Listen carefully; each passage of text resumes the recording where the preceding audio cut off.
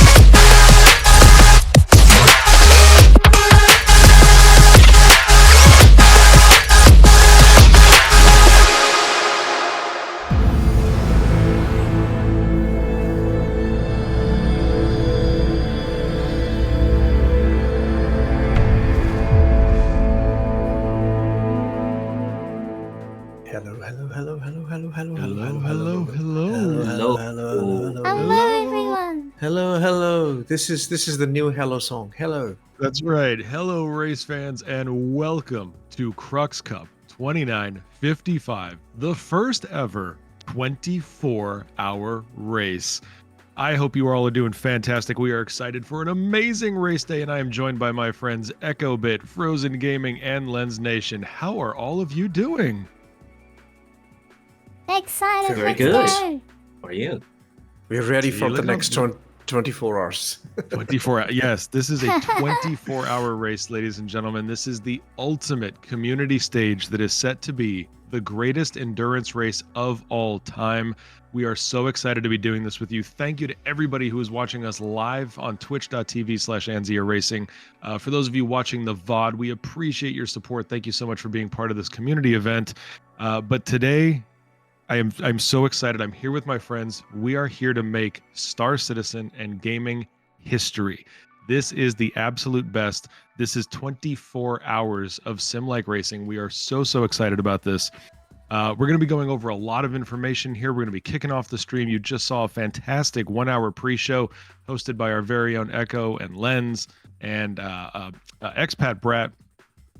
Really great information. Thank you guys so much for getting all of this started for us. We've got 24 more hours to go. Is everybody ready? Are we hydrated? Are we fed? Are we medically IV'd? What are we doing for prep here? I've got the Black Cruise, right? My Black Cruise is ready. Frozen, how are you doing? You ready for this? Yes. Okay, now for Lens, for myself, for Frozen, you're going to be seeing us coming in and out of today's broadcast. You're going to be seeing a host of other commentators that are coming into the broadcast, but we have to give so much time and recognition to our very own Echo Bit. Echo is not only the presiding officer of Anzia Racing, she has helped organize every single aspect of this, and she will be live with us today. Echo, are you ready to make history today? We've been working on this for a long time. Every year we ask the question, is Star Citizen ready for such a long endurance race? And this year the answer was yes. With 4.8 and server machine, now we can finally do something where replication layer can keep the servers going and alive. We come from 24-hour endurance racing background, so we're really excited to bring that to spaceship racing, create an esports scene around it, and invite all of these incredible orgs and Star Citizen together to race and compete and to have a wonderful social time together. Thank you all for giving up just a little bit of your time today to be here and to race in such a crazy event. Absolutely, that is so well said. And you talked about how this is going to be a crazy event, and this absolutely is. We're going to see a lot of action over the next 24 hours. We're going to have a lot of commentary. We're going to be seeing quite a huge demonstration of racing skill. We're going to talk about the format in a minute, everybody. So get ready for that. We're going to walk you through what the next 24 hours are going to be like. You're going to get a lot of info about that. So I just want to talk about this because, you know, you talk about Anzia, we talk about all the work that Echo has done. Anzia does create the gold standard for sim-like racing experience in Star Citizen. That is absolutely what Anzia is known for. That is what they are so accomplished at doing. You are now going to see the largest racing teams. They are competing at the beautiful Orison, because things that Orison makes are beautiful, unlike other companies. It is the beautiful Orison gas giant that is inside the Stanton system. All of this, and we're going to be talking about this throughout the day, but all of this is made possible by the incredible technology that is Star Engine, created by CIG. Their server technology is amazing, and for those of you who haven't seen or downloaded the patch yet, don't forget, we've got 4.1 that just went live, so we are now in the live environment with the latest patch, huge upgrades. It's going to be a fascinating event. We appreciate CIG's support for all of this. So thank you very much for all of that help. Echo, is there anything you want to add before we get into the race format and walk our live audience through what today is going to be like? Today, you're going to witness 10 organizations that have come together and built racing teams of 6 to 8. They're all covering this 24-hour period. No one is allowed to race this on their own. We're supporting gamer health. We're putting a seat time limit on them. You'll hear more about that in the format. But they have been practicing for weeks and weeks. We got them all qualified together. We combined their results and we've ordered them on the grid that you will see today as well. So they're all experienced professional organizations that want to get into organization scale racing. And if you like any of the orgs that you see, go and approach them, reach out to their leaders and say, hey, I want to be part of that too. I want to be on their race team, or I want to, or if you didn't know they had a race team, reach out to the team members that you see today and say, and just say, I'd love to join and support you guys. I saw you all racing. Yeah, anyone can join. There's so many roles. It's not just about racing, but it's about getting your backups out as well, assisting in the field. Eventually we'll have engineering and refueling as options, so they will come into play with a later patch too. So you look forward to that. Very true, very true. And I'm glad you brought that up, because when you talk about people that want to join the racing community, find the a specific org that they watch today, they get to learn more about them. They may submit an application. I think it's worth recognizing the fact that, especially for myself and Lens Nation, we've commentated now multiple Crux Cup events. Lens was handling the Pro GP. Lens was handling the Lens and I both handled the Open. Sorry, the Pro, the Open.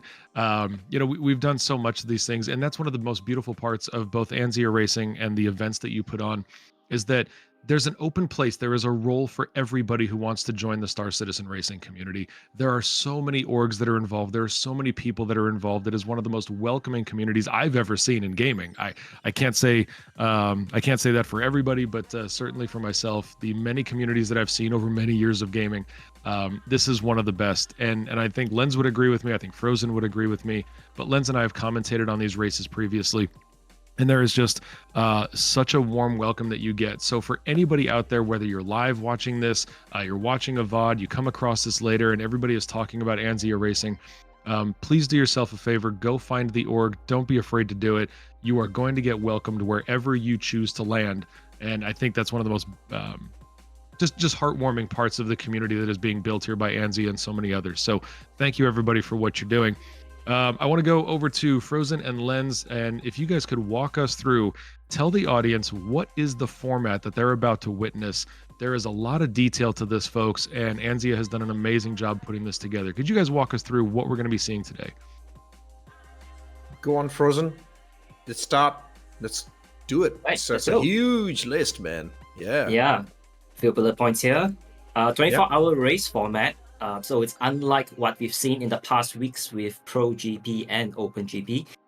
Each team, we have like 10 teams competing in this event. Each team consisting about between 6 to 8 players. They build up the team captains, the racers, as well as a couple of reserves. And during the race, only a single ship per team can be actively racing in the field at any one time. But as we mentioned, they are able to stage back up full replacement ships and pilots ready to launch from the team pits at the moment's notice to continue the race for the team. The team pit beams for each team earn through qualifying 6 of their team members with their results combined. Yep, that's correct. And when we are talking about beams, these beams are the platforms inside the platforms that you see on Orison, City of Orison. There are, you have the Milford platform, you have the Shimura platform, Kaplan, and they have beams inside them. And CIG kind of made them pretty much very invitingly that somebody needs to come up with a race around this, and Anzia did. So every single beam is given to one racing team, and that's where they will be parking their ships, their spare ships, because only one ship is allowed to be racing at one time for one team. But they can have their spares. If a crash happens, then their alternative pilots can jump in and launch. That's how it goes. And I'm a bit distracted because, well, I have already killed myself in this session once, and I was just regenerating, paying fines, clearing my crime stat, and going back. Issue. What? Yeah. Actually, Lens, I think that's worth reminding people about is currently with the launch of 4.1, we have seen a serious problem across the verse, and that is the regen crisis. We're thankful that it didn't affect you, but we are currently enduring a regen crisis. We do have to find those minerals. We've got to do additional mining. So for all of you out there playing the game, do not forget you've got to participate in that. Otherwise, someone you know may not be regened. I have some friends, and I've been paying bribes for this event. So, and I know from my history, I die a lot, so I've got spares to spend in those minerals. Yeah, but yeah. Okay, well that's important. But see, yeah, I've got friends and family that I'm hoping are part of the regen crisis. So I think we have different experiences, but that's okay. Anyways, why don't you guys walk us through? Let's talk about the starting of this. So this is a traditional race start. Do you want to go over what that means with the FPS start? Yeah, no, so this is just like the traditional Le Mans, like when in the history a long time ago, not long time ago, many years ago, Le Mans used to have this very cool start where the racers would stand across the road, the racetrack, and the cars will be parked on the other side. So they will run to the cars, get into the car, and then drive away. And that will change your positioning quite a lot. Like you will be positioned on the grid based on your qualifying times. However, if you run, start your car, and you have to start your car and then drive away, and that would create a huge chaos. Le Mans doesn't do that anymore because of space restrictions and safety. However, we are in a simulated environment and we have these huge beams. So this is a really cool idea. So what we will do today is do a standing start. And our pilots will run on those beams to their ships, get inside, start them up. They have given the grid positions based on the qualifying times, but that's how they're going to be starting. That's the FPS start, 50 meters from their ship. That's where they're doing it. There is no formation lap, because we always have a formation lap, but we don't have a formation lap anymore. It's a standing start. Yeah, that formation lap is one of the big differences between this race and the races that you and I have commented already. You also commented with Kelsar over the luxury GP. So for those of you who got to watch the luxury GP, the open GP, the pro GP classes, we had those formation laps. This is going to be a race with no formation lap. They have to run to the ship. Off they go. Frozen, there's a selection of ships that were made. Can you walk us through what the teams had to choose from and how many ships did they have being used in their team today? All right. So in this format, we have a total of 7 chassis. And each team is required to race 4 of those 7 of their choice at every 6-hour intervals. So the 7 unique chassis include the Origin M50s, the Mirai Razor or their LX variants, Origin 350R, Kruger P72 Archimedes or Archimedes Emerald, Aegis Saber Peregrine, the CO Mustang Gamma, and the Mirai Fury LX, my favorite ship. Your favorite ship. I'm so glad you reminded me of that.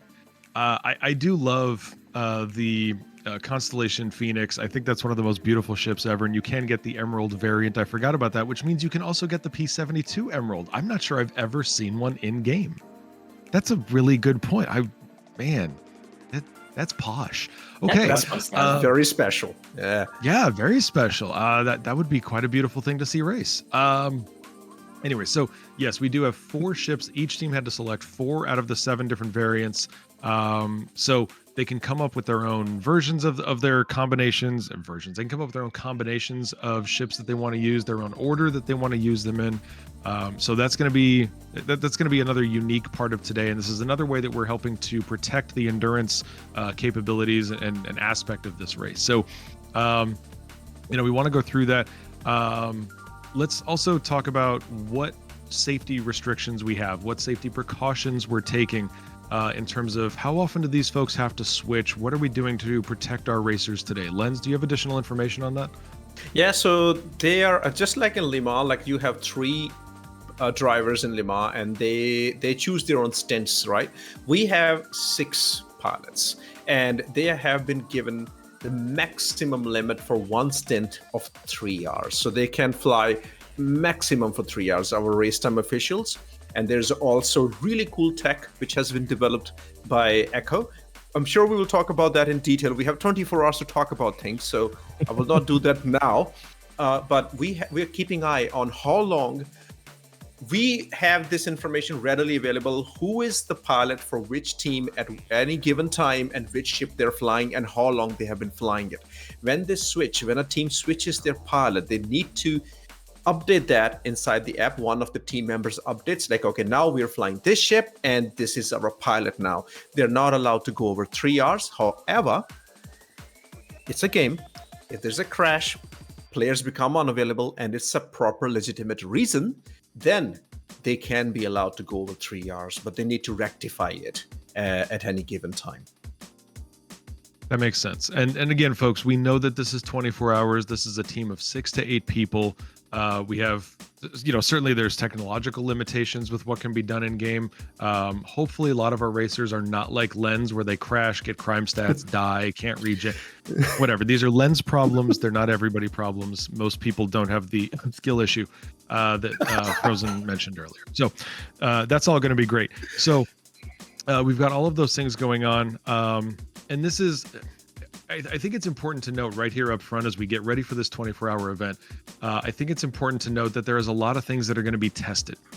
We are very, very happy to have CIG support with this. They've got, Lens, you and I talked about this for the Open GP. But CIG has introduced a host of new technologies that are being tested right now for them. Just their own server meshing tech and replication layers and all the new tech that they've got on the server side. So guys, we're going to be seeing a lot of things that get tested today. We're looking forward to seeing how everything performs.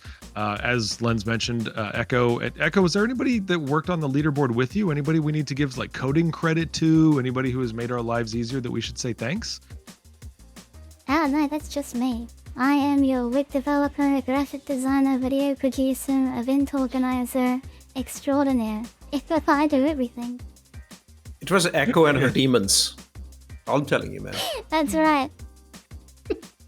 Absolutely. So Echo, thank you so much, guys. We've got a brand new leaderboard that we're working with here on the back end. We're going to be monitoring times. We're going to be monitoring seat time, lap times, fastest laps. We've got a ton of technology out there. So let's please all over the next 24 hours, make sure that at least once every 10 minutes you say, thank you, Echo, for everything you've done for us.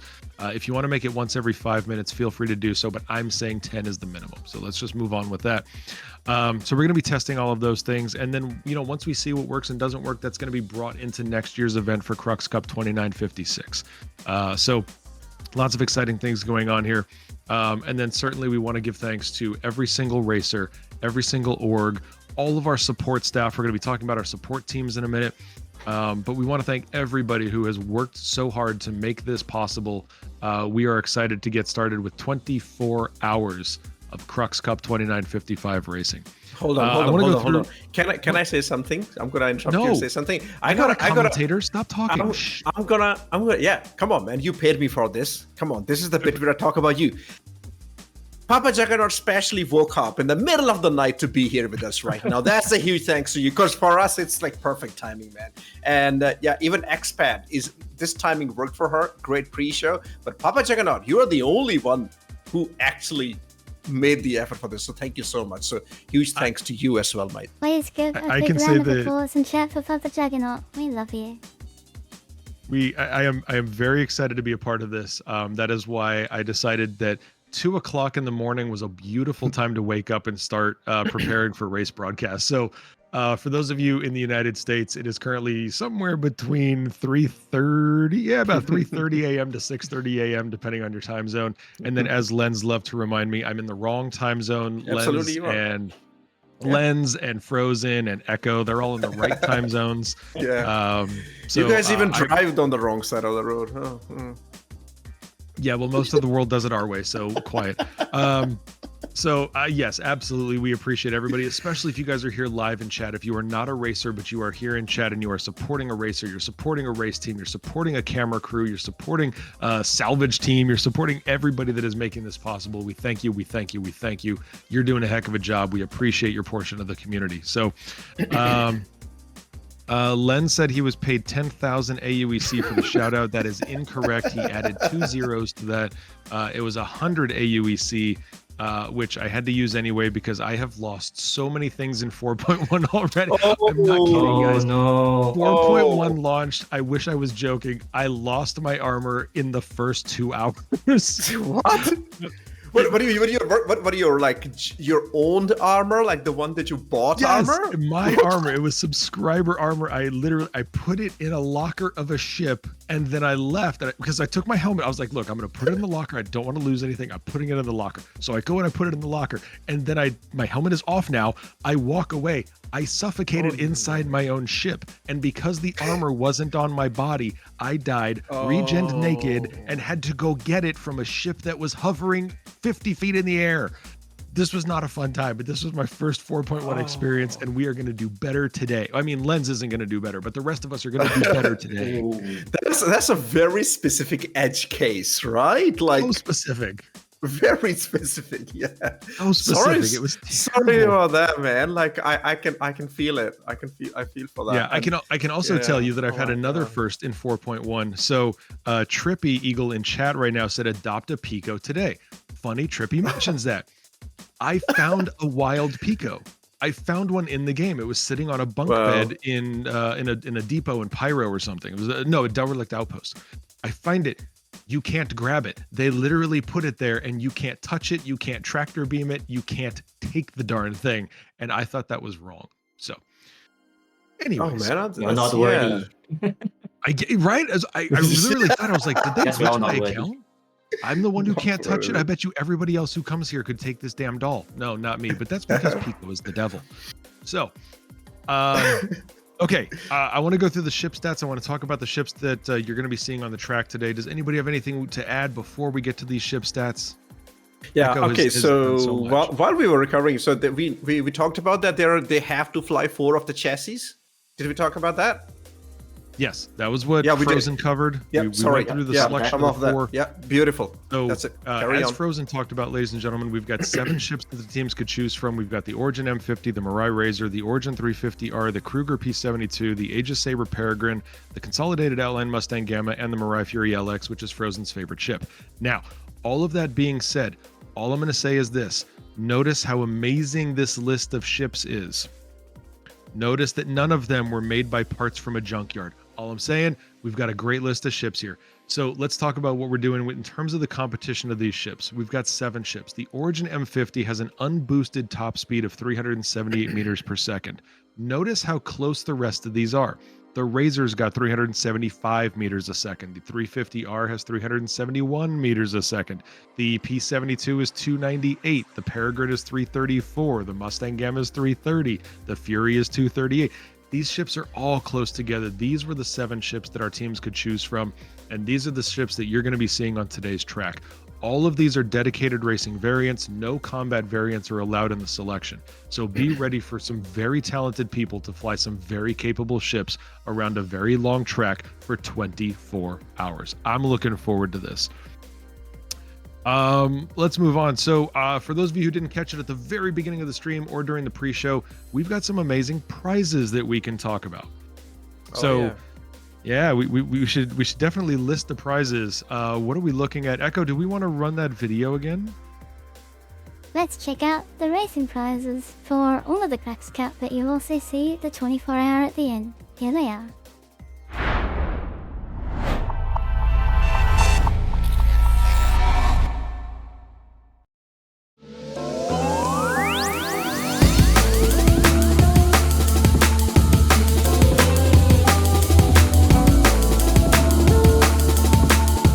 Crux Cup 2955 and Crux Cup 24-hour racing prizes valued at more than 8,000 USD are generously donated by Southern Cross Alliance, Cloud Imperium Games, Frontier Consolidated, and the Grey Wardens.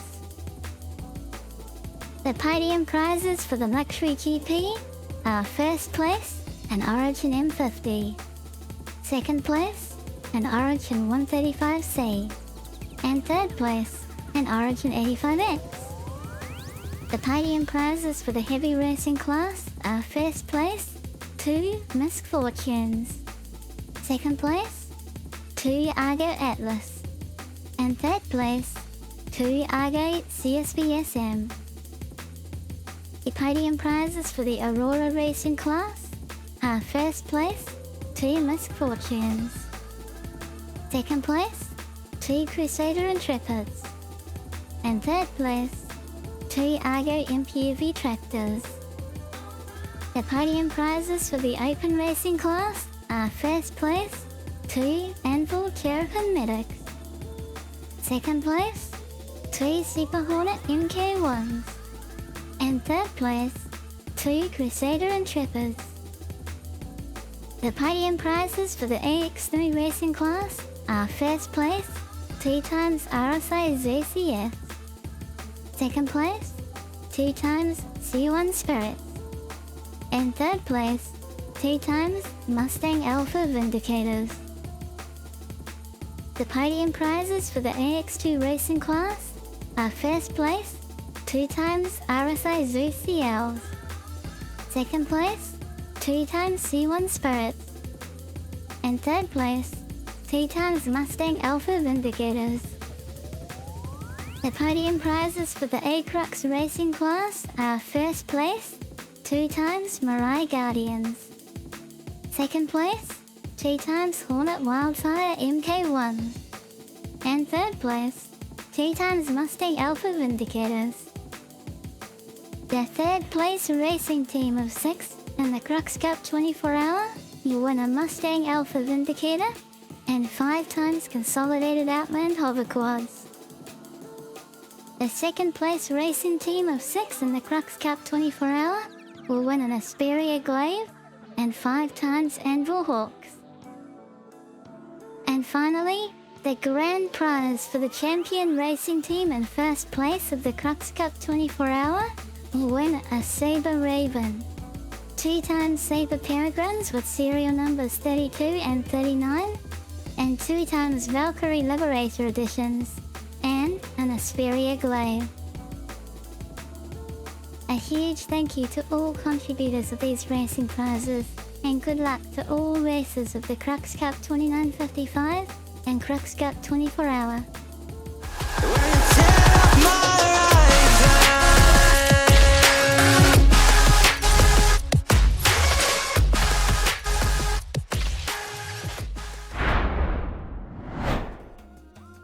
Wow, those are amazing prizes, man. Oh, Papa J, did you get the prize for us commentators for the Pro GP? Have you got it yet? I did the Pro GP commentator prize. I'm pretty sure it was a really pretty JPEG. It's gorgeous. Yeah, we are getting. We got the Polaris JPEG. Wait. JPEG. Guys are getting stuff. Yeah.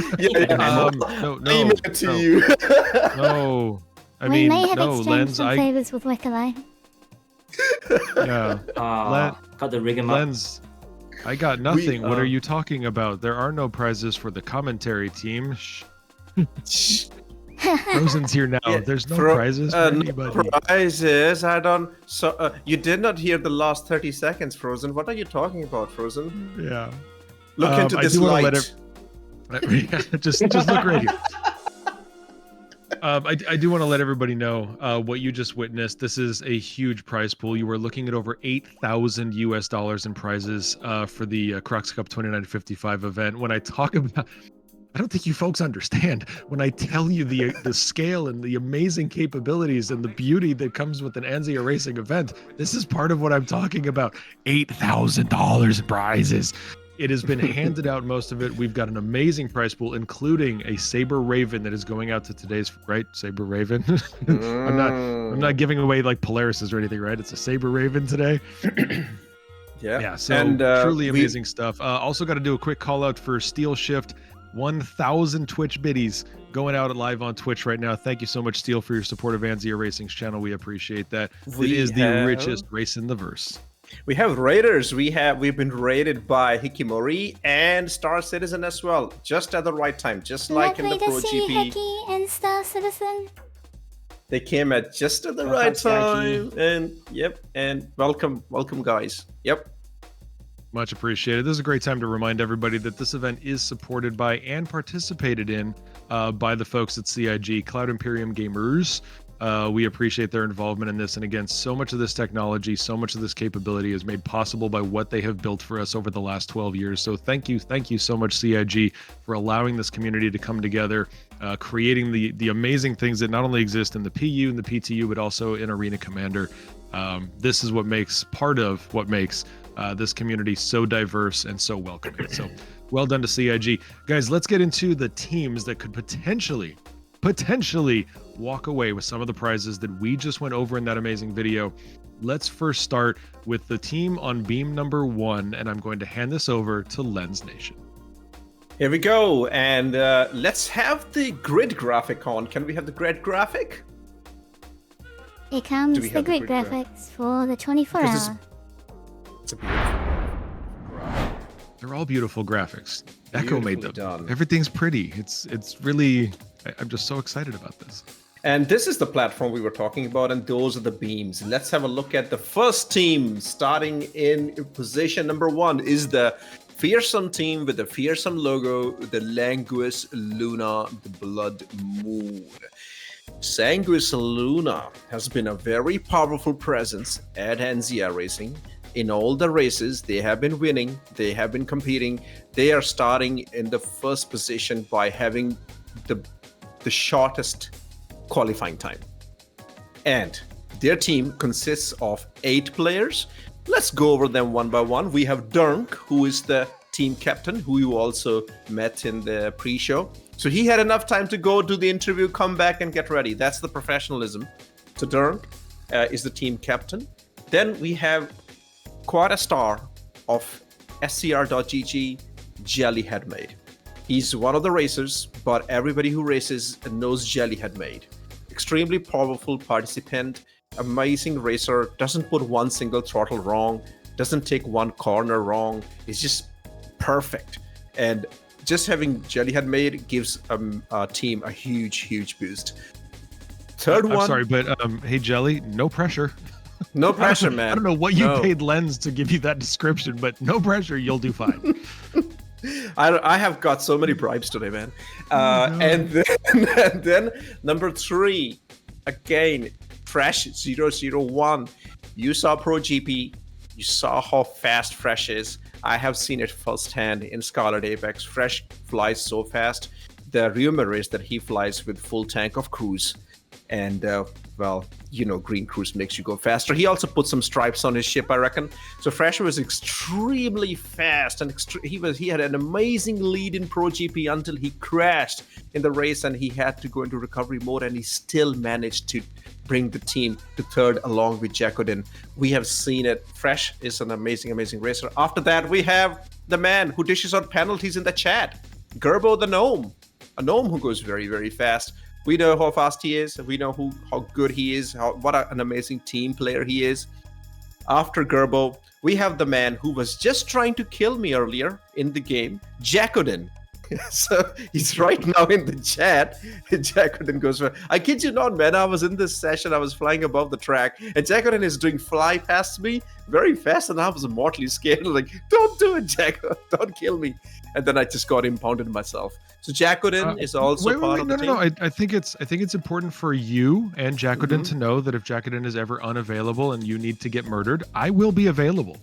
I wake up 2 in the morning for this stuff. So if I need to wake up to murder my friends Lens Nation, sign me up. Tell me where to register. I'm on the team.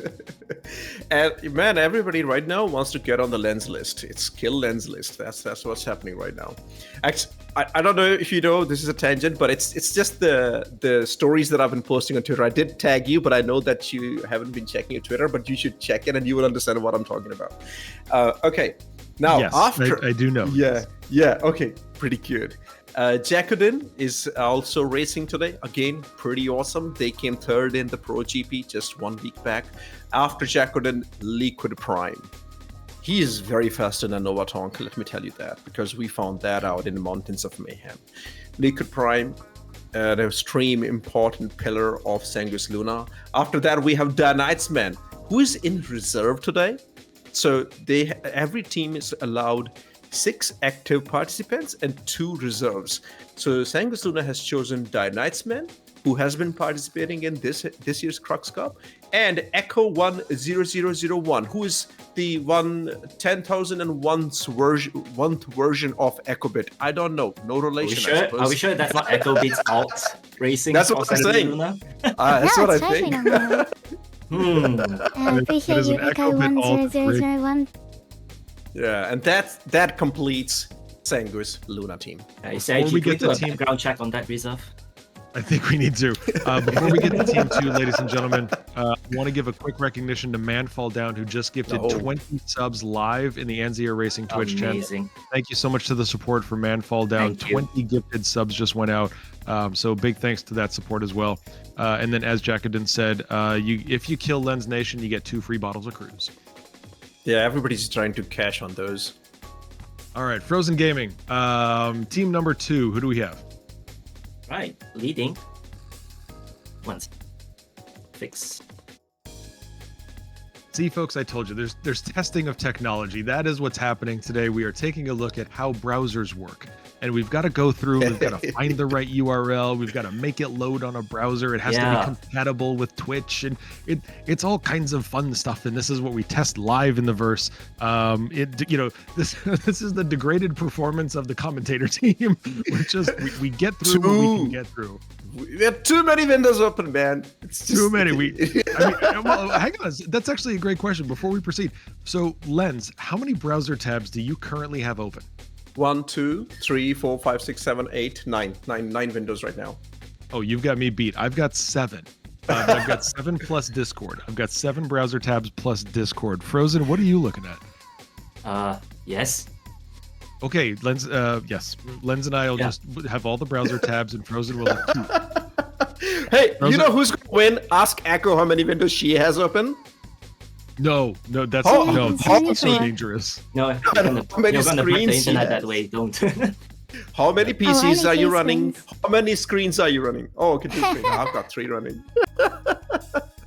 We have 24 hours to kill, guys. This commentary is gonna go off track multiple times. Guys, Echo doesn't open browser tabs. She just gets new monitors. She's just like, look, I need a 9th monitor. Yeah. Just new monitor just here. We're keep gonna stack adding on them and lay RAM. them up. And, She's the There we Chuck go. Norris. Yeah. yeah. Okay, let's get back to it. Let's talk about our teams today because the people in chat are looking forward to cheering them on. So, Frozen, are we ready? Who is team number 2? All right. So leading Black Star Racing, we have a couple of names. There we go. A couple of familiar faces. Some of these races I've actually participated against, and got my asses handed to me. Bill Boy leading Black Star Racing. Then we have playing Fox, Fobavet, Lagos Niera, DJT Gig, and Cloak. Did I pronounce his name? Yep. Cloak. Yeah. Yep, Clark is correct. Making up the main team for BSR. And making up the reserve team, we have Zilius and Sharazar. I do apologize if I butchered some of your names. Celius and Yes, for some of Sherazar is us. also correct. That's correct? Hell Okay, yeah. good. Let's So, try. Echo knows everything, and if we mess something up, Echo will tell us. But as we take a look at team number 2, Billboy, Playing Fox, Phobabed, Legos Nigeria, DJT Geek, Cloak, Zilius, Sherzar. So many of these names are so well known in the racing community. As Frozen said, they've handily beaten him, or he's beaten them at some point. Frozen knows many of them. So Black Star Racing, very, very good friends, by the way, with Sanguis Luna. These people hang out all the time. They go to G-Lock together. It's a wonderful thing. So anyways, we've got some very talented racers here on team number 2, and that is going to be, as you can see on the grid, it is the second beam. These are the beams. These are representations of what you will see live in game, everybody. So as Len said, when you take a look at what this station is like, when you look at Milford, you look at it and you say, this was built for racing. You know, CIG can say, hey, we just needed to build a facility and we built one. No. They had to have built this for racing. There is no other purpose for this thing to look like the way it does. And I just say, CIG, wink, wink, good job. We see what you did there, and we're very glad you did it. Lens, who's team number 3? Yes, team number 3 is the Frontier Consolidated Racing, one of the biggest supporters of NCR Racing. They always support, not just by participating in NCR Racing's events, they always support by providing staff, always being there to support the events, and they have been always there. They're being led by the Flickman, Tint himself, who's also on the advisory committee of NCR. So we all know Tint goes fast, because that's literally his Twitter handle. He's the team captain. Then we have Noise. Tint goes fast. Yes, and Noise Maze is another racer with them. Noise Maze, we all know Noise Maze. There's actually a section of the track named after Noise Maze in the Mountains of Mayhem. So Noise Maze, also another big supporter of NC Racing for a very long time. Then we have Prof Decoy, who was amazing. In the, was it the Open GP? I think it was Open GP. Yes, it was Open GP in the. It was the every GP. Every GP. Prof, whatever GP. Prof's in, Prof does a great job. Prof was there, had unfortunate collision on lap 1 with the Qualsar, the man who's in the chat. But man, they are fast. They are so good. Frontier Consolidated Racing, they are on the top echelon, and Prof Decoy is their 3rd racer. Then comes Nafty, who has proved himself in this Crux Cup already, and he's back again in Frontier Consolidated Racing to win some more prizes. Come on, Nafty. At this stage, you win something, just donate it to the commentating team. Really. Then we have Arakaj, another very, very fast racer, quite well known in the racing circles, and who needs, lastly, Loud Guns. Doesn't need an introduction. If you're looking for mining tutorials, you gotta go to Loud Guns. I do. I always do. literally, true story. When I started doing mining, I searched for mining tutorials and I found loud guns, and I've been watching his videos. So this is the team that is for Frontier Consolidated Racing. The reserve drivers are Rukira and Dotectate. That's a very cool name. I love how every time we get to .hectate, we pause to make sure we're reading the letters correctly. Every single time. Every time we're like, wait, .hectate? What? No, it's .hectate. Got it. Yeah. What are you talking about? I totally did not do that. Come on, don't tell him. Totally did not do that. Not saying you did that at all. All right. So let's get over to beam number 4, ladies and gentlemen. We're going to be introducing SCIRE Racing, which, if I'm correct, they are the only Spanish racing team? Am I right about more. that? Yeah, the Spanish but it has gotta be. community and premier racing team for it. That, that's the best way to present it, is they are the premier Spanish racing team. They are led by team captain NeoJet. Neo, I mean, for anybody who has seen the racing community, whether you're a day into it or a year into it or a decade into it, if you have seen the racing community, you've seen NeoJet. You'll see NeoJet in live chats. You'll see NeoJet in Discords. Huge pillar of the Star Citizen racing community, part of SCIRE Imperium. And so we've got NeoJet, we've got Salem Frost, we've got somebody who, Lens, who's after Salem Frost on the list? Okay, after Salem Frost is the man with the very, very fast fingers. There we go. We've got Niku from CIG. Oh boy. We've got EO Bean. We've got Luigi 509, and they have one reserve racer. So this is the first time we're going to see a single reserve racer on a team. Unless Echo, is there an update to this, or do they just have the one? Oh Just yeah, the one that's CIG team member. Nikki is first time racing here. Welcome, Nikki, and the team behind you as well today. It's lovely to see CIG at the Crux Cup every year. We really appreciate you, and good luck on your race today. Okay, so folks, this is the first team that we're talking about today that only has one reserve racer, and that is Logar Wilco. So it's going to be interesting to see how that dynamic plays out. Is it going to impact their performance? Is it going to impact the endurance?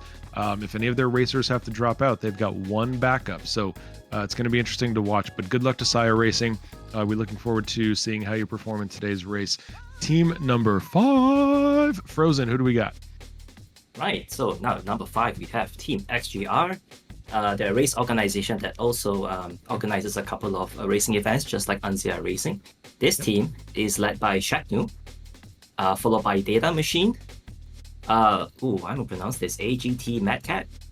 Yep. Yeah, I think that's how it's pronounced.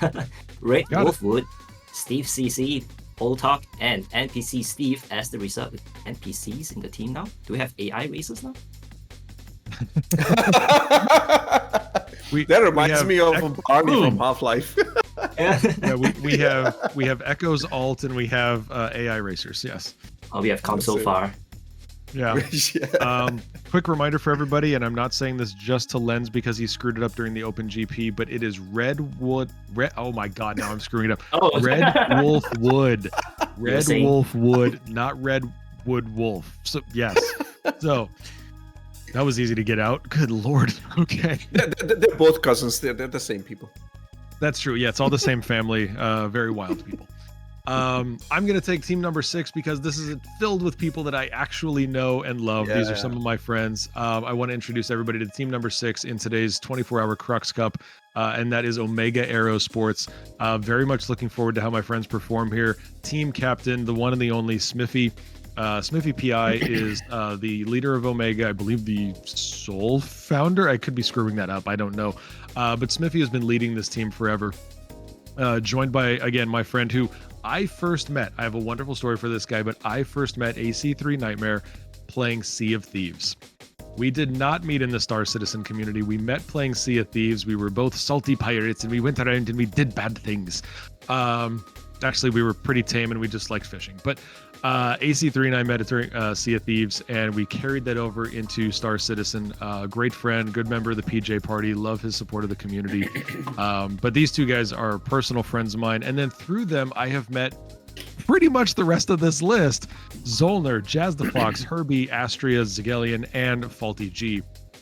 I've met them all now. I'm really excited about Omega, but this is an incredibly talented team of racers, which, by the way, Omega also hosts a live track night every Thursday in the wrong time zones, according to Lens, but every Thursday night.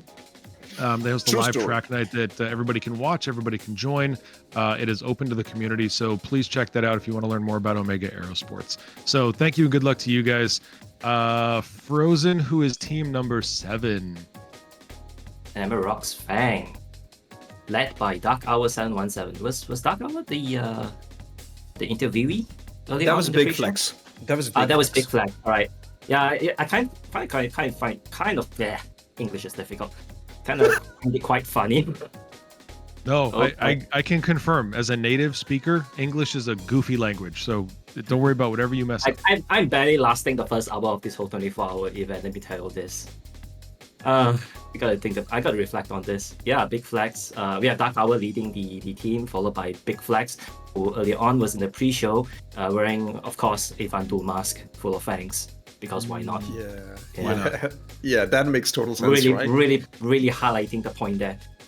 Followed by Gravity Cat, Enreal, Raging Casual, and Ken Oki.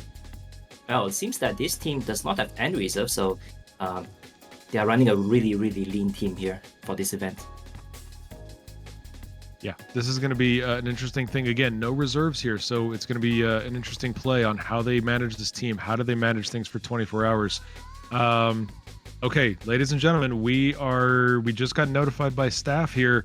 We have one final team that is organizing on the grid. We are almost ready for Crux Cup 2955. And remember, this will be a standing start. Lens had walked us through that. This is going to be a traditional Le Mans standing start. Every racer will be the first racer will be 50 meters from their ship.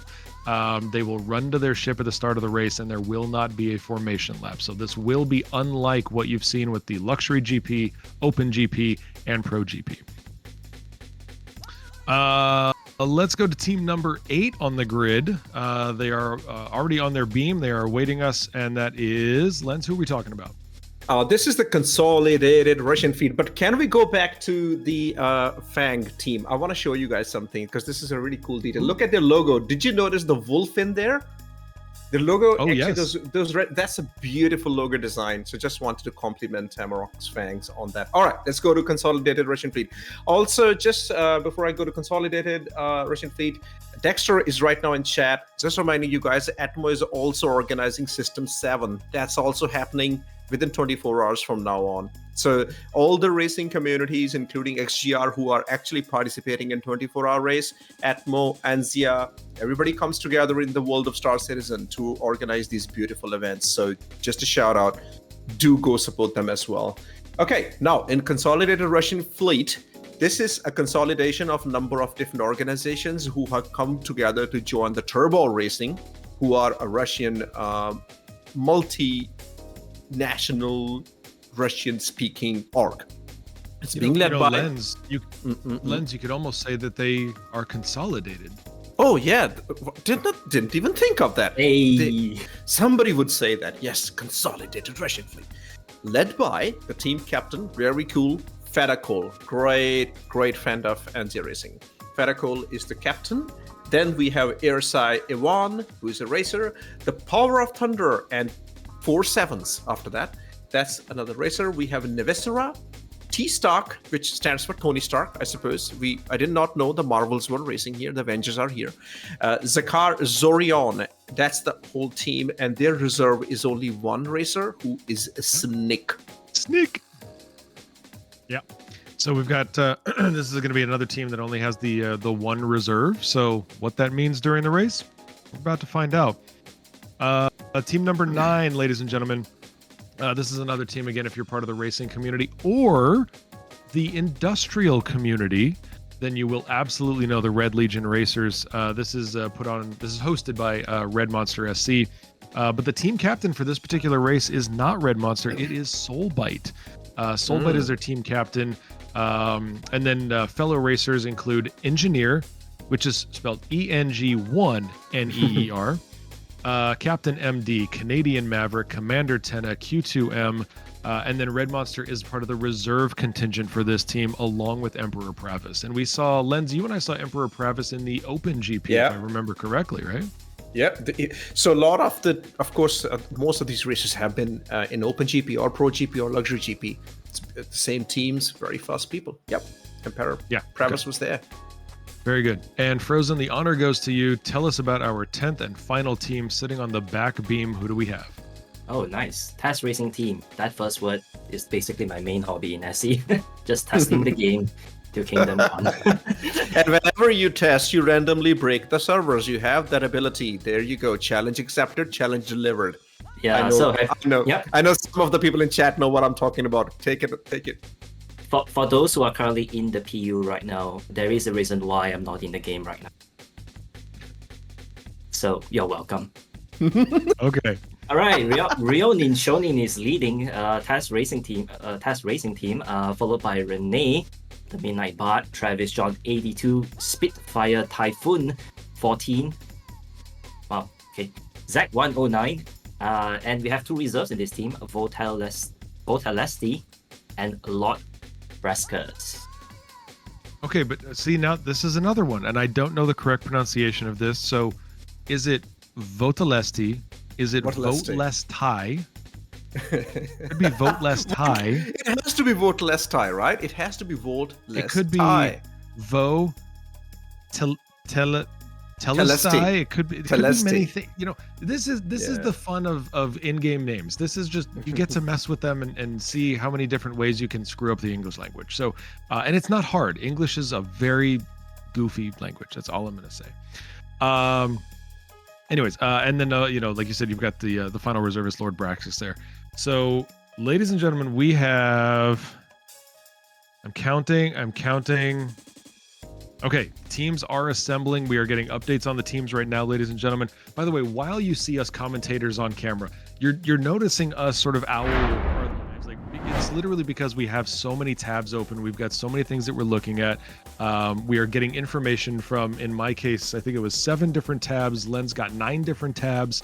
Anytime you see us doing things, it's because there is information flowing to us from multiple people, multiple tabs. We've got a lot of different things that we're using as resources. So anytime you see us pivoting our heads like that, it's because we're paying attention. And one of the things that we're paying attention to is live chat at Twitch. So if you are currently watching live at twitch.tv/Anzia Racing, we are seeing you. We've got Frozen in chat. We've got Lens in chat. We've got PJ in chat. All of these things are happening. Look, see, Frozen is doxing himself, and now we're all going to hack his phone. So all of these things, but we are paying attention to you. We appreciate you being here. Thank you so much for your support again. This is what makes the racing community so engaging, is that you get to engage live. I saw Smithy earlier was talking about Smithy was talking about events. Smithy was talking about something. I don't know. Chad is scrolling too quickly. But lots and lots of things are going on in the racing community. So again, thank you to everybody who is live. And don't forget, if you are watching live and you have a favorite team, you have a favorite racer, you have a favorite member of the support crew, please make sure you're calling them out in chat, cheer them on, because we've got 24 hours to go and we need your help. So be there for us. So, all right. So those are our racers. We have an update and, okay. Ladies and gentlemen, we are prepping for a launch sequence. Nice. We are getting ready to do this. Echo Bit, I'm going to put you a little bit on the spot. Yeah. Do you want to put a That's guess okay. on Let me talk a little bit about this. So, we've got Alec back just now. He's set up, ready to do this race launch sequence. We are still waiting on a couple of team members to get out there. So, everyone is pretty much on the grid. But we are just hoping that XGR can get their first team member out on the beam. They've just been having some trouble with the elevators, but I told them to take their time. And you all should, if you're listening in, take your time. Star Citizen can be a little bit slow, particularly with the new patch, so just make sure you get out there safely and out onto the beam to secure your place for this race launch. Black Star and Turbor also just need one more team member out there so that they have both an active racer and a backup ready to go. So we should be ready to to go in, I would say about 10 minutes. I need to check with race direction and see how the race briefing is going. It's quite a long race briefing, so you might see our faces for a little bit longer while that's happening. Yeah, that's where we're at the moment. But yeah, we still got some stuff to talk about, like the track. Yeah, and we can show you what the teams are gonna be like, the team pits, what the team pits are gonna be like, and what the races will do when they have to pit, and what the race launch will look like from an FPS point of view, because we won't necessarily capture that today. We are giving the races as much bandwidth as possible for the game, so we've got a video prepared for that later to show you. And yeah, we'll also cover all of that with just a launch with some beautiful cinematic cameras. So yeah, just a few more things to go and then we're ready. Okay, that sounds great. And like I said, everybody, we've got a ton of things that are going to be coming your way over the next 24 hours. Lots of information, some beautiful, beautiful cinematography work. You are going to be witnessing that live. Our camera crews are incredibly talented. And let's talk about the support staff for a second before we jump into our tracks. We're going to get to that. But I want to recognize all of our support staff. First and foremost, I'm going to recognize my commentary team right here. You've got myself, Papa Juggernaut, and as I love to tell you, you can follow me on YouTube, but I will follow you on the racetrack because I have skill issues. So I am very excited to be a part of this. This has been a fantastic event. I was very honored to be part of my first Crux Cup 2954, which was last year. I had an amazing time. I loved everybody that I got a chance to work with. I was so fortunate that Anzia came back and offered me the opportunity to be part of 2955's team. So thank you very much. And that leads me to the team that I'm about to introduce you to. We've been talking to you for over an hour now, so you're definitely tired of us. But I want to recognize Lens Nation, who is, obviously leader of Lens Nation. He's a member of Northfield. He's a member of Southern Cross Alliance, part of the NZR racing team. He is commentating with us for a lot of today. Lens, you're not full 24 hours, correct? You're coming and going? Yeah, I will be here. It is right now 7:19 p.m. I'll be here until 1 a.m. Okay. All right. My time, the right time. Yep. Yeah, definitely the wrong time zone. Got that. Up next, I want to talk about Mr. Frozen Gaming. Frozen is brand new to our team for this particular race. We are very excited to have Frozen join us for this, representing Flash Freeze Freights and, of course, Anzia Racing itself. Actually, I want to go back to one thing. Lens, where could the world find you if they wanted to see content from you outside of this live commentary? I do pretty much Star Citizen Machinima. So I don't even know if many people know about Machinima. I hope they know. So Machinima is telling stories, comedy stuff, skits and gags inside the verse. So we make different stories and funny videos about Star Citizen, and they are on Lens Nation YouTube. I actually just shared Mashimina Niku. Oh my god. Oh, you remembered. Okay, that's a private joke. Yes, one of the things that we do is Top Hanger, which is based on a very famous show, as you know, Top Gear. So we have done 3 episodes. The 3rd episode I just released this week, and I do a lot of artwork around Star Citizen. So draw a lot of ships and print my own T-shirts. So that's all posted on Twitter. That's where you can find me. Yes, you can find him on X. And in fact, everybody, if you haven't seen it yet, the 8th of 10 in his recent drawing series, Lens just published the Mustang Gamma. So make sure you check that out. But you can find him on YouTube. You will find him on X. Also, he didn't mention this, which surprises me, but he also occasionally dabbles in the world of virtual photography. He takes very pretty pictures of things. He writes very bizarre poetry to attach to it, and I don't understand it, but that's okay. I'm not sophisticated. You used to always reply to my poetry with your own poetry, and I always loved when you did that. That was very cool of you. And, and then you left Twitter. I was going to say, yeah, I'm not on X anymore. If you put it in my Discord, I promise I will reply, and my community will love what you say and hate what I say. But we just introduced Frozen, and I want to come back to Frozen now because Frozen, we just heard from Lens, but now we want to hear from you. If people want to find out more about your content, where will they find you outside of today's live commentary? Right, sure thing. So I'm on Twitch. I have streamed pretty frequently in the past, but basically slowing down a bit due to family to take care of. But yeah, if I do come on, I usually come on during the one of the weekends in the evening. Other than that, I also run a cozy Discord community Discord server, where you can also find links to all the hottest issue council tickets. So for those who don't know, I'm actually part of the Evocati NDA testing team. The buggiest and crashiest of builds will be handed down to us as Evocati members for us to test. And wow, I've been in that group for like at least 2 years now. What a ride it has been, and it's still broken as heck. Yeah, And and I can do want to just give say, credit. Frozen Yes. is a 3-time Evocati patch champion. Is that correct, Frozen? Yeah, I've not been snagging the last few ones. I got to pick up the pace. Wait a minute. I'm losing it. Wait. I've been a part of the Star Citizen community now for, I don't know, 3 years, 4 years, whatever it's been. What is an Evocati champion? All right. So Have you heard I'll of? explain. So Okay. basically, CIG at the end of a major patch release will go over the statistics of all of our testers and highlight the best ones and reward them with essentially a ship. Say Frozen has won 3 ships for 3 different incredible reports in the game that CIG needed. That was critical to getting that patch out. So huge props to Frozen. Like Frozen here is one of the most dedicated testers in the game. So yeah, we bow down to you, Frozen, and your ability to wrangle the issue council. And whenever he's testing, he breaks the servers. There, 2 times I've said it. However, I gotta tell you guys this. I wasn't aware of this. When I joined Frozen's Discord, he has this amazing, I would call it the Wikipedia of issue console reports. There is so much effort he has put into this. He's got everything archived. And he, if you want to find out the issue that you're submitting, is it a duplicate of something?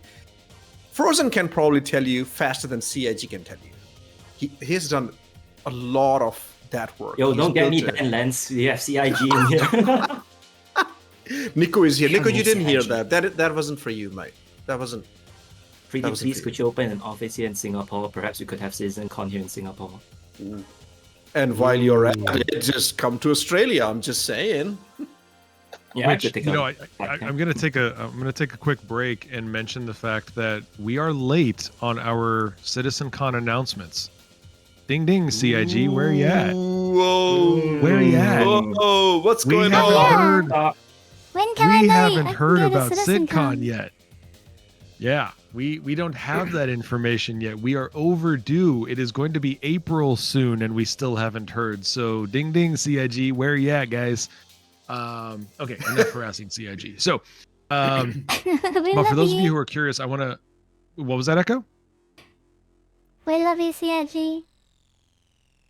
Yeah, that too. Yes, we do. Yes, that too. But Yes, I do want to let yes. everybody know that if you have a Discord server that is dedicated to or has channels for Star Citizen, I believe it is still open, but because I still get them, even on my Discord server, I have a live feed from Frozen's like hottest issue councils for those reports. So those get dropped right into my Discord. It is a great way to support him. It lets the world know about the amazing work that he does, but it also informs your community directly about some of the hottest issue council reports that exist. So definitely check that out. If you can join Frozen's Discord, please do so. Lots of fantastic information in there. So up next, we have the one, the only, the inimitable Echo Bit, who has done so much for everything that we do here today. Pretty much every browser I have open is something that Echo, yes, every single one of them is something that Echo has created, supported, implemented, managed. I don't know what else to say about Echo. She is certainly, obviously the presiding officer of Vanzia Racing, a member of Southern Cross Alliance, and today's, certainly our live stream manager. Echo is keeping all of us in line to the best of her ability. So, Echo, where would the world find you if they wanted to see you outside of today's broadcast? You wanted to see me outside of Anza Racing? You can follow my Twitch channel, twitch.tv/Ugaba. You can also follow me on socials. I'm on Blue Sky and X. And that's on EchoBits on X and EchoBit on Blue Sky. So yeah, follow me there. I post a lot of up-to-date screenshots on things that we're allowed to show, particularly when it comes to new patches. And I also build racetracks, so if you want to see any racetracks that we designed for Anzio Racing, the first place you'll see that is on my personal channels. Okay. Yeah, so that's Thank me. you very much for that. So, ladies and gentlemen, please do me a favor. Find your favorite 10 emotes and drop them all in chat right now for EchoBit. We are going to cheer her on to get her through this 24-hour broadcast. There are a few members of today's team, both the support team, racer. Obviously, the racers are going to be there. I just want to let you all know you are going to be seeing some folks who are awake for the entire 24 hours putting this event on. So please recognize the support team that's doing this, the commentary teams that are all involved. You're going to see a heck of a list of all-stars, and then I'm here as well. For anybody who wants to connect with me, I am pretty much all over social media except for X, which Lens has mentioned a couple of times now. You will find me on YouTube. You will find me on Twitch. You will find me on Instagram. You will find me on Blue Sky. You'll find me on Discord. I'm in as many places as I can be while still not losing my mind. We may have missed that last point. So let's talk about the other people that are part of today's race. We've got other commentators. Dashmaster is going to be with us representing Saturday Night Hydro League and IE Sports Radio. Many of you have just been introduced to Dash for the first time as part of the Pro GP team that was commentating last weekend. So we got to meet Dash.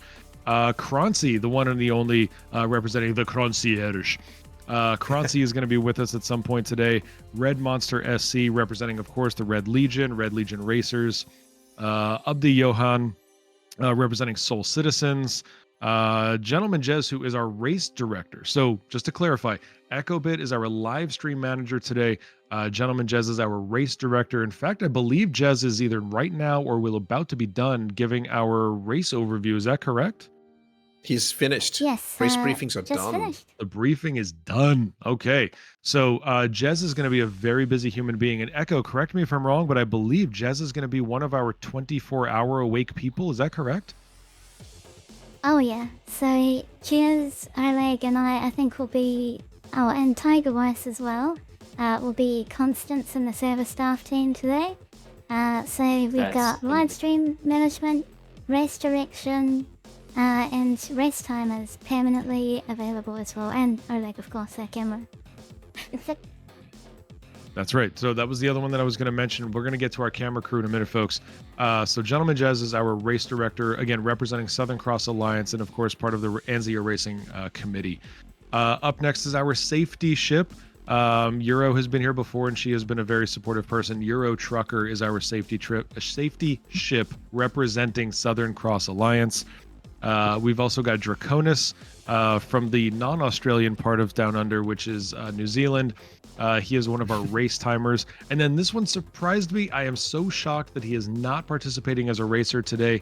But ladies and gentlemen, we have the luxury of having Sanguis Luna member and race timer Kelsar Prime, who is going to be one of our race timers today. Two other race timers, we've got TigerWICE and Epic Wink, both members of Southern Cross Alliance. I'm reading this list just goes, people. We've talked about Oleg Lime. Oleg is part of the Russian community here in the Russian racing community here in Star Citizen, representing Turbor Corporation. Oleg is one of our legendary camera operators.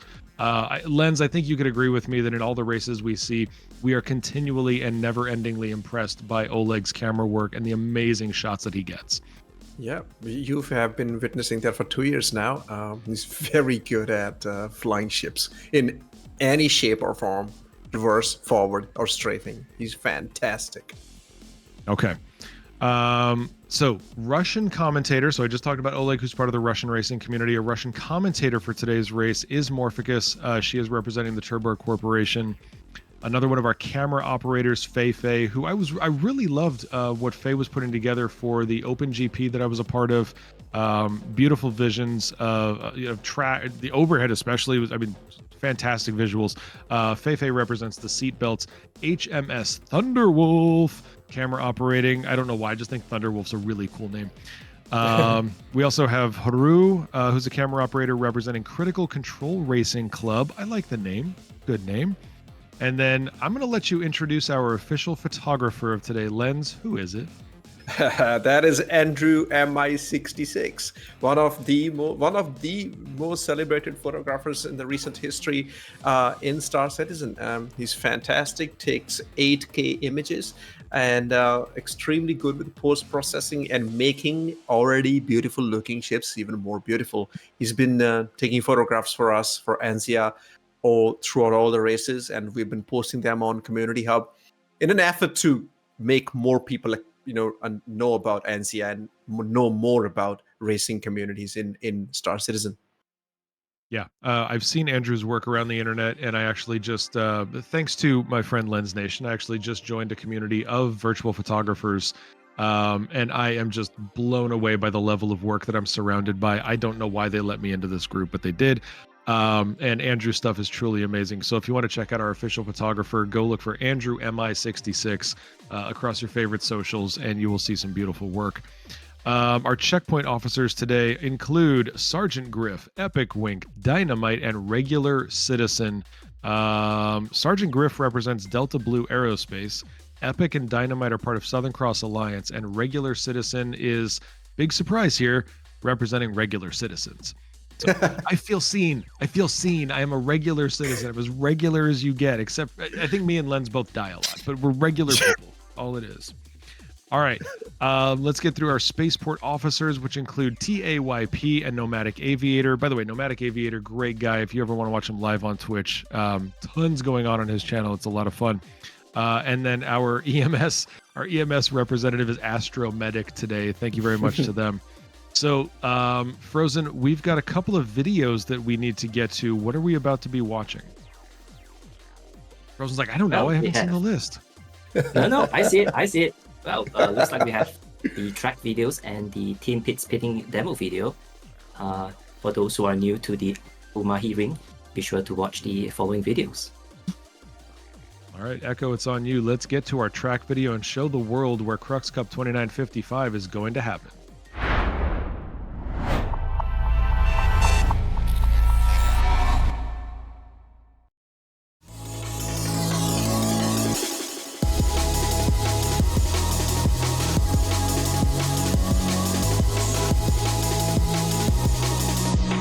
Welcome to the Ahumahi Ring, a community racetrack designed for 24-hour endurance ship racing.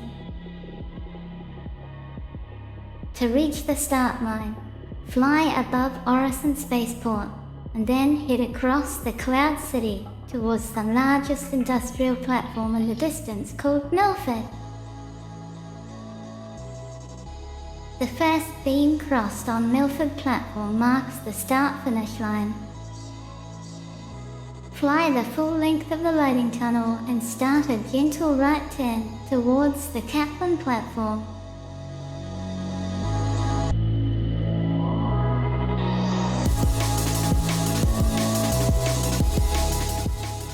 Enter Kaplan Tunnel while being careful of hanging signs and cargo containers.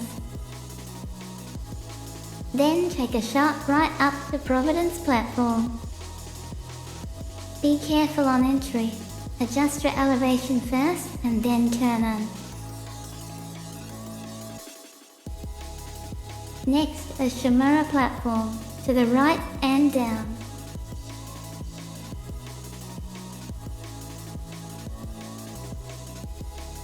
And finally, a sharp right back to Milford platform.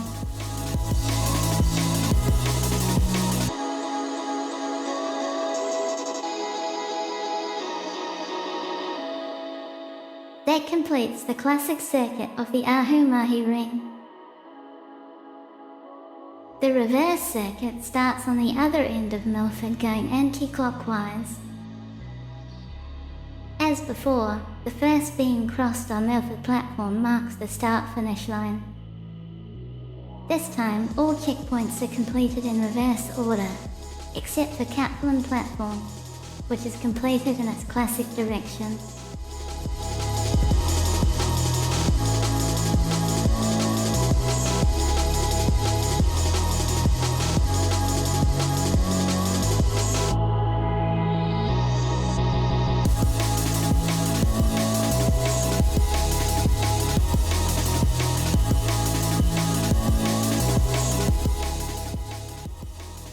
You can watch or post your own time trials to the community leaderboards of SCIRE.gg. This track was made for all Star citizens. Race together by visiting enzaracing.com. Made possible only in Star Citizen. Join the verse by visiting play.sc.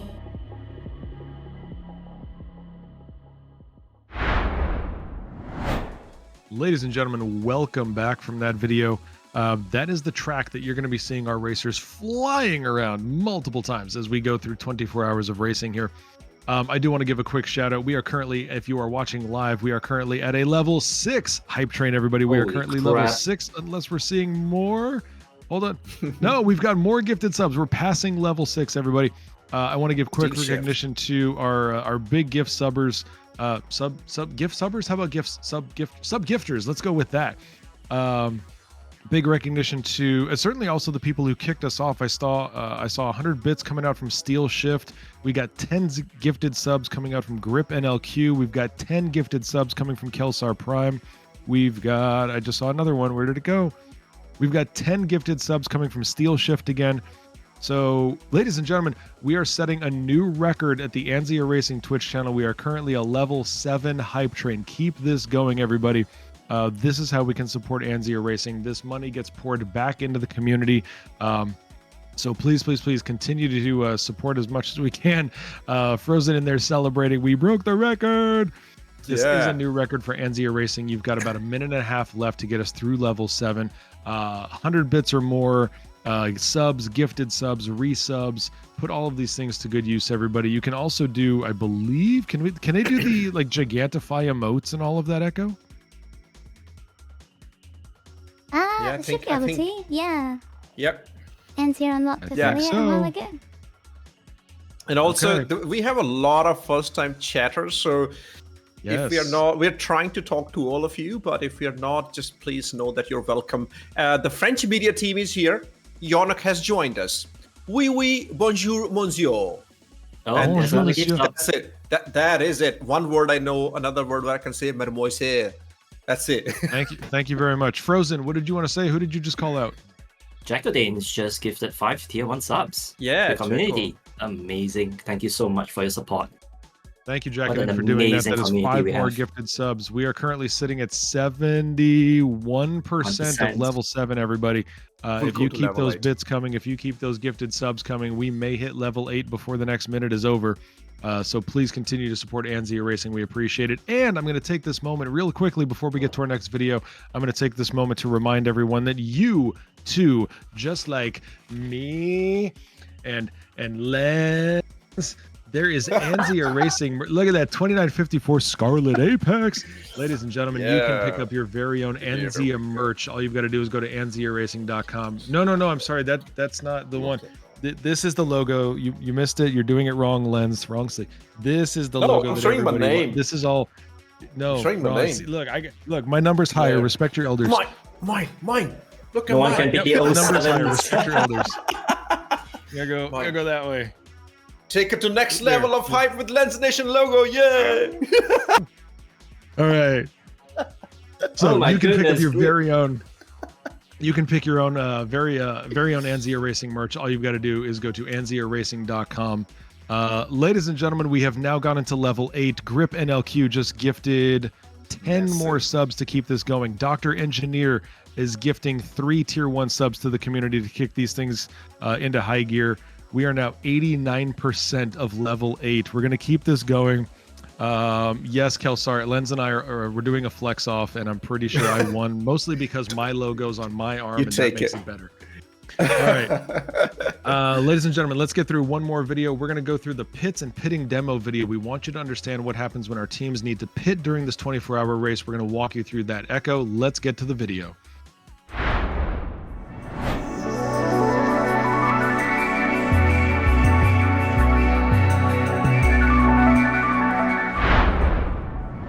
Welcome to the Crux Cup 24-hour. To reach the start grid while respecting the safety of everyone, fly above the spaceport, Eye of the Providence, towards Melford platform. At about 1 kilometer from the platform, Your speed should be restricted to 100 meters per second or less. Please enter Milford from the side of the tunnel through the gap in the beam behind your team. Under no circumstances should you enter from the front or back of the tunnel. The speed limit in the tunnel is 50 meters per second or less. Racing teams must use the loading crane area to park and protect their ships.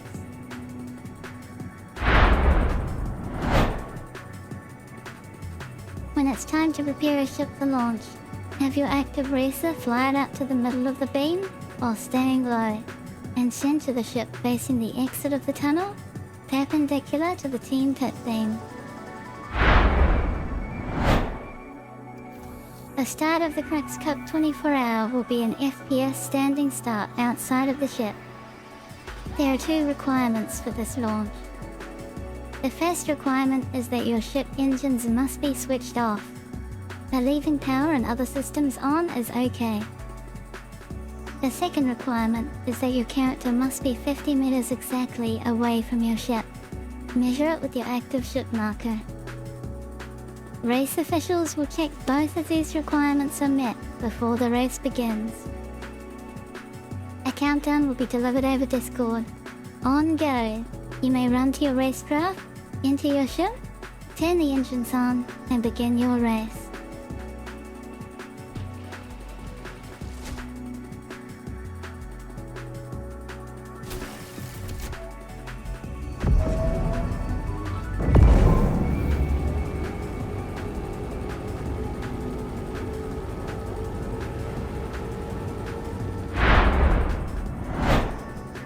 To perform a legal pit stop, carefully fly over the team pit beams until it is safe to descend towards your team pit beam. Your active racer must come to a complete stop with their landing gear on the beam before the next racer may launch. You can do this autonomously, and then have a free team member enter your ship and/or racer change into the Anzia Race Team app. Good luck to all racers of the Crux Cup 24-hour.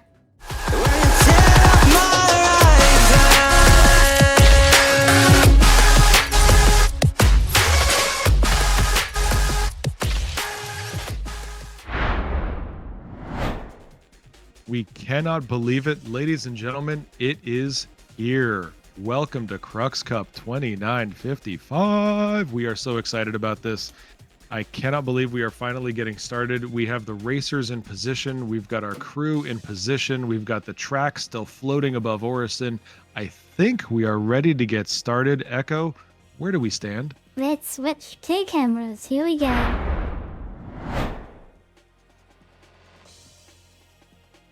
Oh, it's so pretty. It's real. Guys, it's real. It's We're happening. here. At It's 24-hour happening. race It's in Star happening. Citizen. It's happening. I do have to give additional recognition, everybody. We are now up to a level 9 hype train. We are 21% through level 9. We still have 3.5 minutes to go on this thing. Huge thanks to additional gifted subs by Grip, 200 extra bits by Grip, Kelsar coming in with 1,000 bits, and whoa, man, ladies and gentlemen, Man Fall Down has just come in with 20 more gifted subs. In addition to Steel Shift's 1,000 bits, we have crushed level 9. I'm betting we crushed level 10. Did we get through? I'm waiting on the. Let's see. There we go. We are halfway through level 10, everybody. Please keep this going. This is how you can support Anzia Racing very easily, very conveniently. All you got to do is bits, subs, gifted subs, whatever you can do. You know what? Reward yourself. If you like yourself, if you are proud of yourself for being here for this live 24-hour broadcast, give yourself a sub. Give yourself that recognition that says, I want to use the amazing emotes created by EchoBit. Thank you so much for that. As Trippy Eagle said, GG's to all the gifters. Grip, man, raining down the subs. Yes, definitely the case. So thank you, Man Fall Down, for that. Please keep this going. Okay, Echo, there's an update from Billy Boy inside the Twitch chat, so check that out in case that hasn't been communicated to race channels yet, to the race staff yet. But guys, this is your grid. I mean, this is the actual grid. Frozen, Lens, how does it feel to be here on day 1 of event 1 of the 24 hours? Oh, it's an amazing feeling. I'm already speechless. It's fantastic. I mean, took so many logistics and so many technical issues to come over, and so many planning has been going on around this. And as Echo shared with us in the last stream, she and GentlemanJez have been thinking about this event for a very, very long time. We are excited, but I reckon this is like a very special feeling for Echo and GentlemanJez, because this is finally happening. 24 hours in Star Citizen. We have It's been gonna be- waiting 10 long years backing this game, and now it is finally coming online with all of its technology. What you are seeing is the culmination of years of developer and community experience coming together, united around racing. Folks, we are looking at 50%, 49% of our way through a level 10 hype train. This is a brand new record for the channel. But as Echo was just talking about, and this is something that I wanted to make sure we discussed, which is this is celebrating 10 years of Anzia Racing being part of this community, 10 years of putting on these events, the highest level, the gold standard of sim-like racing in gaming. And this is just such a milestone for everybody. So again, if you're here, congratulations. You are part of history. You're witnessing history. You are cheering on history-making racers. And thank you so much for what you do. So to all of you, welcome and thank you for Crux Cup 2955, celebrating 10 years of Star Citizen racing. We are very excited about this. You are looking live right now at the starting grid. We've got our teams lining up on the beams here. There's some teams not fully represented yet. We are having some server issues. We've got some login issues. This is not going to surprise anybody. The elevators are posing a problem for some folks. We love the additional obstacle that is the Star Citizen elevator community. So it needs an oracle to itself. All the elevator staff are here to watch the race, and that's why the elevator is not working. There's a very good reason for that. Fair enough. Fair enough. The 5-minute timer up right now. Yeah, Echo, there's a little bit of a story. This is the first time we're seeing a live timer on screen like this. How did this come about? This came about because we wanted to make this event truly unique and special, not just as a Le Mans classic start, but it's a moment in Star Citizen history. So I'm going to turn the volume up on this video and just enjoy the moment. Racers are listening into this as well. They're experiencing the same sound and sight. Take it all in, everyone. This is your achievement today. Congrats on such an incredible united gaming and video game achievement.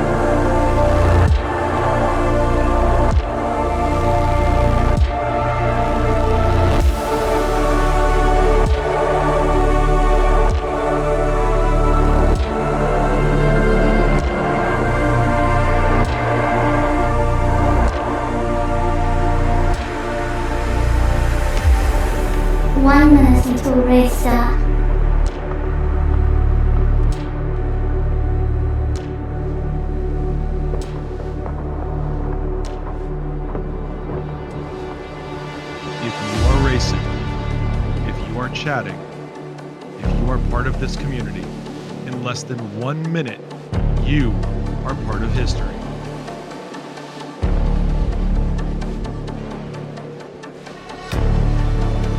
Seconds.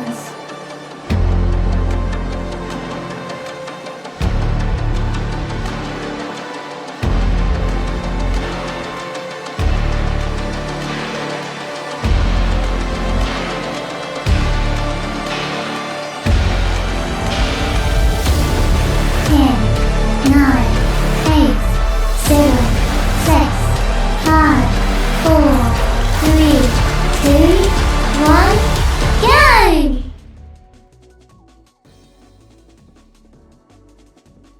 And here we go.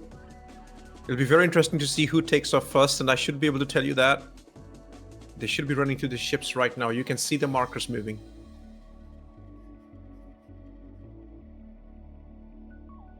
Wow.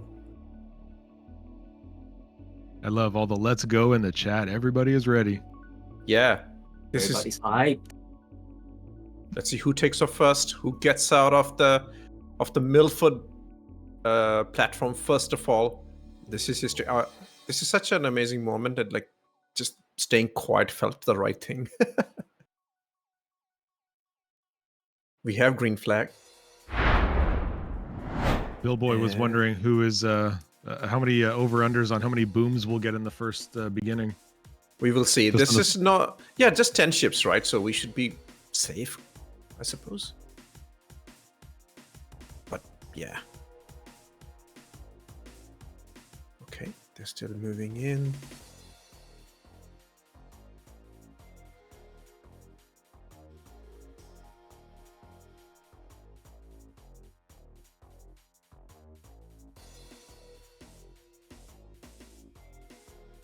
Has anybody left the platform yet?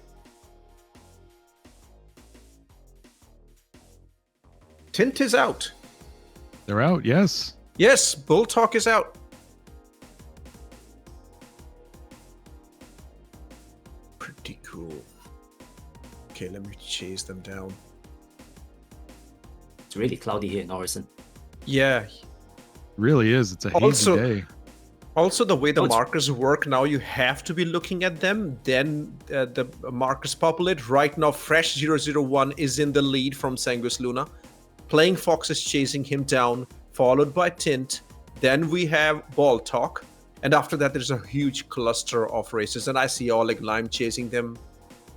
But right now, it is pretty much... They're going through the platform right now. Fresh 001, Captain MD. I do not know if this is a... Has Fresh crashed, but his markers has stopped, or maybe it's desync. Tint seems to be in lead now. Playing Fox second. Fresh is just staying stable on the platform. He's on the Providence, and he's just stable there. He's not moving. Oh, what's happening? Oh, we have a yellow flag. Yep. Race direction. Yeah, yellow flag. It has to be. It has to be. Tint is in lead right now from Frontier Consolidated. Then it's Ball Talk. After that, it's Herbie. Wow, Herbie pulling in. Playing Fox is also stable. Seems to be having some ship problems. If I'm not, I'm guessing it's a collision between Playing Fox and Fresh, which has given damage to Playing Fox. So he's flying very, very slow. And we might get more news from the race director shortly. Yep, we have Tint just exiting. Let me find which platform this is. I reckon this is Kaplan. I'm just a bit high in the sky. It's Tint coming out. You're seeing Herbie flying through. And Tint has already exited this platform that you're watching on Livestream. And here comes Ball Talk in second position. Let me check because the markers only populate once you look in the direction that you want to see. Otherwise, you don't see the rest of the markers. Tint, from my understanding, is in number 1 position. Ball Talk, Herbie, Bravo Rotunda. Salem is just coming to Shimura right now. That's right, we're under yellow flag conditions, so all the races have to slow down to 150 meters per second. So the safety ship has been brought out. There must be a problem that race direction needs to deal with. Maybe some debris, or maybe there's multiple incidents all happening at the same time. So we'll wait for some news from race direction to see what that's about. Very interesting to get a yellow flag this early in the race. There must be something that needs to be resolved. So yeah, we'll wait for news on that. But right now they're all going very slowly. So that's why you just see them traveling carefully across the Cloud City right now. Just trying to get to the start-finish line for their first lap. They're not allowed to overtake each other in this condition. So they will be forming up behind each other in a single file. So everyone has to be in their extra best behavior. That's right. That's right. Honor among thieves here, and I think we should we should recognize the fact that this is the first appearance we're seeing so far in this race, and it is very early on, as Echo said. But that is Eurotrucker in our safety ship. Eurotrucker is part of the Southern Cross Alliance, keeping things orderly while we undergo our first yellow flag of the race. That's not even lap 1 finish, so yeah, it's extremely early. Tint is now under yellow flag, approaching the starting grid. So he is just entering there now. From the overhead view, we can look at how the grid is already spread out. I'm not sure if some teams will be just swapping. came in. Yep. By Frontier Consolidated Racing. That is Tint. That's Tint for you, because he just passed the timing hut, if we can call it. Next, you will see Ball Talk. There on your live stream, that's Tint just passing in.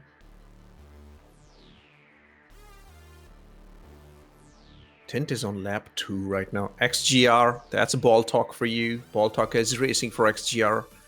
Next up, we will have Herbie, which is for Omega Aerosports.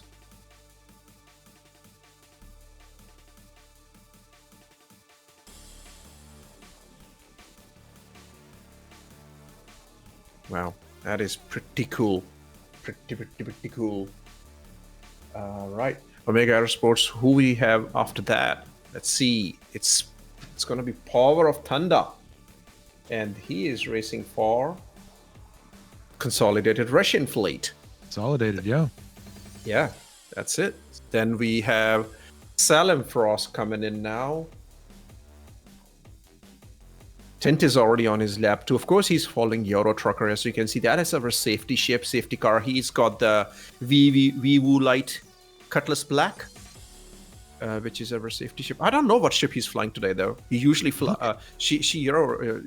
the Cuddy. You know, earlier in the broadcast, I was talking about the skill that's going to be on display here, and the fact that we're going to have, you know, a collection of 7 different ships that they could choose from. Look at the top 4 in terms of first lap completions. Tint in an M50, Boltok in a P72, Herbie in a 350R, Thunder in a Razor LX. This is what I'm talking about. It's not the ship, it's the pilot. Once the yellow flag gets lifted, that's when we will start seeing difference, right? Who would be the favorite for all teams? I reckon it has to be M50. Ooh, that's funny. You said M50, and I sort of dismissed the M50s.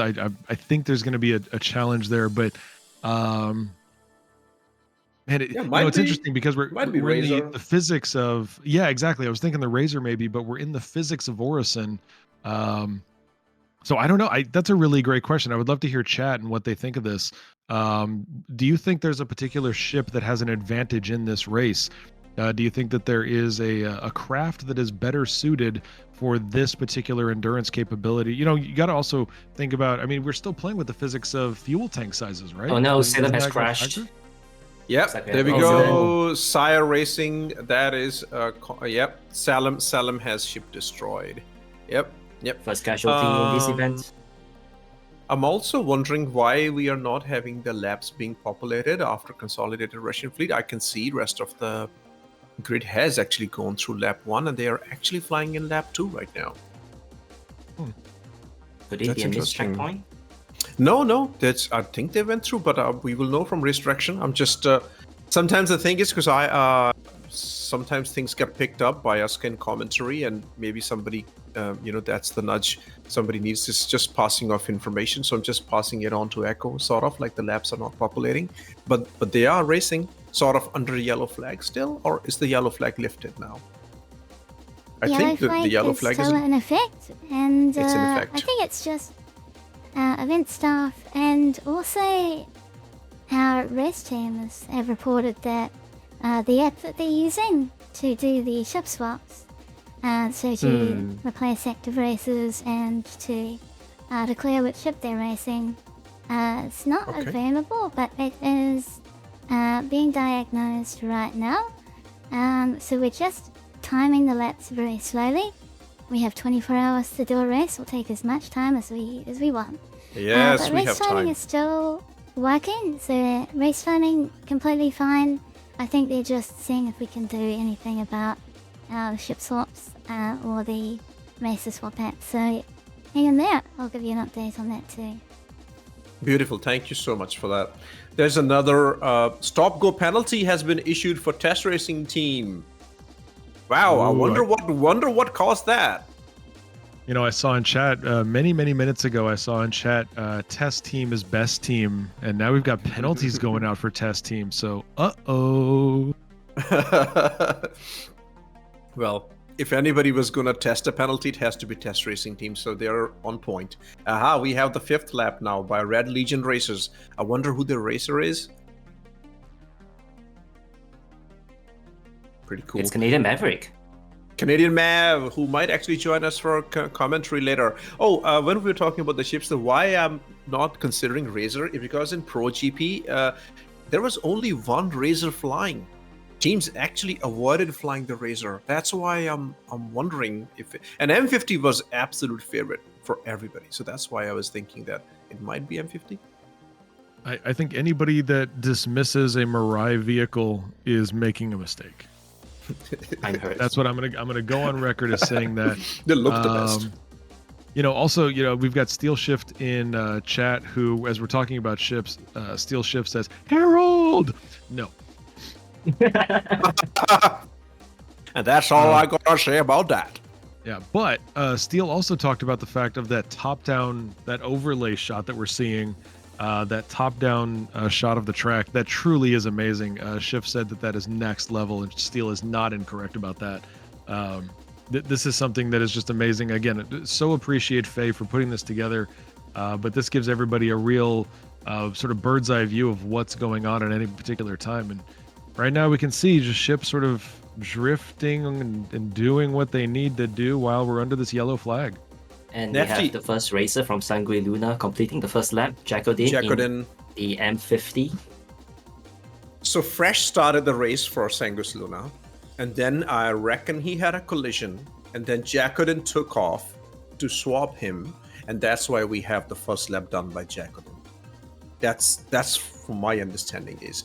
And Nafty has written in the chat that M50 is hands down a faster ship than a Razor, but only by a small margin. What I want to know is, what handles easier? Is it M50 easier to fly, or is it Razor from racing's perspective, Nafty? Oh, have you mentioned we just hit level 12 hype train? Okay. Yeah, we finished the hype train. We ended at level 12. So, amazing. I mean, again, huge thanks to everybody who was participating in that, who supported Anzia Racing.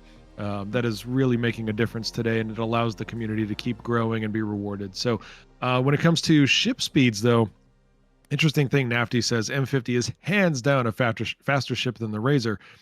It's not by much. Let's be very clear. The M50 has an unboosted top speed of 378. The Razor's at 375. We're talking 3 meters a second. That's not a lot. Boosted top speed is also 3 meters different, with the M50 at 487 and the Razor at 484.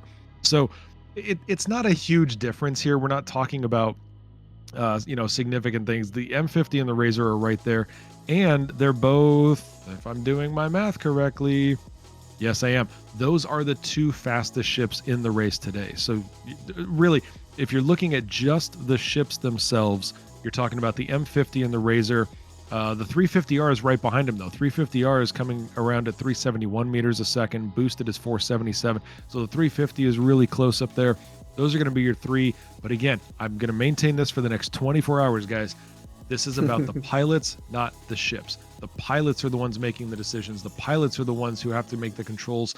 These are the folks that are doing it. So I'm very excited to see what they can do with these craft. And then I think we had Kelsar. Yes, Kelsar in chat says Razor for life. F1 for life. That's what he's saying. And I have to say, we were praising Faye's overhead view, but what Faye has written is just beautiful. Because Faye says, I'm a whale on the wind. Nice. So, citizens, if you look up, you'll see a whale in the wind.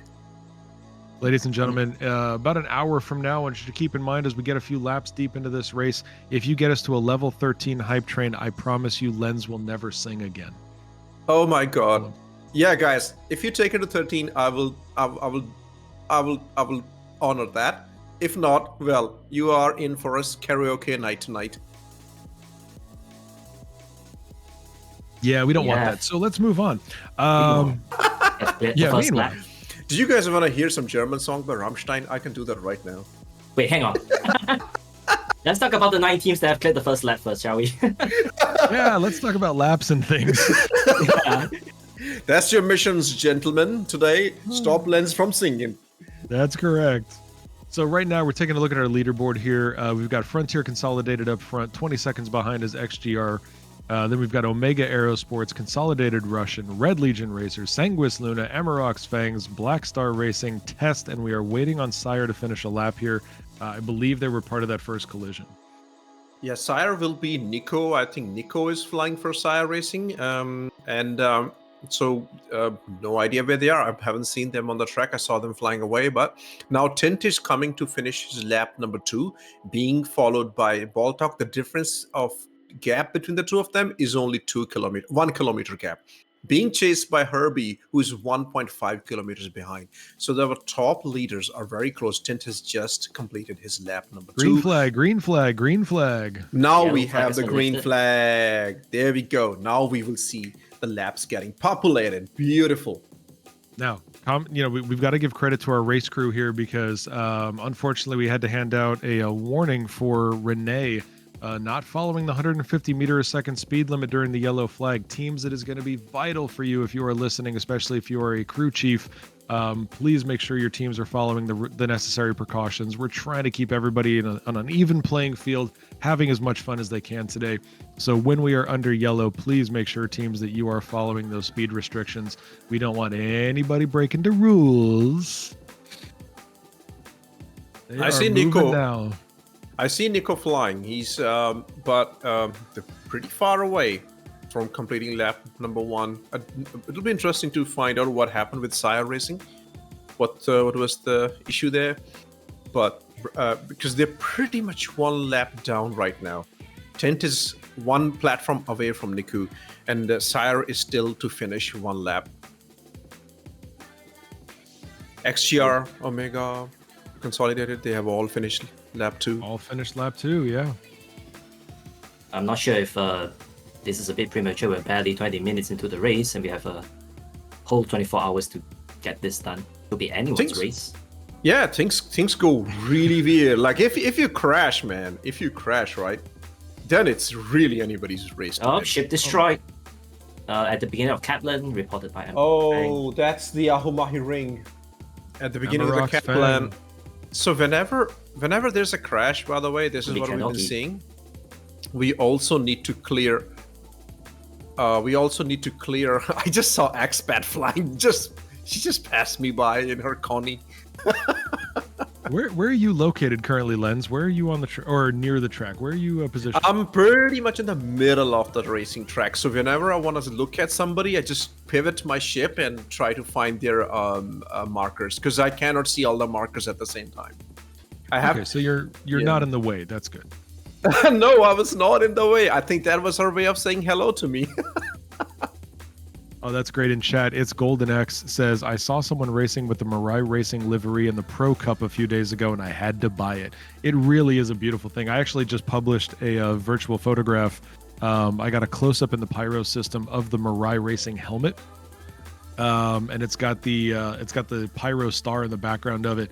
But that Mirai Racing outfit, I think my two favorites are probably the Mirai Racing outfit and the Origin Racing outfit. Those are both really, really well designed. I like the aesthetics of both.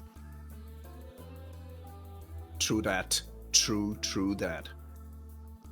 We just registered a new fastest lap by Black Star Racing at 5 minutes and 33 seconds. Yes. Setting records, everybody. This is really, really impressive stuff. We are... Your records being crushed every lap. Oof. Oh, we just had a takeover. Tess has been promoted to 8th place.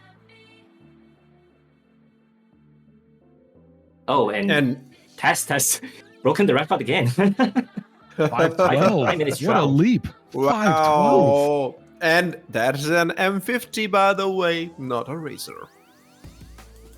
The things we Just- say barely just last saying. a minute. and Niku for SCIRE Racing has also finished lap 1. So we have our proper grid now. We have everybody on the grid. However, huge change right at the start. 6 of them, the top 6, have finished 2 laps. And Kanoki for Amaroks and Phobabet for Black Star, amazing name. And Renee for Test Racing Team and Nico, they are on lap number 1. They are yet to finish their second lap. Yeah, and Amaroks did have that crash earlier, so that's going to impact that.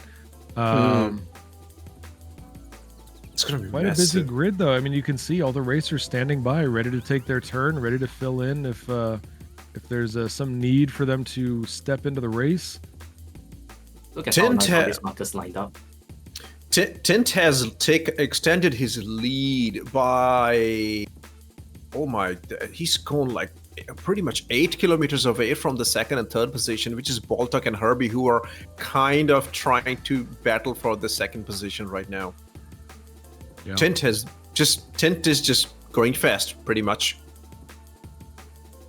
And Which is good. That's the job. Is that more? Yeah. that's his one job today. That's it. But that's everybody's job today. That and to survive. Yeah, and to survive, that's a really good point. Is they do have to get through this race. They've got to stay in one piece for as long as humanly possible. And again, I'm going to say it a million times, guys. This is why it's up to the pilot. It's not the ships. We've got ships that are very competitively built. We've got ships that are similar in capability. But when the pilot knows what they're doing, when the pilot can avoid a crash, when the pilot knows how to manage fuel, when the pilot knows what to, when to turn, how to turn, all of these things are going to play into what we see moving forward for the next 23 and a half-ish hours. So I'm all about these pilots, and I'm so glad I get to watch them.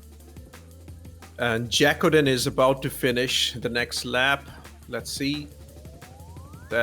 Hold on. Bit of a desync there on Oleg Lime's cam.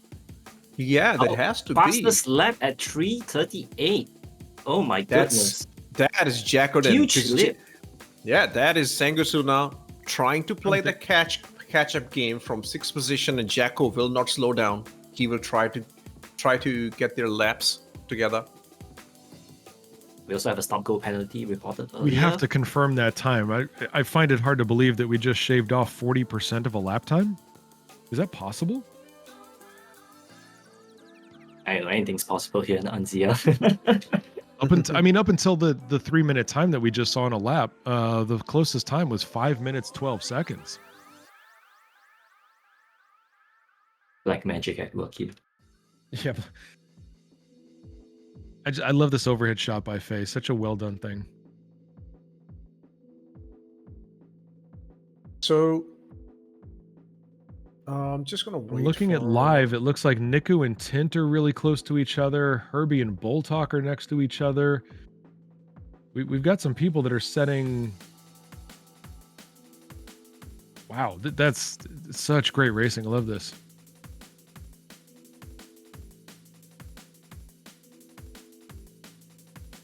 Now I don't have to ask Lens where he's positioned anymore. We can see in the overhead.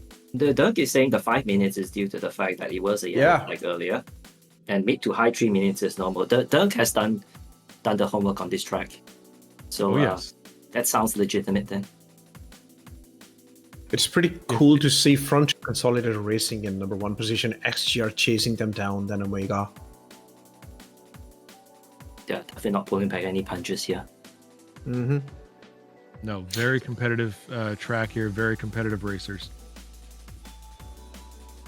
Oh my, Tint is just flying away. And latest update, Ball Talk has overtaken Herbie. And they were flying neck and neck during the lap, and you will see XGR will maintain their position. Herbie will stay in position number 3.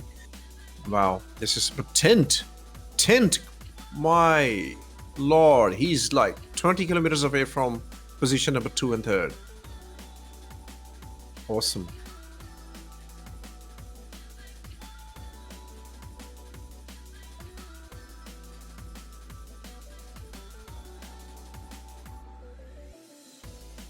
There we go. We're starting to see more of these lap completions now.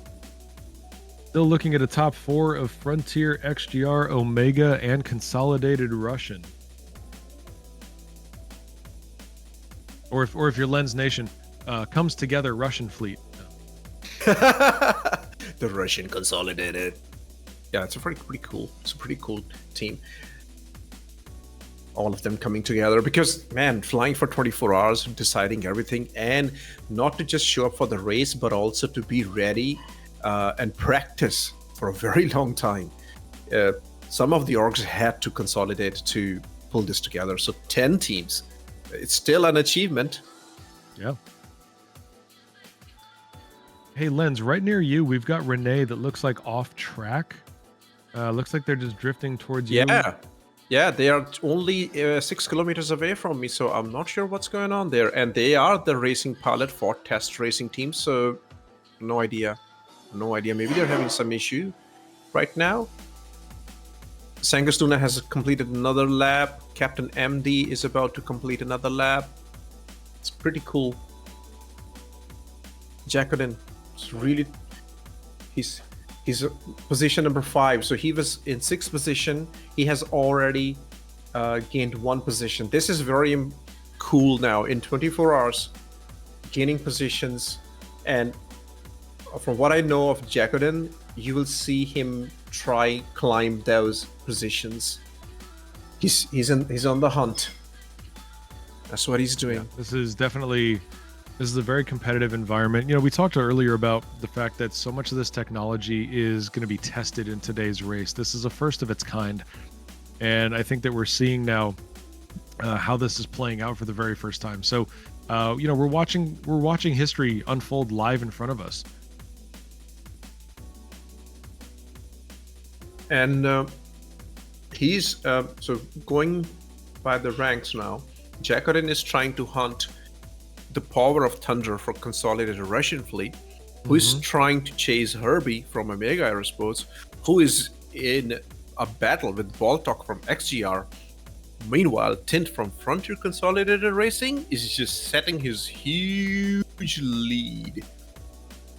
So Tint has already lapped a lot of the teams at the bottom at this stage. I think that's why he's named Tint Goes Fast. That is totally, he's earning his Twitter handle today.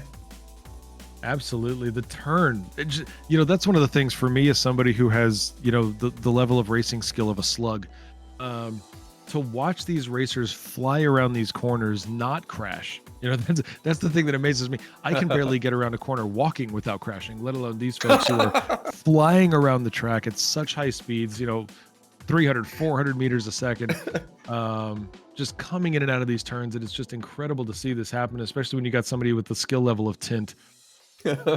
and we need to participate in a running race. That's what I think we will do really bad. Maybe a hurdle race will even be better for us. Yes, we should have them jump over 1 skew boxes or no, wait, is the 1 skew box, is that the one that's too big to mount? You have to do a smaller one? Yeah, the small helmet, the armor ones. Those are the ones. Yeah, you need the armor ones. You need the 8th skew boxes. If we can get some of those, we do a live hurdle race. Lens, PJ, and friends. You know, we'll put that together, and then Frozen will just be sitting there documenting all the issues that we have mentally. Yeah. Oh, ship destroyed. Test racing team. Destroyed. That has to be Renee, but I don't think Renee was really racing. As I saw, Renee might be self-destructional. That's my guess, because I think they were having no. It has to be. because I think they were having ship issues. That's what, because they were totally off track, and I see them spawning now. Yeah, and also Fresh is his marker is still sitting there. Might be some kind of character stuck issue with the Fresh 001. He's stuck on the Providence platform. Once the overview view comes from Faye, you will see that Fresh 001 is just sitting at the edge of the Providence. Yeah, there we go. The Horo is chasing Tint, actually. Go Horo! And you can see Fresh. There is Fresh icon on the stream. You can see it. That has been sitting there since lap 0, since the start. So maybe Sanguis Luna locked and not allowing new content. Probably something like, there you go. That's really sad to see. Yeah. Thank you, Astro. Thanks, Kelsar, as well. Thank you, Astro and Quelsar, for you are our unofficial commentators, also known as Third Empires. Feel free to dish out penalties. Horo has done. Feel free to dish out penalties to the commentary team. I mean, we can start dishing out on our own penalties. If somebody misbehaves, I can sing a song for them. Bad commentator, bad. Bad commentator, bad. Horo has been really cool. Horo was going to participate in the heavy class in OpenGP, but they didn't make the cut. There were some error issues. Echo explained that. And then Horo was like, I will do the camera. And they are from Chinese community. And since then, since OpenGP, they have been our camera in every single race. Such a great find. Thank you for being there. They bring their own anime flavor to the races. Yeah, what a cute floating cube. Very cute. Banu cube. Looks a lot like a Banu We're cube. starting to get more VTubers join Star Citizen. Yaron actually mentioned it to me last month. He's like, I'm starting to see like Hikimori Irenidos is also a VTuber playing Star Citizen regularly. There's more coming online. VTuber uprising in Star Citizen is happening. Yeah. Oh, that's the new uprising. That's the one we need to support. It's pretty cool when that. So it's always about finding new target audience. And yep, I think with the Anzia Racing, with the very specific flavor we got, it is very, very VTuber friendly. Thank you for the gift, Steel. Thank you so much. Got 5 new Yeah, gear. Steel Shift Steel coming in sub. with 5 more gifted subs. Also, folks, if you're interested to get some cool Anzia Racing merch, we have the announcement just posted in Twitch chat. NZRacing.com/merch. And I want to remind everybody that, we have so many people watching this event live. We've got so many racers that are involved. We've got so much of a crew going on. There is a lot of traffic going to NZRacing.com right now. So if you can't get it now, give yourself some time. You'll catch up to the site later. But it's all going to be available to you throughout the 24-hour races, so don't worry about that. Want to welcome in a couple of our new first-time chatters. Just saw Ryu Sombreciel. Okay, I'll go with that. Cheering Bull Talk. He's the champ. Also want to recommend. Right, yeah, Meyer is here. One of these days, they'll update Arena Commander with a better spectator cam for racing. That would be nice, but welcome into the chat for the very first time.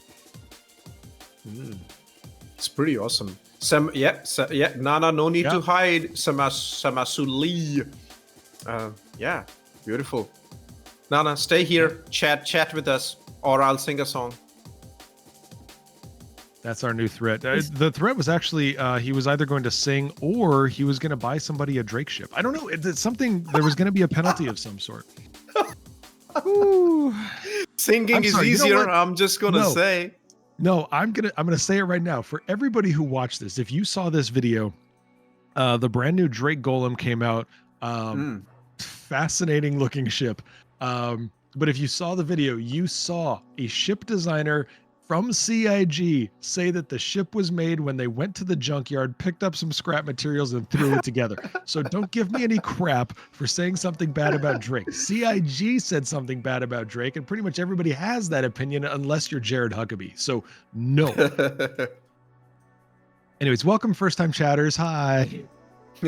Cosmic Loki, you worry about the money you owe me after the end of this stream, because you know another threat we have is Frozen joins the game and breaks the server, because he Don't does make that me do when it. testing 3 Don't times make me now. do it. There you go, 3 times done. How much money do you owe me now? For those in chat, who here has tried out the Atlas Geo as well as the Golden? I've recently purchased it Yeah. myself because I had to melt a few stuff to get my stock credit up, and I'm proud to say that my Star Kitten racing suit and Mirai racing suit survived. Through Very that master nice, scrap. very nice. I don't know Moment about of Lens, silence but for my Siulin. I did pick up the Geo. I don't pick up new ships at this point, but I did pick up the Geo. All right, characters command. Sorry, yeah, I just have to so- interrupt here briefly. Multiple crashes at Milford. Something's not right. Why are there many crashes happening at this time, right? The server's Oh yeah, doing we okay. just saw 10 go down there on Horo's camera there. So there might be Oh, a bit brother. of desync happening at the moment. Might be. Let's see. Which were the ships that Hey, you saw going You down? suddenly come back? Yeah, Yeah, well, we now saw they're it. flying. There was Tense Marker was rolling all over the place and then teleported outside of Milford. So the servers they're doing their best. We wish them all the best and throw some ice on top of them to cool them down. Nico, could we get a field call cost to the devs, please? Yeah, I can. I see Playing Fox and Phobabet being stationary, but Jellyhead is just crossing them. I see a couple of markers kind of respawning now. Yeah, definitely some things are happening. Some things are definitely happening. Oh, look at this shot from Haru. Look at the Wow. the contrails coming off of Tent's ship. Oh, that's a beautiful M50 with the blue skin. We have seen that skin this race. Oh boy, we have a red And flag. We have a red Red flag, flag, everybody. Here we red go. flag, This is red our flag. warning. The race is being closed, and our race director is going to announce the details of the event. Basically, we're gonna do a server swap and just see if that helps improve the race conditions. So we just have multiple team members down that can't get in, so we will try and reform the server. We're doing it live, everyone. Star Citizen, community racing, all happening seamlessly together, and we will be here to endure it and see it through. So hang Alright, around and folks. stick with us as we switch server.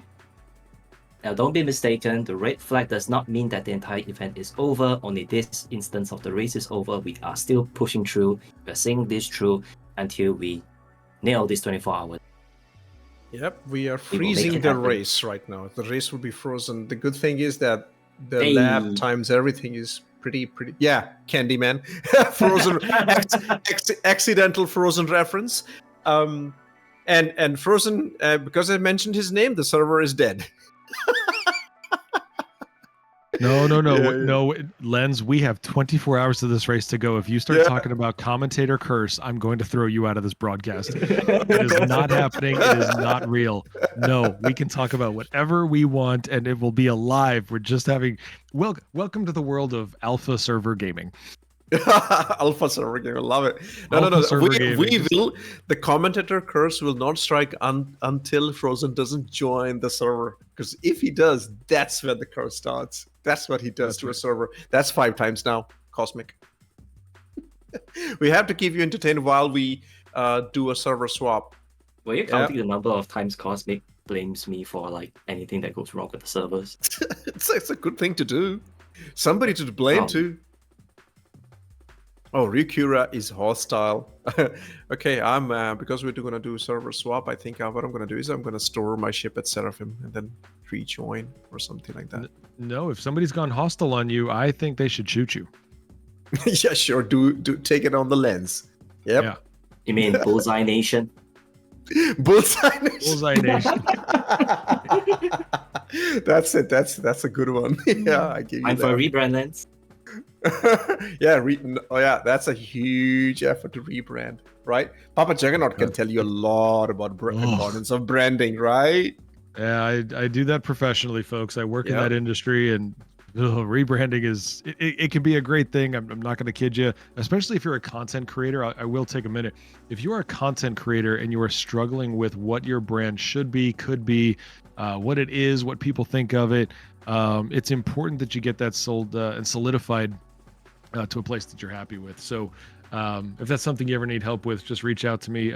Like I said, I do that for a living. But as Len said, rebranding is very difficult. It can be good, but it's very difficult. My recommendation, get it right the first time. That's right. I know it, and I will endorse it too, because Papa J is spot on. Of all the Twitch streamers that you see, Papa J's got an extremely good interface. Of course, the streams are great. The energy Papa Juggernaut has is just amazing. But yeah, you do understand the value of branding. And I also come from graphic designing background. It's the most important thing. And Star Citizen, CIG, does it really, really well as well. Simple as that. Yeah. And Echo, she knows branding too. Hello. I like to do graphic design as a hobby. And I guess professionally too sometimes, but it's not really my main thing. I do web development. And I like it. Yeah, you know coding, I know. No, but you don't do coding. Your demons do coding for you. That's right, the demons do the coding, and then I just get creative. The secret is out today. So just a quick update for everybody. We are currently under a red flag. We're going to be server hopping. We're going to put this together on a new server with the wonderful support of CIG. We appreciate them being involved in today's race as we go through this very first ever celebrating 10 years of Crux Cup racing. It is the 24-hour Crux Cup for 29.55. We're just going to put some stuff together on the back end here. You're watching pieces come together. That's... We definitely have time for it. We have time to do it. So we are exiting to menu, I suppose. Just gonna wait. Yep, okay. I'm gonna store my ship before I do that. There we go. Okay, so how is your day going today, guys? What's up? I can tell you this. So for me, again, I'm one of the few that is not in the correct time zone according to Lens and Frozen and Echo. I am sitting on the west coast of the United States, where it is just past 5:30 in the morning here. We have now been live for 2.5 hours as part of the race broadcast. I would love to hear from those of you who are able to catch the pre-show that was hosted by our very own Echo Bit, Lens Nation, and the legendary. I am so thankful that I even have a video on YouTube where I got to include Expat Brat, the famed Star Citizen cinematic amazing person that you will find across Twitch. Expat Brat is one of my favorite people in the Star Citizen community. Not only is she entertaining to watch, but she is such a positive force in the community. Even when she criticizes people, she does it with a boldness and a beauty that is fantastic. But you've got to check out Expat Brat. You'll see shout outs. They were in the chat earlier. Expat is incredible to watch. Take a look at Expat's content. But she was hosting our pre-show this morning. Lens, talk to people if they missed the pre-show. What did they miss? What did you guys go over? Hey, pre-show was awesome because we had what I call it is a real-time Machinima Queen Expat do it. Yes. It was because this is the thing, Machinima is hard because we are doing FWIPE and whatnot. Expat does it live, and I have no idea how her FWIPE doesn't get broken. She doesn't get the lazy eye. She doesn't get the paralyzed lip. It's awesome to see.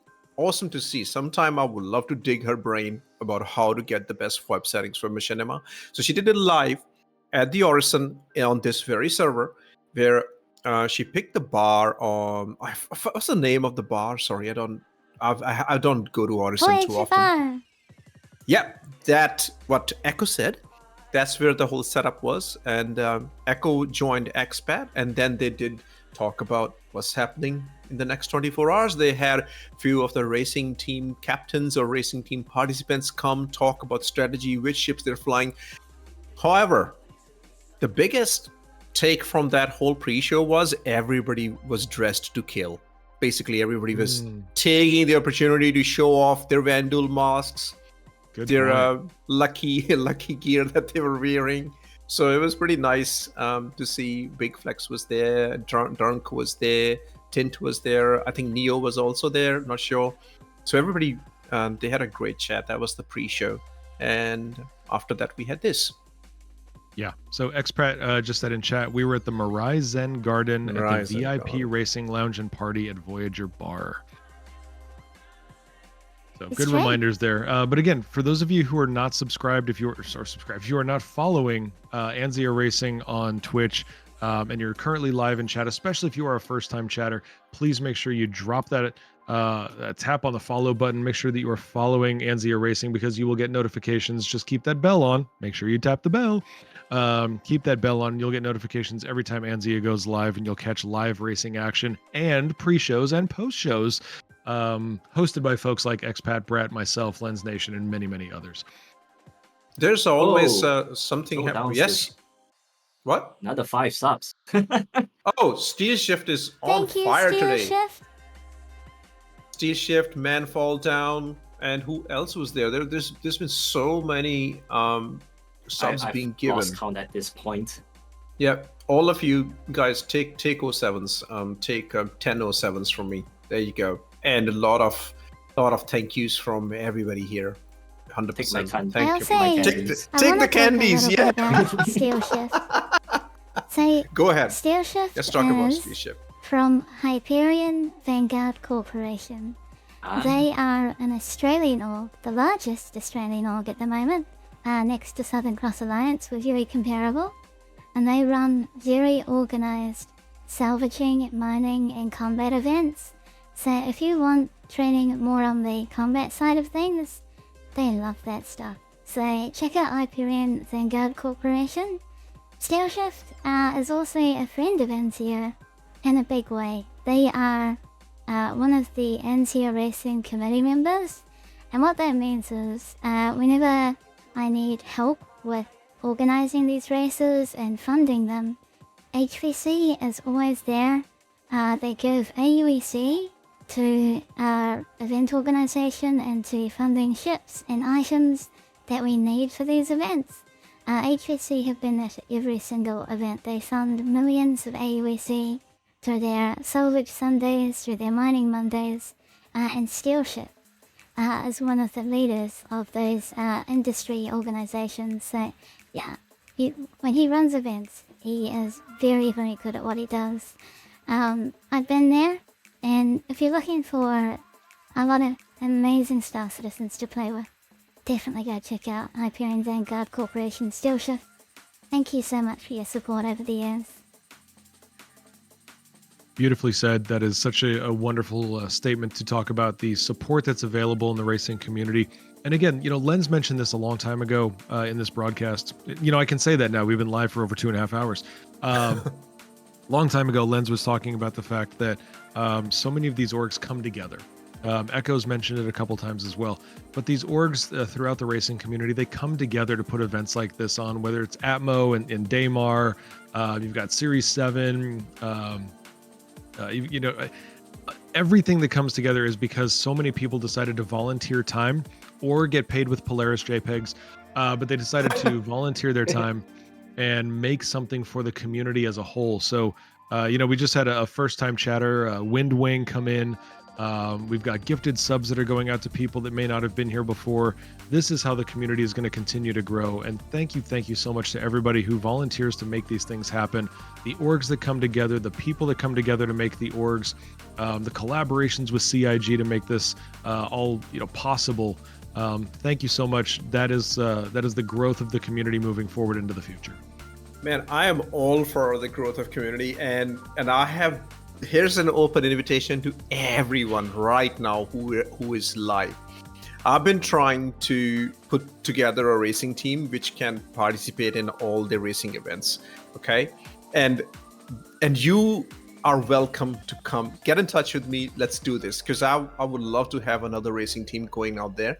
And here's the racing team name. If you don't want to join for me, join it for the name. You will be racing under Top Hanger Racing Units. Racing Units? Your team? Yeah, that's it. My son came up with the name.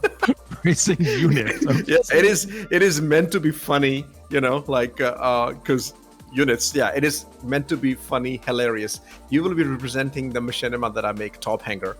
And there you go. But Lens, let me be very clear about this. Your son came up with this name. At either from either you or your son, did one of you recognize that your acronym would be through? Yeah, exactly. That's why he wanted to name it the Top Hanger Racing Bureau. And I said, nah, that's not. Give me another option. He's like, okay, then we're gonna call ourselves Units. Yeah, that's it. All right. So anybody who wants to join, guys, come on, because I would love it if the Top Hanger Racing team was participating in all these online events. So do get in touch. As we're still in the first few laps of this race, I want to clarify something with both. Not clarify, but I'd love to get your stories. What is your first Star Citizen racing memory? What was the first racing experience that Lens or Frozen or Echo had? What was that like for you when you first started this journey? I'll let Frozen talk about it first. Oh yeah, because I did sneak pit first, right? You started it first. I started in the Razor. Yes, so it was that was way early in the Star Citizen development cycle before they redid Snake Pit, adding all the whistles and bells before they made it as part of a race mission, which unfortunately has now disappeared in 4.1, but we will see that come in at some point. Could be because of a server meshing revamp. So I've raced that and I felt I could actually race decently, and when I say decently, not crash the servers. Outright crash the servers. At least I crash my ships and no one else gets injured and spoil the fun. Okay. Yeah. I've, as far as Anzia goes, I've participated in at least ship flights. My very first event was Scarlet Apex, actually. Not 2954, but 2953. First event also where we've introduced combat in 0G racing. Yeah, true. Around Yella. And I was also flying the Fury.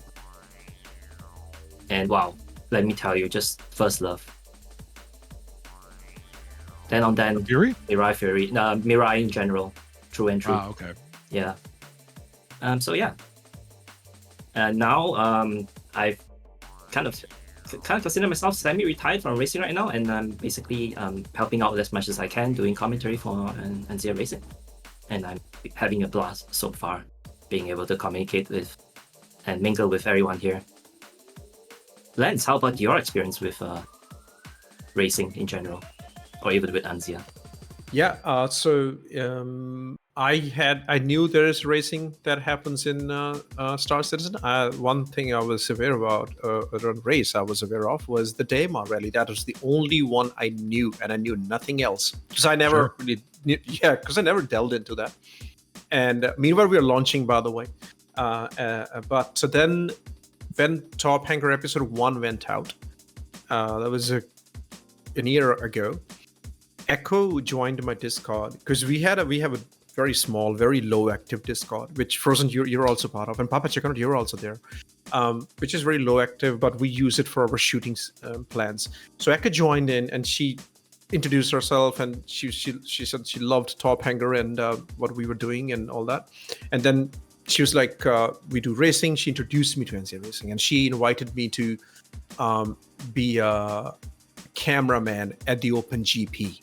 Hang on, Len. Speaking of camera, are you watching the live broadcast? We're watching Echo get resized to the same size as Horo. There you go. Are you seeing this? I've just seen that. I told you, she has devilish powers. Like she's very good. Great. That's you're seeing production happen live, ladies and gentlemen. Echo just got shrunk.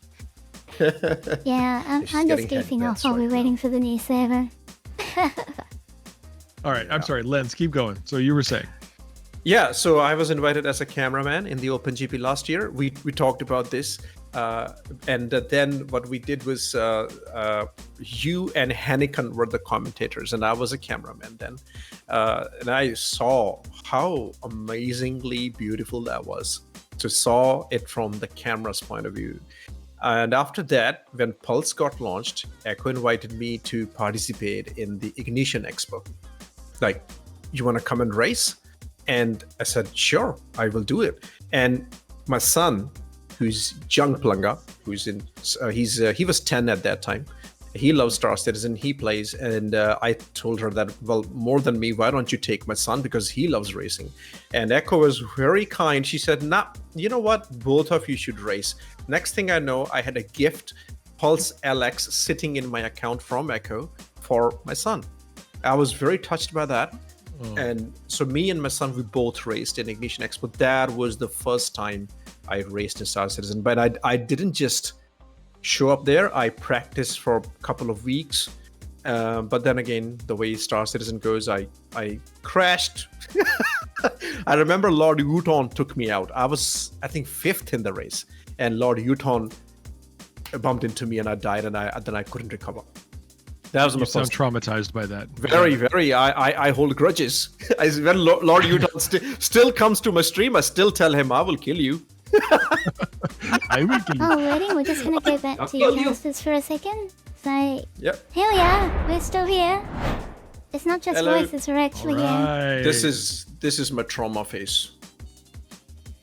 Wow, that looks like your normal face. That's sad. I think there's just damage everywhere. For me, I have never participated in an official racing event. The first race I remember seeing was, I believe, Daymar Rally, hosted by our friends over at Atmo Esports.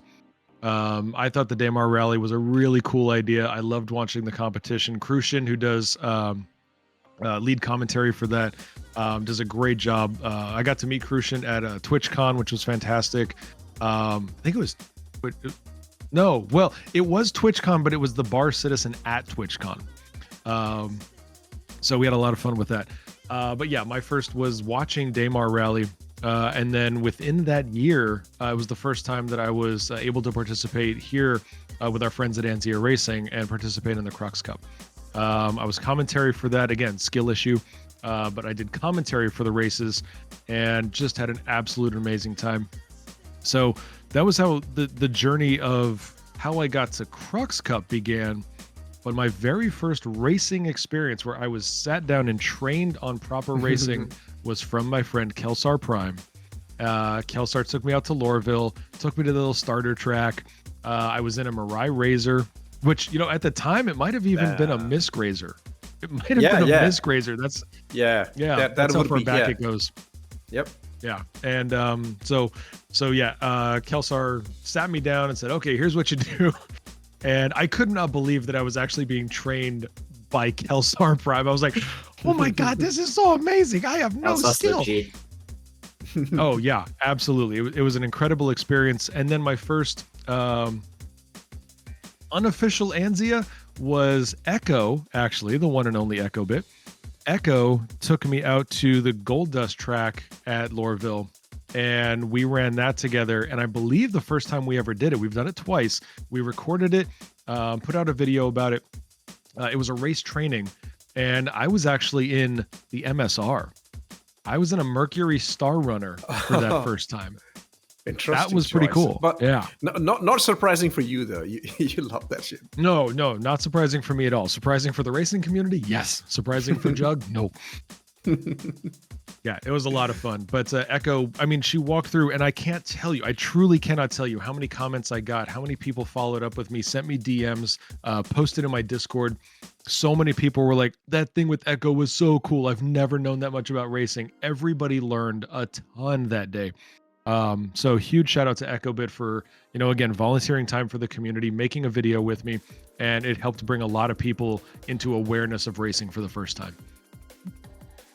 That video was, I've also seen that video, and it's actually good that what you did was you downloaded the VOD and you uploaded on your YouTube channel, because now anybody can go and watch it. So I have seen it too. So yeah, that was a good thing that you did over there. You know, one of my favorite parts about that is, unfortunately, well, I mean, fortunately, you know, I guess it's not maybe a bad thing, but we've had quite a few changes to the racing world. The physics of the game have changed. The racing capabilities of ships have changed. The loadouts of ships have changed. So we do get to take a look at that as sort of a time capsule of where racing was then and where it is now, and how quickly it has evolved, not just with the tech that is built out by CIG, but the capabilities of involvement and things that are coming from EchoBit, Anzia Racing, and the rest of the racing community. You know, as we take a look at those types of things, we get to see that it's moving very quickly.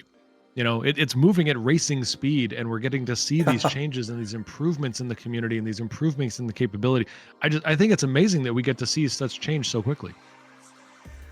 I totally agree. And Star Citizen 1.0, we're on the road to that now. Like, if you asked us, like, is this game gonna release like 2 or 3 years ago, we would have said, maybe we'll see 5.0 or 6.0. But no, we're on the road to release right now. It is now being stabilized, so we're seeing live development towards that in progress. And this is brand new technology, server machines, so it's going to take some time for it to become well known and well understood. It's completely new. Like, being able to have a seamless experience, no loading screens between planets and even entire solar systems now on a 64-bit integer precision is absolutely wild in video game technology. It's a massive feat. And to network that, and to do FPS, and to do full ship interiors. We have freaking flying houses in Star Citizen. It is such an ambitious and incredible game. And now we are on the path to release. It's amazing. Such an incredible achievement. I also want to say racing the MSO was really fun with you, Papa Juggernaut. And that is kind of like the spirit of the racing community. You don't have to be a professional racer. You can just race your favorite ship.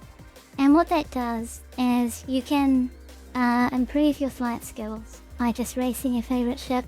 You go into Arena Commander, Classic Racing, or you pick up one of the community racetracks like the Ahumahi Ring or Gold Dust on SCIRE.gg. And you can watch other people's videos on how they fly their MSR. People race everything in this game. You'd be surprised. Like, it is not just racing ships, it's any ship in the game. And that's what we do at Enzo Racing. We like to support everyone in the community, because it's not just about competitive racing, it's also about it's a beautiful journey of self-improvement. And what I recommend to anyone that wants to get into racing is to light up Arena Commander, jump into Classic Racing, spawn your favourite ship, and then fly around the old Vanderbilt racetrack. It's the nice short figure of 8. Record your lap time, and then maybe the next day, try and beat it. Set that and only focus on beating your own lap times so that you get self-improved, you get better at flying that favourite ship of yours. And that will help improve your cargo hauling, your salvaging, your mining. It will make you a much safer pilot, particularly when Death of a Spaceman comes online. When your character lines matter, you want your character to live as long as possible, to live a long and good life. When persistent universe records have great meaning. Like, if you have a character that can survive like 7 Crux Cups without regenerating to permadeath, like, that's a huge achievement. We will start tracking that at Enzo Racing and report on just how incredible your characters are when this stuff comes online. So look forward to that. Yeah, very true. And for those of you curious, you just heard Echo talk about SCIRE.gg. I dropped the link in the chat if you're watching live on Twitch. Check out SCIRE.gg. That is a huge racing asset for the community. So it'll give you track information, times, really, really valuable asset. So make sure you throw a bookmark on that one, SCIRE.gg, and definitely check that one out. And then, of course, as we talked about it, in terms of racing assets, if you need to get yourself some Anzia Racing merch, that link is also just dropped into chat, anziaracing.com/merch. Check out jerseys, and then, of course, the one, the only Anzia socks, which, as I hear, are both exceedingly comfortable and well built. So, very warm and fuzzy. Very warm and fuzzy. Those are the ones they're pretty much essential racing gear at this stage, and also lucky charm, some people say. It is a possibility. Ladies and gentlemen, we've got Oleg, who is back in the field, everyone. We are going to be hopping back into the game in just a second here, but our point man on the cameras, Oleg Lime, is back in game and ready to go. So we're going to be switching over from cameras And I also want to remind everybody, you've seen us. Frozen's got a Scarlet Apex t-shirt on. Lens and I have the Crux Cup shirts on. If you want to pick that up, all you got to do is go to anziaracing.com/merch and you can pick up your own shirts. In fact, I have a special link. I don't know about Lens, but I have a special link. If anybody is joining the PJ Party community, if you would like the one with the PJ Party logo on it, all you've got to do is ask me for the link and I will put that up. That's going to be added to my merch store, in fact, but you can also get it through Anzi. So thank you very much, Echo, for making those wonderful things happen. This server definitely seems a lot more stable. Don't jinx it. Lot more stable. Oh, you had to say that. Oh, No, Frozen, we're not doing commentator curses. no. We can I say said anything we it. want. I said it with all the best intentions sorry. in my heart. Yeah, because it feels pretty much like races are already lining up at the platform, so that's pretty good. We have the staff already taking their positions, everybody, because the team has been practicing in the background how to set up events, how to quickly form the grid. So we are seeing that right now happening live. They're very, very functional, and this is pretty good. Taking a look at this live feed, Echo, are we able to give the audience an update on what the restart is going to look like? What are we doing in terms of setup? What's the next step to get this race back under a green flag? Yeah, so because of a red flag, we've already done the classic Le Mans style start. I believe Jez will pick between two different options that we have. We said to each other before we began this event that we would either do a short formation lap from Chimera to Milford and launch them, or we would just have them go onto their 10-foot beam, hover in place, and then 3, 2, 1, go. So it'll be decided based on how everyone's feeling about the servo. If feelings are good, they'll do a formation lap, but if they are not quite sure, or there's like some uncertainty there, they'll just do the hovering 3, 2, 1, go start. So look out for that. Okay, very good. And when we left off, I believe we had 7 laps completed. I think the leaderboard is still correct, other than the time has continued to count down, but I think we started to get our 7th lap completed by at least 3 of our teams. Is that also correct? That's also correct. So while we red flagged the race, we didn't deem the event over because we've done a relaunch. So we're holding on to the laps that have been completed because they are valid and true laps that we were able to zero side. So they will hold and retain as we relaunch the race. The race timer is also running. We are factoring that into just how things are going, but that's just how it is under a red flag. This is like a 7 critical condition that we've suffered, and now we're on to a new one. And we're going to keep the race going. We keep the timer going. We're going to try and get the 24 hours done. We'll give it, maybe 3 or 4 good tries on each server, and that will sort of be our limit. But we will try our absolute damnedest to get to the full 24 hours. So, yeah. Wish everyone luck. Wish the racers and the server team. Hang in there, everyone. Hey, Abdi's here in the chat. Hey, Abdi. How are you doing? Abdi Walk. Where's Abdi? In the chat. Abdi!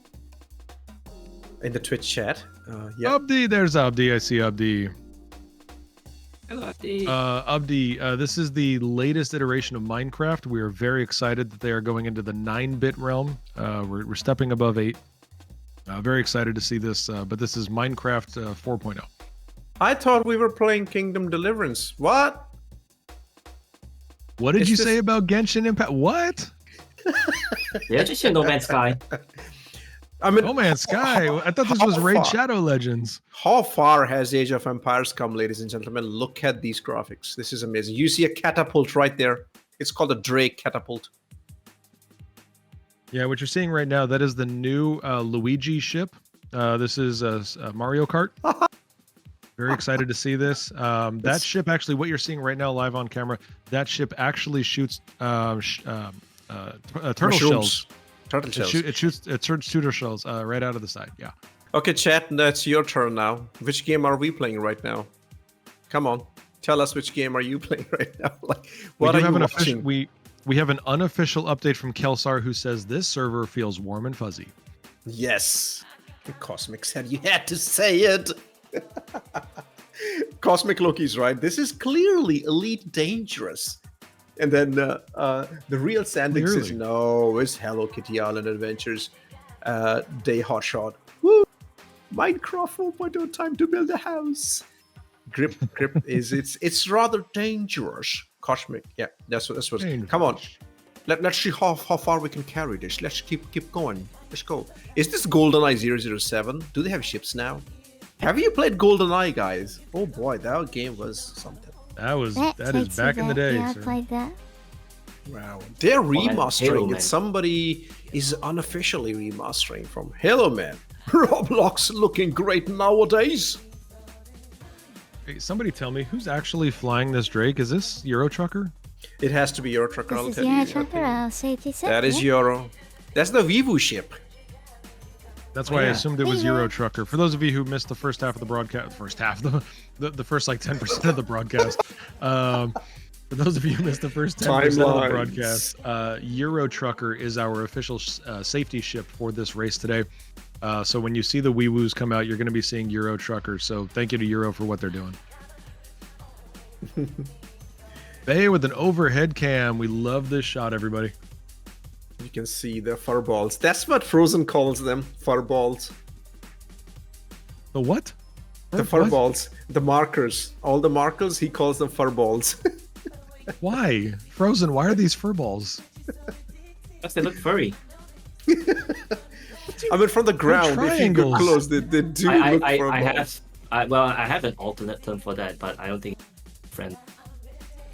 That's right. Anzia is a family-friendly channel, so you keep your potty mouth. We've already had Echo Bit say a bad word in the last few minutes, so we don't need you joining in. Yeah. Oh, I forgot to tell you. When as we started racing with the Anzia after the Nation Expo, we did the Mountains of Mayhem, and me and Frozen were in the same team. So That was epic. That was so cool. Mountains of Mayhem is such a cool race. I love that race. You know how it turned out, Guys, I have to give an update real quick. I got to interrupt you. Eurotrucker is having trouble joining the server right now, so the wee woo lights are actually being handled by regular citizen. There we go. We have So GG's to regular citizen. Thank you for picking up the work. Backups. We have backups. We have backups. I think that's what was going on. I think maybe they bed logged out of the server. Maybe that was the issue. Seems It's that nice to shard locking see. has been a thing. Really can't wait for CIG to hotfix these servers to Kingdom Come. Shugo, what's going on? Shugo, the lucky one, is Shugo. in chat. Another member of the racing community. But know that you were not looking at Echo Bit. You were looking at Horo. Yeah, that's Horo. One of our camera people. Phobabet has just joined the party. Yeah, a lot of people still Phobabet. coming in. And Andrew, I remember, was having issue in joining the last server, but now he had no Man. issues, so he's in here too. Skull Crusher paint. I Skull love Crusher that. paint. Look at that. That is beautiful. Yes. I believe I could be wrong, yes. but I believe I've got Skull Crusher on my Cuddy Black. I think the Skull That- Crusher's on my Cuddy Black, and if it's not that, it's the Skull and Bones one. That is Zach's ship, by the way. That is Zach 109 doing the little bit of dance for us on the camera. Thanks, Zach. Cool. Thank you, Zach. Thank you. You're Zach. allowed to dance. Lens is not allowed to sing. Yeah, shake that thing. Come on, somebody ask me to sing. Come on. I must have at least one single fan. What songs do you know? Oh, let None me of them. open my Wikipedia. You got a Wikipedia Hey, songs? Expat. Me and Expat are doing a little bit of a dance with our arrows right now. Oh, don't I'm crash going into me, to- Expat. I'm going to amend Echo Bit's question. It's not what songs do you know, it's what songs do you know how to sing, and the answer is none. I let my fans decide the answer to that. which songs sing really, really well, you know? Yeah. I can sing Vandal for you if you want. You should read Cosmic like Loki Cosmic says you might Yeah. be right. Lens might sound better if you sing into a fan. Yes. Oh, thank you. I love that, Cosmic. GG's, Cosmic. Isn't that awesome? That effect of reverb that you get in a fan. Been there, done that. I'm getting called out in chat here by Dupe. Papa pretending to hate Drake the whole time while rocking paints on the Cuddy Black. Look, guys, let me be very clear about this. I own four Drake vessels. I have a Cuddy Black. I've got 2 cutters. I've got a Vulture. I'm not buying the Golem. Don't even ask. I'm also the guy who created the Drake for Life animated GIF. I'm the guy who created the Drake for Life animated Twitch emote. It's on my channel. Every time I make fun of Drake, 1, I'm being honest. 2, I'm just having fun. Relax. Drake sucks. Anyways. Oh, boy. Guys, what is that? What? Look. Yeah, Look, that's right there. Yeah, we have the lights. That is my emote in chat. I made that. You can subscribe and get it. It's just fun, people. It's a video game. Yay! Have a good time. You did the Jared one. That is epic. Yeah. Okay, which ship is that? We were having lights being flashed to the commentary team. That was nice. That was nice. Trying to find Oleg. Where is he in all these markers? Oh boy. I don't know, but Oleg's camera work is fantastic. So many compliments go out to our camera crew today. Also want to give an update to everybody who is following the official results of the race. All teams except for XGR, Frontier Consolidated, and Consolidated Russian Fleet, they're going to be awarded a lap because they crashed during the red flag event. Oh, okay, so that razor was Power of Thunder. That was Power of Thunder. Now we are seeing big flags from the Fangs team. Oh no, big flexes with Fangs? Hold on. I've been trying to remember who is racing for that. Yep, that's Amarok's Fang. That's big flex M50 racer looking good in the white and red livery, which is the standard M50 livery, which looks fantastic. Also makes it go faster because it's got stripes on it. Zoom zoom. Expat brings up a good point in chat, which is something that I think we can talk about, even though it's not a race ship. But when the ironclad drops for Drake, I do believe, for all of the crap I give Drake, I do believe the ironclad is one of the smartest designs in Star Citizen ship building today. Great multi-use ship. I'll put it that way. There's a lot of things you're going to be doing with it. The assault variant, I think, is great. So congratulations to everybody who's picking up an Iron Chad. I do believe that is a great ship, and I think it's going to bridge a nice gap between the C2 and like the Hull C. You know, I think it fills that a little bit. It doesn't have quite the capacity that I was hoping for. I would love something more in the 2,000 range, but you know, whatever it's got with that 1,500 or 1,600 capacity, Drake Ironclad is going to be a great ship once it finally gets added, and we're just waiting on the ship design team over at CIG. While we're talking about Ironclad, that is Herbie right there. That's a beautiful origin, black and gold paint. He's flying. Black and yellow, black and yellow, black and yellow. Yeah. Also, yeah, Ironclad will. I have a suspicion that will become racing teams' favorite ship to base their teams at. A lot of races require a mothership to ferry the ships for the race. Man, Ironclad will become very, very favorite for all of them. And you will see Drake everywhere then. Yeah, I think so too. We have an update from Eurotrucker. She was able to make it into the server. However, we will see Regular Citizen do the formation. So we're still going to see Regular Citizen do the formation here, folks. But Eurotrucker was able to get into the server. So that the Cuddy you're seeing right now, that Cuddy Red, that is Regular Citizen flying that, not our traditional safety ship person who's Eurotrucker. That is Horo looking at Regular Citizen's ship, the VV ship. That they will be leading the convoy, the formation lap, or whichever start the teams want to do. The gentlemen just decide. Regular Citizen doing the regular bit for the holding the line. Sanguis Luna is swapping, I reckon. Fresh might be starting for Sanguis Luna in this case. I'm not sure yet. One of our racers just joined chat. Red Wolf Wood says, just woke up. What did I miss? Nothing. A lot. Everything's fine. A lot of commentary. Yes, you missed Mostly singing. Lance threatening to sing, Exactly, Lance trying to sing. giving us tier Yeah. 1 injuries Yeah. and stuff. Yeah. Yeah, I've been trying to convince these guys I'm a very good singer. Nobody believes me. Red Wolf says, I'm racing this thing soon. I'm going to throw up. Keep it in, keep it in. That'll be fine. Akira-kun. Akira-kun! What's up, Akira? How are you? That's a beautiful Welcome name. into Crux Cup 2955 live broadcast. We are Welcome, coming up Holos. on Hashtag hour team. 3. Yeah, believe in me, expat. Yes, here comes Rammstein. The race so good. I just took it. I had to do it. Do Do race. No, do race. We say do race. Do race. Do race, mish. Do race, mish. no hach. Do race, Oh, those are beautiful songs, man. Crazy, crazy band. I love that we've got racers coming into chat. Boltok is here. Solner is here. Red Wolf is here. This is fantastic.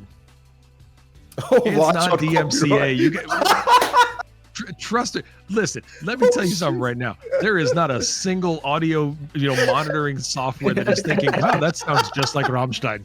Nobody's thinking that. Oh yeah, Dupe, let's do that. Let's do karaoke. So Dupe, Astromatic are both from Perth, and we did our own very, very mini bar citizen here.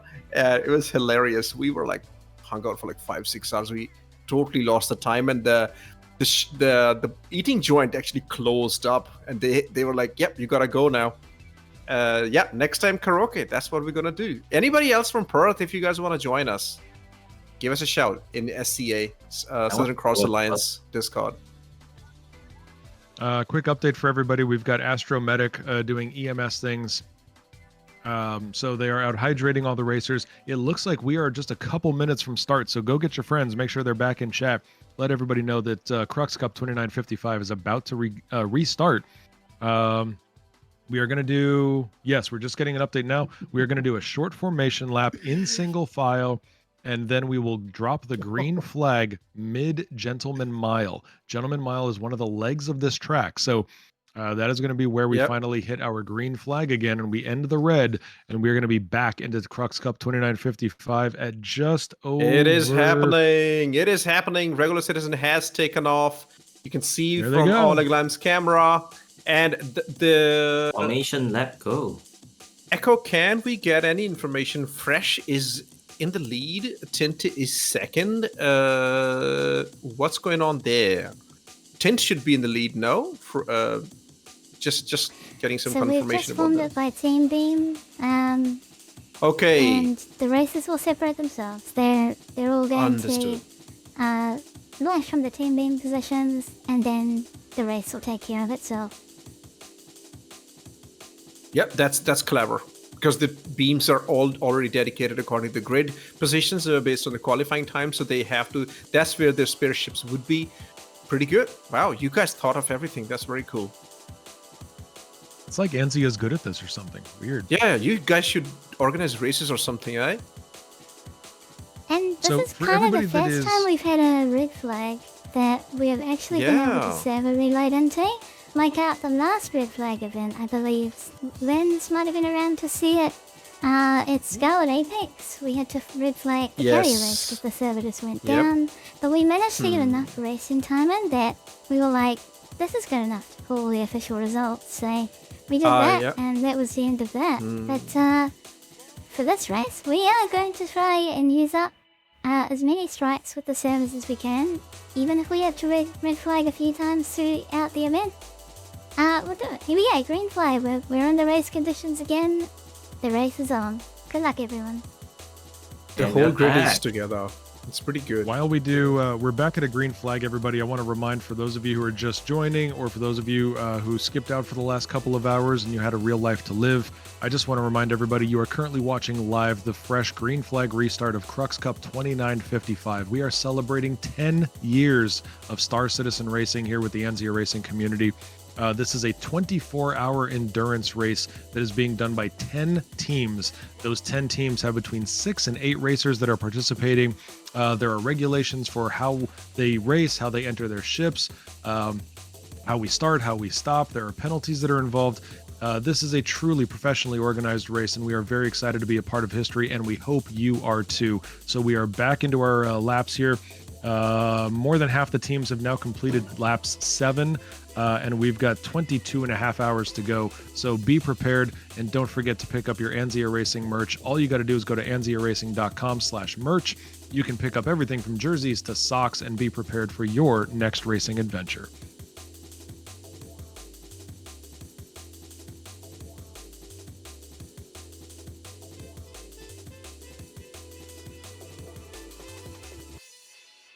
It's now nighttime at Orison, and I just want to point out, like, the reality of it is still kind of setting in for me, but, like, we are legitimately racing for 24 hours here, and I did the math a little bit earlier, because you can track the day-night cycles of all the planets and their orbits in Star Citizen, and Orison has, like, a 3 to 4 hour day-night cycle.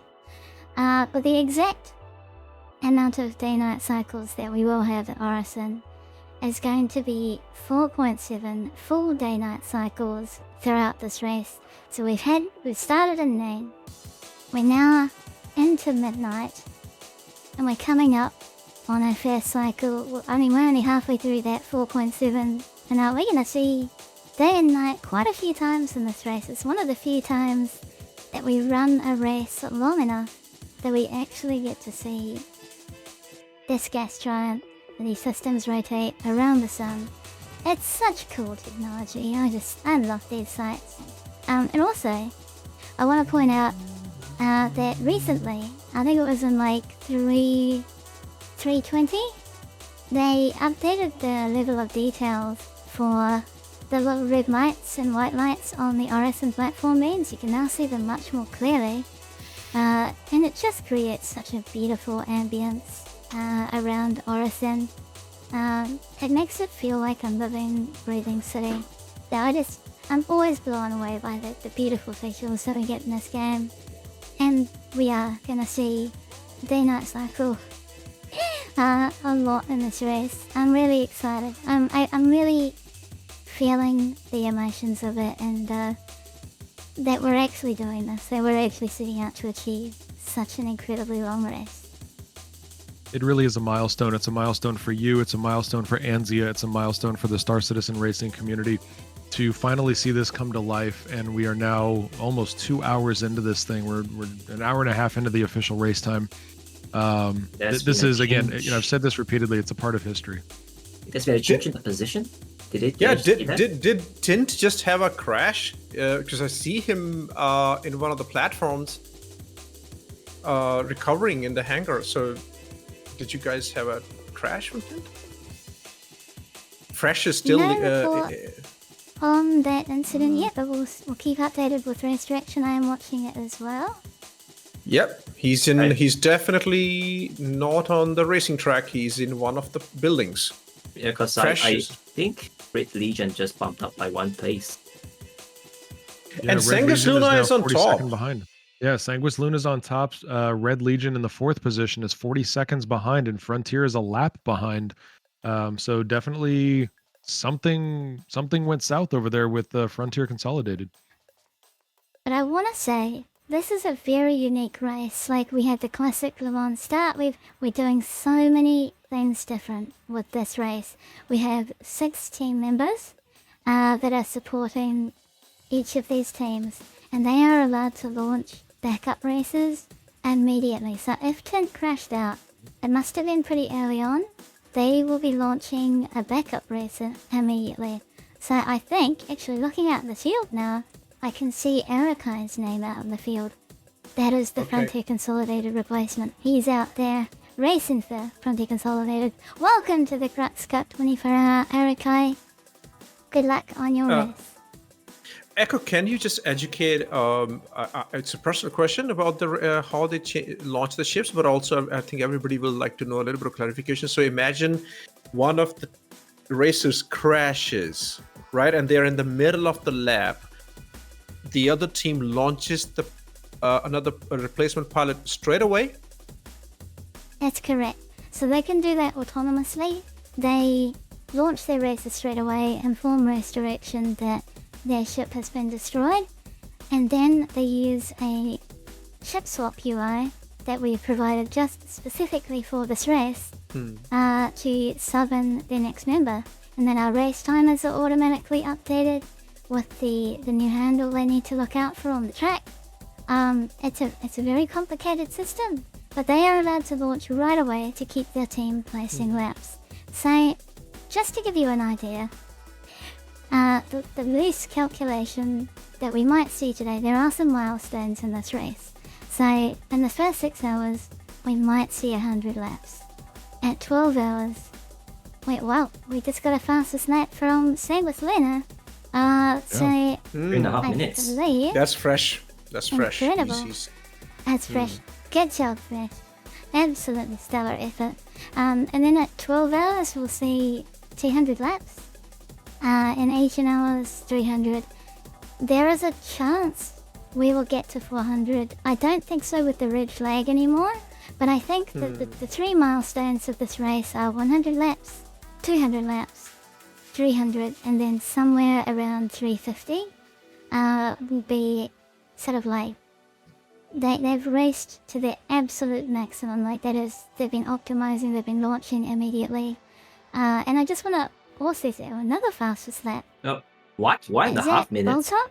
Not behind? Oh, there's probably a lap award. So it won't be that quick. The Ahi Mahi ring is 3 minutes 30. So yeah, Fresh definitely sitting the lead lap there. And another ship destroyed our from the crash. test racing team. Yeah, test that's racing team with the unfortunate. crash. Desync. Yep, that happened. What was That is correct. And also Red Wolf is correct about what he's saying in the chat, that if you crash, depending on where you crashed on the lap, your replacement ship starts from the starting position, from the starting of the lap. So that is absolutely a penalty. However, it's a level playing field for everyone. This is the same setup for every single team. You crash, you have a replacement. At least you don't have to go to the hangar, claim a ship, come back. You still don't lose that much time. But it is team's responsibility to always have a replacement ship ready to go. So at least 2 team participants should always be available on the server. That's what we have been trying to achieve. So thanks for clarifying that. That's a pretty cool, very, very cool setup we have. I just got to say again, to watch these races occur at night, it shows just the beautiful environmental dynamics of Star Citizen. So many people talk about this game as, the screenshot simulator. This is why. It's incredible visuals, and these guys have now got to make it around a track that they were not racing in previously. It started in the daylight. We're now at nighttime, and we've got 22.5 hours to go. We have spent 1 day on Orison so far in this race. That's what we have done, I reckon. So we started when the sun was just coming out, and now it's night. Beautiful. Yep. That's it. And we are chasing with Oleg Lime. We're chasing Neojet for SCIRE Racing Team. SCIRE are in 8th position. They have a huge gap to make up. So we gotta keep pushing. And also their laps, I think 1 lap down. Yep, they're 1 lap down. So yep. So let's see. Fresh is in the lead with Sanguis Luna. That's the pilot for Sanguis Luna. Omega Aerosports they have swapped out Herbie with Playing Fox now, and Fresh hasn't been able to gather too much of a lead. He's just 1 kilometer ahead of Playing Fox. After that, we have Neojet, who's being lapped, who's 1 lap down. But then you have XGR. XGR is race. Hold on. Omega Aerosports. Oh, I see. Hold on a second. I gotta just check. Playing Fox is flying for which team? Black Star Racing. That's Black Star Racing. Playing Fox, yeah, that's Black Star. That's Black Star racers, Racing. Yep. So they are. In that case, Herbie is still there. I just miscalculated that. In that case, Fresh has a huge lead already. Herbie's very, very far behind in 2nd position because Herbie is flying for Omega Aerosports. So Fresh is going fast, very fast. Awesome job. And then we have Ball Talk in 3rd position. who is 1 kilometer behind, 1.5 kilometers behind Herbie on the racetrack. We can see that if you can already see them on the right side of the ball talk is there. Herbie just disappeared on the markers. This view is fantastic to understand what's going on in the race. Then we have Consolidated Russian fleet, so that would be somebody from Ferakol's team. That is the power of Thunder. Yep, I see him. Funny thing is, I don't know if you're saying a player name or if you're just trying to describe how talented they are. Yeah, they're very talented. They're That like is the power of Thunder. Of Thunder 7777. Speaking of which, there's a He-Man movie coming out. Oh, Skeletor. That was always the plan. Okay. We have 24 hours. How many? 22 more hours to kill. Get ready for Cringe Fest. Dirk makes a really good suggestion in chat for those of you who are ever wanting to do nighttime racing, or if you're currently live. Reshade is going to be probably very helpful to you at this point to give you a little more contrast, to give you a little more saturation of lights. Definitely take a look at that. There's some virtual photography people who are very talented and part of this broadcast, so they might have some tips for you. But good suggestion from Dirk. Get some reshade and improve your visibility. I have never used reshade. I know Andrew uses it to great effect. Yep. I use it. Yeah, cool. It is a very cool tool. Definitely improves a lot of things. And of course, we are in alpha, right? Yeah. And the game is not really properly optimized even yet. I think the graphics will even get better. So yeah, use of reshade is it's not even close. There. Yeah. Not even close to optimized for visuals. It's like we have a ship destroyed from Frontier. Oh. No, no. Oh boy. Sad to see it. Is that Tint crashing again? Or Tint Arakai? So is that Arakai who's crashed now? Oh no. Arakai was the one that was running. Yes. So I can confirm Arakai is back in the buildings. In the pits, let's call it. But the city pits, so not the racing pits. So they will have to launch their other. So Tint, I hope, is already flying. Let me check. Or maybe they have some other replacement at this stage. What other races do they have? They SCIRE Racing. I have quite a few.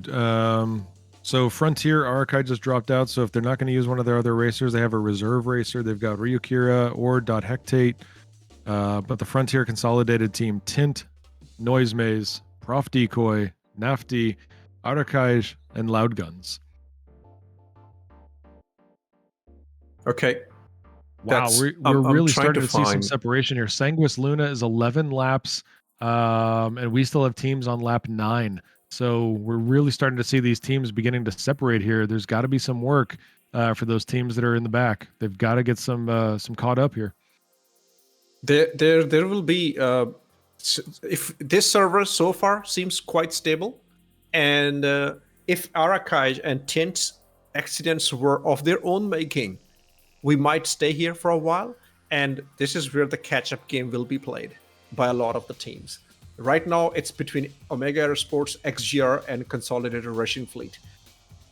These four can, if they extend their lead, lap the back markers a number of times, the more you do that, the more profitable you are, obviously. But a stable server is like a golden egg right now. This is the time to play that game. Yeah, Sanguis Luna, it's a little unusual to have a team in first place that is so far ahead of second place. Omega Aerosports, there we go, Smithy's team just completed lap 11. So we finally have two teams on the same lap here in the lead. But Sanguis Luna has a pretty strong commanding lead, even though we are, again, only an hour and a half into this race. Consolidated has just completed lap 11. Yeah, so Fresh has 1 minute lead on Herbie right now. Herbie's in second. Very cool to see Herbie in the second position, who's the ground racing king. And so if you see the interval, which is right now on the screen, Herbie is 16 seconds ahead of Consolidated Russian Fleet, which is the power of Thunder. So he's not letting Herbie go yet. Then you have XGR, which is Ball Talk.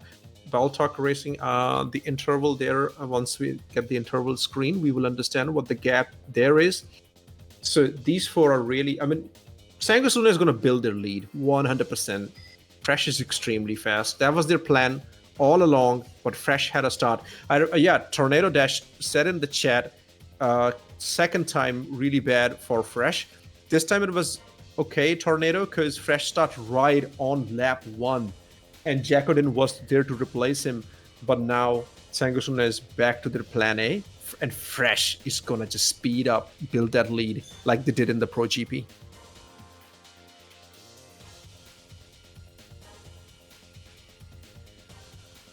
Okay, let's. Right now we have Fresh, Herbie, the Power of Thunder, Baltok, and Captain MD is the pilot for Red Legion racers right now. They are all on lap 11, so this is pretty good. But the interval is quite high. So we do have our top 5 teams that are all completed lap 11 at this point, but I do think it's worth noting that the difference between teams 1 and 2, Sanguis Luna and Omega Aerosports, is more than a minute. As was said in the chat, it is time for teams to start pushing. They've got to maintain competitive advantage here. This is not, I understand it's 24 hours, everybody, but you got to keep going. You've got to push your teammates. You got to make sure your ships are doing whatever they can. So we're going to keep watching this. But while we do that, we are going to say goodbye to our first commentator of the day. Frozen is going to be stepping out. Frozen, go enjoy some real life. Go touch grass. Go whatever you've got to do. Thank you so much for sticking around with us for what is now just over 3.5 hours. And ladies and gentlemen, again, you're going to see this throughout the day. You're going to see commentators coming in, coming out, giving you fresh perspectives on the action. So Frozen 07 to you. Thank you so much for hanging out. We will see you when you return. 07, thanks for having me here. Can you post some candies before you go? Yeah, one sec. Post some candies before you go. We need Sugar Rush.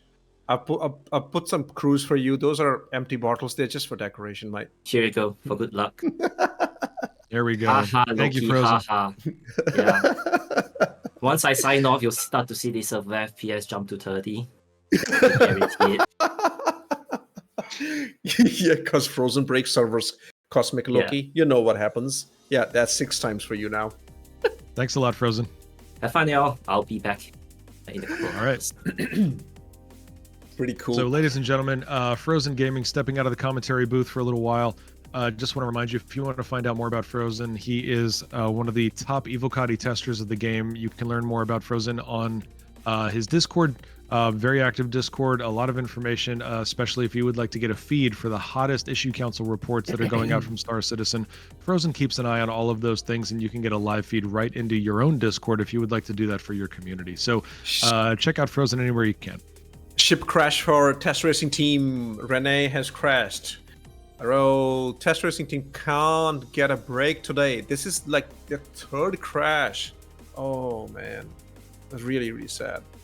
Yeah, it's been a tough one so far.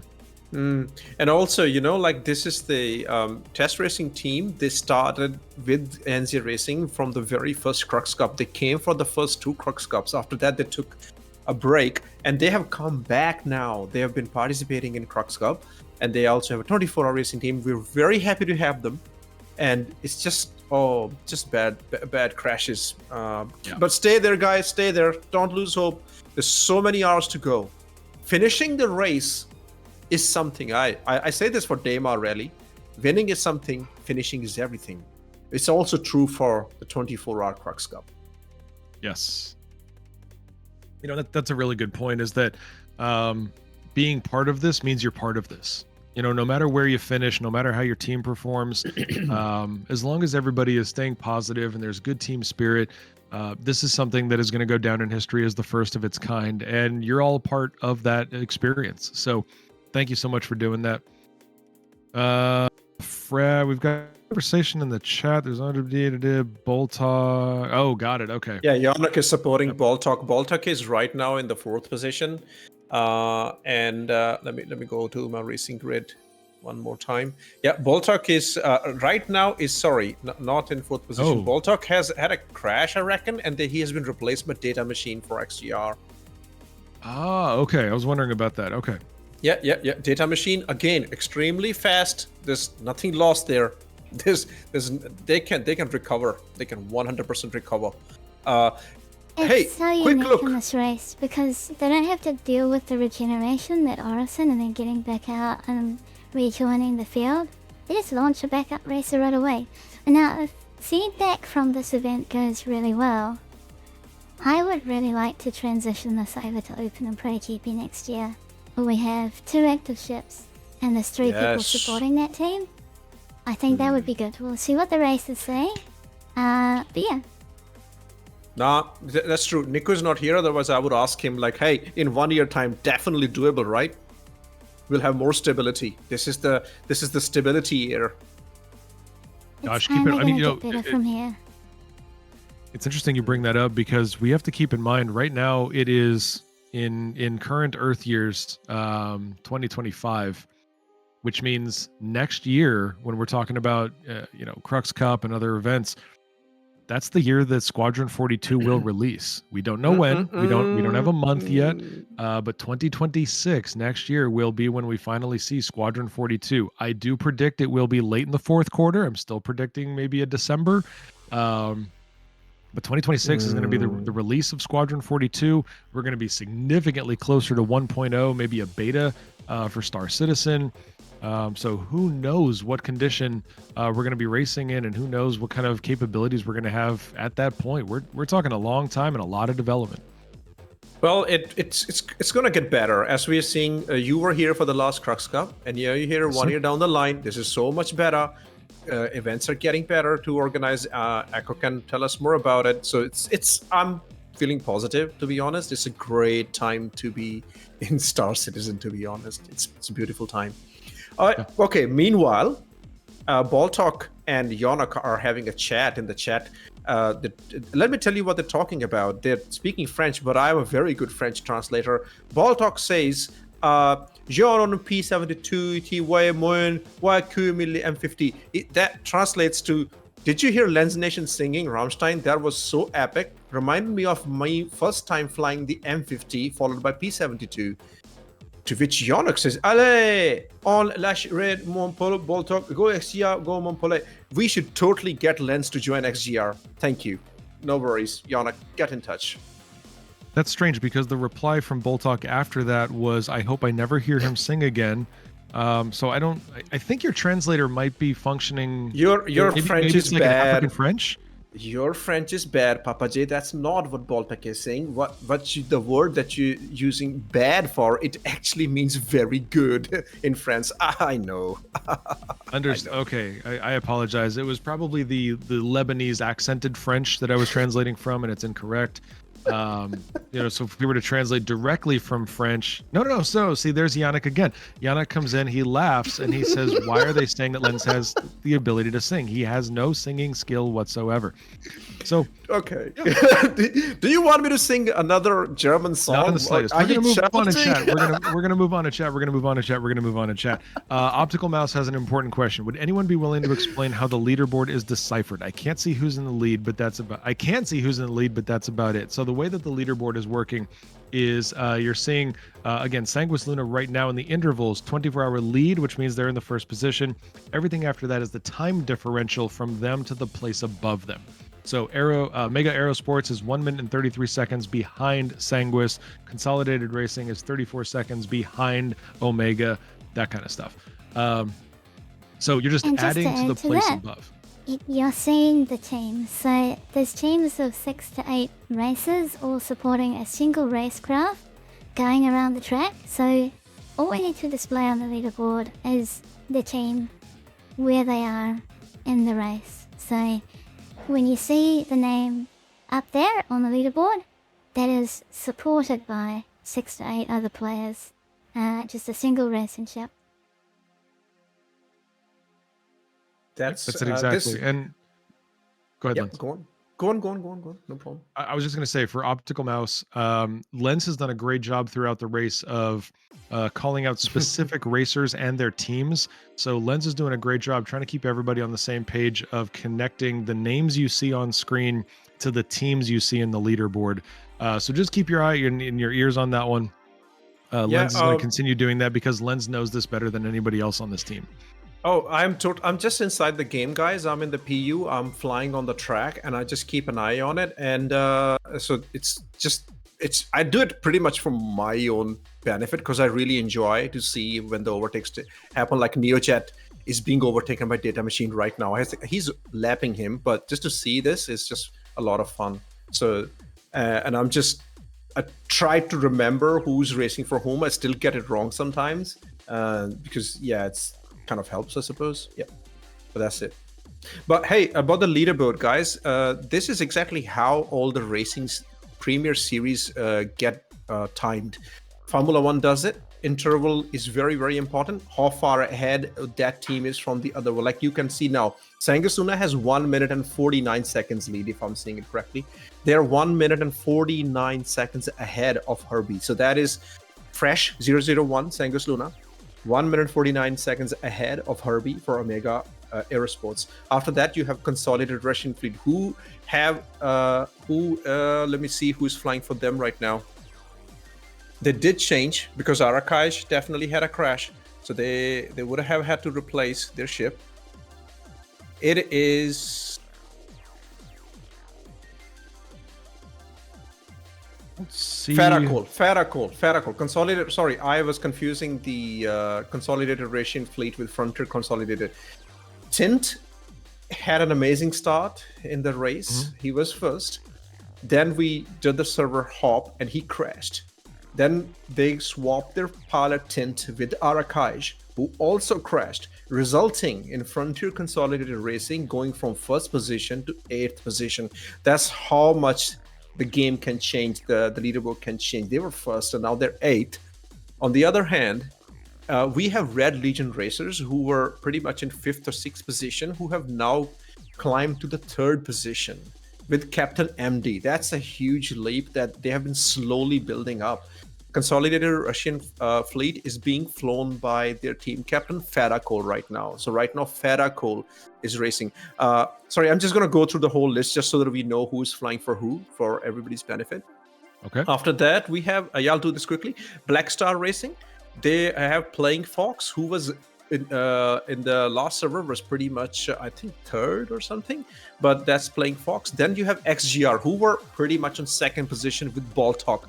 But Ball Talk, I think, had a crash, which he was actually talking about in French. And they have Data Machine as replacement. They are in 6th position. SCIRE Racing has NeoJet flying, which was being led by Nico from CIG on first server, but they were pretty much dead last. So now we are seeing NeoJet actually hasn't caught up 3 positions in this server.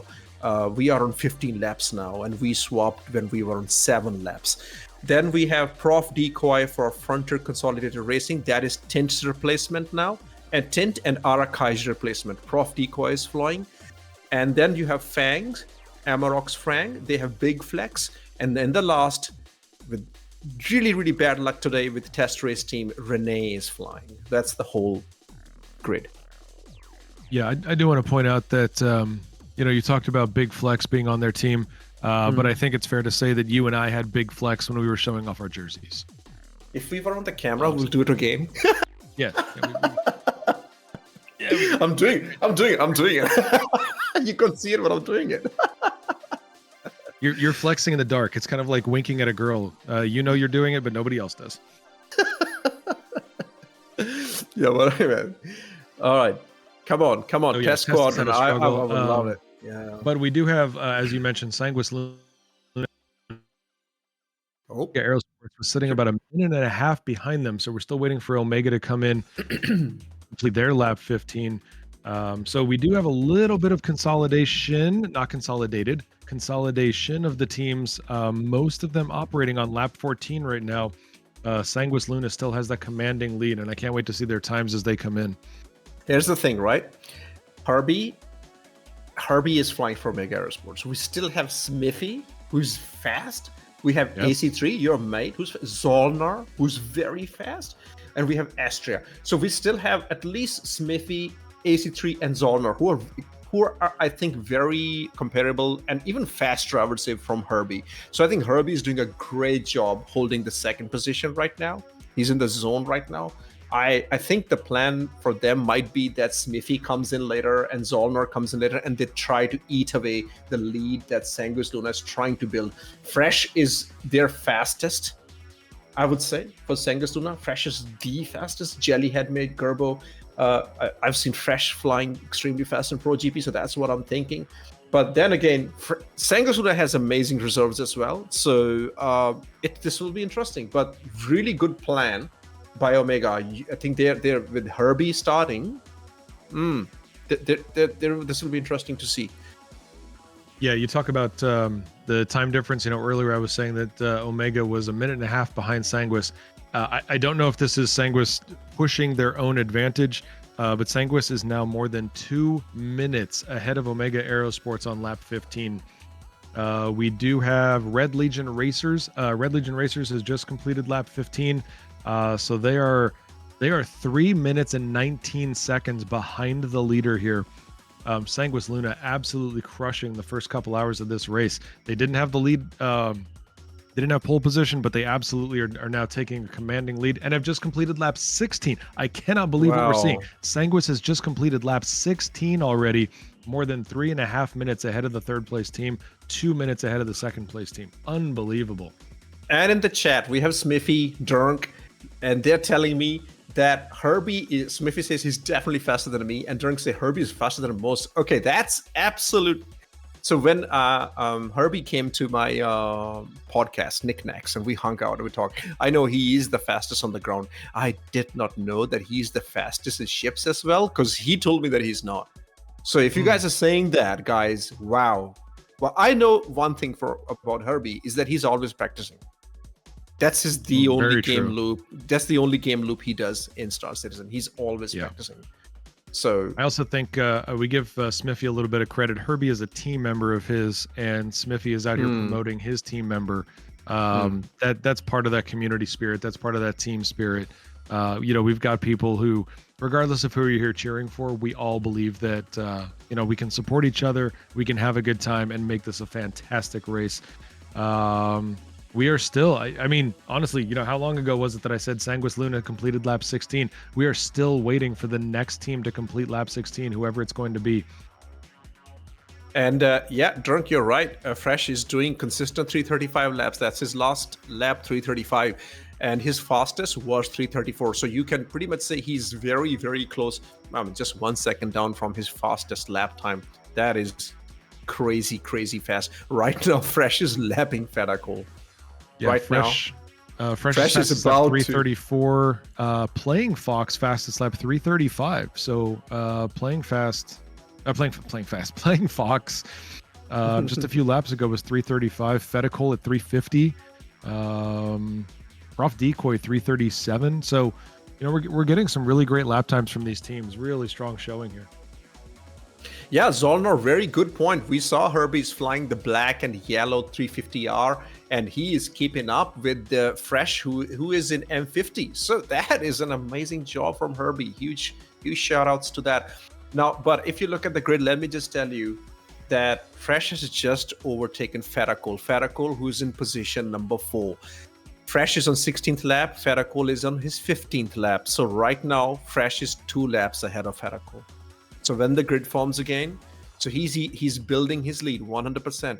So 10 teams, and Fresh has already lapped the bottom 6 of them 2 times. That's Fresh speed. That's speed. But yeah, great job. Sanguis Luna now 2 minutes and 17 seconds ahead of Team 2. And I think it's also worth pointing out, as I take a look at the leaderboard, it looks like we've had another position change. Black Star Racing now in the top 5. Black Star Racing sitting at lap 15, but has taken over Frontier Consolidated. Yeah, and Sim, you want some facts? We did give our facts, but what I can do one better. I can tell you which ship which team is flying, because I don't think we can tell that from here. We don't have that information, but I can tell you which ship which team is flying. Fresh is flying M50 in position number 1. Herbie is flying a 350R in position number 2.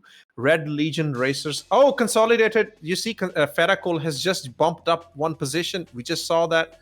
He has taken third position over Red Legion racers. Amazing. Red Legion, GentlemanJez has taken lead in giving subs in the chat as well. Good job, race director. Thank you, Jez. I'm not looking at chat and I'm like, what do you mean GentlemanJez took the lead? What? This is rigged. Yeah. Okay. Oh my God. I am also commentating at a very fast speed. Yes. I was trying to figure out, like, what are you looking at? Yeah. GentlemanJez doing a great job. You know why? Because we have 328 people watching, I reckon. Because I have my compact view on, so I can't see how many people are watching right now. How many people are watching? How many people are with us right now on the Twitch? We currently have over 300 viewers live on Twitch right now. Beautiful. Welcome to all citizens from all time zones. Welcome, guys. Let me quickly go which ship who's flying. Playing Fox is flying M50. Prof Decoy is flying M50. Neojet for SCIRE is flying M50. Baltalk for XGR is actually in a P72. That he's the only person who's flying a P72 right now. Herbie is in 350R. Big Flex is in M50. And the Power of Thunder is flying Razor right now. Captain MD in M50. Renee in M50. Only one Razor here, and only one 350R here, and only one P72 here. This will change because they need to fly 4 different ships throughout the race. So yeah, they got to have a stable of 4 ships, a team of 6 with 2 reserve if they have them. But again, so I want to walk everybody through a little bit of the detail here. If you missed the beginning of the broadcast, there were 7 ships and they were all dedicated racing variants or dedicated racing ships that the teams could choose from. Each team was able to choose up to 4 ships.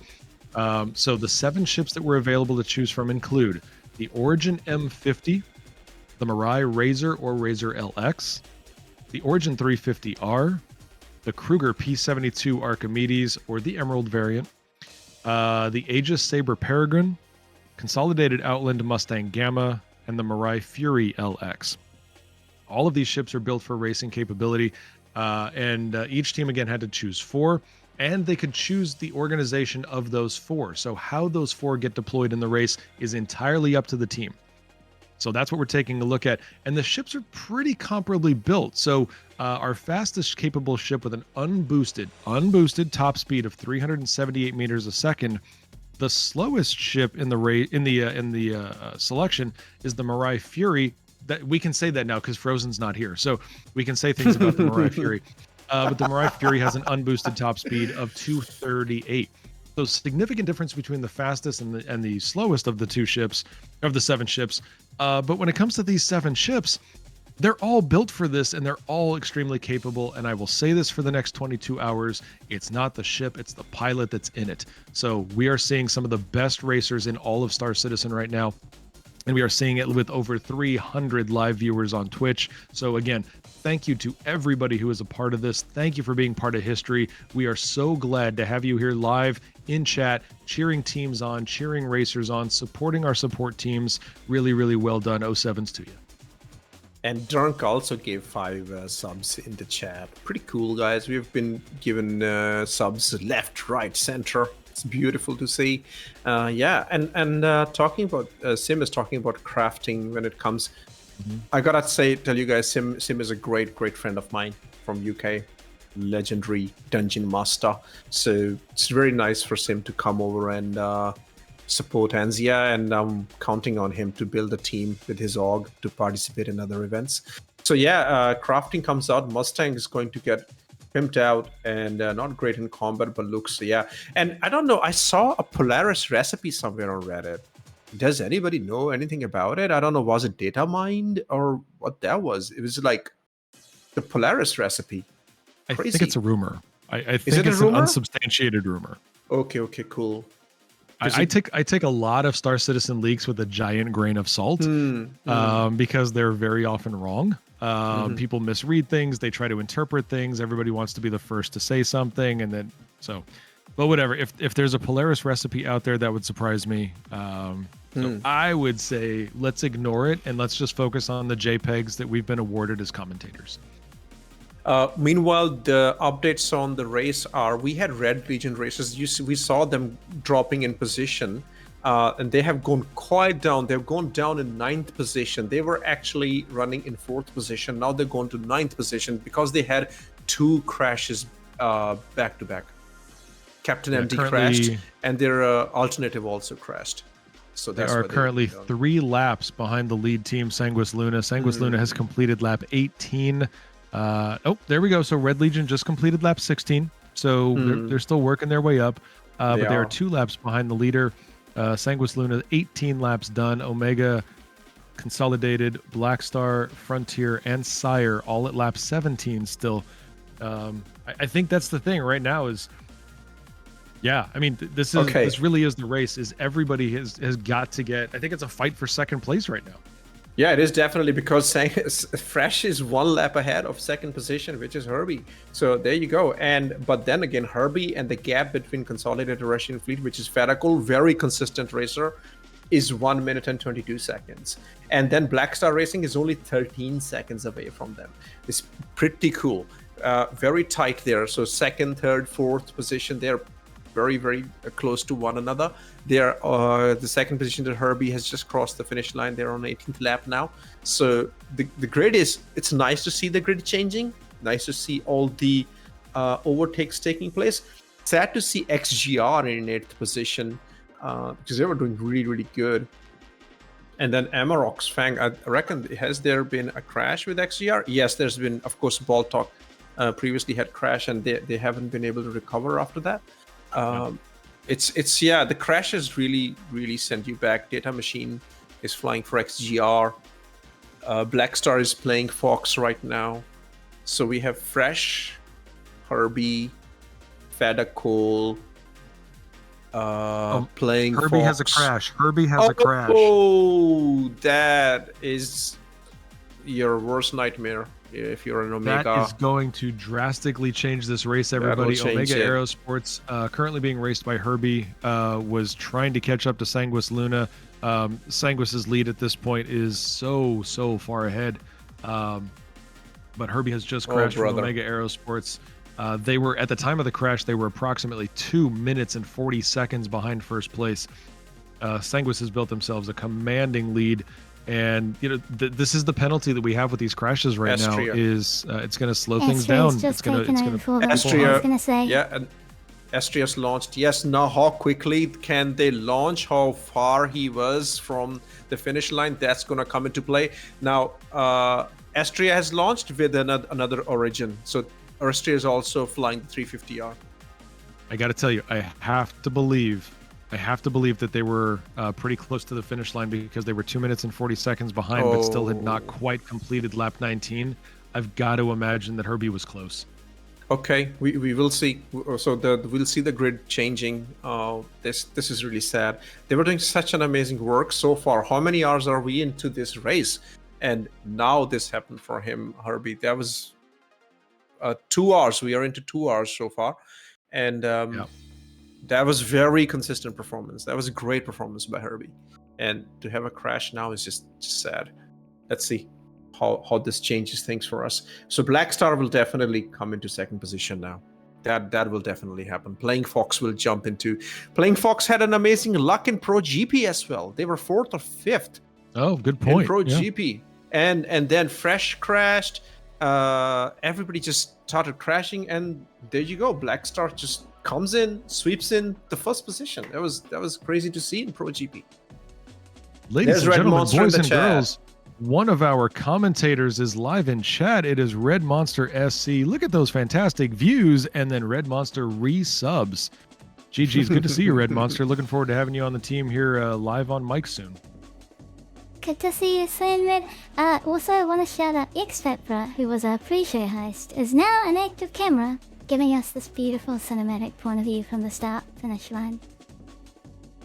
We have backups, and then very cool cinematic backups.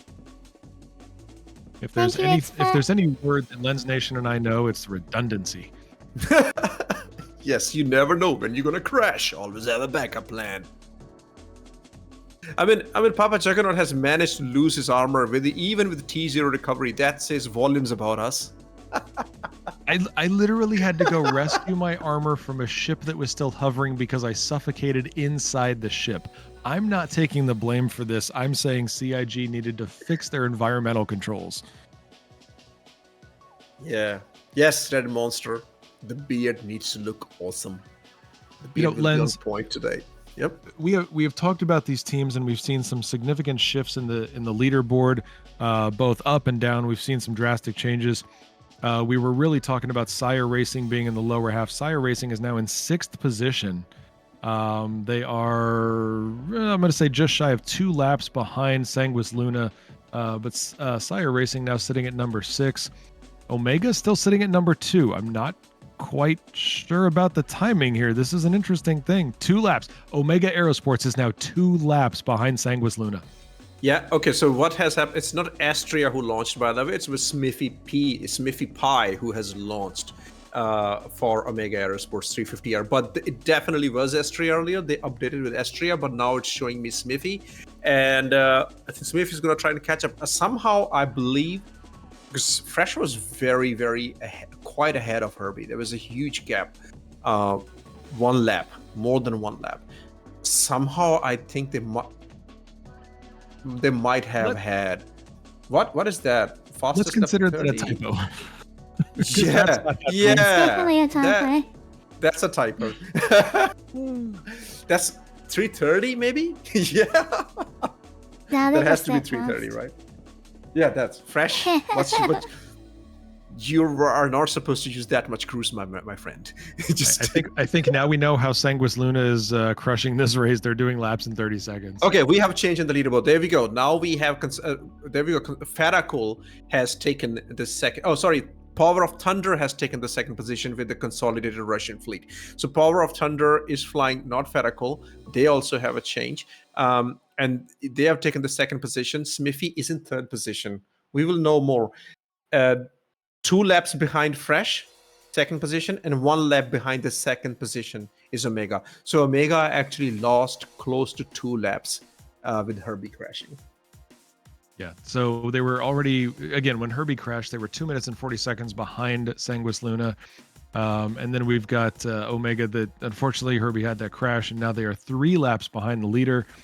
It's a difficult thing, but I think that does reinforce, and I would love to be wrong about this because I would hate to hear it, but I do believe that Omega was very close to, Omega is now in 4th position. It's changing again and again. Yeah, Frontier Omega Consolidated. is now in 4th position, yes. FCR. I am surprised. Blackstar is going down. Blackstar just went to number 6, which means SCIRE is in the top 5. SCIRE is in the first half of this race, ladies and gentlemen. Do we have Amarok's another Fang. crash? Amarok's Fang moving up to 7. Okay, this is what happened. We have updates. Herbie crashed, Astria launched, and then Astria crashed at Kaplan, and then Smithy had to launch. They had 2 crashes, so that's why they lost so much time. They lost Herbie's lap, they lost all Astria's lap, and now Smithy is trying to do the lap. My goodness. That's what happened. But what I don't understand, why is Blackstar falling down? What is going on with Blackstar? It's playing Fox flying, but I don't see any crash. But I haven't seen a crash either. No, they were 4th, but now they're 7th. What's going on with the Blackstar's gonna roar up? Well, I really hope, man. I would love Blackstar to, because I backed playing Fox in the Pro GP, and you know what? I'm gonna back him again. 100%. Are you gonna put Polaris on it? I'm gonna put a Polaris JPEG on it. There you go. My JPEG is on the line. Okay. Okay, there seems to be a timing issue. Jacodin is also saying that Blackstar should be, even according to our calculation, Blackstar Racing should be in 2nd position at this stage. Definitely, they should be. Yeah, there's no way they are 8th because they were right there. If they didn't have a crash, they're definitely 2nd. So if we calculate that discrepancy into the leaderboard, then Consolidated Russian fleet, which is Power of Thunder, and they are in 3rd position from Frontier Consolidated, which had a great start, by the way, with the Prof Decoy. They will be 4th. And then Omega Aerosports, Smithy dropped from 2nd position to 5th position. But there we go. We have the correction. Black Star Racing is in second position. Good job timing, people. And thank you, What a drastic Jacodin. change. Thank you, Jacodin, for letting us know. This is cool. We all work together. We all find the discrepancies and typos and 30-second laps. We fix them. I would love to get, if we could get a racer in here, I'd love to have somebody who's on track, paying attention. Echo, do we have anybody that could join us right now and give us some additional information on what's going on? We do have the team captain from Sanguis Luna, Dak himself. I'm pulling him right now to see the state of Sanguis Luna. Here we are, ladies and gentlemen. We are being Welcome, joined Dave. by Dunk. Welcome, Dunk. Oh, I think I'm in. Sorry, I had issues. You're in. Yes. You are You're in. How live. are you doing? Good. How are you guys doing? Doing well. Welcome to the commentary booth here at Crux Cup 2955. You've got to tell us what is going on with your team. You've got 30-second lap times. You've got first position by 3 laps. What is happening in the world of the Blood Moon? Oh, you know, we might have mentioned a little something to Echo and crew and slipped a little dollars under the shelf. Dirk, thanks so much for being here. It was great having you in the chat. Have a nice day. No, Fresh is just a beast, man. We put some NOS in his ship and it is going crazy fast.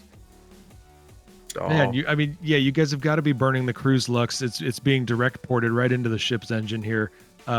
This is really a truly impressive performance. You've had a commanding lead for now at least the last half of what we've had for the race so far.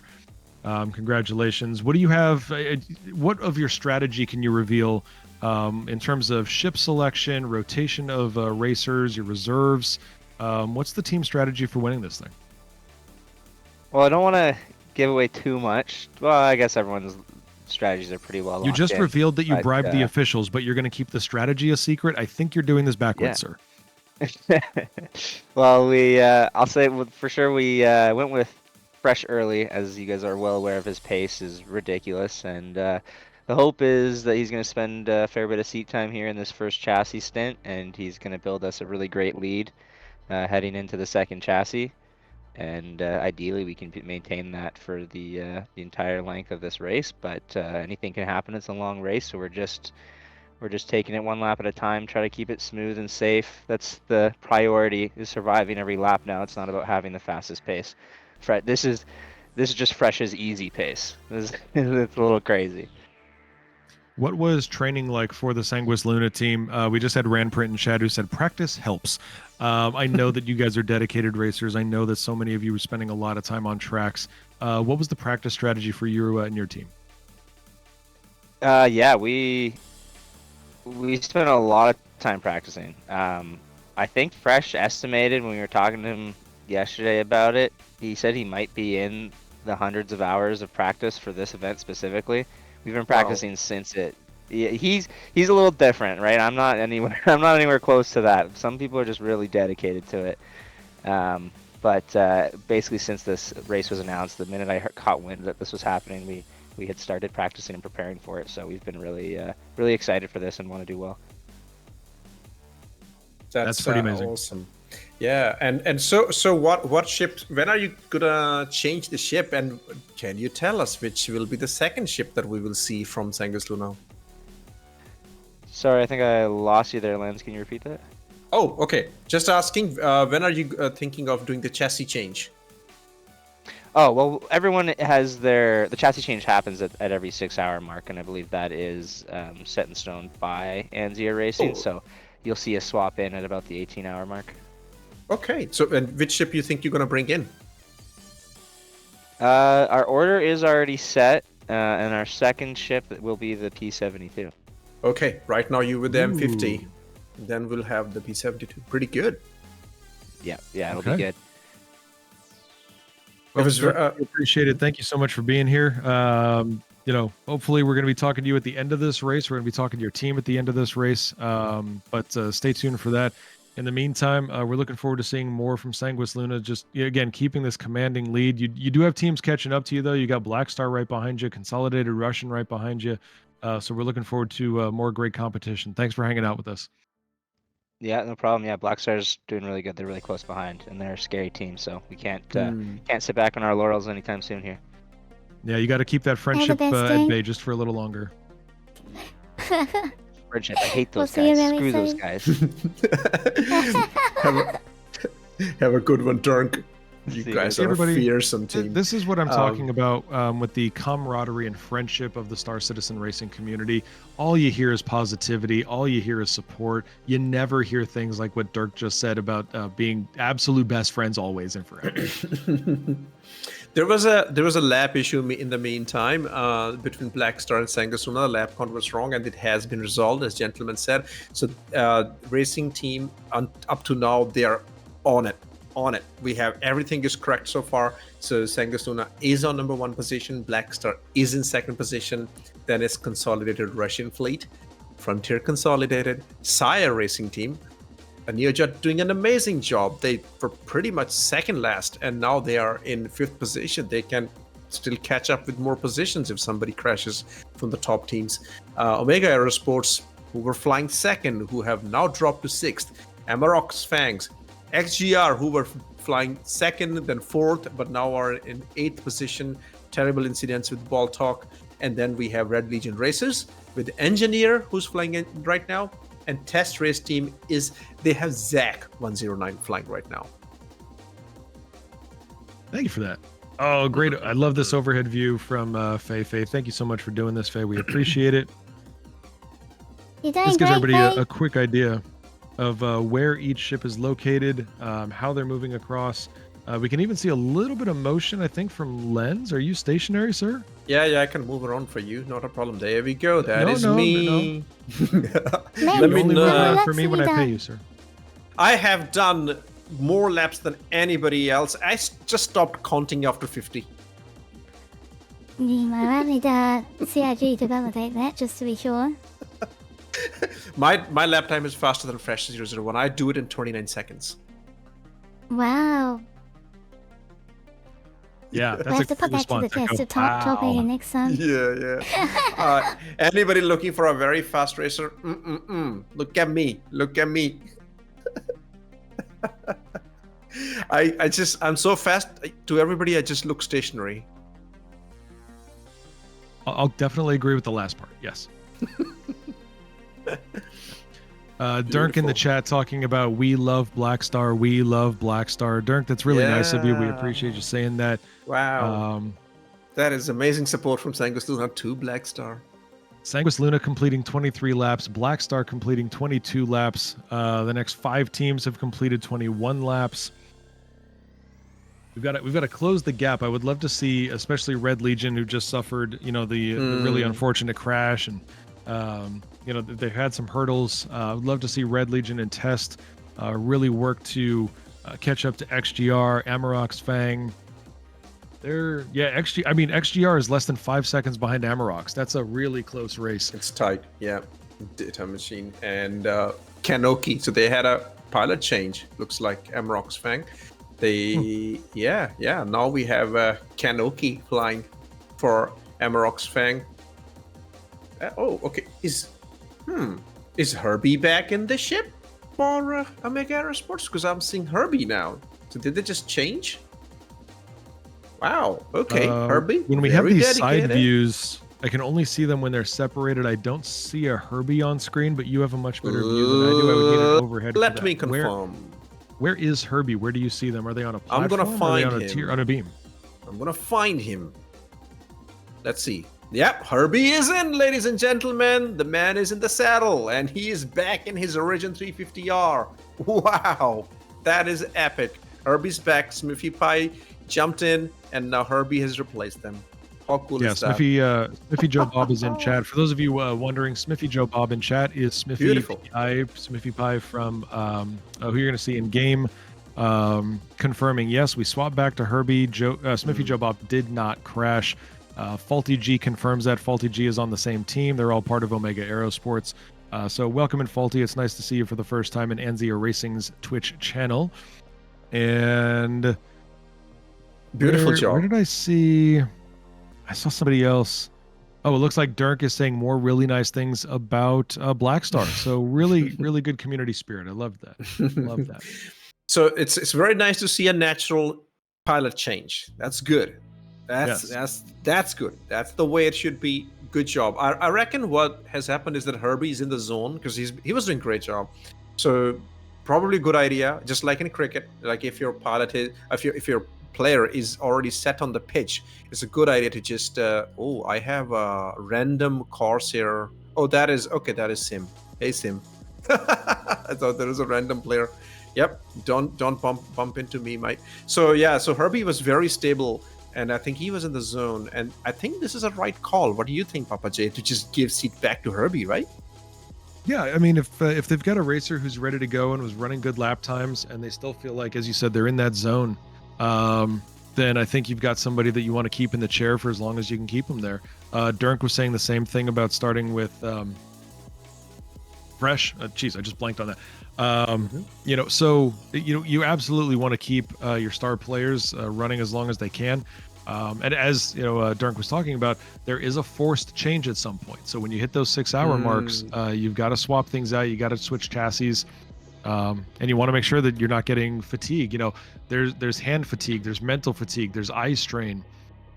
It's 24 hours is a hard thing to do, even with a team of 6 people. And you got to make sure that everybody is taken care of. It's not like just playing the game. That's the big thing is, you know, this is not just, hey, I'm going to go play Star Citizen. No, you're focused for hours at a time. And it's not just, oh, if I die, I die. There's critical consequences, you know? So these teams are got to be very aware of that. And you got team captains like Dirk, you got team captains like Smithy, who, you know, they're going to keep an eye on all of these things as it progresses. That's and also like some teams just having a terrible luck with crashes. Like Mother Shadow Ninja is supporting Test Squadron. Yes, we would love Test Squadron to get places, but they had terrible luck with 5 crashes today. 5 crashes. And I'm very sure Renee was having some kind of ship trouble because we saw Renee just floating there, very slow, off track. Something was going on. And now maybe they didn't have a spare pilot to replace them. But now Zach is trying to catch up. However, they are like 6 or 7 laps, like 24 laps by the leader, and Test Squadron is on 19 laps. So they have a huge place to catch. They need to catch up 2 laps to be in 9th position, which is Red Legion racers. So it's a struggle. However, there's time to do it. There's time to do it. The gap is widening, and that's going to be a challenge. Dirk in chat did not just use my yellow poop emote to make a comparison to Black Star Racing. That did not happen. I'm pretty sure that did not happen. So, I understand it now. I did not understand that. So much salt, so little time. Yeah, and also Red Legion racers were having a good race, and now Canadian Mav is flying, who had a terrible luck in Pro GP. Something wrong happened with his ship. I think he was flying M50, and it was just slow. Canadian Mav talked about this in the NZA Discord, that he was trying to figure out why was his ship not flying its normal speed, and he even tried to claim it back. It just didn't go away. I hope Mav has sorted that issue out. Terrible luck with Canadian Mav in the last race. Yeah, Canadian Mav, he can definitely pull some good time because his last lap time is 3:35, pretty much the same time as Fresh, who is 3:36.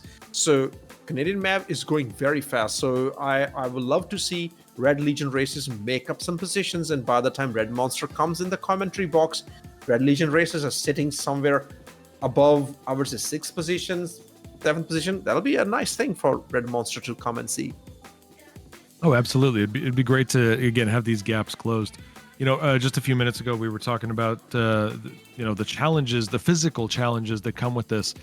I think it's worth giving some recognition and some credit to Anzio Racing, who prior to this race, for commentators, racers, support staff, they actually put out a medical guide for everybody to make sure that they were taking care of themselves. It includes everything from stretching tips, eye strain, posture, monitor height. They really do.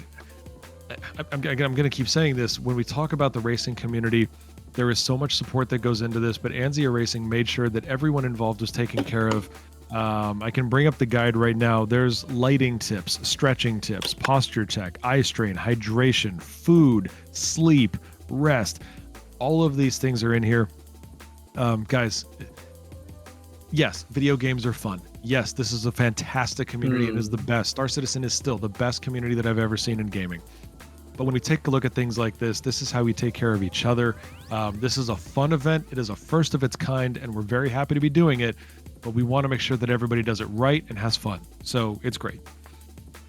And that list, which is for the medical advice, it's not just a random list made by somebody random. It was made by Astromatic, who's actually a doctor in real life, who's also a pilot, who also came first in their very first. Who also, yes. I could bring him in. What is that? Yeah, let's bring I Astro. could bring him in. Yeah, Astro, bring Astro, him you in. listening? Do you Yeah, want to be interviewed? come on, Astro. Let's have a chat with you. Let's talk about the struggles of a doctor in day-to-day life and how racing and playing games helps you with it. Let's do a TED Talk. I think we also want to talk to Astro about the current regen crisis that is plaguing Star Citizen in game, the community.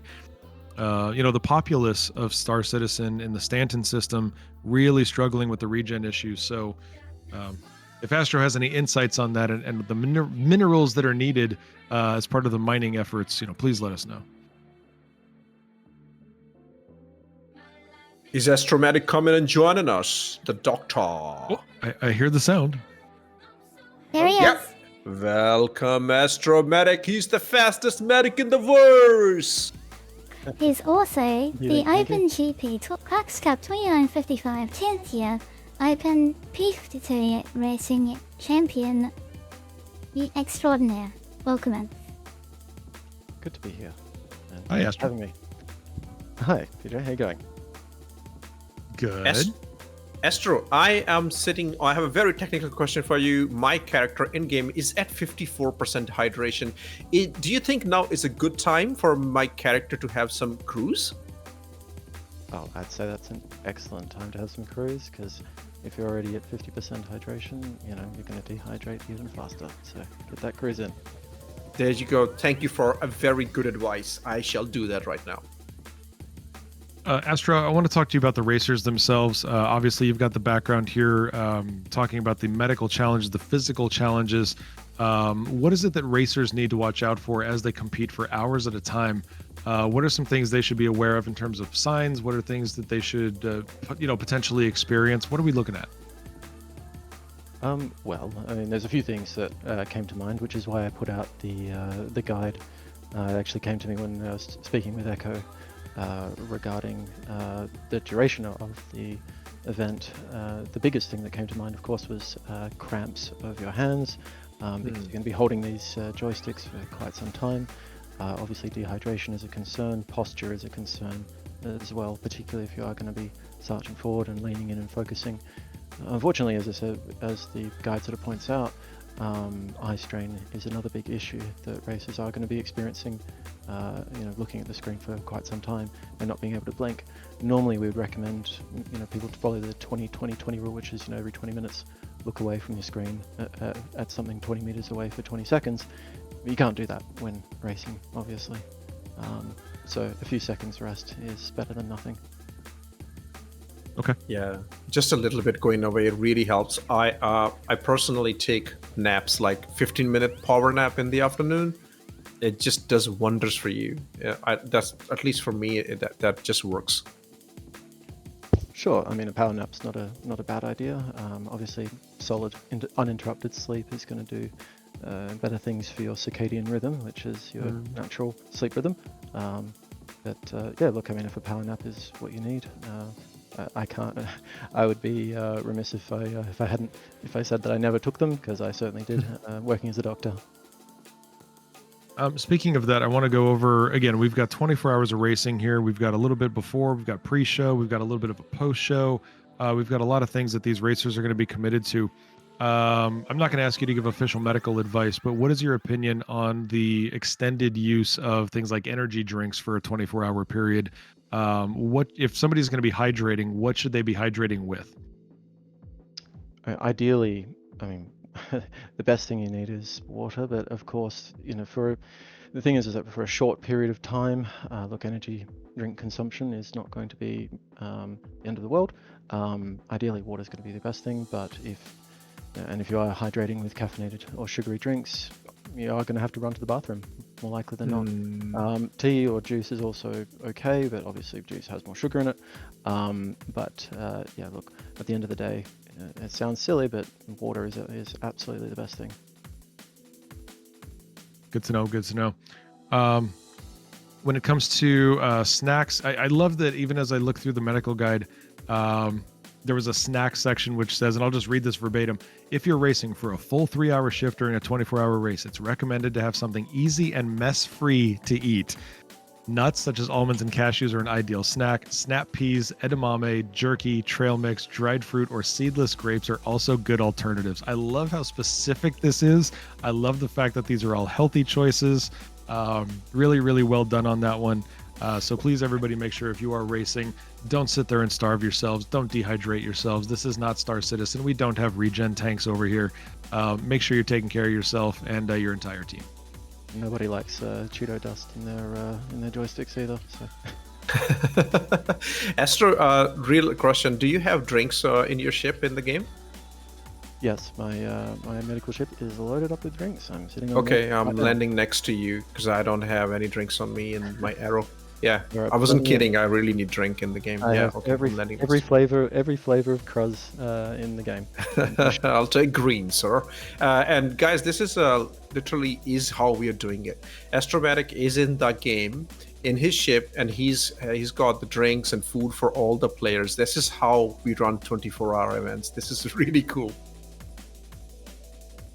Thanks for doing it. Question though, in terms of the medical ship in game, what is it you're flying, Astro? You're gonna love the answer, Papaji. You're gonna love it. I am in the Drake medical ship, and there is a good reason for that, is that the other medical ships do not have dedicated cargo grids. So for bringing out drinks and things like that, that's why I brought this. Otherwise, I would be flying the Terrapin. Okay. Oh, Terrapin Medic? Yep. Okay, all right. I can allow that answer. That's fine. So Terrapin Medic doesn't have cargo grid. I haven't flown that, so... No, it has some storage, but it's not very much. Okay, guys, I am inside. This is just happening by chance. I am inside Astromatic's ship right now, and you should look at. He's got all kind of boxes. Do you have armor and stuff in here? Oh, there's a small boxes. Yeah, just all Cruz. That's all. My God, he's got really properly decorated medical ship. This is looking great. Great service, man. This is awesome. Astromedic, what country are you in? I am from Australia. He's from Perth. So you're an Australian. The thing I find interesting is that you're saying Cruz. This biscuit over here is saying cruise. I think we need to have some sort of an Australian battle to settle how to pronounce the name of these colorful bottles. It's definitely Cruz. Yes, it's definitely Cruz. He's from Perth, Papa J. We had a meet together. Minibar citizen. Well, I'm glad you both survived. Is it? Yeah, that's right. Hello, man. Is it Cruz CRUZ or is it Cruz CRUZ? Which one is it? Yeah, Z is silent. Red says. It's Cruz. Yes. Cruz. Lens, do you want to put your camera on? I've sent you a link. You can show us Astromatic setup. Yeah, I love that. We're gonna let Len do visuals. Oh no! Oh no! Oh, no. What is this? What is going on? First we let Durkin, now we're letting Lens do the camera. Unbelievable. What's next? Okay. Let Papa Juggernaut race? Don't do these things. Don't do these things. We need to have standards. Oh my God, what's going on? I'm gonna jump into chat real quick. Want to say hello to Gerbo the gnome. Gerbo the gnome that goes fast. Just woke up. What are the ship choices looking like so far? The only thing you get to choose from is a mole, a raft, or an 890 jump. Sorry, Gerbo, that is what you're left with. Haloman says IRL racer here.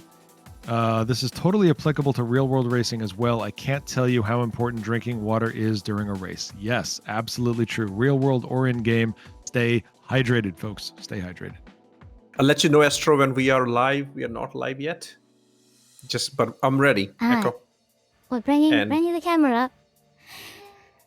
give it just a moment here as we unload the tent. And, oh, here we go. We got it. Hey! We are Astro. You are live, and you can do what you were doing. Give us the salute. Welcome to the Astromatic, who is actually right now with us, and you can see him in game character. Where else but in Star Citizen? This is the Drake red medical ship, and this is what it looks like. Look at this. We got all kinds of boxes filled with medical crews, medical grade crews. Let me try and open one. And that's me right now This is a really in my important Aussie. visual because for everyone watching this, and I've said it before, yeah, have to be a racer to get into racing. There's all kinds of roles and ends of racing to support the event. We have staff for timing. We've got EMS here, provided by Astromedic, and refueling and engineering's coming into the game. So this is, like, if this is what really excites you in Star Citizen, definitely join the Answer Racing Discord and come and hang out with us, meet the racing community. I like how he's like a soldier medic, like he hasn't moved from his position and is standing in very strict formation. Yes, beautiful. At ease, soldier. At ease.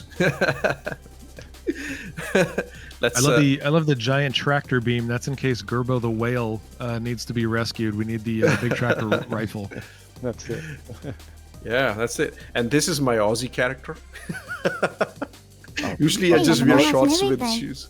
Yeah, like look at that. Look at the hair go. That is star hair in action. I want to give a quick Beautiful. update here. Sanguis Luna has completed 28 laps. Black Star and Frontier are both a lap behind.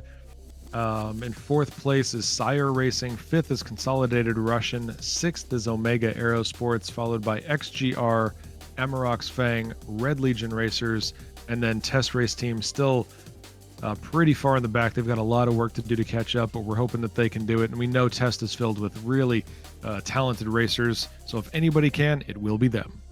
100%.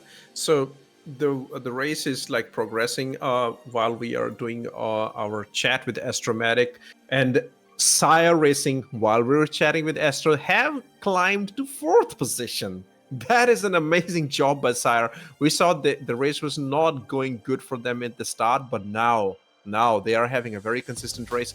NeoJet is flying for them, if I'm correct. Let me just quickly check on that. And I should Lens be able Nation to does that confirm. check. Astro, we appreciate you being here. Thank you so much for your time. We are going to send you back into the race for anybody who needs your medical attention, because it's going to be a heck of a lot more valuable than ours.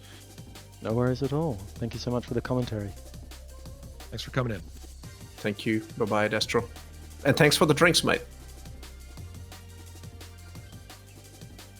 Getting back into chat, we've got Lacutus of Borg jumping into Anzia Twitch Racing for the first time. Anzia Twitch Racing, that is not right. Anzia Racing's Twitch saying go data machines. We've got more cheering in the chat going on. Gerbo seems to be operating under the severe misunderstanding that I'm providing him with a 890 jump. That is not the case. Thankfully, he will settle for a 1/5000th scale model.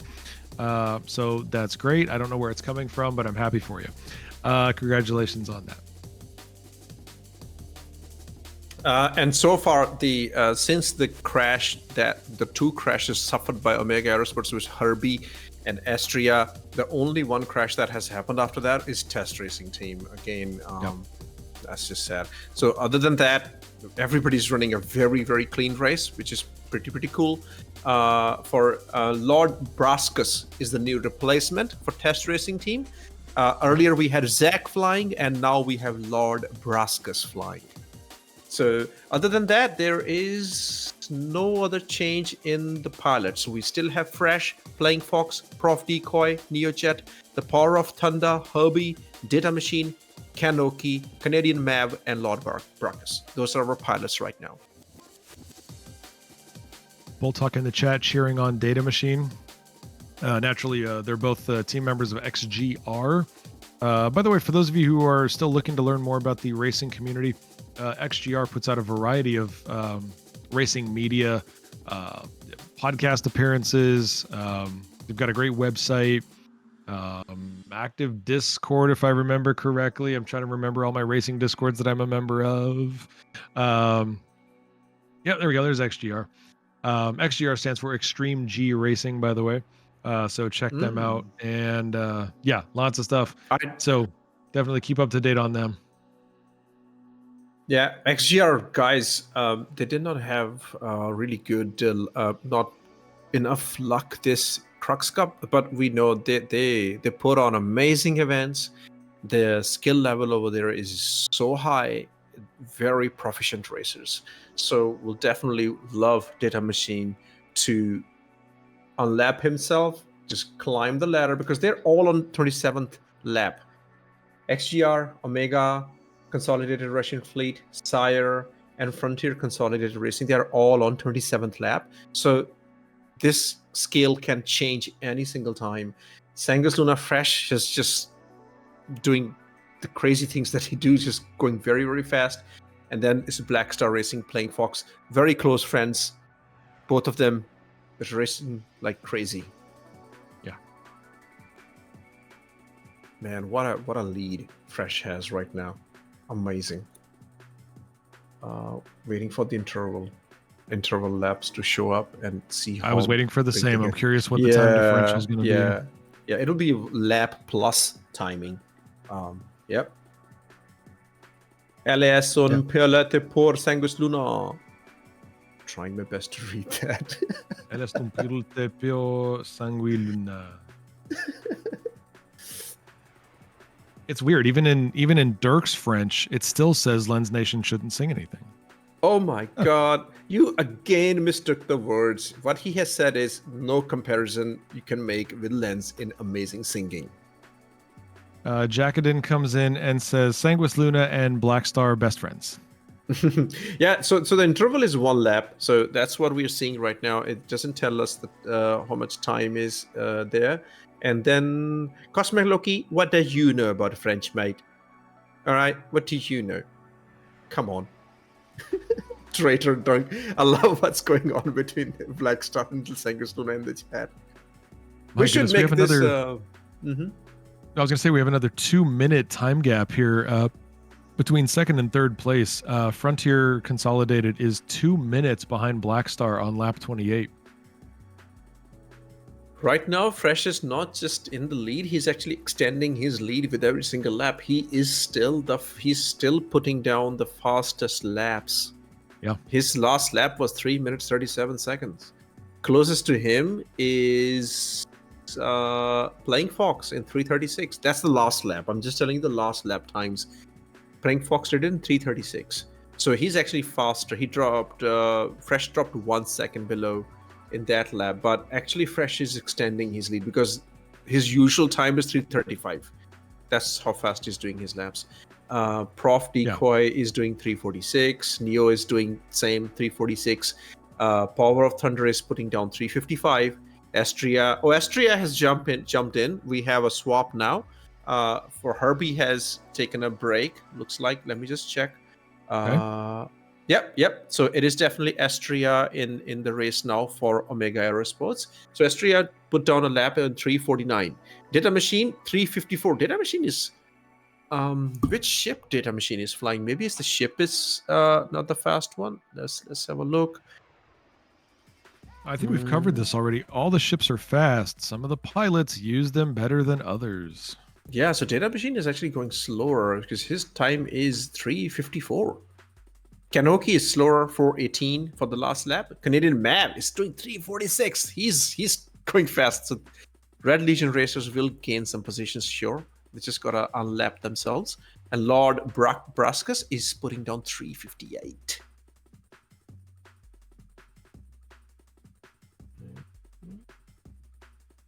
I think they're flying M50. Yes. Okay. Geek. Yes. The P-72 is not the fastest ship, but they're all pretty close and they're all really great at racing. So that's all we're saying. Just saying. P-72 is slower.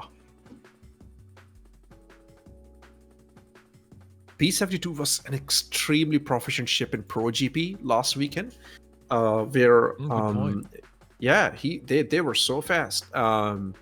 They took the what happens with P72 is, and DJ, you can correct me if I'm wrong, is that once you run out of boost, there is no delay. You immediately start building your boost. So as compared to, we had the Drake Buccaneers racing against the Merlins. So that's what was going on. And so P72 they were just managing their boost strategy so well. You just couldn't sit ideally. You just had to just keep pushing. Yeah. So they would have more boost available as compared to other ships. So the 72 would just keep being faster, and you would be able to extend your lead. So that's what we saw happening. That's what we saw happening in OpenGP with Astromatic. Right. That was with us. OpenGP and Dupe, who was also with us in the chat earlier. They just kept taking their lead, and nobody could even come close to them. So that was pretty cool. M50 is way faster than I think. Yeah, M50 is absolutely everybody's favorite. Yeah. Everybody loves M50. Looks great. And funny thing is, like Razor, I think that's least favorite right now. The reason for that maybe is because it's a bit finicky to fly. Is it? Let's Are they have still that chat. having like control issues or whatever it was? I mean, I can absolutely not handle Razor, but well, my skills are horrible anyway. But I can manage as Arrow. I can manage. M50 is hard for me personally. But yeah, Razor, I can't. I don't even think of flying that ship. I just can't. I need training lessons on that. I need training wheels on that ship actually. Yeah, Billboy is saying the Razor is smooth as butter. Not sure that's true. Yeah, it is like butter. I slip a lot on that. Yep, 100%. You said it. M50 is weird to fly. Razor easy, but slightly slower. Okay.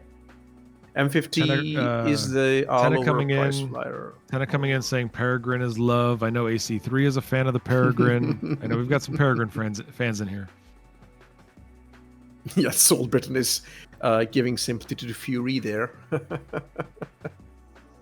You have to be careful with the roll on 50 or do the tint flick. That's what you gotta do. Yeah, I was just gonna say, what about the tint flick? Yeah, that's what you gotta do.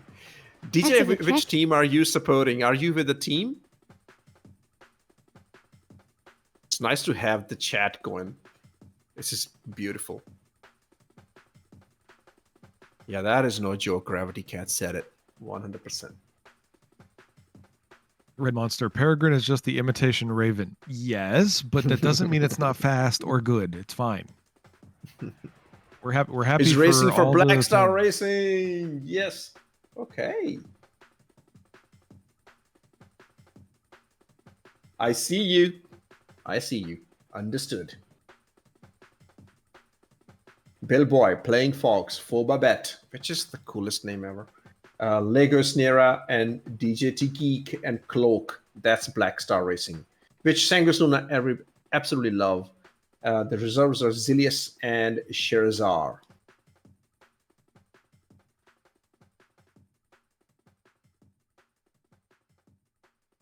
Okay, let's go have a look at the grid right now.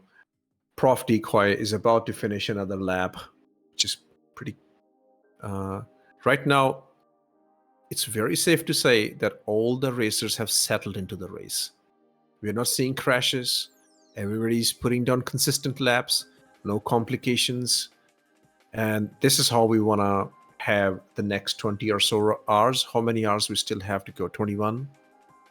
20? 21? I would love 21, for this server to hold its own for the rest of the It's event. holding. Let's see if it's possible. 100. Like, Let's... nothing is guaranteed in the development of Star Citizen, but right now, the racers are in the zone, and they are having incredible fun right now in this game.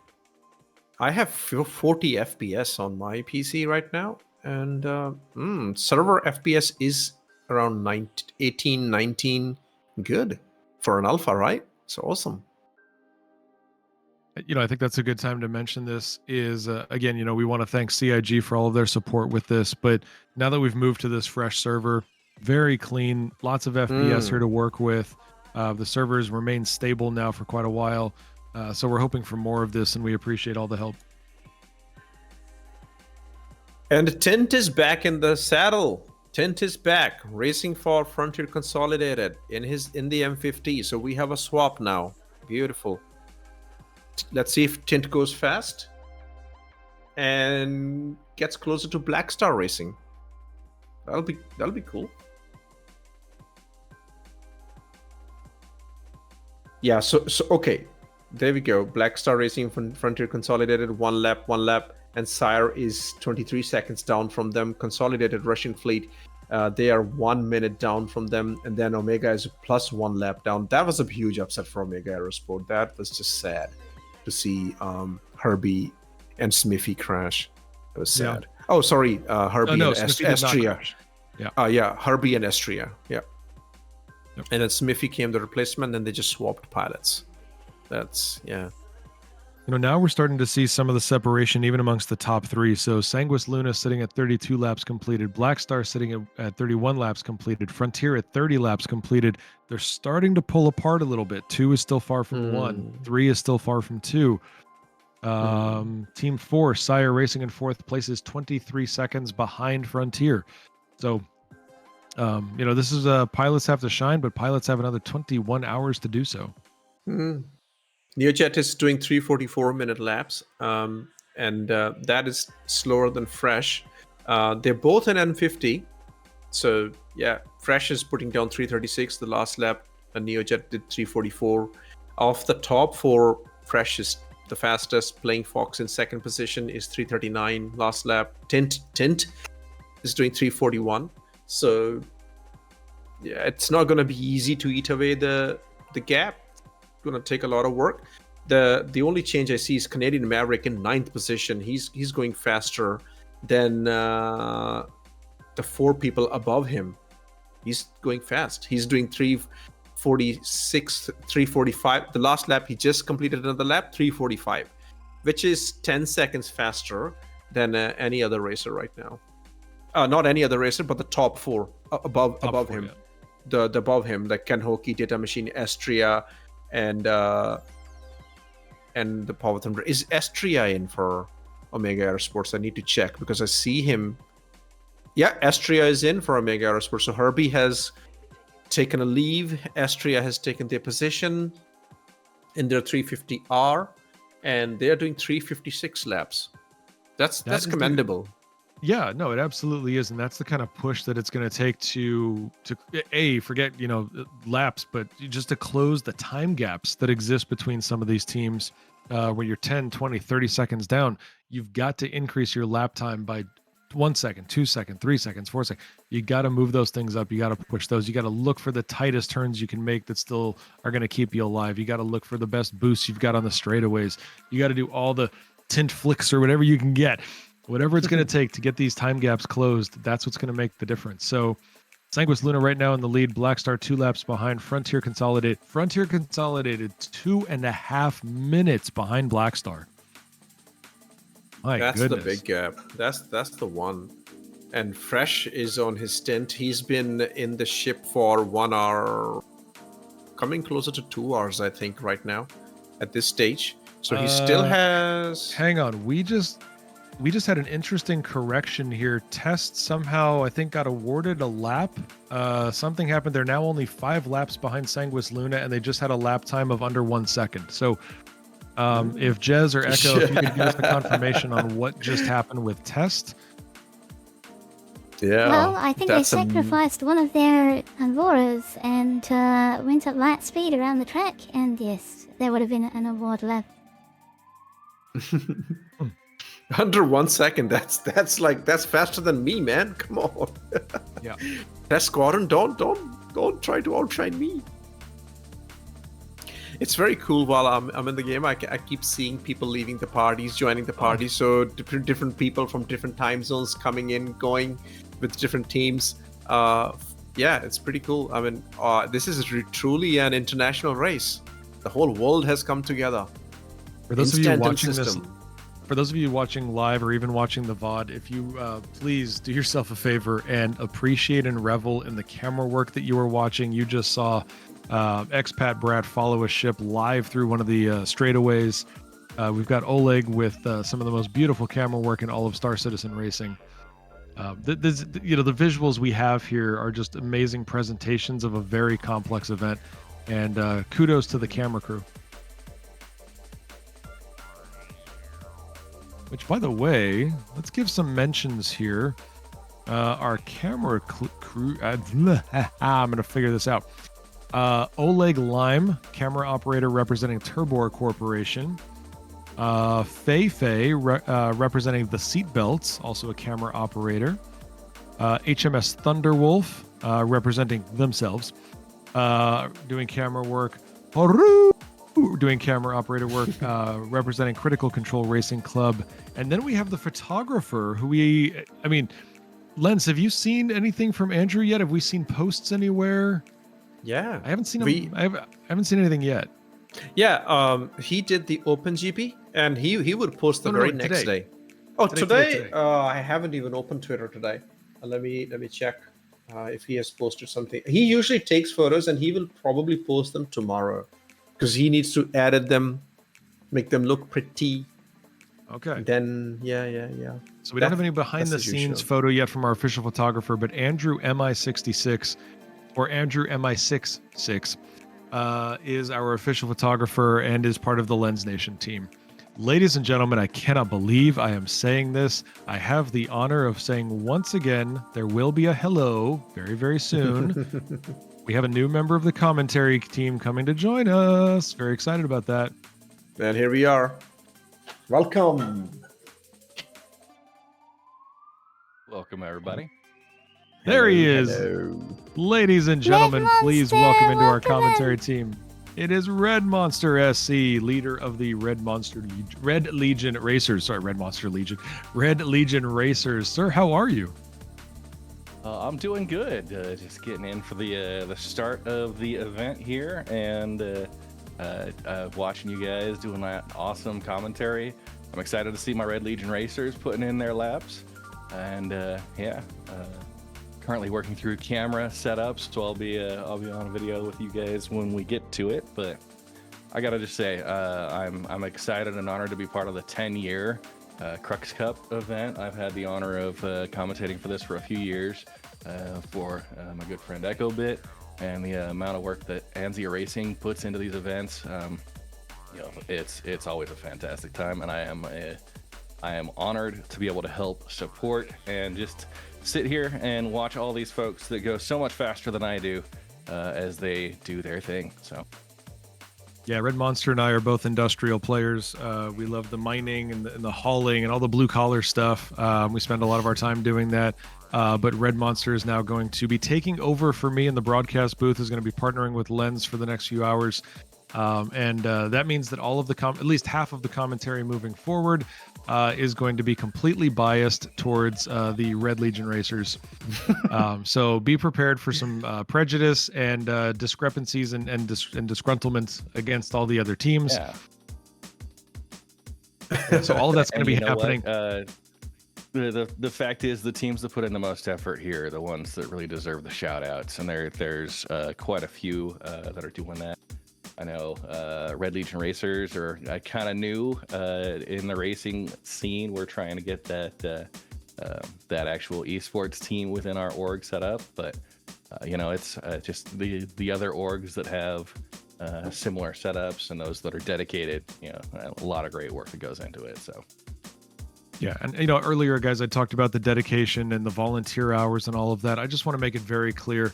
Red Monster is probably not going to be on cam for the first stint here, but Red Monster made sure that they looked pretty with the proper shirt, trimming the beard, making sure that everything was great. You're not going to see any of it, but that's the level of dedication that Red Monster brings to this broadcast. So I'm going to dip out, guys. Please enjoy the rest of the next few hours. Continue monitoring these teams as they fly across this track. So on behalf of myself, thank you for tuning into the beginning of the race. I will see you later. Lens Nation, Red Monster, Echo Bit, have fun, and I will talk to you soon. See you, I Papa just want J. to say thank you so much for the support, Papa Juggernaut. Thank you for helping open this race. I appreciate you so much for staying up as long as you did. Looking forward to seeing you really, really soon again. Thank you for coming. It is my pleasure. See you guys. Bye-bye. And welcome, Red Monster, sir. This is the first time we are together in a room, and I already feel very warm and fuzzy and red. And red, of course. It's I've got a strong color preference, and yeah, we appreciate that. So Red is my yeah, favorite color too. That is the Lens Nation color too. It's the same. Just gonna quickly provide update. We have a crash from test racing team. Again, Lord Barkus had a crash, so that's gonna further dent their position. They were running last, so that has happened.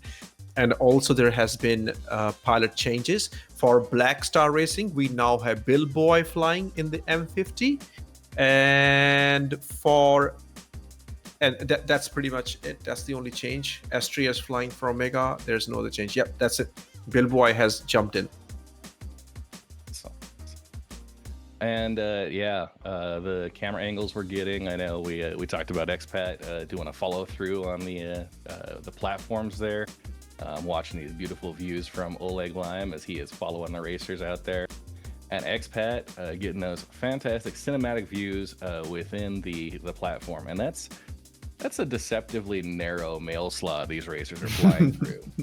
Yeah, I have been so scared of this tunnel thing. I just try not to go in there because I think it's too narrow. But look at them flying through it. Like they don't even consider it at all. Going vertical and everything. Doing practice runs with EchoBit and going through these racing, just the narrow apertures you've got to fly through.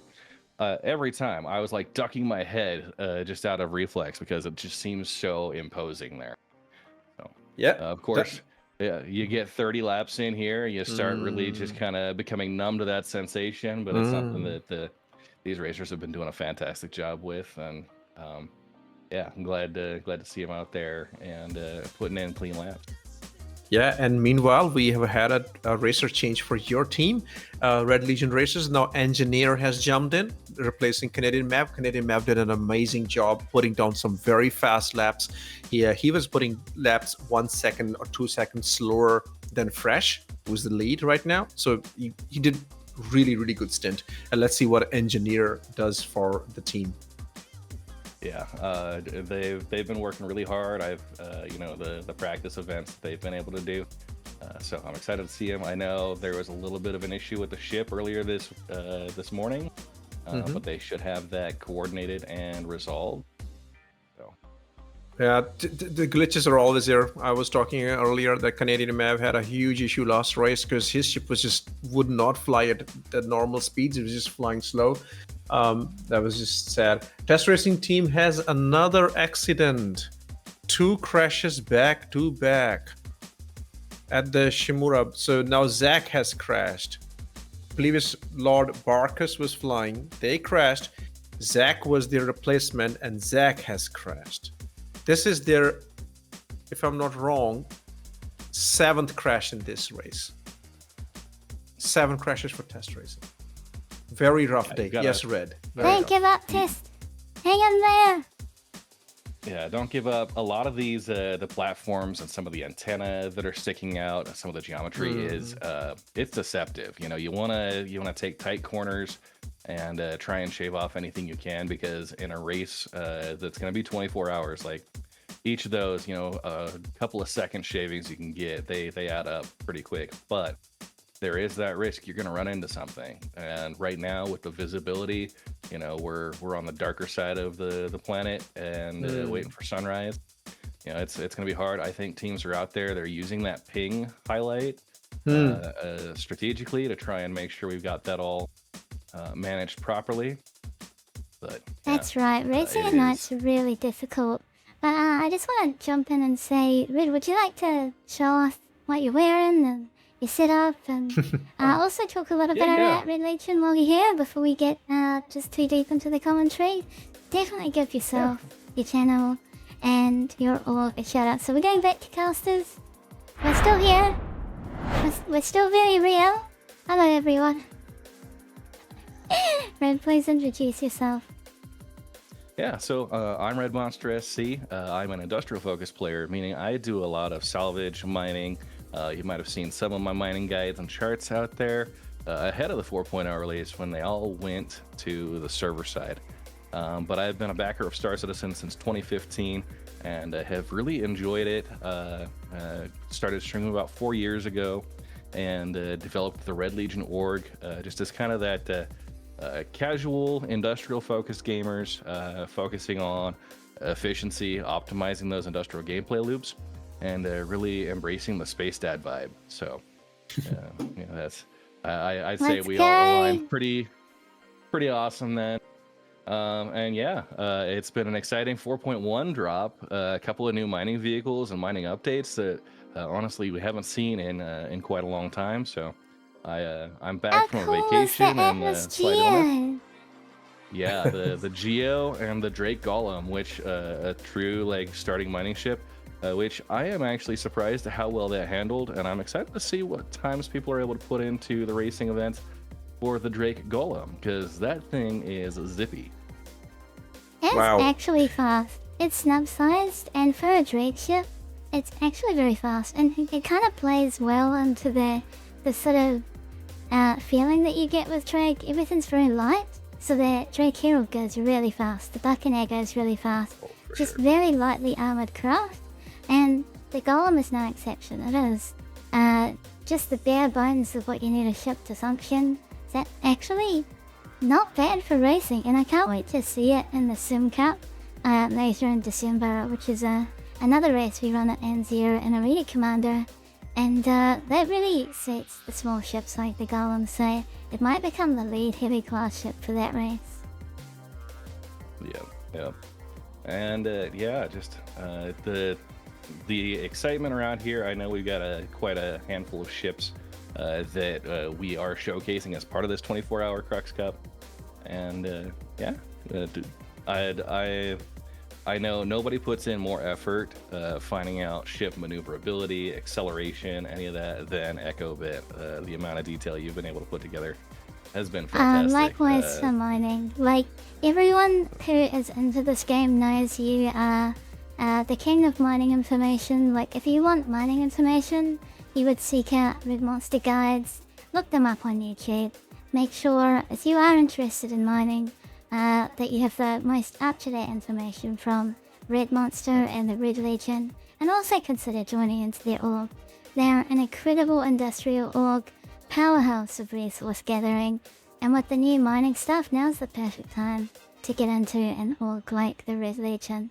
One thing I wanted to ask you, Ren, how did you get into racing, and what is your favorite ship or ground vehicle?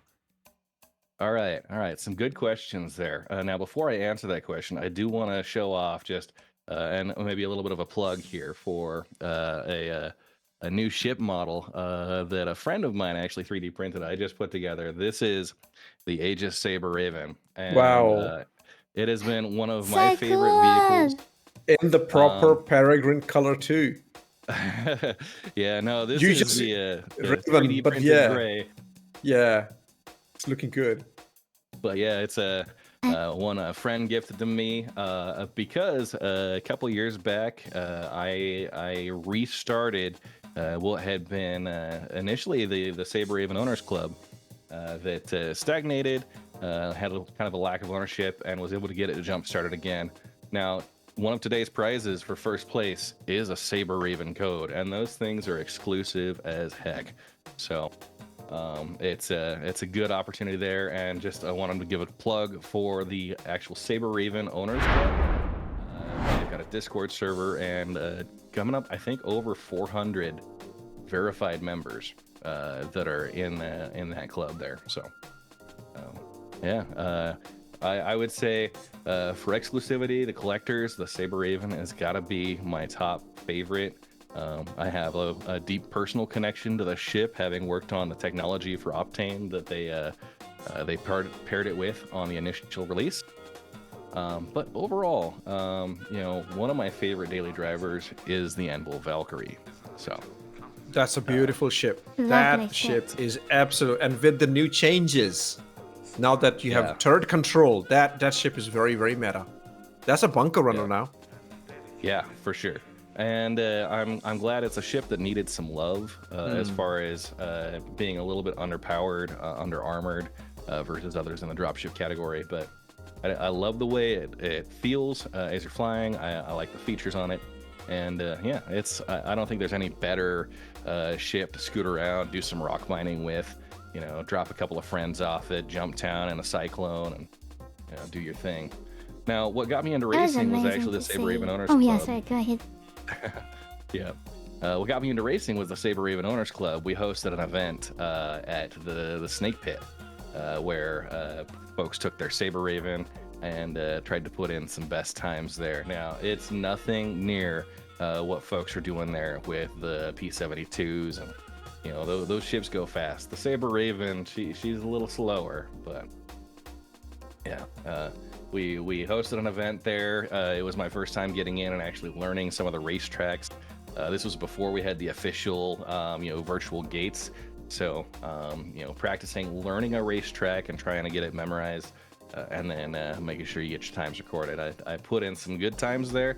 I'm sure they have been buried behind an avalanche of other more qualified racers than I am, but it was it kind of started that bug for me as far as getting in, learning racing as a gameplay loop. So that's amazing. A good origin story.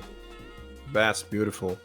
And also because I've been since I started watching the races, I've seen you do commentary for Anzia, so you have always been associated.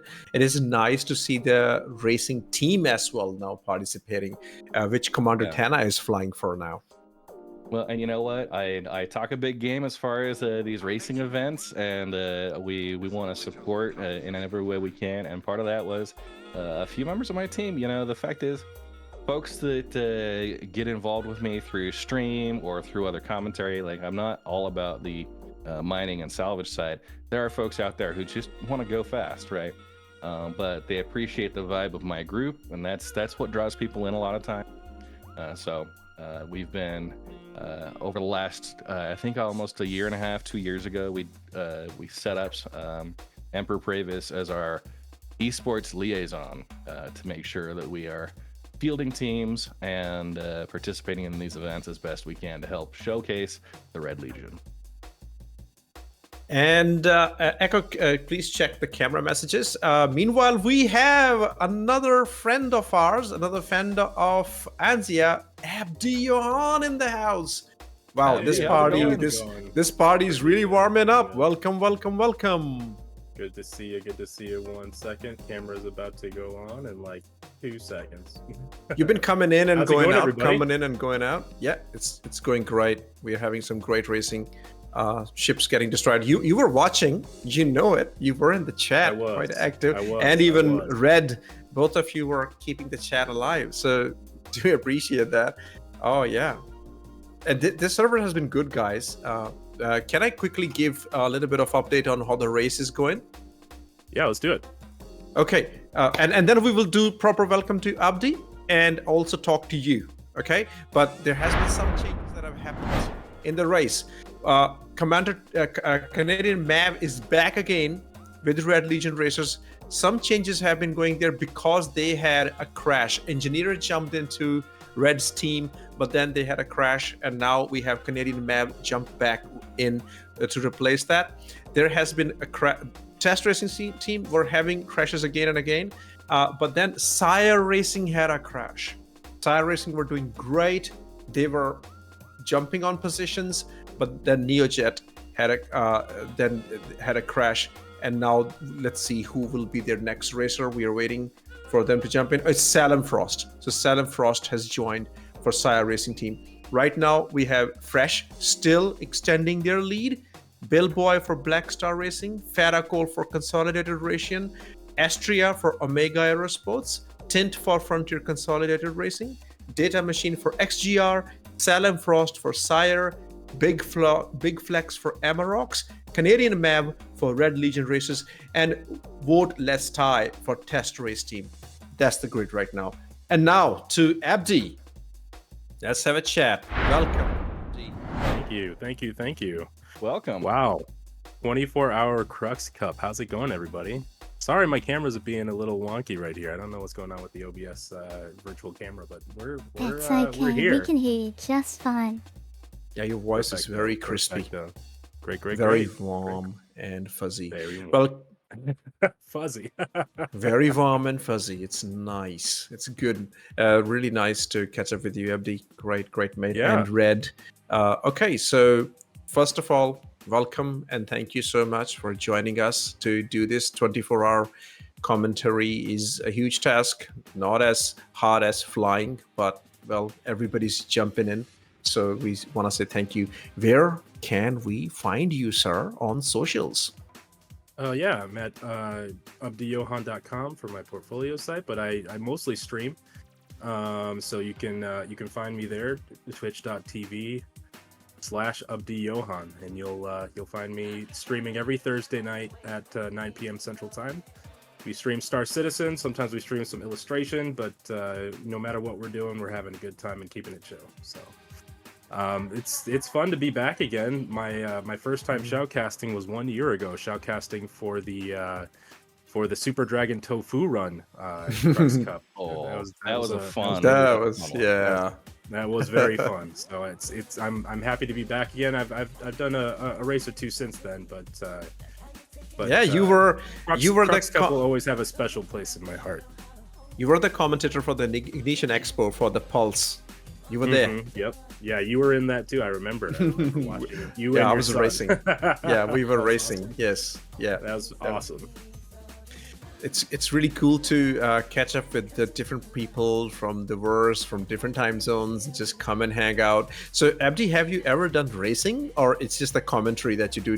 Have you even considered sometimes I should race? Oh yeah. So it started with just the desire to fly better in the game.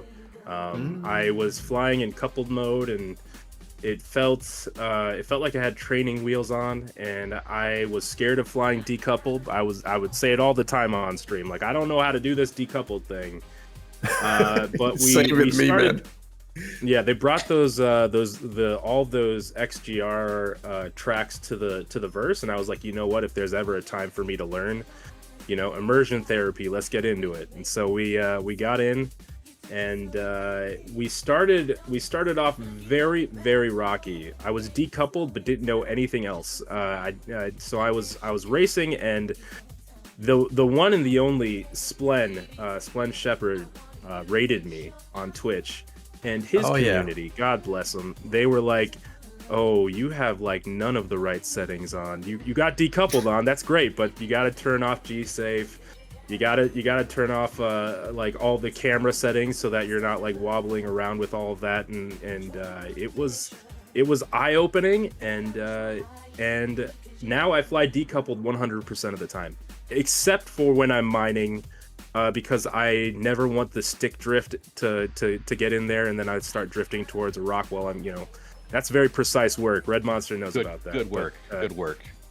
But when I'm flying in any other circumstance, I am decoupled, and it feels good. It feels good. So that's my recommendation to you: join a racing community, because they're all full of such nice, kind people, and people will help you get up to speed real quick.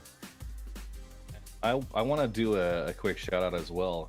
If you haven't gone through racing, you want to feel what it's like to go fast, right? Have somebody pull up an 85X for you and take you through some of those tracks. I took and ran that for a group in my org at the Lorville Outskirts track, and letting them run in the pilot or the passenger seat. And I think I took Expat Brat. I had a handful of other folks that were included there. But yeah, just get them in there, let them see how fast it goes. So. Oh yeah. That is the way to go. That is really true. And you know what? You have inspired me now, because I just don't feel energized or motivated to fly decoupled, and I just stay coupled all the time. But really, I think I'm going to give it a try. I will try to fly decoupled this year from now on. I will try that.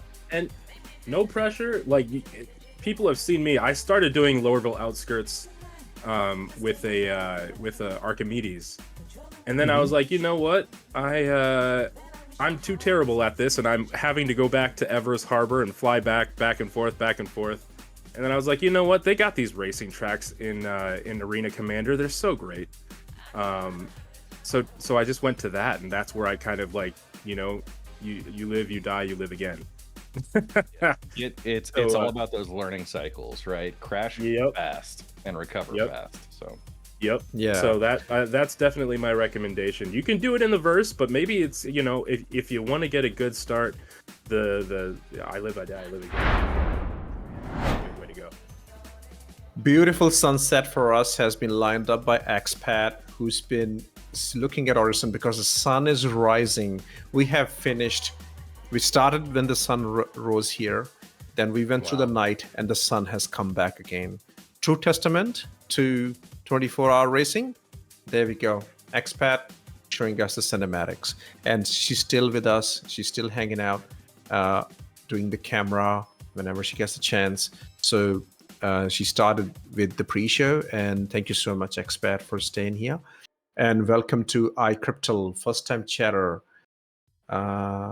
Okay, that is definitely might be a bot. Need to be blocked. Yep. Might need to get a little bot. Yeah. Okay, but and we do have some racing updates.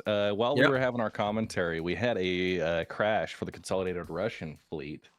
Yeah, that was they dropped from I think 3rd position down to about 6th. The Power of Thunder there having a race collision. That's really sad. Yeah, I'm not sure if it was Power of Thunder or was it Ferracol who had crashed. And Power of Thunder is racing right now inside the game, but that's a huge upset for them.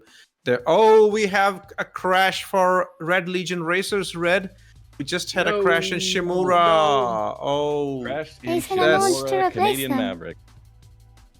Oh, ship destroyed. That's sad. Oh, I see engineer coming off the line. Oh, yep, I see him. Yep. Look at that. Oh man, this is so cool. Hey, did we talk about this camera view? Yeah, this is all we talk about these days. It's Faye sitting in the sky, and as Faye says, so I'm cool. a whale in the sky. That's what she says. Yeah, this is a very cool. Echo, can you confirm, was this during the exhibition for the pulses that we had people going into this camera mode, the camera operators like first going into this camera mode and realizing this is really great for racing? Oh yeah. Oh, and That test was the racing very with the fast Ahumahi race. We're ring like, crash. hang in there, Tess. Ooh. Hang in there, Are we launching another racer right away? Yeah, this is the first race we tried Precision Mode. It was just added to the game, and I'm like, let's give it a go. And we did it in the Pulse LX race, and we realized you can see party markers with it. And that is incredible. I remember racing seeing your digital information. eyes get so big, like you were like, "Oh, that looks cool." You're like, You're like, this is gonna be great for racing, and I was like, "Oh yeah, this is perfect. Love it." Hey, it's Steve CC has jumped in for XGR right now, and XGR are on 5th position right now because SCIRE Racing has dropped because of the crash, and Consolidated Russian fleet has dropped because of the crash, and XGR has been flying consistently, been very careful with the flying, and Steve CC is in 5th position. Good job. You just got to stay there, survive. And also word to be said for Astria, who's flying for Omega, doing a great job in the 350R. They're holding the 4th position, and Tint going fast in 3rd position, lap 38. Wow. So this is It's cool to see Tint in the ring. That's awesome. Well, Tint started so good. He was in the lead. And then Really? and then we had to change server, and when we changed the server, then Tint had a crash, and that's where Frontier Consolidated fell down. Tint was going really fast. Tint goes new. Oh, Optical Mouse was asking in the chat earlier, what is the difference between couple and decouple? I will have you gents talk about that. Yeah, so I'm not like a, aerospace expert in any way. Echo definitely would speak to this better than me, but I'll give my layman's understanding. And it's really just about when you're flying in coupled mode, all of your thrusters are being used to help keep you where you are when you stop putting input. So basically, you step off the gas, and all of your thrusters are being used to basically keep you stationary.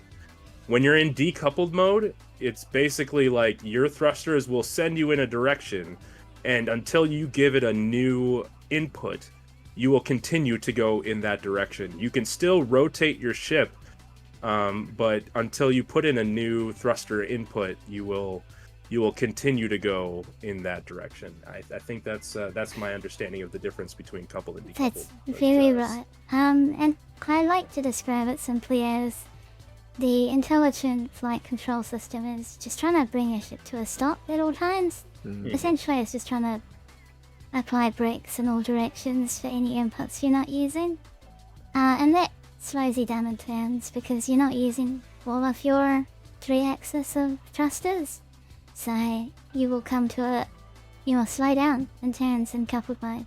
So there's a very, just commonly understood thing in racing that decoupled gives you more aerodynamic capability in your turn because you're fully utilizing it, and you're just utilizing the thrusters that you need in decoupled mode. We have things like gravity compensation, which are also helping you stay afloat in atmosphere. So yeah, it's a lot faster to race in decoupled. Absolutely. Hey, just a quick shout out. Not quick. You know what? We'll take 2 hours to do this. The Dark Law with a rate of 95 people. Thank you so much, the Dark Law. Good to see you. Dark Law. Yeah. Good to see you. Good to see you, the Dark Law. Hope he had a great stream. All you raiders coming over from over there. Hope you're having a great time. Watching some good SC if that's what you were streaming.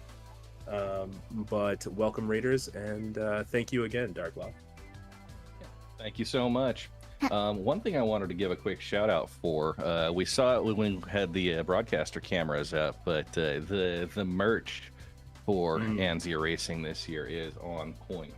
I've got my jersey. I know Lens Nations have got yours as well. We're seeing these beautiful red, black, and white with customized ships. When we go to broadcast camera later on, we'll spend some time just showing those off. But Echo Bit's done a fantastic job there, and I know we've got merch available for those who want to represent for Anzia Racing and the Ahumahi events.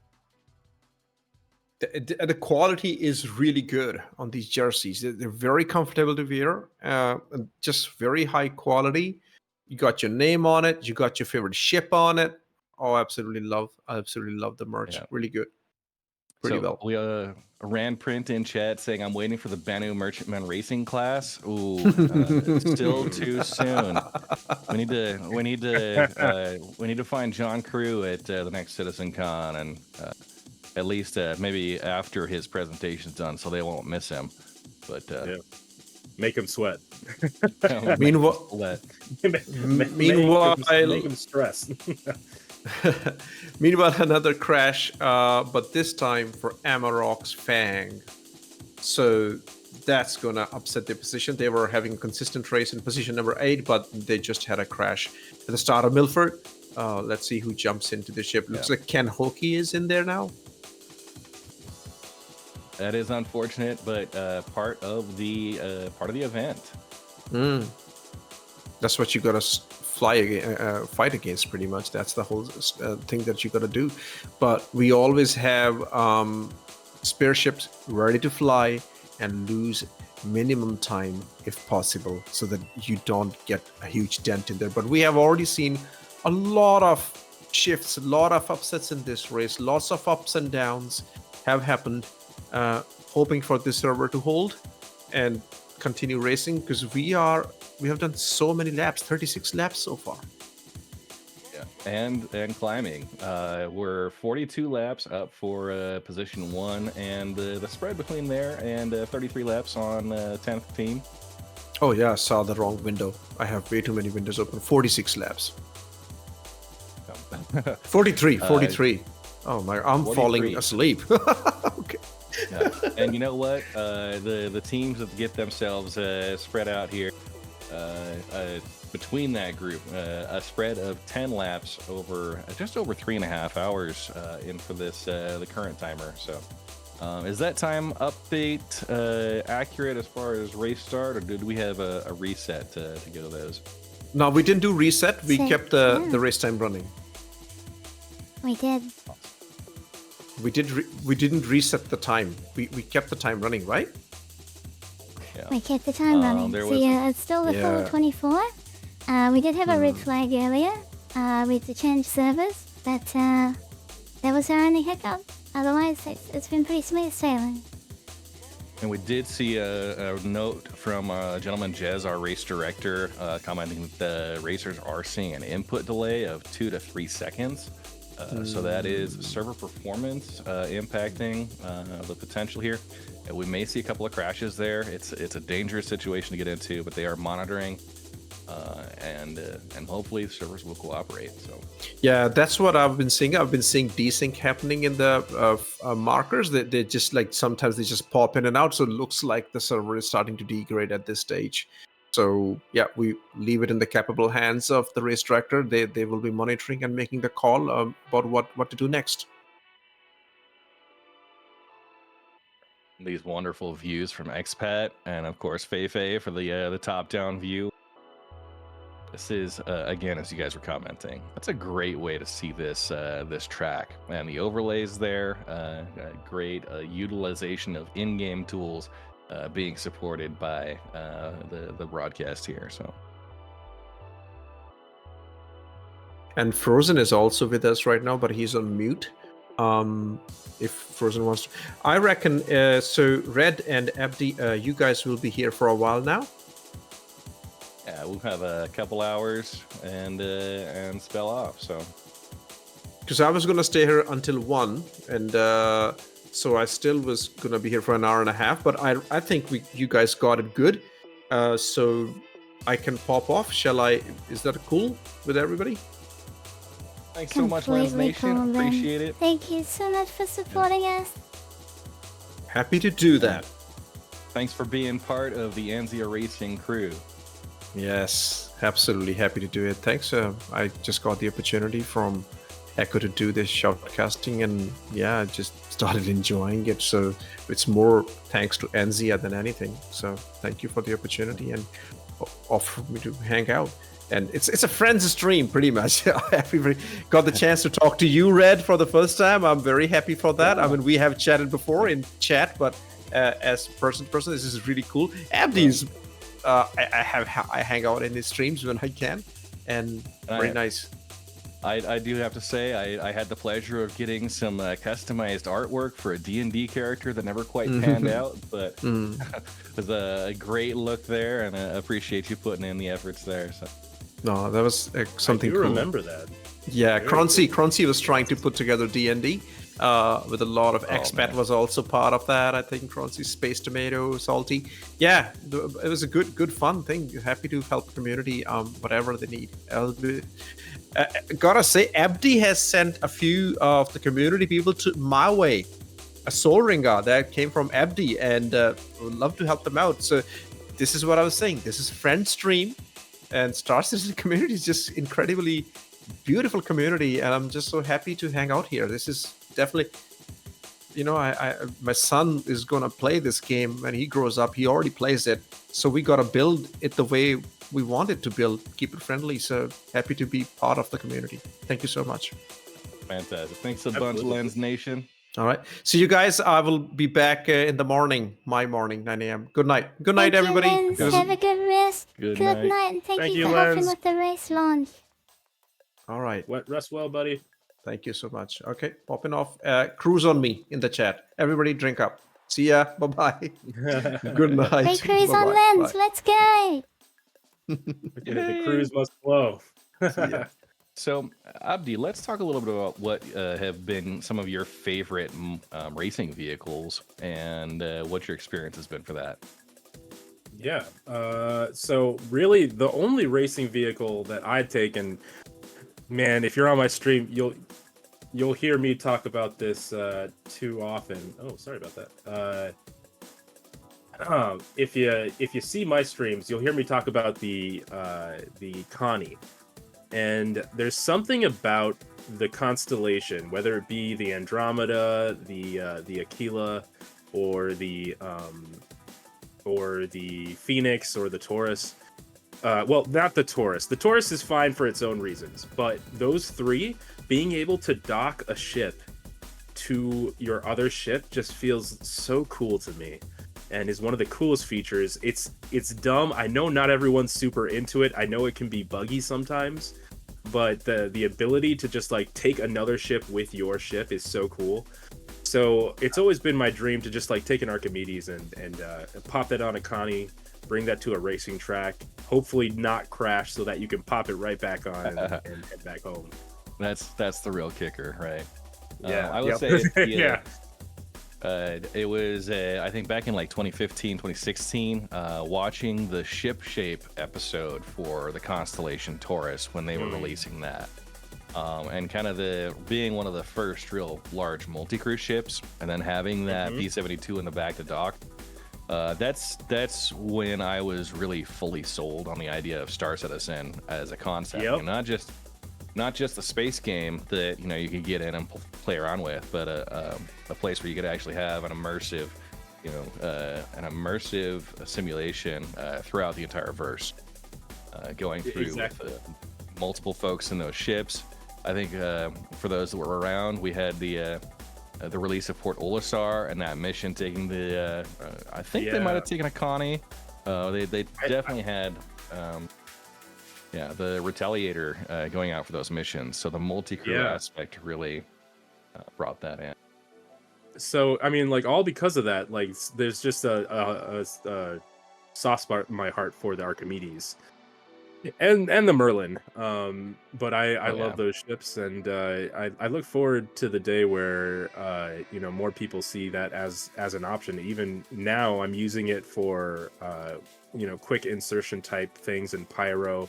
I'll bring my Connie with the controversial Ursa, medical Ursa. Set my respawn, take the P-72 in, do my bunker busting or asteroid base raiding, and then get back in the P-72. If I die, I go back into the Connie, into the Nursa, and it's that game loop that I've always really wanted to have, and it's starting to become a reality in this game, which is really cool. But back to the racing, since that was my introduction to racing using that ship, it's quick, it's so fast and it's so light. If you've flown an Aero, you kind of understand the same feeling where you feel like you do have immediate control over your ship, that you're not a tiny person in a big ship that you're just kind of lugging around and putting input in. When you turn, you are turning. You feel like the ship is turning, like it is. It's a really cool feeling, very exhilarating.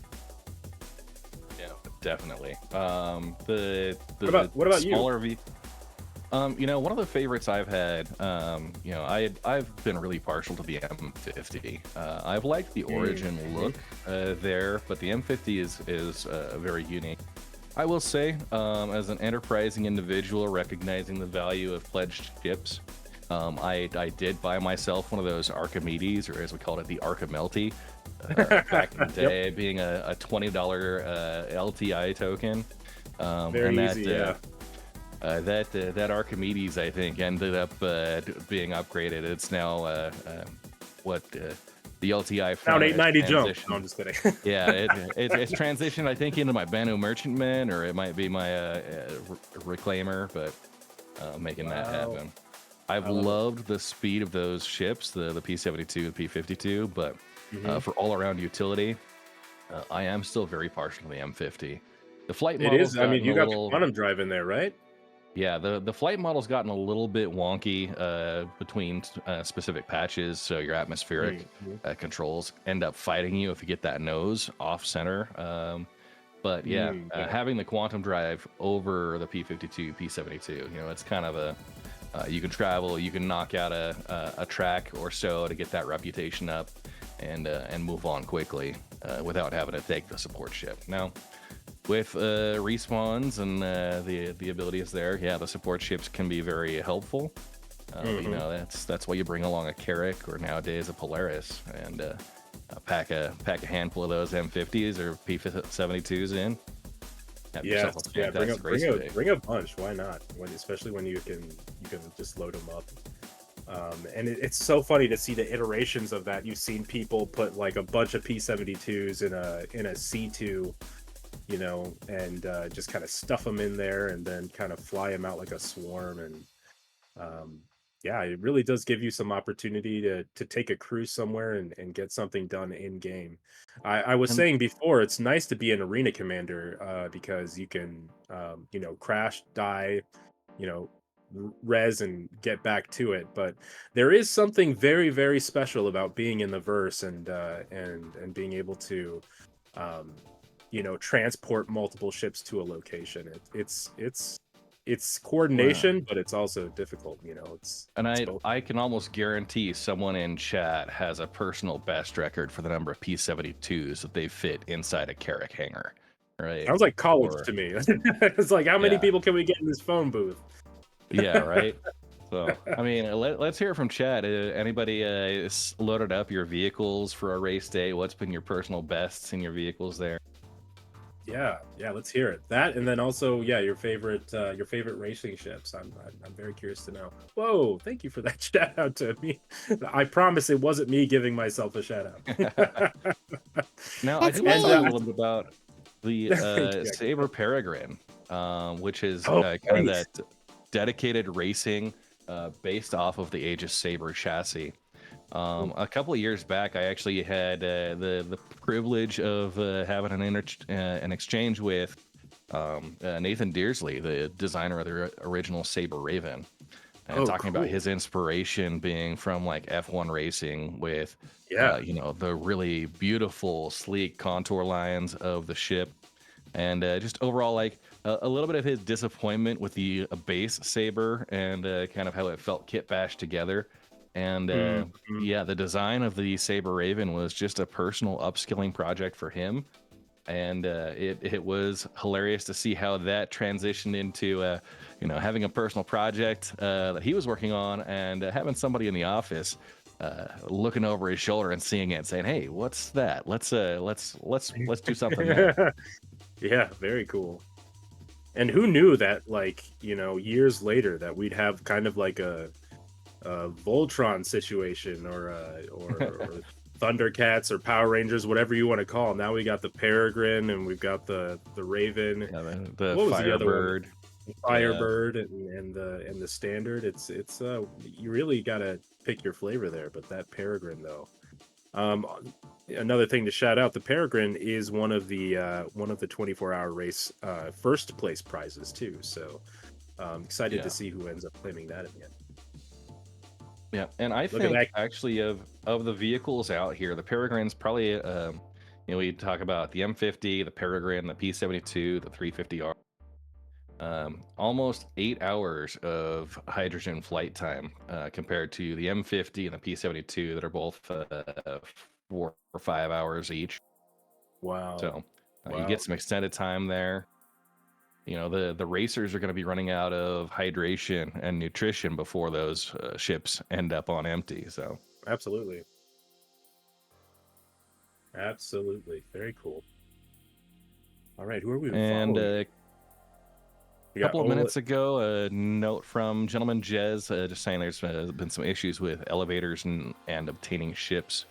Again, some of the back-end server things causing some delays, of course, with a team of racers supporting each group here.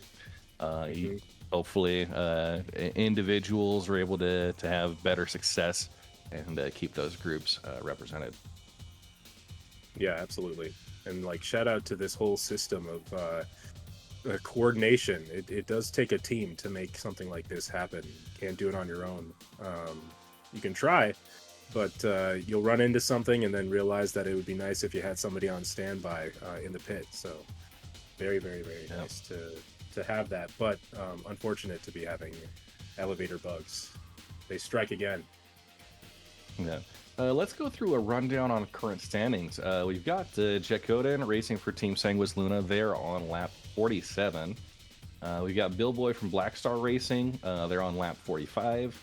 Tint from Frontier Consolidated Racing on lap 44. Estrella from Omega Aerosports on lap 43. Steve CC with XGR also on lap 43. Betakol from Consolidated Russian Fleet at 43. We see that group there. Hopefully a little bit of separation pans out as the race continues. Engineer from the Red Legion Racers on lap 41. Ken Oki from Amarok's Fang, lap 40. And Votelesti with the test race team at lap 37. Wow. Exciting to see this lineup here. And I mean, like, one of the more fascinating things about seeing a 24-hour race is just the endurance of it. It's not just seeing who's in the lead at the time. It's maybe you go and you get a snack and you come back and you realize like this team is maybe taking a little bit of a break on purpose, is slowing it down a little bit so that they can, you know, get their racers swapped out or whatever, and then you come back and another team is on top. It's fascinating. Yeah, and you know, we've got a couple of lap separation from top to bottom here, 47 down to 37. But you know, we see a lot of those folks. You can lose 2 or 3 laps as you try and recover. Hopefully, you've got your backups at the pit lane and able to start at a moment's notice, so that those crashes might not be as impactful. But that's part of the reason why it's good to have a team that's well coordinated and supporting each other. Absolutely.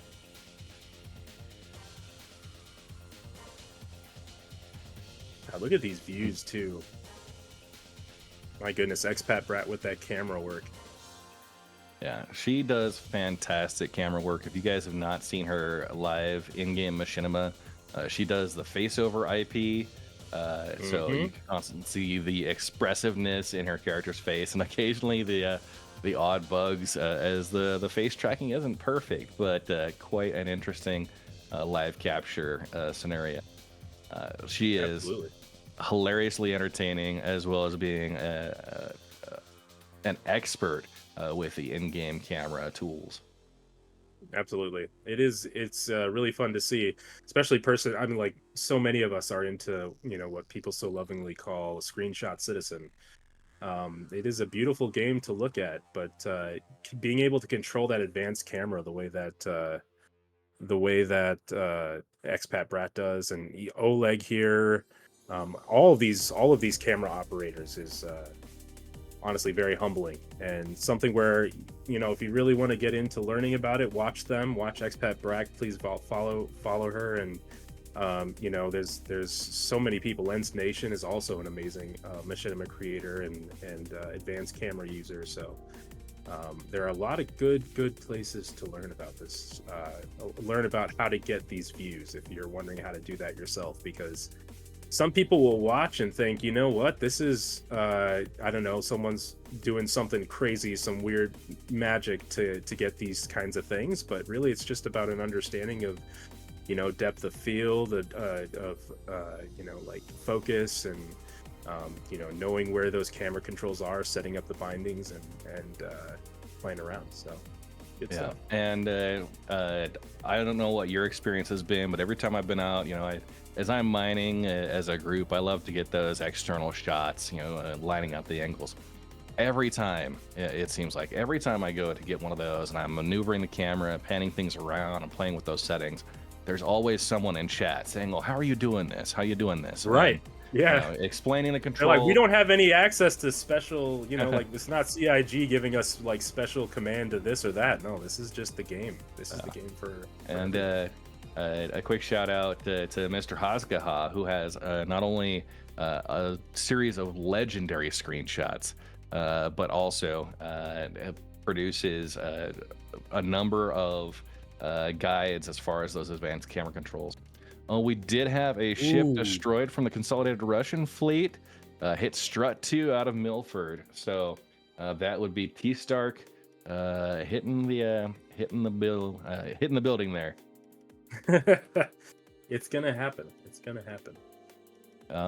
This last October, I had the opportunity to go into the CIG studios in Manchester, along with Mr. Hoskaha as part of the post-con studio tours, and Very cool. it was amazing to see how much of the artwork from in-game that they have framed up on the walls with his name credited to it.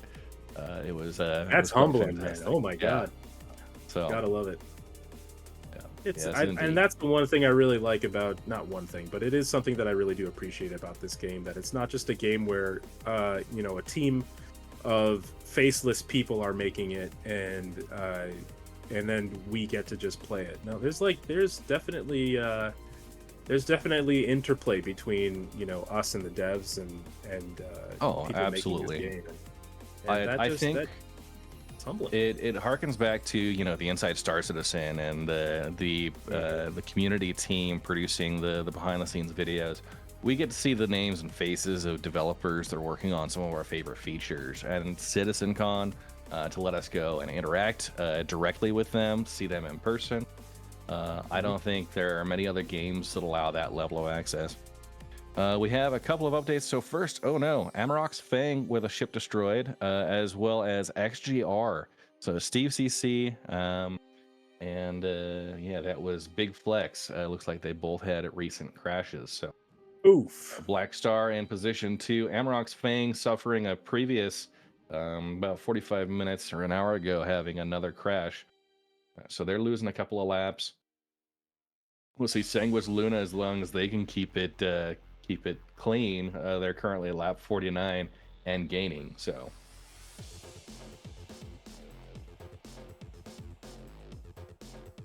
And just like for those of us who are wondering how, you know, us commentators are seeing all this information, shout out to Echo Bit of running Anzia Racing and coming up with all this tracking software for us to be able to see standings in real time, which is it's Hello. again just like hey, yeah, that's you, Echo Bit. yeah, that's you. Hey, that's We me. have a I know that truly girl. amazing suite of tools. Yeah, we have a truly amazing suite of tools. Both the overlays that you're seeing in game for that tracking, the number of laps that we're managing as well, the overlays and alerts as things happen. So Echo Bit doing a wonderful job, both producing useful and visually appealing tools so that you can keep track of what's going on with these races. So Absolutely. Like, if you're not following number Echo one Bit, goal. just like follow Anzia Racing for sure, but you gotta be following Echo Bit. She is just an amazing Thank artist you. In all regards. So love to see it. Yeah. The number one goal for making all of these tools, the reason why I did it is because we get to create a social experience through racing. I get to bring all of these orgs that would otherwise never meet or play together, and we get to unite them around racing, and we become a stronger and better gaming community if we're all together. So these tools are social tools to enable us to run races like this and to meet each other as a much larger and more positive and kinder Star Citizen community. absolutely. Yeah. I feel that, and that's one reason why I really love being a part of this. I don't really shoutcast anywhere else. I mean, I could, and it's not that although the places are not great, it's just that Echo Bit reached out and was just so kind, and the community has been so kind. I just love being here, and time in and time out, whenever I'm here, I'm having a good time. So thank you We so love much, Echo, having for you all play. the work. 'Cause it makes- No, thank you for it makes coming. it- All I ask is, like, you know, would you like to come, bring your org, or just bring yourself and hang out and highlight some of these incredible communities and players that are out there. I'm really grateful to you both coming out. So thank you for always Absolutely. answering that and coming to hang out with us and just sharing the joy of racing and playing our favorite video game. Such a good excuse, racing, to long weekend Oh, yeah. and to get better at flying your favorite spaceship. Yes, indeed. And one question in chat: has Oleg Lim crashed the cam ship yet? And we've seen that during previous events. I think this one we're a little bit clearer. The distance on this track comparatively, I know with like the Scarlet Apex, that's one where not only do the camera crews crash and run into things as they're trying to track the action, but also taking direct fire during the events when we go weapons free there. Oh my god, that is. I mean, like, I don't know if you've ever seen like. I used to actually work camera for sports events, specifically American football, and I used to. When you start out, oftentimes as a camera operator, you are on the field, and the amount of like 300-pound, 400-pound football players running off the field almost into my camera, while I'm just like, you know, your sense of awareness is completely altered because you're looking through a lens. It is dangerous, and it's interesting to see that replicated here, because even during, I think, the Pulse exhibition, it was like, yeah, you'd see a camera, you know, like camera ship run into a tree or something like that they didn't know what was there, and you got struts here randomly, kind of like in areas. It's and you're so focused on the action. It's easy to get right in. I want to ask a couple of questions on this, because I also had during my high school time sideline opportunities doing film cool. camera there. But were you doing video or stills? Video, and I always had my grip who would pull. Specifically, I put a carabiner on the back of my pants, so that if there was ever somebody coming to me, the grip was responsible for pulling me back and making sure that, because it wasn't about protecting me, it was about protecting the camera. Yeah, no, those things are expensive. But yeah, Yep. I had the opportunity for several years to be support for high school football, but I was using a monopod with a telephoto lens, and yeah, similar type of thing. Your awareness is completely altered. I mean, I might be aging myself a little bit here, but it was back when you still had to do the film camera exchanges. And Yes. I prided myself on being able to get 26 shots on a 24 exposure roll. You had to like be very, very intentional about what you were doing. It wasn't any of this like, brrr, you know, like burst shot of a million things, because you knew how much film you brought with you, and you knew that you wanted to capture it the whole time. So yes, it's man, it's I didn't know that you had that experience. That makes me really happy to hear. Dude. Yeah. I'm a big fan. I used to do darkroom photography too, so we're getting away from the racing, but all this is. You know what? It's all right. We got 24 hours. We got 24 hours, people. These folks, yeah. The danger is real for the camera operators, and I think that's what we want to talk about. Now, the good news is these guys can just respawn in a med bed, right? Yeah, you're right. Yeah, you know, barring any weird technology issues with the in-game events that are happening, and people being unable to respawn in those med bays, but that's not affecting us in the verse yet, so we're fine. It's not affecting us yet, but I wouldn't be surprised if CIG uses this as some sort of in-lore way to explain server desync and issues with elevators not working, and it just would seems be like a really creative way to say, well, it doesn't work all the time. And you know, you could factor that into the system that you're in. If the system you're in doesn't have really great comm relays or something like that, maybe your signal doesn't get boosted back, and you come back with an arm that might not be as long as it was, or something like that. You know, like it's there's definitely lore potential for gameplay aspects into it. I'm curious to see what ends up happening, but a little bit of a touchy topic too right now, as Jared even mentioned in the recent ISC. It's respawning and looting is kind of a big thing in game right now. So I'm really curious to see where we end up going even by the end of this year. Yes, indeed. We had a couple minutes ago, there was a lapping issue they reported back. A question in chat asking what ships are currently being used. So, I know we've had some M50s, some P72s, the Peregrine. What other race vehicles are on the list of approved vehicles today? Yeah, so we have each team was able to pick 4 out of 7 unique class chassis, and they're switching them out every 6 hours. The options are the Origin M50, the Mirai Razor LX, and the Origin 350R, the Kruger P72 Archimedes, the Aegis Saber Peregrine, the Consolidated Outlands Mustang Gamma, and the Mirai Fury LX. Did I already say that? I think I already said Mirai. There, I guess there's the Mirai Razor, and then there's the Mirai Fury LX. I'm sorry. Yeah, there we go. Yeah, and those are the right ships. now.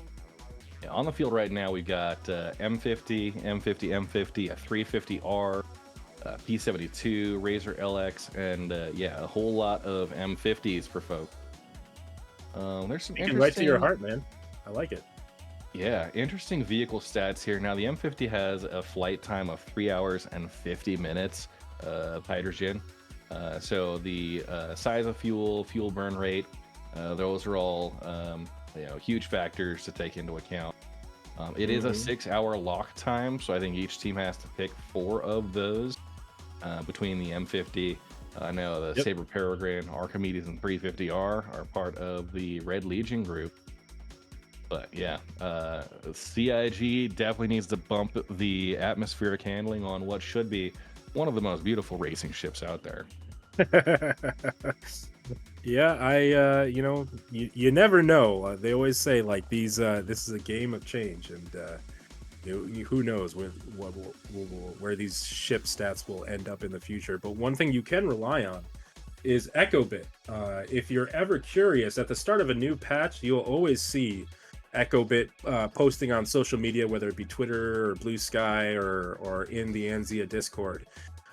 You will see EchoBit's racing stats. She's always very diligent about taking a new ship out or even existing ships and testing them to see what those changes actually mean for us in the game. So if you're ever curious about what's happening to these racing ships or these ships as they get updated throughout time in this game that will be around for a long time, check back in with EchoBit.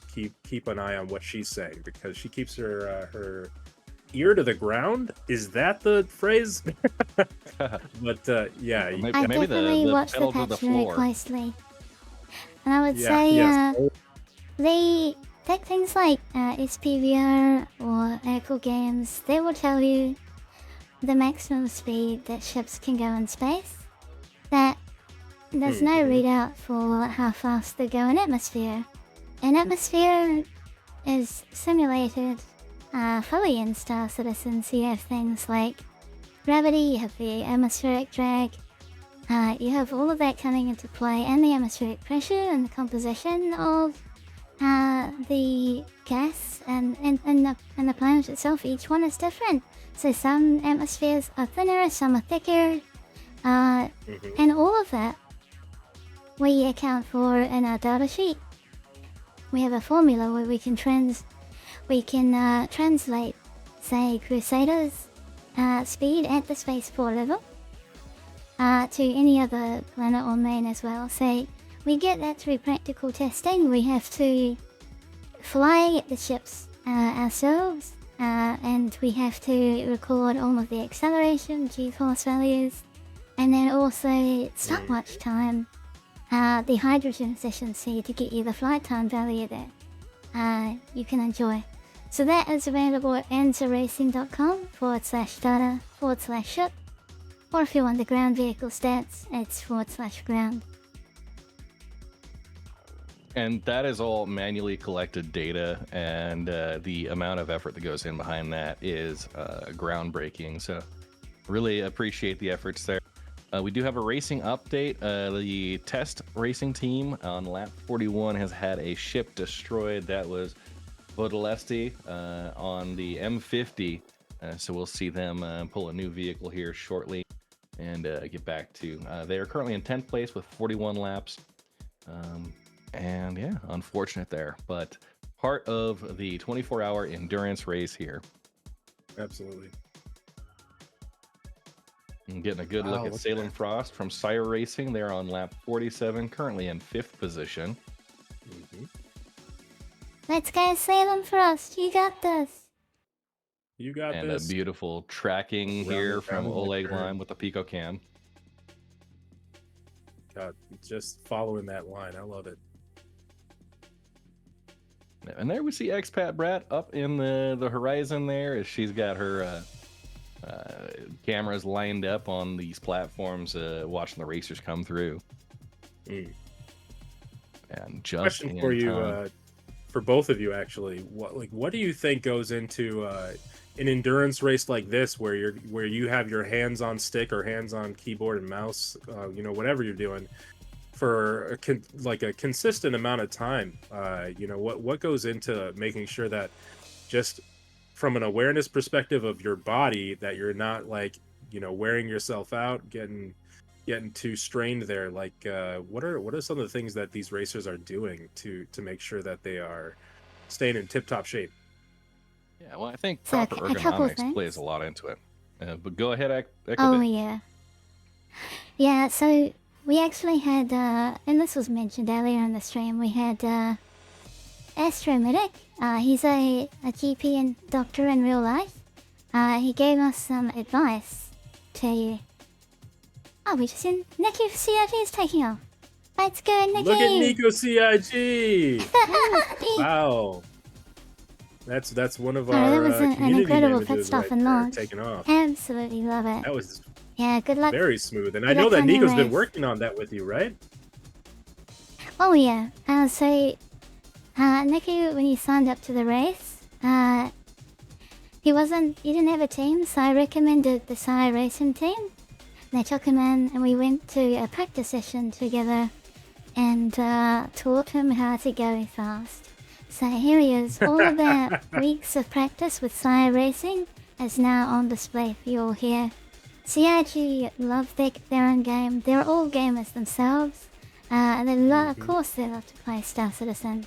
So here they are, out in the field, racing in the Crux Cup 24-hour, no less.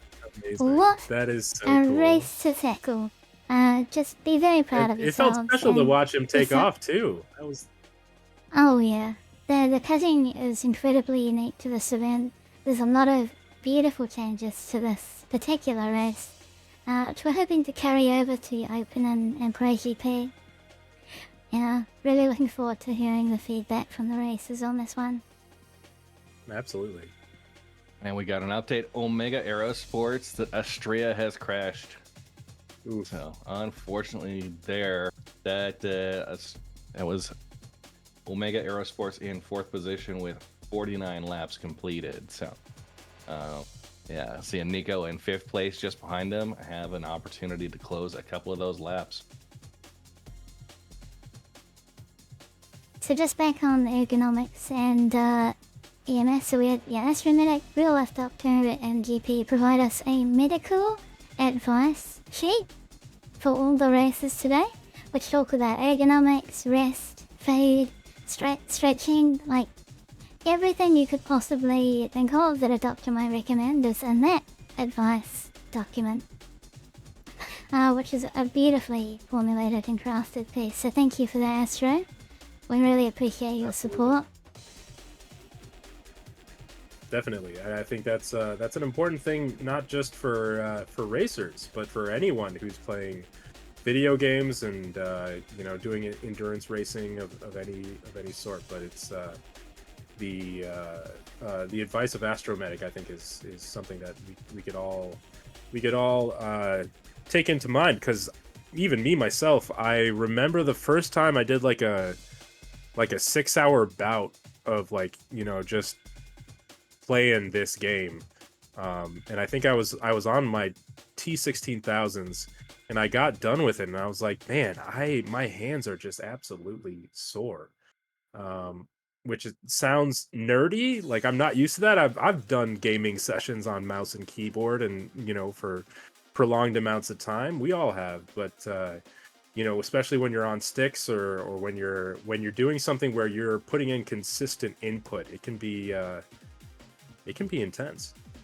Yeah, and it's a combination, right? We have a long track here. There's a good amount of distance between each of the platforms, but going in and out, making those constant fine-tuning adjustments to make sure you're keeping on those lines. There's a lot of inputs that are happening, and the game does a very good job of keeping you immersed there. And it's important to realize your own personal health. You know, being able to, you know, have that stretch and not be kind of locked in for the entire duration. You'll see folks that really suffer with that and struggle. But you know, yeah, similar. When I started going into the OSAS dual stick and rudder pedals, you know, as fun as it was, I was noticing new muscle groups, things that I wasn't used to operating with. That as I developed the experience and the time in seat, and you know, talk about the health of the you know, kind of overall physical aspects to play this game. Yeah, and one it other really thing I can wanna add- depend on. Oh yeah, go for it. Is that the races have a seat time limit. So we have very strict technical regulations around this race, which includes gamer health. So in addition to seeking medical advice from professionals, we have implemented a rule which says no racer can race more than a maximum of 3 hours at a time. There'll be sufficient warnings provided by race direction if they're approaching that time, where they must pit or suffer penalties. Now there are small exceptions to that, like if they are the only racer that's able to get in the server and push time for their team, and the racer agrees to it. They're like, they're comfortable, then we'll let it continue. But we really want these large-scale racing teams, 6 to 7 players, supporting each other throughout the full 24-hour race. That's super important.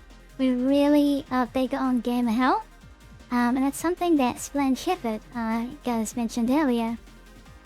He taught me about ergonomics really early on in the racing community, and I've really taken what he said to me to heart.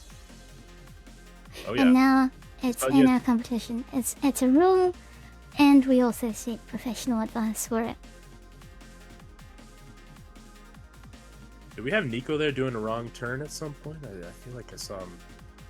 Nope. No, nope, it's all nope, good I so think he's on the far. right line. Nope, on the right line. Following behind Jacodin from Sanguis Yeah. Luna, who's currently in the lead. So a good person to have in your crosshairs. Absolutely. Very cool.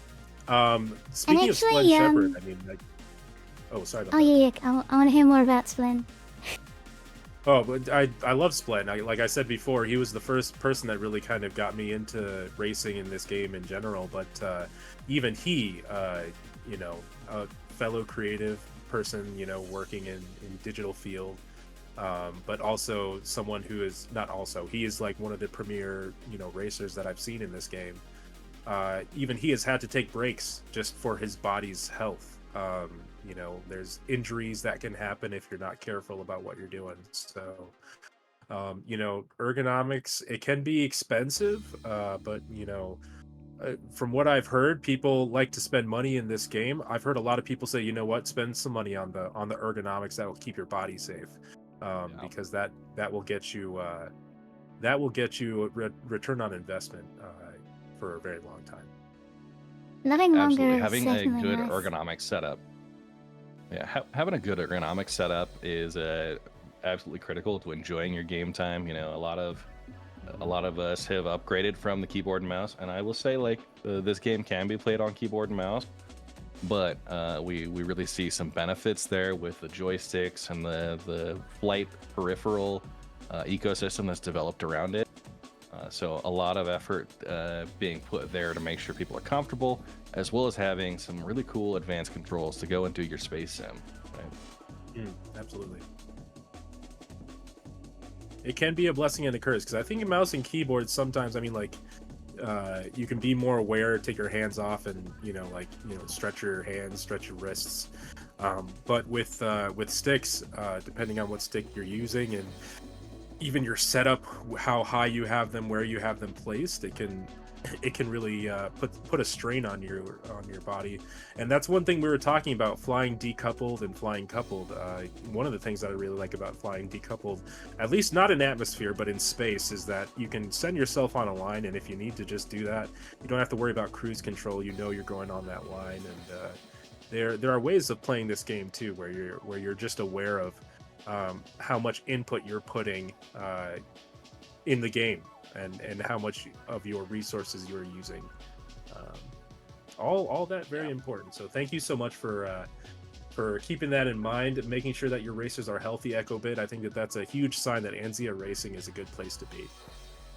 Yeah, and it's important to have that discussion now because we are 4 hours and 18 minutes into game, and we have there is a pretty large separation right now between the lead lap count and 10th place for this group. Sanguis Luna coming up now on their 56th lap, and working down the line. Black Star Racing at 54 laps, Frontier Consolidated at 52 laps, Omega Aerosports at 51 laps, SCIRE Racing at 50, XGR at 50, Consolidated Russian Fleet at 49, the Red Legion at 49, Amarok's Fang at 48, and Test Racing at 44. Putting in a lot of turns, a lot of flight time for these crews. We're 4 hours, 18 minutes in. We're gonna see a potential switch over on some of these ships. Yeah, we really are. I guess we're getting to that time. What do you think is causing some of that difference between some of these race times here that we're seeing? A combination. We've seen some racers with crashes, right? That's cost some of those times. But then also the vehicles they've been operating in, and some reporting errors occasionally. Sure. Laps that might be missed. EchoBit, you want to weigh in here as well? Yeah, just one other thing. So if you just tuned in, this is a 24-hour race. Anything can happen over a 24-hour race, and we asked the racers to pick 4 unique ships of 7 dedicated racing ships in Star Citizen. So they've all picked different ships, and they're allowed to choose the order in which they're flown. So they have to fly one of these 4 every 6 hours. So they're currently locked in to their first choice at the moment, racing this for 6 hours. Some of them have different strategies. So some teams are going for a balanced approach where they go fast ship, slow ship, fast ship, slow ship. Others are fast to slow. Others are like, let's play the turtle game. We'll start with a slow ship, we'll do fast, slow fast, and ramping it up. So they sort of get a picture of the field. Anything can happen, and like there was so much creativity and freedom of choice to order these ships how they wanted. So that separation is also there because of the ship choices too. So the M50s, they're the teams that are leading with a strong start just to get a feel for the event, I believe. But don't underestimate the ones that are behind right now, because those that are racing the P72 or the 350R, they have an M50 choice up their sleeve somewhere in this race. So look forward to that. And that's one of the big differences between an endurance race and just your regular run-of-the-mill chip go fast type of race where you're doing like 3 rings and you're using one ship. There are great equalizers, whether it be your choice of ship or crashing right into a strut, as Red Monster mentioned earlier. There's all sorts of reasons why these teams could be where they're at. But none of those reasons equal who's in first place from what you're seeing right now. It could all change. So it's. And I just want to clarify. I don't do any crashing when I race. I run a perfect. Amazing! How do you make that happen? I wear all my subscriber gear, which I guess is now not a thing you need to worry about anymore. But you're gonna see a lot of gold people out there. That was the key for me. I was wearing my AV's armor set every time I went out to race because I knew if I crashed, I'd lose that, and I just didn't crash. Be like Red It's a good Monster. motivator. Don't crash. It's a great motivator, and thanks for not calling out my lies there, Echo Bit. I've actually seen you. We race side by side, and you are a force to be reckoned with. You are very good with the joystick, not to be underestimated. Yeah. And if you watch my streams, you know that the only person that I race against is myself, because oftentimes I'm just crashing straight into the ground. So that's really that's the one person I'm trying to keep ahead of is my own inputs. That is a thing that I'm not a perfect racer, but I do enjoy it. But oh my goodness, the crashes, they are spectacular. And I will say a lot of my my speed and maneuverability comes from years of training in the asteroid fields, bouncing from rock to rock as quickly as possible. Using those additional inputs on the joysticks to manage my laser power, things that these fine racing folks don't have to worry about quite as often, but making things happen. Own skills for sure. Planets hate me. You're right at Frozen Gaming. You are absolutely right. The planets hate me, and so I'm just trying to stay ahead of them. Back to the ship selection, I just want to note, out of the 10 racing teams that are active right now, 7 of them have chosen the M50 for their lead vehicle selection. So, we've got a 350R, we've got a P72, and a Razor LX. That's coming from Omega, XGR, and Consolidated Russian Fleet. Everyone else leading off with the M50 in order to, is that our fastest ship out here, Echo Bit? Is it the current slowest, and we expect to see a shakeup? The M50, by a small margin of like 3 or 4 seconds, is the fastest. The Razor LX and Razor just behind it. So, it is the fastest ship. It's a good, strong choice to lead with. But you can see the Razor here, vertical. They've started with just a slightly slower ship. Maybe just to get a feel for it, they might have an M50 choice up their sleeve later in the race, where they start to pull ahead. Yeah, and that's one thing that you watch a relay race in the Olympics or at a track meet, and there's strategy between who you put where. I'm really curious to know what every team's last ship will be. I would assume that that's the ship that you want to be able to gun it.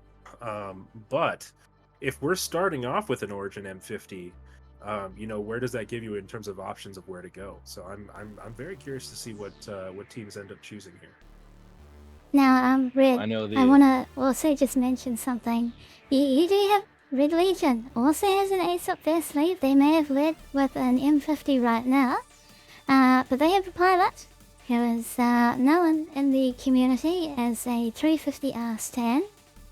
I hope you have the 350R as one of your choice ships to put Canadian Maverick into the seat of that and see how he does. I think that's a good strategy for Red Legion. I think he might have.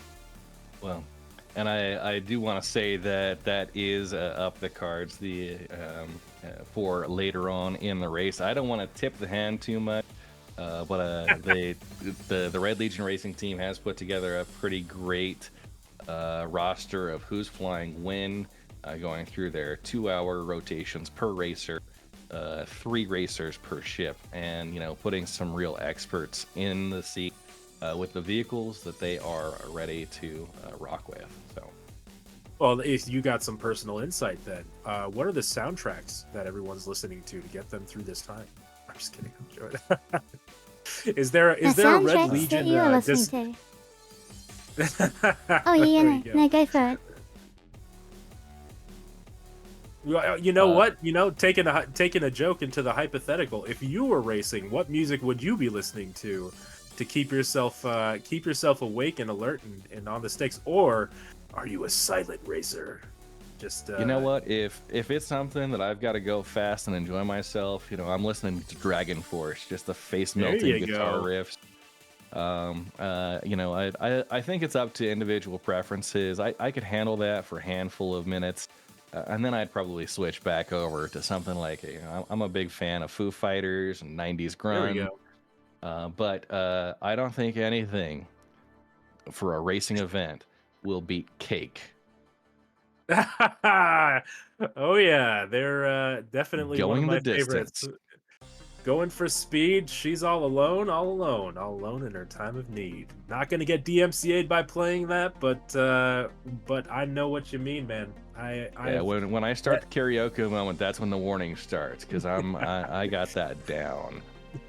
That song has gotten me through a lot of morning commutes to get to my job. I know it definitely it wakes you up and keeps your spirit on fire when you need to get to a place. So Back in the definitely day when good you used to be able to call up the radio station and request songs, I was on a Friday 5 p.m. commute, and my request was for a Cake Long Line of Cars, and I got laughed off the air for that one.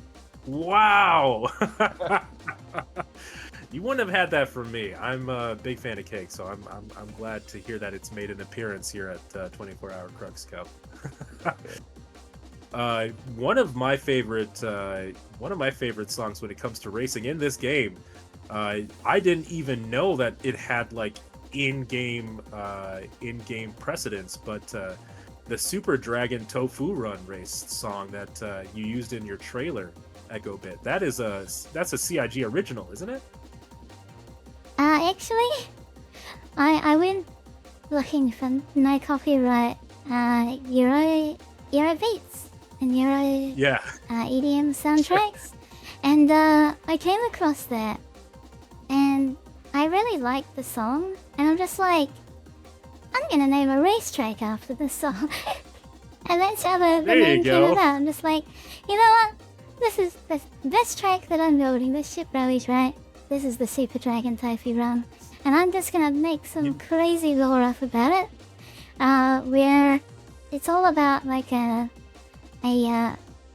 karate needle family that is delivering karate needles throughout Morville, imported from Pirate, and they're racing it to all the workers and industry people of London. And they work out of a restaurant and the outskirts, and that's the route that they took to visit their clients. God, I love that. That is a fantastic bit of lore. I love that. That's so cool. Super Dragon Tofu Run. You heard it here, people. That is the inspiration behind the name of the track, and also using that song. Finding some good Eurobeat music to put to the race itself. That's phenomenal narrative work there. So, Echo Bit, do you have any insight into the vehicle selection for each team, and have there been any standouts that you're going to be really wanting to watch as we continue over the next 19 and a half hours during this event? Yep, so I would say, just like I said before, Red Legion races, watch out for Canadian Maverick and a 350R. You'll definitely see some good time put down by Canadian. Test, not to be underestimated. They've had a rough start, a lot of crashes, but hang in there, Test. Renee, also an incredible racer, and Rio Shannon as well, their team captain. Incredibly nice people, and I believe that they may have led with an M50 now, but I think they might take another fast trip out and give it another try and see if they can catch up to Amaroks. Speaking of Amaroks, they've led with an M50 as well, so a strong start, but it would be interesting to see if they choose slow or fast trip next. If they choose slow, they might give Test some time to catch up. Then Red Legion races we talked about. Oh yeah, you got something? It looks like Nico just crashed. I'm not quite sure what happened here with Nico. That is Nico from the SCIRE Racing team watching that party marker disappear. We'll see It- that. We'll see that come up when we get confirmation. But we might have just seen. Yeah. Yep, there Oh, it is. there we go. Yeah, we Oh, just. I mean, the pyrotechnics weren't very impressive, but we all got from context that was not good. no, I was Not like, either good at that's a all. server error or we got a little bit of a crack there. But you know what, Yeah, Niku? Nico in reporting chat from there. My chat. turn wasn't as sharp as usual, and here it goes. Sad. Hey, you know what? Get back out there, Nico. We know you can do it. You were doing great out there on the turns, and love seeing CIG in chat there. Thank you so You much. were. Live, you die, are repeat, supported don't by let this complacency community. get you. Exactly. And complacency won't be there. SCIRE Racing will be launching a racer straight away. You'll see them bringing a new active racer into the field. NeoJet has taken over. So the community team supports us in Star Citizen with all of their amazing informative content and all of the beautifully written articles that they provide you in comlinks on Spectrum and all the communication. But today we get to support CRG and Niku, and here we have the community behind them. Get back out there, Niku. NeoJet's gonna cover for you, and don't give up. We're here give to up, support Niku. you as well. Love you, Niku. Awesome. And yeah, you were saying NeoJet back out there in the M50. Somebody I saw earlier say Smithy, go Smithy, and Smithy Joe Bob. Is that Smithy Joe Bob or? That is Smithy Joe Bob. Yeah, that's Smithy Joe Bob out there in the 350R. That's the only person in the 350R right now. So that's one ship that we got out there on the track.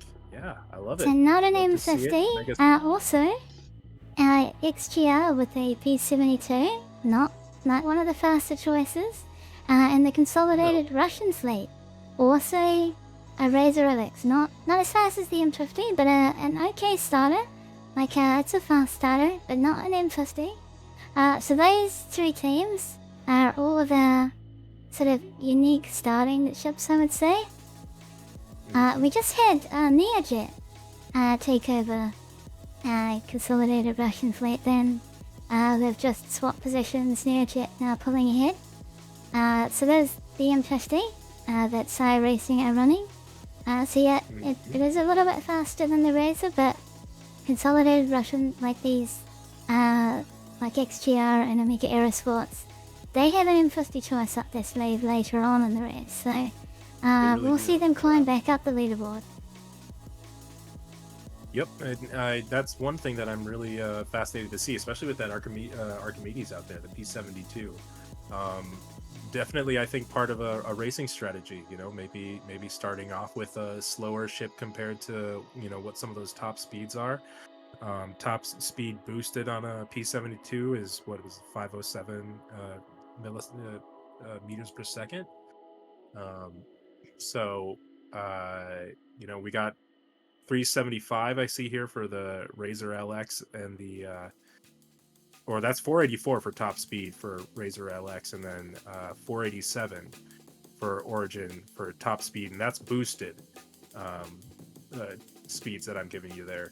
But we got that spread of the racers there in terms of P72, Razor LX, M50s. People are making choices here because there's only 4 ships that they can have out of these 4 choices of ships that they can choose between these 7 ship chassis, and these teams are making those choices right now. So that's really cool. And one thing to keep in mind, you mentioned the boost there. Which of these teams are doing the most effective jobs at managing their boost? When to drain it? That's a big factor for these ships, and especially on these runs. Are they boosting during their initial run out to the straightaway? Are they managing that properly? And have they really dialed that in? We'll see that as far as the lap times go, but.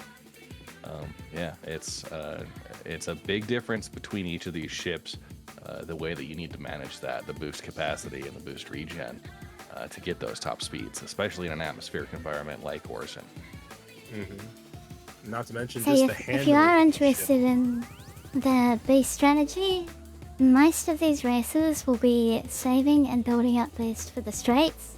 What you want to do with your boost is to maximize the top speed time, or maximize your boost top speed time. So to do that, you'll put your TVI and chip nodes together, make yourself perfectly straight, expose the lowest cross section of your ship aerodynamically to the atmosphere, and then apply the boost. And you will sit at the ship's atmospheric top speed for a long time. And we have a couple of really big straights, which are Rubber Pass and Gentleman Mile, where that is extremely effective. The other thing that you can do, because atmospheres are properly simulated in Star Citizen, you can go slightly higher in the atmosphere, and you'll gain a little bit of speed because the atmosphere thins out. So you'll often see going between Gentleman Mile and Rubber Pass, and you might have noticed it already, is races go in an arc between the platforms, so they don't sacrifice too much distance, but they get a little bit of an extra speed boost. 2 or 3 meters per second makes your lap times even faster. So there's a lot of crazy stuff in there.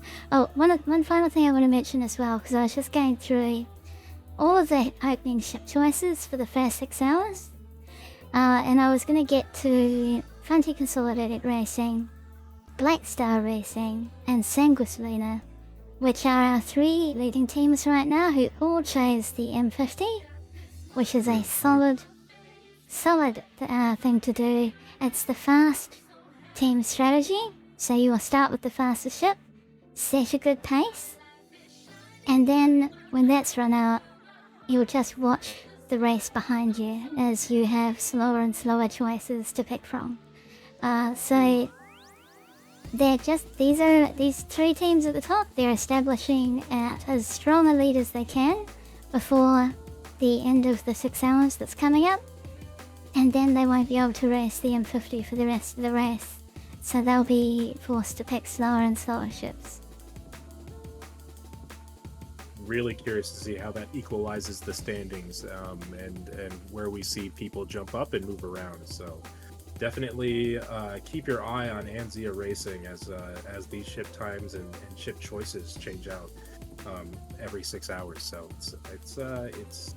it's gonna be something to see. Redwood Wolfwood in chat. Yeah, he say that. Yeah, wait until they throw out the moles. We'll win by destruction derby rules. You know what the fact is? I personally would love to see that, Red Wolfwood.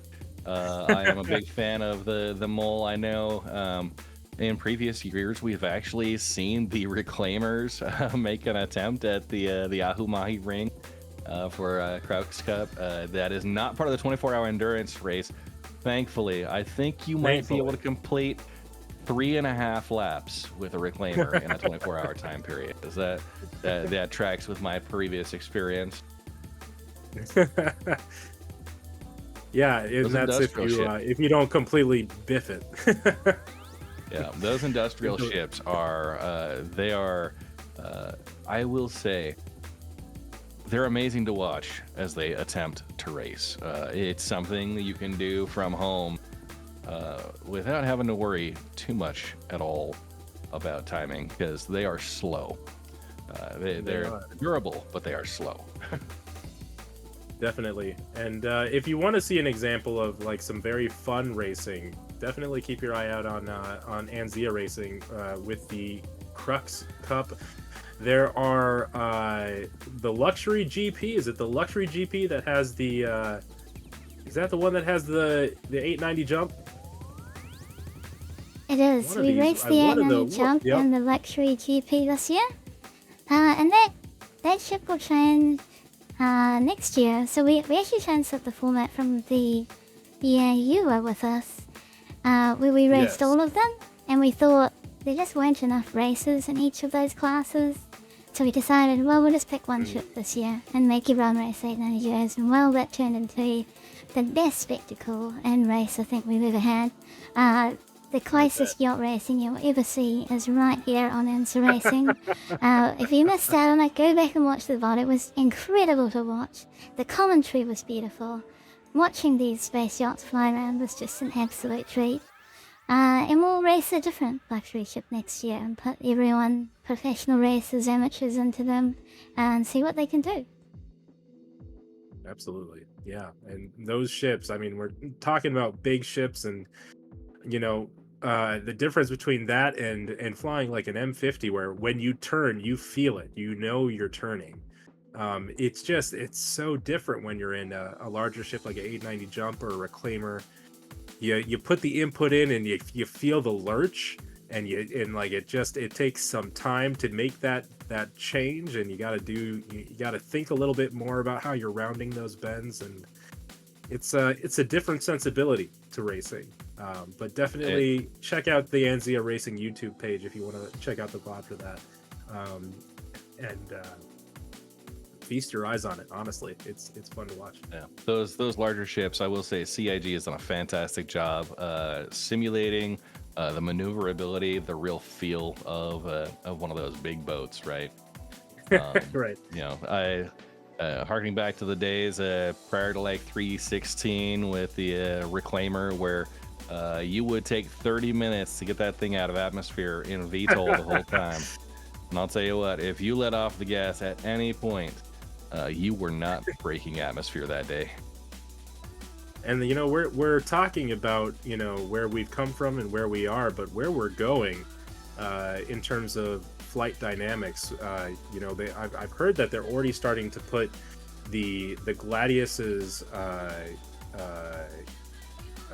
control surfaces in the game. Not that they're working, not that they're running yet, but once we get control surfaces in game, you know, like imagine a brick trying to fly through the atmosphere. You might be taking some tethering ships like an SRV to help you get out of Atmo, but all these things will change the game. So keep an eye on Star Citizen as well, because you know, we're playing an ever evolving thing as we do this, and you know what, Anzia will evolve with it.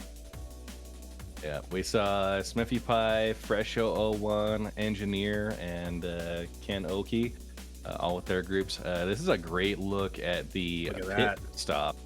I'm not sure which team we're seeing right here, but this is the exchange moment. As vehicles are coming in to do that pit swap, you've got the M50s lined up there off to the side. You've got your Pisces Rescue for the direct medical support. Looks like there may be an Aero back and forth there for transport. Oh, we see somebody running out there, just kind of bloop bloop bloop. Jacoden tells me that's the Sanguis Luna hydration and food stop. I've got to wonder what's on the takeout menu there. Could you with a couple of burritos? I gotta imagine it's something that'll keep your endurance up. So it's got to be cruise. It's got to be a cruise. And what would be the food? What's the food in game that gives you? I mean, there's the double dog. There's the torpedo burritos. Wow, you're gonna put that salty stuff in when you're racing? Go for it. Go for it. Energy bars and Cruise Lux. I like that. I also want to give you this unique point of view. We now have available to us the SCIRE Racing camera from Nicky CRG's point of view. So he is just landing next to his teammates. Here he is. They're lining up the Resistant for the next. Look at that. Ship to change to. Niku out there streaming this. We're getting a nice in-depth look. Look at that. And I will say, as someone who, my overwhelming opinion of most MISC ships is that they are ugly. The Razor really stands alone. Right, the design here, it's the most non-MISC, you know, the Mirai now, of course, for these this design. It's a great looking ship, very aggressive. I like the unique profile of it. Yeah, originally starting out as a MISC, now moving to the Mirai. We had a discussion about cruise and the appropriate pronunciation there. Some people call it cruise. Some people call it Cruz. I think the Z is silent. Cruz. Yeah. I mean, if you're Canadian, do you say Cruzed? No, I'm just kidding. That's terrible. I'm sorry. Cruzed. Oh man, that's not a thing anyone man. says. I'm sorry. Just... You know what? I'll log off. I'll log off. Yeah, offending all of the Canadians at once. That is not a thing that I need to be doing right now. I'm so sorry. it's Cruz. I like that. And Canadian Maverick chipping in. It's Cruze. Cruz. I like it. I like it. That's pretty good, eh? Views of Smithy Pie from Omega Aerosports leading up ahead here. Smithy Pie, 4th position on lap 58. Fresh 01 with the Sanguis Luna team shortly behind. Smithy Pie is in the 350R with Fresh in the M50. They're up to 63 laps now, almost 5 hours down on this 24-hour endurance race. So, right. And we thought. I just want to jump in. I'm sorry about that. We have the Black Star Racing team captain available to us. Would you like to interview him? See how Black Star Racing is doing? And we got a crash from Bellboy. Steve just there. They'll be swapping out with XGR, but just wanted to give you a heads up. But let's bring him in. Bellboy from Black Star Racing. There he is. How's it going, Bill? Hey guys, going great. So you want to talk to us a little bit about your strategy today? You guys are starting off with the M50 and hoping to put in some good laps ahead. What's your strategy for the next couple of ships? Yeah, so we just wanted to get into the M50 early to get some. We knew since we were starting from kind of the front, we wanted to be able to get away from the pack, so we weren't having to deal with all the party markers and that mess, which seemed to work out well after we got a couple good laps in with Playing Fox. Gave us a nice lead, and then I was able to come in and maintain that lead. And then we're switching over to the 350R next. So we'll see how that goes. I'm not sure if any teams are switching to the M50 or Razor for the next stint, so we'll see if we can maintain, but I think we're in a pretty good spot right now to hold on to that lead going forward. All right. How have the game servers been performing? What's your experience been in from the pilot seat today? Any challenges you're facing on that front? Yeah, it's felt pretty good. Couple of little hitches that I've had, but nothing that's made me crash due to desync or anything. I had some pretty serious issues with the party markers when I was flying, as I would only see them for about 2 seconds, and then the person who was near me they'd disappear. I wouldn't be able to see their party marker, or it would stay in the position it was, so I wouldn't actually know their position for about 15 seconds. So I was relying on my guys in the pit to tell me how close they were to me, so I knew if I completed an overtake or not on some of the guys that I was coming up on, and it worked out well for us. But it was a little sketchy sometimes. Can you speak to the endurance race aspect of this? Is there anything that you've been doing yourself just to stay in tip-top shape as you're putting in these consistent inputs for long stretches of time? Yeah, I mean, we're only just over 3 hours or so in, right around there. So there's still a long way to go. But I got some snacks here. Just ate a spoonful of peanut butter, and I'm drinking some water, and yeah, feeling good so far. But I got an emergency energy drink if I need it. But it sounds like maybe that's not the best move. Maybe I'll save it for the very end if I'm getting really tired. There you go. There's the strat too in terms of yeah, absolutely. Now we're talking just about food in game. You're not going to Pips, are you? You're doing the cruise? It's got to be cruise Lux. Yeah, we got a backpack full of those, so yeah, that's totally been fine. I was about 50 I was at about 50% hydration when I got out after my 1.5-hour stint, so still had some room left. So I bet that a full 3-hour stint you could survive if you drank a cruise right before you got in your cockpit and were well over 100%. I think you can overhydrate a little bit, so that can help you out. Oh. Yeah, let's get that cruise sponsorship. Get that cruise money in game. So absolutely. Thank you we're working on a Black Star Racing jersey IRL. So maybe we'll have to put that cruise sponsorship on there. There you go. When we get those made. Fantastic choice there. Well, yeah, thank you for joining us. Is there a ship that you're looking forward to flying in this race other than what you've flown so far? Yeah, the Razor's going to be nice. I think the Razor is by far the easiest ship to fly in this event and get good pace out of. It doesn't take too much, not nearly as much effort as it does in like the M50 or the 350R to get the pace out of it.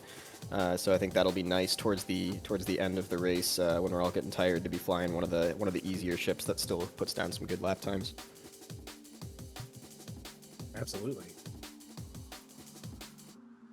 Well, everyone looking good out there. Black Star Racing currently in that second standing with Phoba Bet out there on the track in that M50. We did see a little bit of a switch up here between the 5th place and 6th place standing, I believe. SCIRE Racing kind of losing a little bit of their space with Neojet in the M50, with XGR kind of overtaking them. But like we said before, this is an endurance race, so all of these times will change and crashes will happen. So keep an eye out on where everyone is. Yeah, absolutely. We're right now our main focus is just trying to keep it as consistent as possible. Even if we have to take a couple seconds off of our usual race pace, it's worth it to not crash and lose 2 whole minutes due to having to, reset a new pilot out there. So yeah, we're focusing on just keeping consistent and building up that buffer so that if we do crash, we're not going to fall out of that second spot. And I guess also hoping that if Sanguis has an issue, we'll be there to take advantage. So Yeah, we've been throwing our empty cruise bottles over at their strut to see if maybe we can jam one into one of their intakes on their ships, and unsanctioned team interference. We'll pretend we didn't hear that, Echo Bit. Yeah, we'll see what happens. Echo Bit will find you, and she will end you if that is. I'm just kidding. As the old adage goes, right? Slow is smooth, smooth is fast. Making sure you run clean lines and avoid, you can shave a lot of individual seconds, but a 2-minute penalty for getting knocked out midway through a lap is pretty rough to come over. Absolutely. Yeah. Well, thank you so much, Billy Boy. I really do appreciate you being coming in and giving us some perspective as to what's going out there on the field, and what Black Star Racing is thinking through as they do this 24-hour race. Y'all are doing great work. Yeah, thanks for having me on. Yeah. Hope that it keeps going well. Yeah, We absolutely. really appreciate you, Bobo and Black Star Racing. Thank you for bringing your racing team and your organization. Is there anyone you'd like to shout out, or even just talk about your own org? Where can we find the Black Star? Most of the Black Star guys hang around XGR.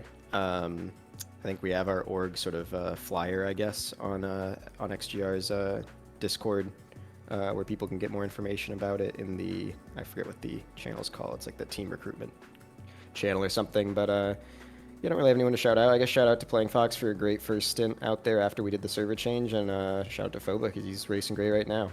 So hope we keep that up. Absolutely. Oh, the And best, best Black wishes, Star Black Star Racing. Thanks for Racing. hanging out with us. Yeah. We'll see you really soon. Good luck. Good luck. Very, very cool. It's always great to hear what's going out there, what's in the mind of the racers as they're making their way out around the track. So, thank you so much, Echo Bit, for bringing Bill Boy on the line there. That was cool. And we were watching No problem. HMS Thunderwolf as they are tracking Fresh 001 from Sanguis Luna, currently top team with 65 laps.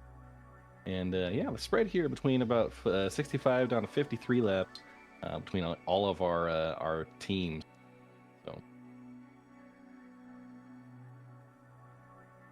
And yeah, we did mention there that after the Niku crash that there was the switch up with Neojet, and SCIRE Racing going from 5th to 6th in their standings, XGR overtaking them with Ball Talk in the P72. But as we were saying before, it's really the great equalizer in an endurance race that you're choosing different ships. Other people will have crashes, things like that. Might not make that big of a difference in the end of things. So we'll keep an eye out and see what happens with that 5th and 6th place standing. Yeah, and you know, there are some in contention still. I know my own Red Legion racers in the 8th place, but just within that same pack, you know, at you know, there's a large group between about 57, 61 laps currently. And yeah, coming up in about an hour, we'll get the ship changeover. We saw some teams getting their secondary ships out and ready to run. So we'll hopefully see a little bit of those change-ups happen as we get that ship exchange kicked off at hour 6. Yeah. And I think we even have another change up here. Neojet getting back into 5th place standing with Consolidated Russian fleet heading up behind them. Fedicol in the Razor LX, and XGR with that P72 back in 7th place standing. Followed by Red Legion Racers, Amarok's Fang, and Test Race Team. So you know, all these teams flying different ships and doing different strategies. So really curious to see how this continues to play out through the day.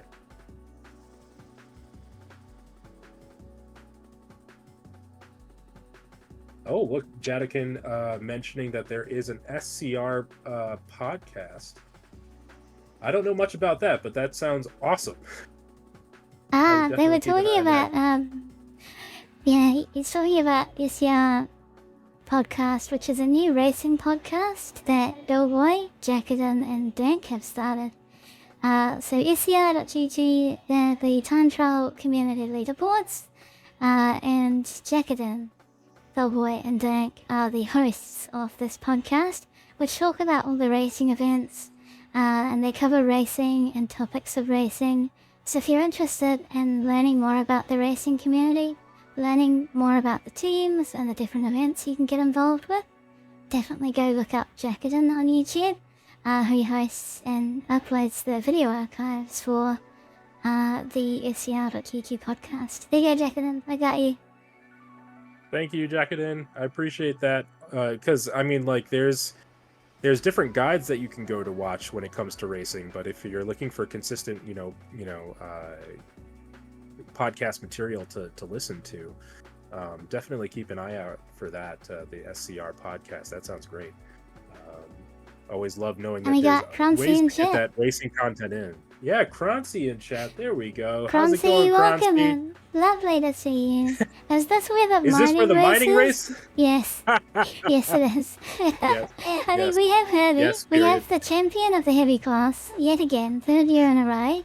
Out here, he's done some racing of the M50. I mean, it's not exactly a mining ship, but he's forced to race in a racing ship. But he's racing at mining speeds, so whatever that means, it's code language for they're going really fast in laser terminology.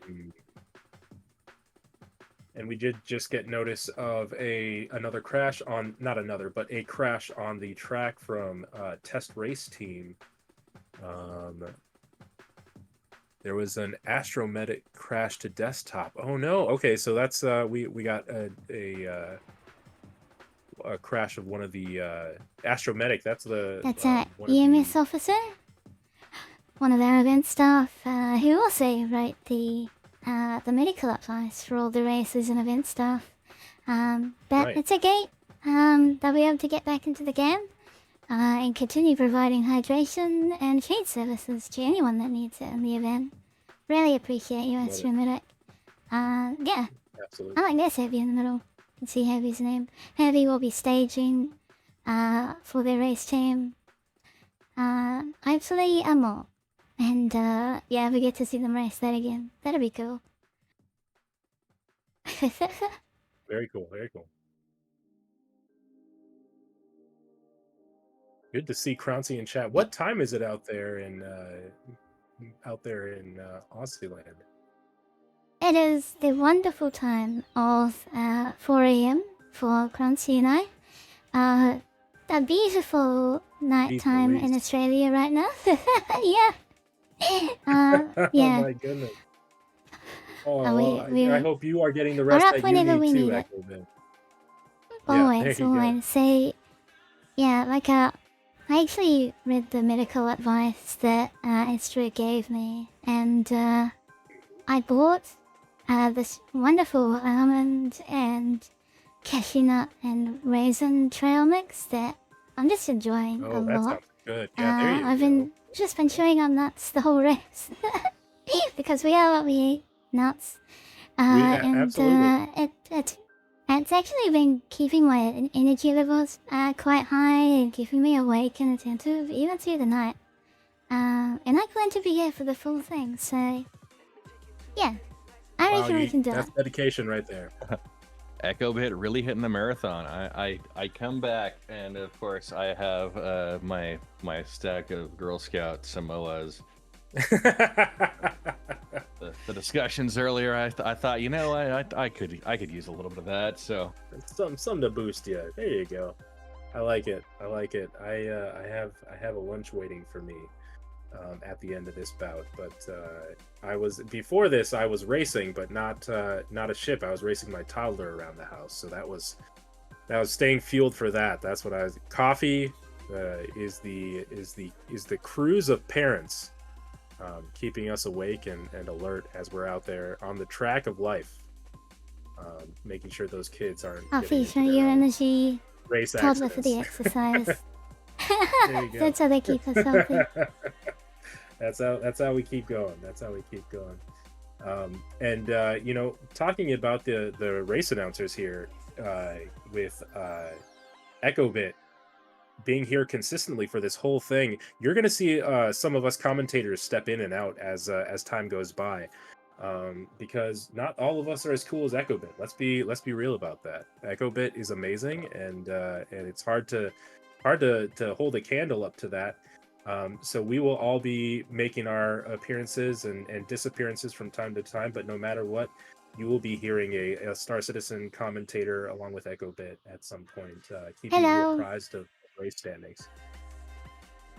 Yeah, and like the way I see it is, we did Crux Cup once a year, and I booked time off work so that I could be here. I booked full weeks off so that I could like fully prepare and make this event as nice as possible, and also just make it so that I have a sufficient rest period afterwards, and I can just take a week off before I go back to work.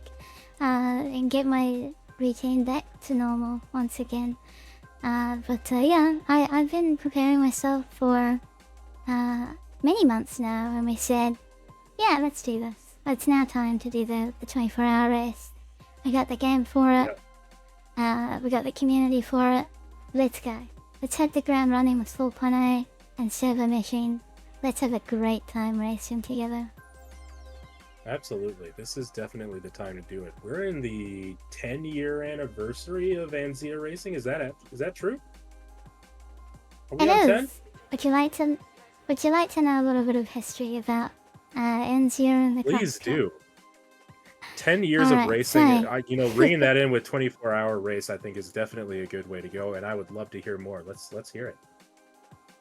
So, I didn't originally start the Crux Cup or Anzia Racing. I came in a bit later to the racing community, maybe 2 years. I backed the game in late 2016, but only really joined the Crux Cup in 2017 as a volunteer. It was originally started by our race director who's out there in the field today, GentlemanJez, and Algorithm, you might know from the Info Runners. Those two are the original members of Southern Cross Alliance and leaders of Southern Cross Alliance, our Australian org.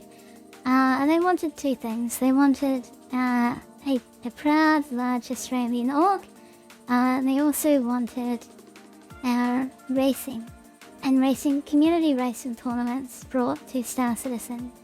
And they decided with the Arena Commander module coming out, and with its classic racing module, they would be the ones that kick off community tournament racing with the classic racing mode.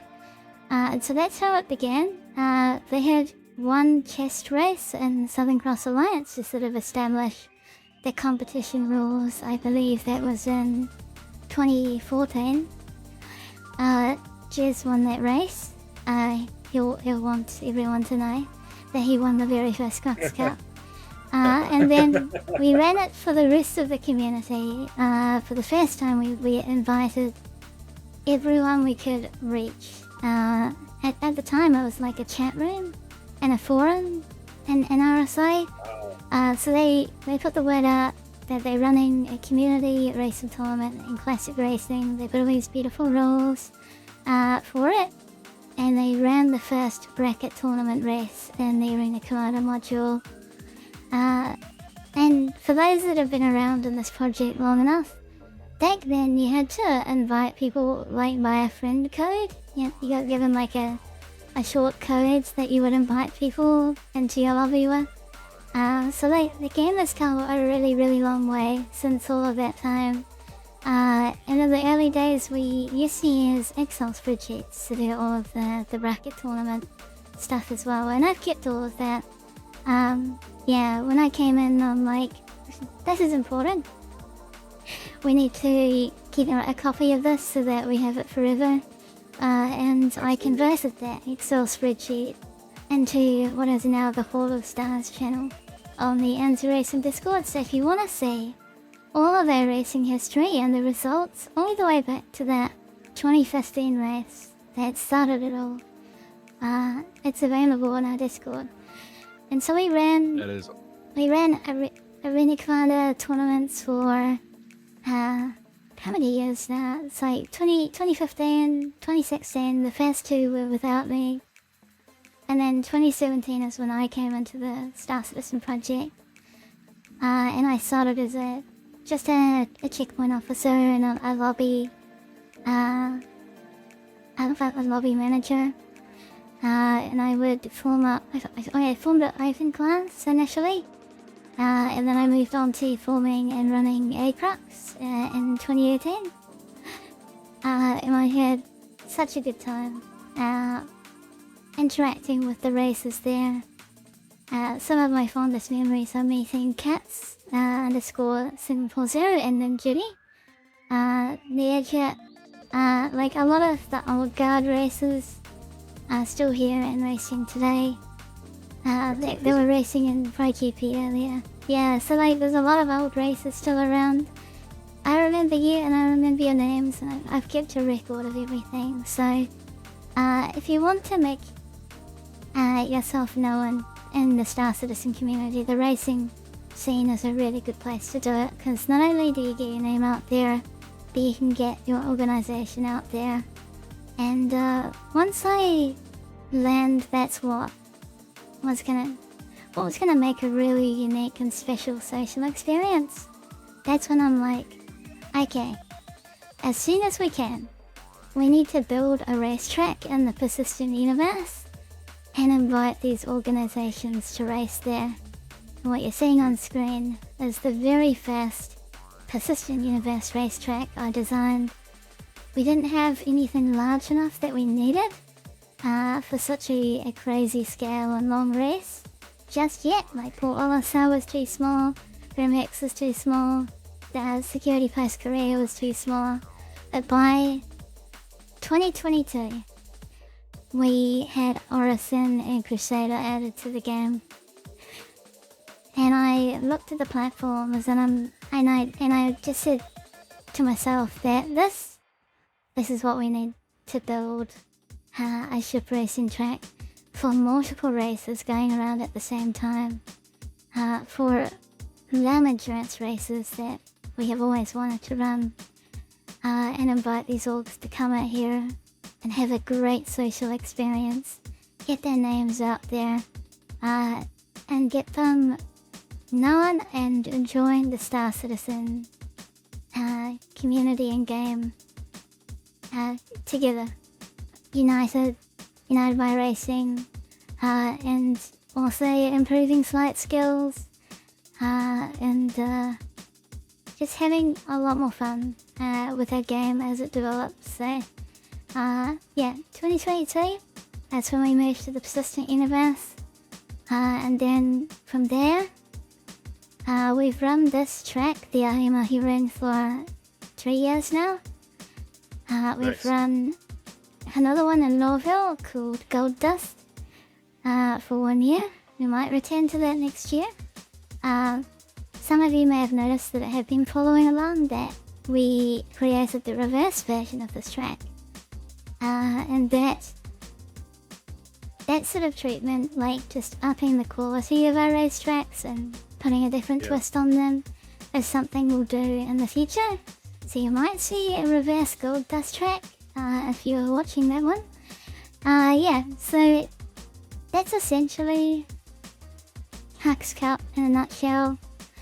Well, I mean, not in a nutshell. It's been quite a bit of time talking about that, but I mean, there's so much more to it as well. And I'll just briefly mention, like, we've always been following this game as it developed. So we started an Arena Commander when the Persistent Universe was ready. We moved into that, and now we're unlocking new avenues that we can achieve with server meshing. So now that server meshing is online, we want to do bigger and grander endurance races.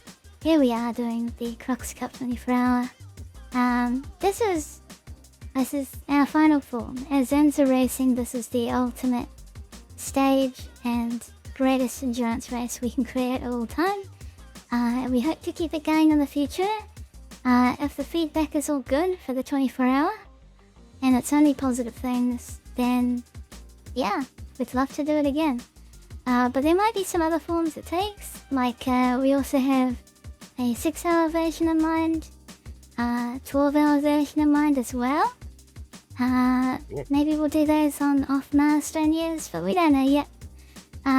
We want to know what the racing community thinks, because this is more for them and our players today who are giving up some of their time and just have practiced for weeks to fly this track together and to be a team, to make themselves known in the Star Citizen community, get their name out there in the orgs.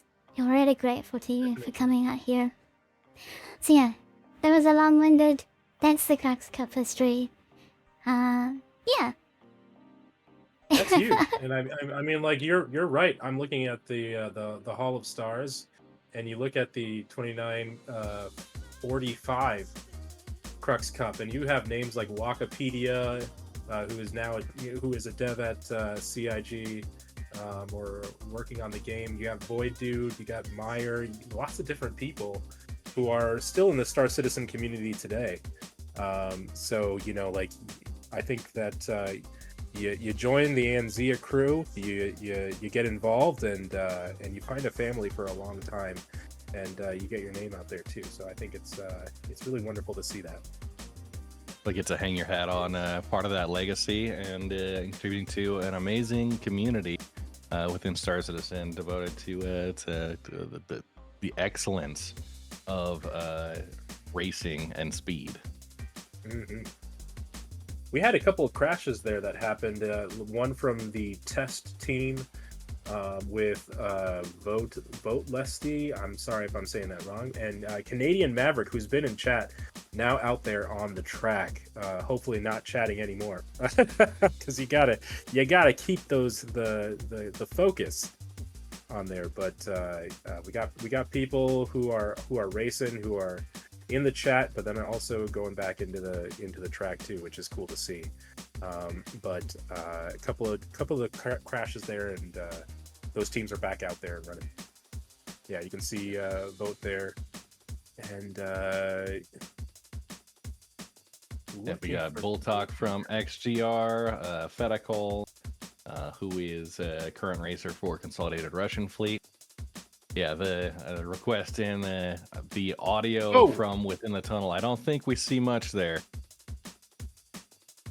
I don't hear much as they're going past, but no. But look at that! Look at the way that they're doing those turns. Very, very intentionally keeping on that line, and I'm guessing boosting too on those straightaways where they can. But yeah, look at that. Just really great views from Expat Brat's cam. Faye was in here earlier too, said that she needed to take a water break. Faye, whenever we go back to that consistent top view look, with the overlay on it. That is Faye's camera from a Sealan, I believe. Gatak Sealan. And just want to say thank you to all of our camera people. HMS Thunderwolf, Faye out there with that camera. Look at that, looking so good. I'm glad that glad she's staying hydrated, glad she's out there doing what she's doing, but keeping that consistent view for us. And now you can definitely see Canadian Maverick out there on the track too for racing for Red Legion racers. Little roll acknowledgement there. Hello, Thunderwolf. Yeah. Hello, Thunderwolf. We see you and we love you. Thank you so much for your work out there on the track. Everyone looking good out there. Oh, and of course, anytime anyone's acknowledged, we have to be careful because you can curse people on accident by acknowledging. It's the commentator's curse, and it happens. The commentator's curse. Yep, you got to be careful. So, but yeah. Faye saying, Sealan, you chugged 4 bottles of Lux. There you go. That's getting that good old sponsorship in there. Love it. Love it. Staying hydrated and boosted. I love it. Yeah, little great views again from Oleg Line, who's put together some really fantastic chase camera feeds for previous events. And here overlooking one of the platforms as we see Smithy Pie from Omega Aerosports and NeoJet from SCIRE Racing. They are 1 lap apart, but keeping pace. Smithy Pie with the 350R, NeoJet with the M50 coming in behind. We got Ken Oki and Foba Bet, Foba with the Black Star team running the M50. Ken Oki with the M50 from Amarok's Fang. They're separated by a couple of laps there. And then Fresh 001, the M50 with Sanguis Luna, working on their lap number 72. Amazing. Yeah, these standings, you'll see movement between them, but I think we'll definitely see some changes as we swap out ships here coming up pretty soon. Not pretty soon, but we're getting to a point at the 6-hour mark. I think we're now at the 5-hour, almost 20-minute mark. So in another 40 minutes, we'll see that ship change out, and we'll see what those choices are. I'm really curious to see what they are. That's unfortunately when I'll be jumping off, but I'll be jumping back on later. But really curious to see what those ship changes are. Most of those teams are already getting the secondary ships lined up, ready for that pit swap. Right. So we'll see some of those. I know for the Red Legion team, we'll be seeing the Saber Peregrine make an appearance with Q2M and Commander Tenna. Looks like Canadian Maverick just had a ship destroyed there. That is most unfortunate there with the M50. We got Commander Tenna swapping in for them. Yeah, Q2M and Commander Tenna both representing the Saber Raven Owners Club, combining with the Red Legion teams to field the racing group for the 24-hour. Oh, very cool. I like that. That's a good combo there. You want to speak a little bit about? Are you part of the Saber Raven Club? Yeah, it's one that I helped kind of revitalize close to 3 years ago now.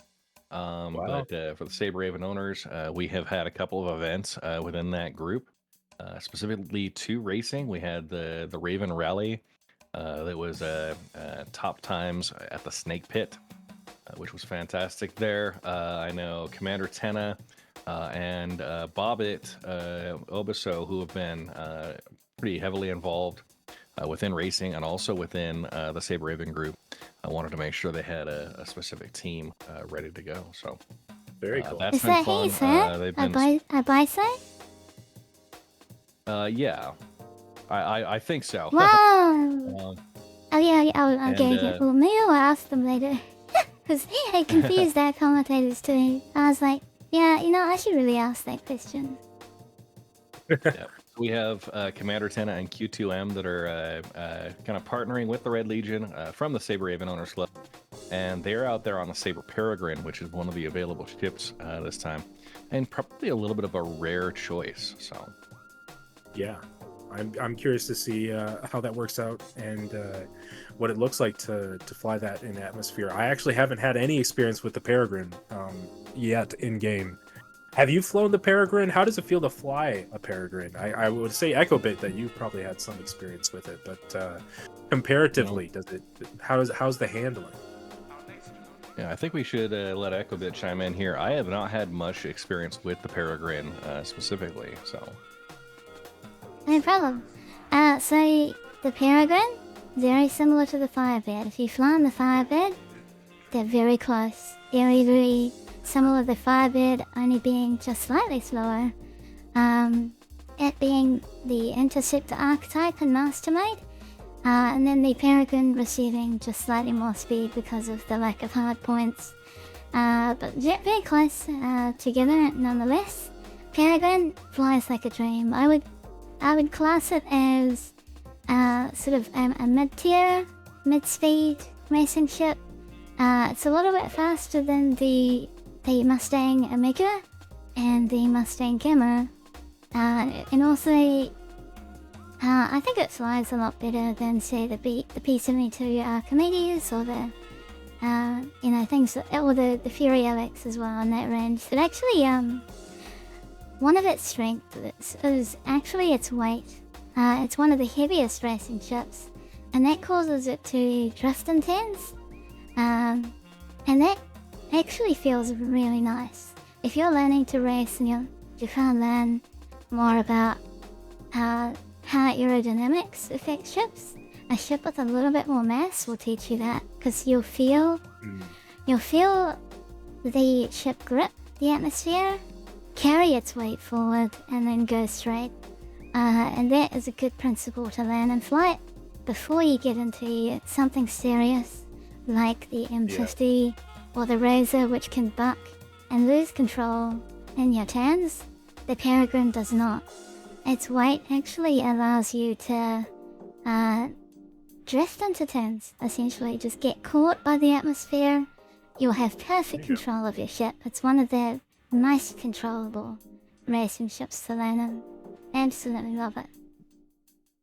With the strategy there, it seems like it might be a good, if you're thinking about an endurance relay race, you might want, if you're thinking about the strategy, you might want something that's a little more consistent, that you're not going to be too worried about burning out on, not going to be maybe worrying too much about crashing. You're getting your consistent speeds there and your consistent flight there. So I'm curious if that's part of some of the logic between using that for some of these middle runs here, whether it be the second choice or the third choice for these teams in terms of their ships. So very, very, very cool to hear that y'all will be pulling out that Peregrine out at Red Legion Racing. And it's the Red Legion Saber Raven combo team. And yeah, of course, very proud of that group. And I'm sure as everybody out here, a lot of effort goes into organizing, coordinating, making those ship selections between all the teams. And yeah, the effort that goes in behind the scenes for the racing team, as well as for our support crew here, the camera operators, the race timers, race director, and of course the EchoBit, helping herd cats as far as the commentators and the big lineup of stars. I mean, I myself, knowing scheduling difficulties is it's tough to work through, but EchoBit's doing a fantastic job of keeping us all together. So thank you very much. Yes, thank you, And EchoBit. thank you Definitely. to And, you, bye. Like we keep saying, the racing community is a really kind and nice community. If you want to get into a Star Citizen community, definitely consider any one of the orgs in the racing community. You're all just a pleasure to work with. Like, I just put the call out, hey, I want to run this race, and then you all keep showing up, and you're all just wonderful cooperatives. Get along with each other, and just out to have a good time in the game. And that's what we really want in our video games, is just to have fun, cooperate with like-minded and kind people. So yeah, thank you for making my job a little bit easier too. Absolutely. I mean, I work personally in design, and we run events consistently throughout the year. And event hosting, event planning, is some of the most stressful work that you can do.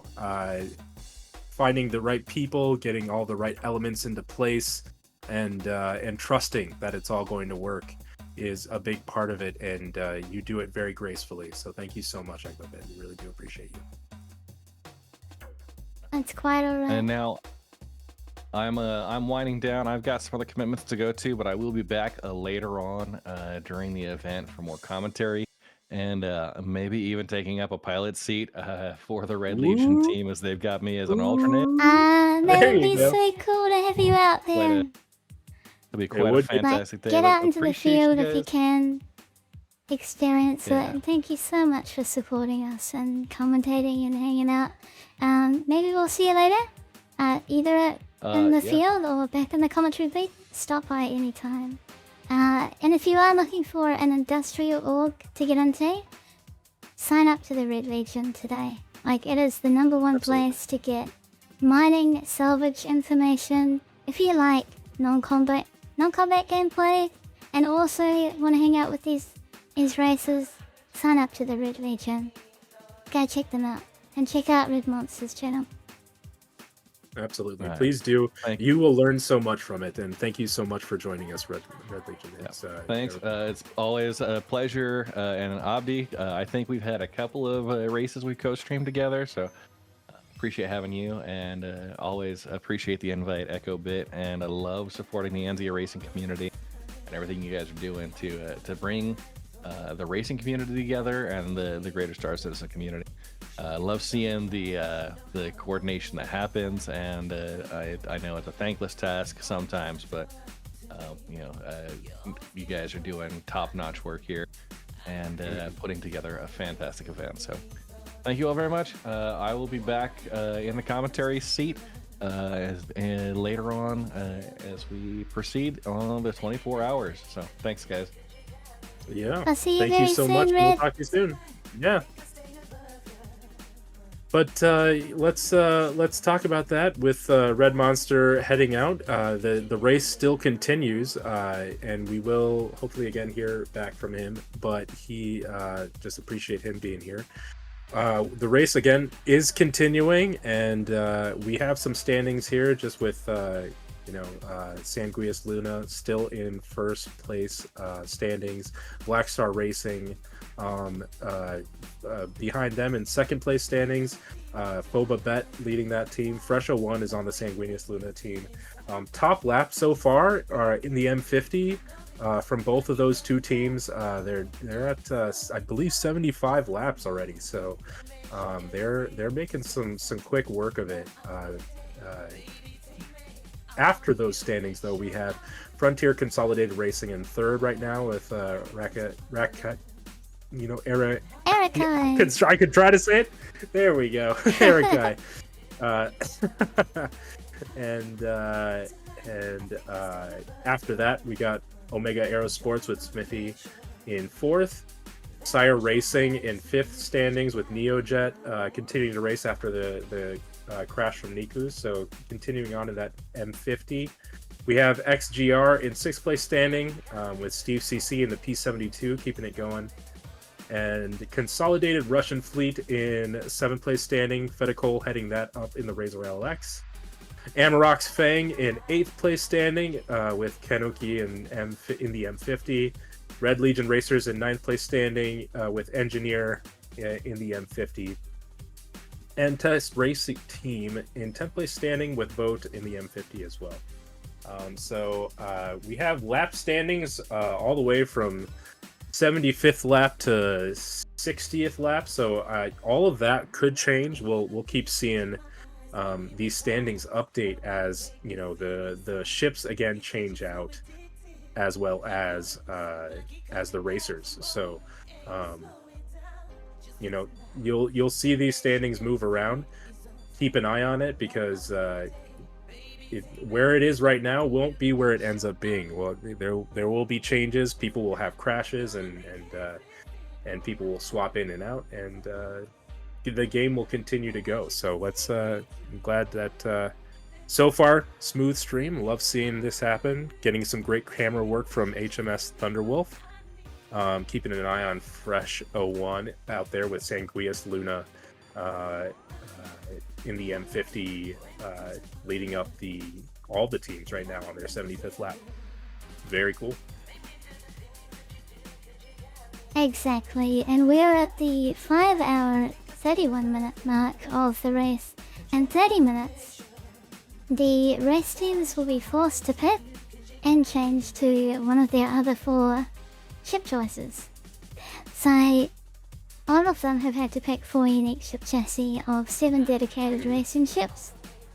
This opening 6 hours, we've had teams race the M50 to create a strong lead.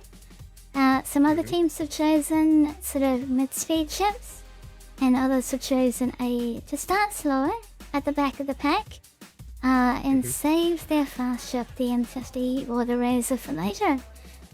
So right now, Sanguis Blackstar, Consolidated Racing, leading strong leads with the M50, but this is the last time they get to use that ship for the next 30 minutes. They have to place as many laps as they can before they are forced to pit at the 6 hour mark and switch to another unique ship chassis that they've chosen. So they will go down to either the Razor. Yeah, go ahead. Oh, we heard that Red Legion will be switching to the Peregrine. But we also know that they're switching to the Peregrine in the next bout. But we did hear, was it that from Billboy, was that they're switching to the 350 after this? I believe so.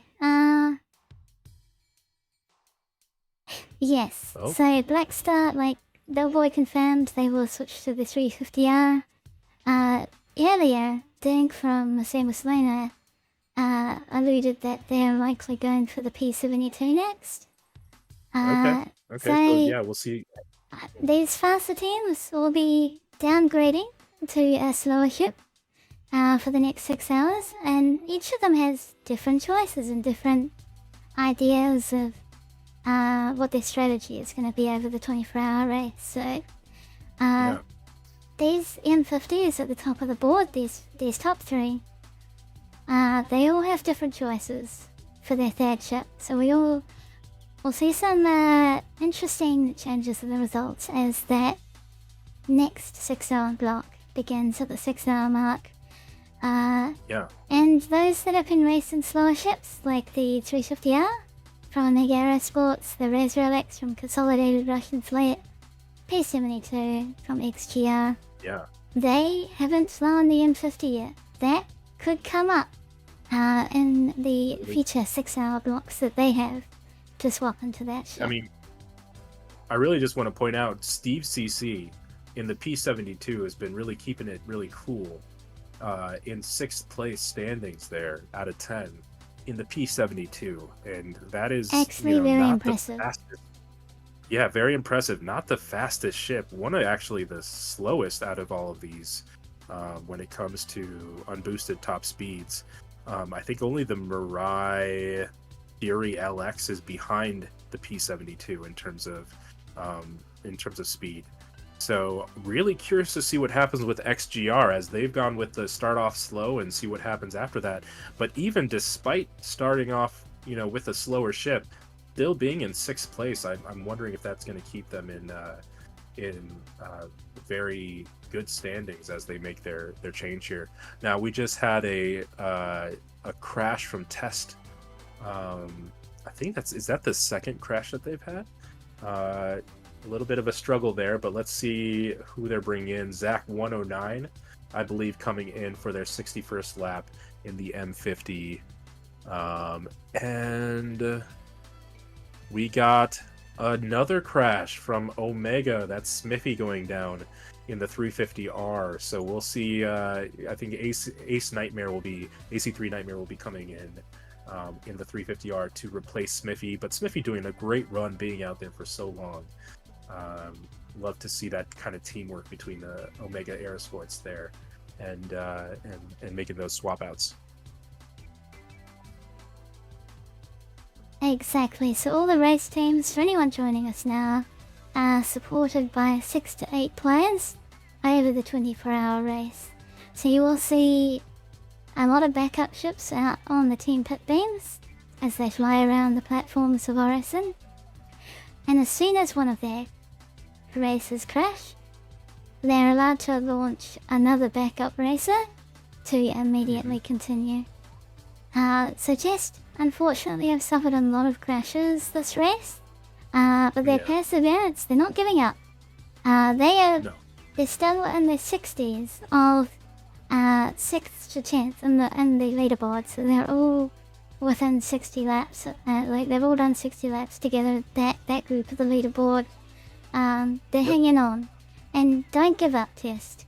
Despite the crashes, Yeah, don't give up. you can launch races again. Exactly. Yeah, keep your races going in the field.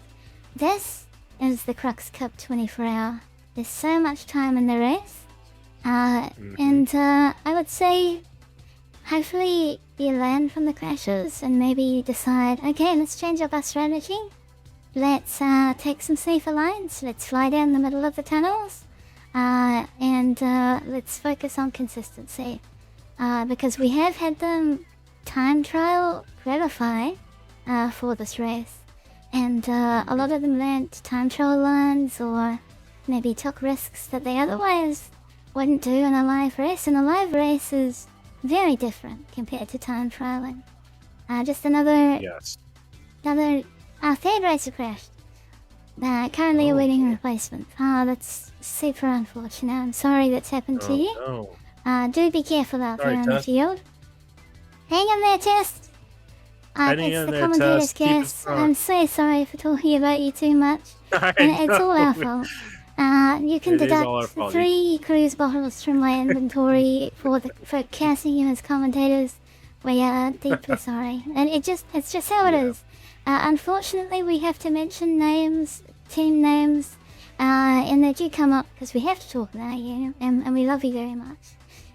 But sometimes it does happen and come out this way in this situation, so we're sorry about that. Oh no, we don't mean it, it's not intentional. Alright, we have a red flag. A red flag has been flown, so we are awaiting our race director to report on what this particular red flag means. This could be the signal of a changing a server. So there might have been just too many crashes in succession, maybe due to server performance degrading, and with enough reports, maybe 50% of the racers have all said, look, server FPS has gone down a lot, we need to move on. That could be the case here. So we'll just we're waiting for word from race direction on what that means. We'll find out in just a few minutes. I'm gonna message them right now. Yeah. And we'll keep an eye out. It looks like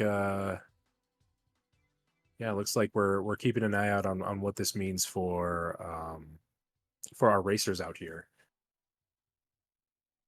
Time is still going though. We still have people making their way around the track. We got Phobabet there on the track, still making their way through.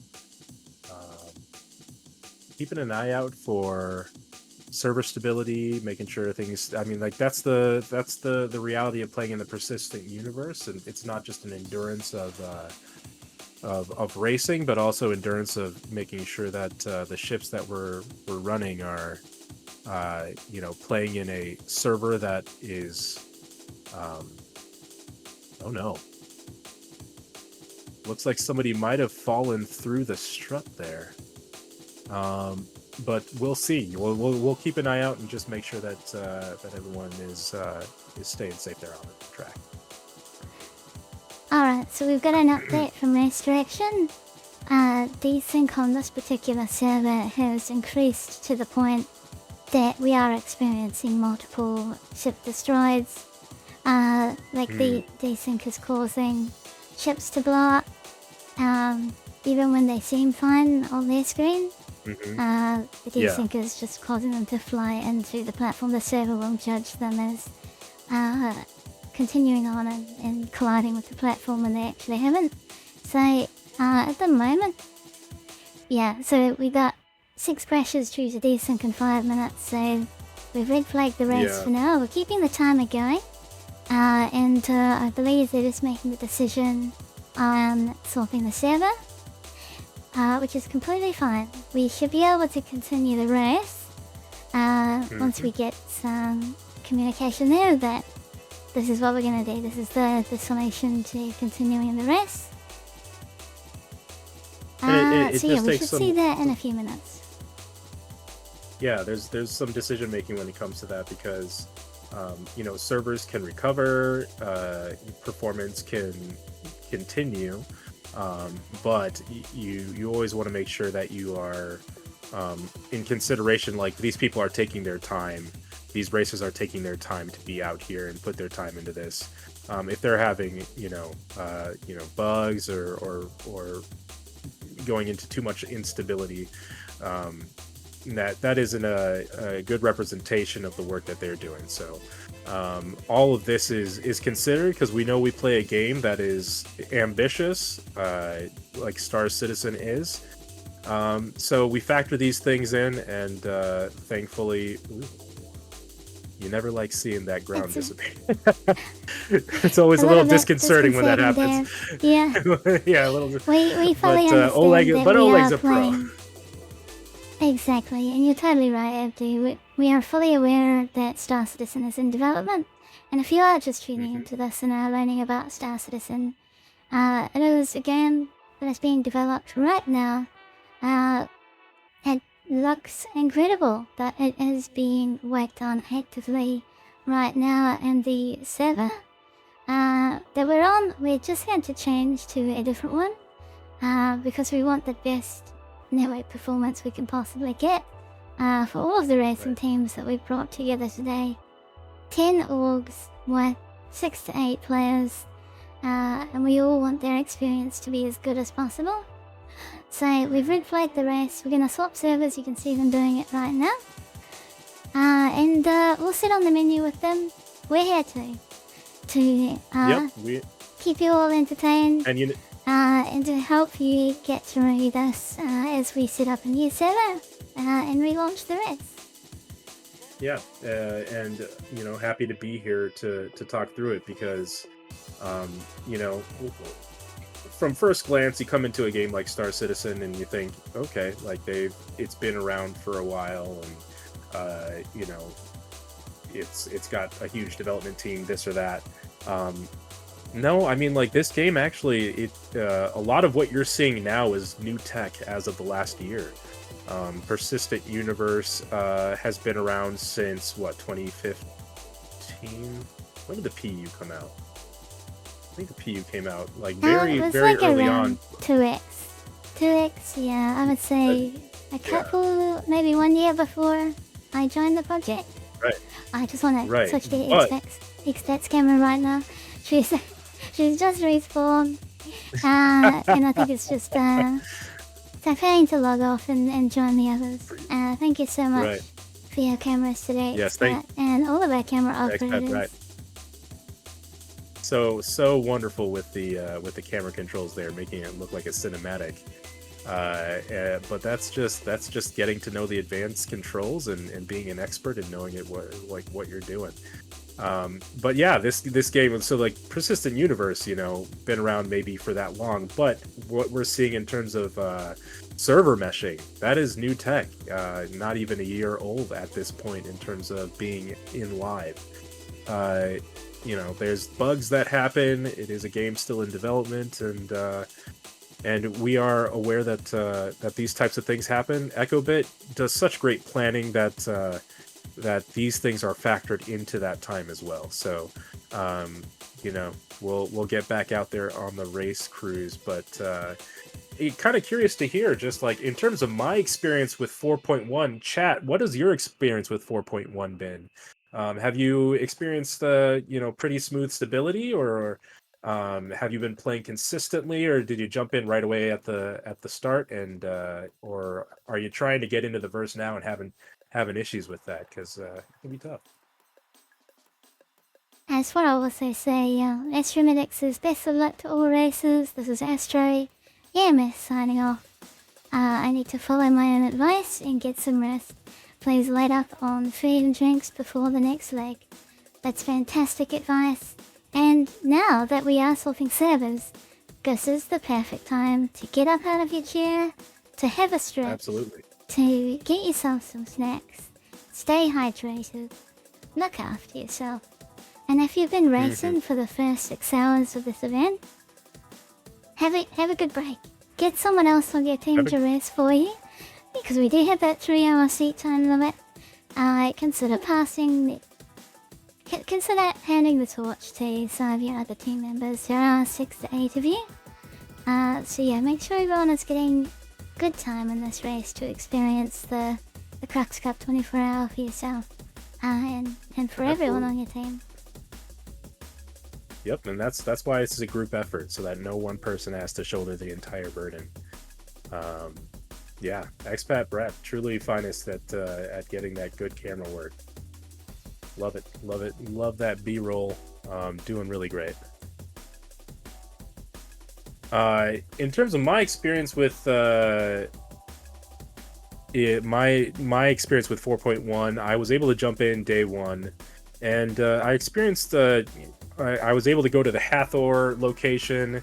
I snuck into the base while a bunch of what were they? Polari were having a battle in the sky. I think they were trying to, like claim the territory as their own. But I just came in my little cutter scout and got some loot just to kind of test out the area. Performance was all right, but that was day one and literally hour, I think, 5 of it being out.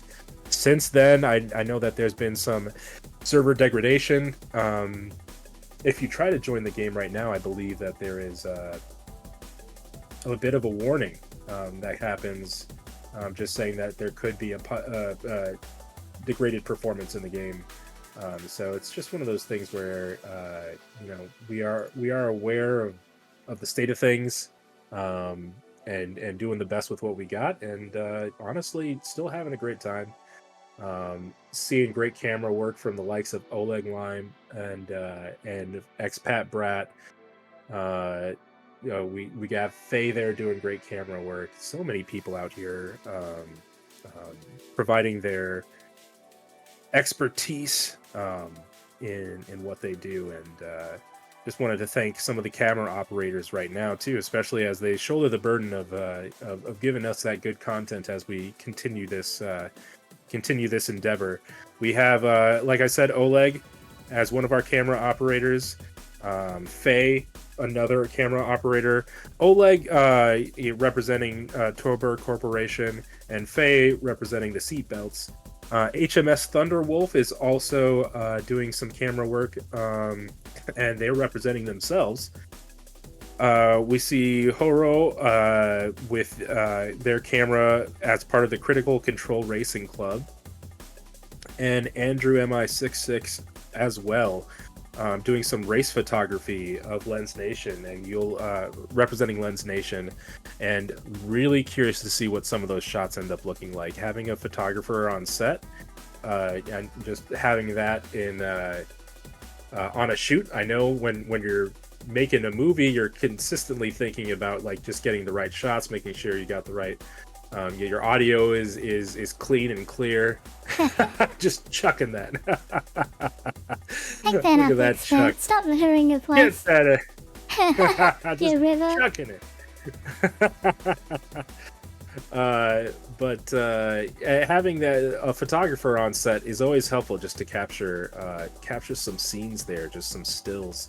And really curious to see how those turn out, and thankful for that work as well. Good stuff here, though. Good stuff. Expert, we're gonna switch over to our Lime's camera. You should be free to swap over with everyone else as well. I want to show you all the scene of joining the new server. Just how many people we've got in the server right now with these races, heading out to the field. Check this out. Look at this scene. This is the racing community getting ready to look at relaunch that. in the Crux Cup 24 hour. They've all got their You know, beautiful new that's- racing suits on. And such a lovely sight. You know, it's great seeing the racers out there on the track, but there's something so human about seeing their digital avatars in a transport, basically a bus, getting transported, to where they need to go, all in one spot. We have Fedical there. We've seen Fedical racing on the track today as part of the Consolidated Russian fleet. Who else we got there? There's so many names. We got Soulbite, Bill Boy, who we actually got a chance to talk to in chat there. So that was really cool that we got to hear from Black Star Racing. Let's see. TigerWICE from Southern Cross Alliance, 40G, from they're racing for Mega Aerosports. We've got Jackadan, Jellyhead Maiden here. From Jellyhead. Sanguis Oh, Luna. wow. Yes, Jackadan with the silly hat. Hey, Thank you for glorious Jackadan. kisses, Jackadan. Love the outfit. Love the combo. It's all about the helmet. fit. So beautiful. Those eyes are just something else. Perfect. Just perfect. HET Medkit from XGR there. Soulbite. And Kitoyim, Red Legion. Expat Rat. I know you good. I just want to do a quick shout out to Expat Brat. Expat Brat saying that they have to leave for the next 6 hours, but thank you so much, Expat Brat, for your camera work and expertise. We've loved seeing all the great shots that you've been getting. Be careful in those elevators, people. Pick a spot and stick there. you don't want to yank people out of the elevator by bumping into them. But look at them. Look at these beautiful, beautiful citizens of the stars. Loving it. But thank you again, Expat Brat. Best of luck to you, and looking forward to seeing your work more throughout the race later. Thank you again for all of your camera work and efforts here. Again, if you're curious about Star Citizen and even about camera work in the game or anything like that, or just want to see good content, Expat Brat is definitely one of those people you want to keep an eye out for. So keep an eye out for Expat Brat and follow her channel. And yeah, thank you again. We got people out there getting their ships out again. What's the choice here? What's the move? It's the LX. There's the Fury LX right there. Oleg choosing their camera ship wisely, getting those good shots. Jackadan, Jackadan, loving your helmet choice. Your helmet choice with the racer outfit looked great. Loved seeing that. Snake also rocking that helmet with some chunky armor too. Snake being Consolidated Russian Fleet, one of Turbor's racers, Fed's racing partner. They're helping in the Pro GP as well. And good to see them here too. Jasper is saying Jackadan out there traumatizing us all. Yes, thank you so much, and loving those Halloween horror elements. I love it. I mean, we talk about what the racers wear right now. In the future, it will make a difference. I think once the game goes 1.0, we might not be seeing people race in full armor anymore. All of these things could give you additional, pluses and minuses to stats, whether they be G-force toleration or hydration, things like that. Eventually, we're not going to be, wearing an entire Armada's outfit at the same time with the backpack and all of that. So I'm pretty sure they want you out of the armor at certain points, and I think that's going to play into racing at some point. So, the racing outfits that they recently put out for in Star Citizen looking really good now, but might have more gameplay ramifications as we go into the future of playing this game. So, And it will. Yeah, I'm So curious to from see the where we go with CitizenCon that. announcement, carrying that on, the Starware update is going to bring us, and also like the professions for the games for the game that they're planning, with pilot Right. and race driver being one of the professions that you can pick from, and one of the specializations you can go into. Wearing Right. a racing suit in the future, and from that presentation, just like you said, you'll get incredible G tolerance or resistance to G forces. Knightability was also on there, so Yeah. in the presentation for Star Citizen 1.0, they showed the racing guild, and the racing guild does foot races as well, so actually having a suit that helps you be more mobile and run faster. It's kind of important to foot racing as well, surprisingly. And then also, for driving as well. Now, one thing that I hope that these sort of racer and pilot suits get is a camel pack, so that you can hydrate your character on the go. I think that would be really Yeah, I unique hope that too. to the racing and driver suit. Because we're running a 24-hour race right now, and one of the strongest factors that we fight is either the hydrogen fuel running out or the character getting dehydrated. And at the moment, the character dehydration rate is quite high, so in many situations, the character will run out of fuel before the ship will. So hydrogen is actually quite plentiful in this patch, and you can fly for 3.5 hours or more in most of these ships and masterminds. But hydration will only get you maybe 2 hours. So having a suit that can help deliver food and drink to you on the go would be incredible for competitions like That would this. be. Oh yeah. And would just bring some more of that immersion that we were talking about. Smithy Joe Bob saying that you need to take a nap, take care of yourself, rest those eyes, rest those hands, rest that mind. Finger quotes. Nap. Right. Okay. Well, hey, you know what? Just take care of yourself. That's all we care about. That you are safe and doing well. But yes, we're going back to what you were saying, the immersion that we're talking about of having, maybe not just immersion, but also talking about having purpose. Racing right now is so much of what you see is because of the people that you see out here today. People agreeing to making tracks, making their own idea of where those tracks would be, kind of coming up with it as a community. Coming up with race timers and stuff like that. But seeing the game support racing in a new way, whether it be through, providing missions in game or specific paints for those who, increase their skill, increase their mission standings in the game. Will be very cool to see, and just giving people more choice, more purpose in the game, to be a racer and to really live that life as a racer in the game is something that I think that a lot of us are looking forward to. I think there are a lot of people who would, happily, yeah. Oh, sorry. Go for If it. I can jump in, you had an incredible point, and it's not just the racing community. It is all Star Citizen organizations. In True. the CitizenCon presentation, not only are we getting these beautiful racing paints in the game and beautiful driver seats, but we are getting, in the future, a social and organization update.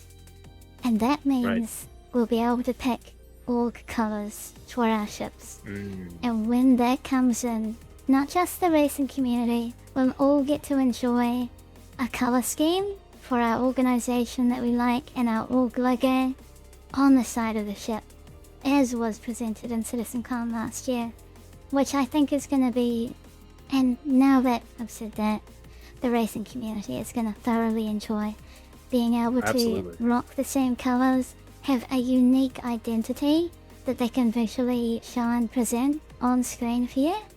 where they all match here, and we can identify them by their org logo, which is printed on their ship as a decal. That is coming to Star Citizen. So if you are interested in representing your organization and being highlighted in this sort of way, the Crux Cup and Enza Racing is a great platform for you to do that. Where you can rock the paints. There you can put on your beautiful org logo, can be represented in the community, and be part of this unique social experience. Red Monster saying, I'm still deciding what color my org will settle on. Is that true? It's not going to be red? I mean, maybe Are you red sure is the it's primary. not going to Maybe be you're red? thinking, I mean, maybe, how could it not be maybe red? it's... What if it's You know Pink what? Legion? Purple. What if you change to Pink Legion? Or Purple Legion, yeah. Could be the pink. Yeah, you know, the Cuddy purple. You know, for parties. Yeah. Puce green. Oh no. You could have all divisions with different colors. You could have the Purple Legion, the Pink Legion, as your divisions. you Then go. you get to have all the colors. You can become the Rainbow Legion and The Rainbow combine League. all Oh the my colors god, and that powers. sounds amazing. Yeah. Even just the name of that sounds cool. What an idea. Someone will do that now. Oh no, Space Face saying that, Space Citizen Face saying, I have died with no cause. Oh no. The game is saying no to Space Citizen Faye, and I hope Hang in there, Faye. I missed You your got camera this. already. You got We'll this. see you out there in the field. We will. But the racers are getting back out there on the track. The camera operators are out there too, so you're getting these stunning shots from Oleg. Just seeing some really great cam shots, and I believe we got Thunderwolf there as well. Look at that! Look at these ships, just highlighting some of that amazing CG work there. Now that looks like a Peregrine to me. Yep, that's That gotta is the be Saber right. Peregrine. I Yeah, also need look at that. to pull in LNDF's point of view. So we had Expat for a while. Expat has signed off. I'm going to sign in LNDF, who is one of our camera operators today as well. Let's bring that camera online. Here we go. They are also getting ready. They're heading out to the field too. So LNDF will be providing a precision mode camera. Welcome in LNDF. It's lovely to have you in this event today. Oh my god, look at that. Look at that sunrise. Are we or is that a sunset? This is We might be sunset. hitting a sun. So, That believe sunset, it or yeah. not, we are We're- coming up on day-night cycle 2 in the Crux Cup. There are 4.7 day-night cycles throughout this race. Right. Wow. We have completed a day-night cycle already. We're on to day number 2, which includes day and night at Orison. Only this sort of race can we get to see the full day-night cycle this many times. It still blows my mind that we're running a race this long. Yeah, I mean it's humbling to see that, and also visually, just look at that, looking good. Oh man, that Peregrine shot. So all the races are staging right now. We've just launched into a new server. We had to reflag the previous server because the desync started to gradually build up to the point that we had multiple crashes within 5 minutes of each other. So great call from Race Direction to flag the event and then to move us into another server. We'll give this next one a good try and see if we can keep the race going. We're gonna go the full 24 hours if we can, and just keep getting new servers if we have to. We had a much better success rate with the previous server. That was about 5 hours of flight time. Whereas our first Amazing. server was a pretty rough start. It started out pretty good. They had 30 server FPS on that server. It was the best looking server that we had. But there may have been something that blocked it and caused a lot of desync, so we had to red flag that one very quickly. So we're on to server number 3 now. Server number 3, fingers crossed that it all goes well and our races can get launched very soon.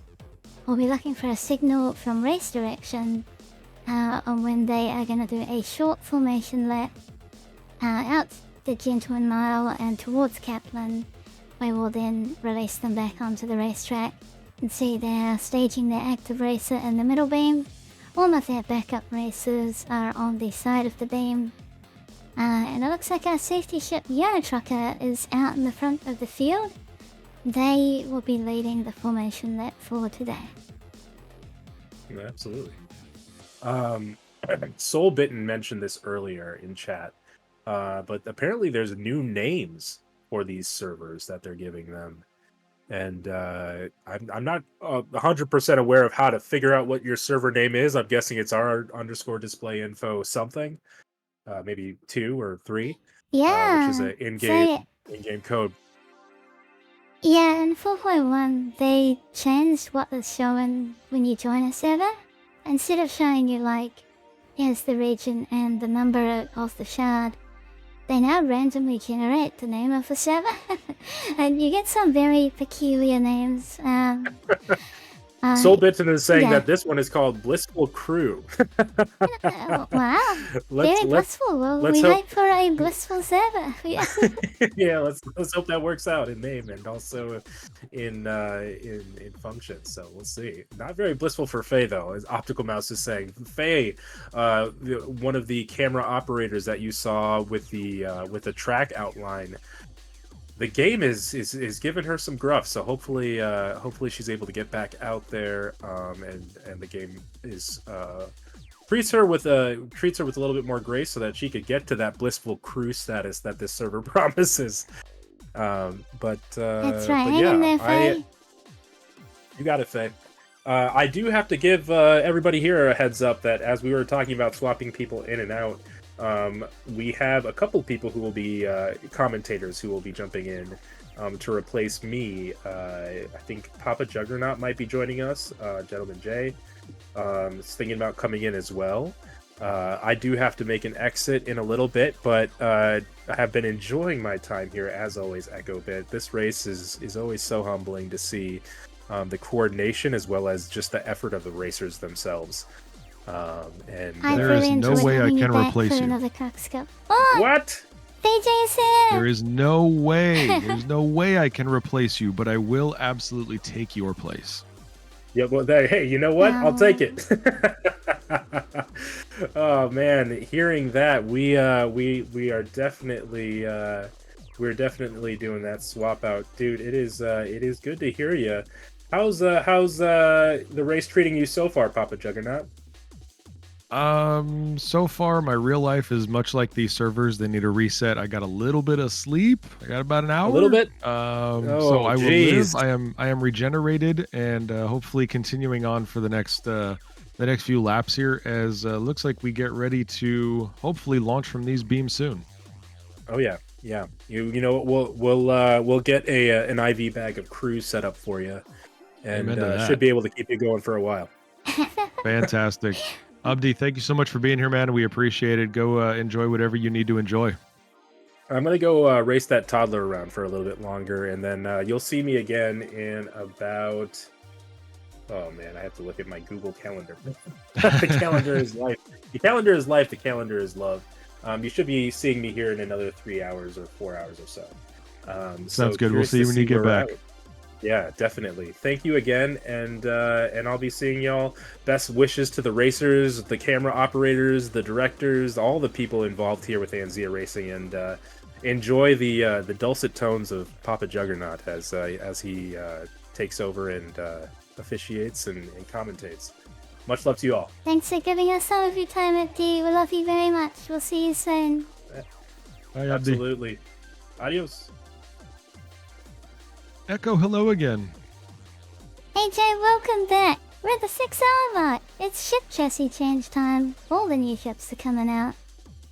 I can't wait to see what I've been keeping up to date on the server status. Unfortunately, I think obviously you guys have seen it and talked about it, but seeing the server degradation status coming out about an hour ago. obviously CIG has got a server issue that they're dealing with. And I love that I came back just as we started talking about the names of the servers, because I've noticed when we log in now, it tells us we're in a queue for some random collection of adjectives and nouns. It's And I all was like, are randomized, these actual man. server It's names? so weird. It is, yeah. Yeah. They're given names now. Yeah, and it's sort of like, oh goodness, I want to say it's Minecraft, but I'm not sure that's it. But maybe it's Sea of Thieves. But somebody has a similar thing where they just have random collections of adjectives and nouns, and it becomes the server name. And anyway, I've actually enjoyed it. Every time I log into the game now, I'm looking at it going, "Ooh, what's my server name?" And I'm in position 9 for what? So it's been a lot of fun. So how are you doing, Echo? How's everything going for you? 6 hours in. I'm feeling great. That's right. And She just says 6 I am, hours and I'm still here. I'm feeling good. I've got a huge smile on my face because, the game, despite the couple of desync issues that we've had, and having to red flag and change servers, like when it is running smoothly, you can just see the racers are having an incredible time. And if they're having a good time, I'm having a good time as well. It makes me so happy to see them enjoying themselves out there, jumping into chat, cheering each other on, and also fighting with each other. It's just a wonderful experience so far. I really appreciate the community, all the time you're giving up to be here today, to race in this event, to hang out together. It's one time in the year where I just feel more connected as a human race, enjoying our favorite space video game. Yes, it is our favorite space video games. And, we want to thank CIG. We know everything is difficult out there. They just launched a brand new patch. We've got the first weekend here, which happens to be the weekend of Crux Cup 2955. But still, CIG doing whatever they can to make sure the race goes well. They're monitoring our servers. They're involved in the race here. And we thank CIG for trying to keep everything going. In the meantime, what we do is we simply we'll call a red flag, we'll switch servers, we'll move to where we have to move, and the race continues.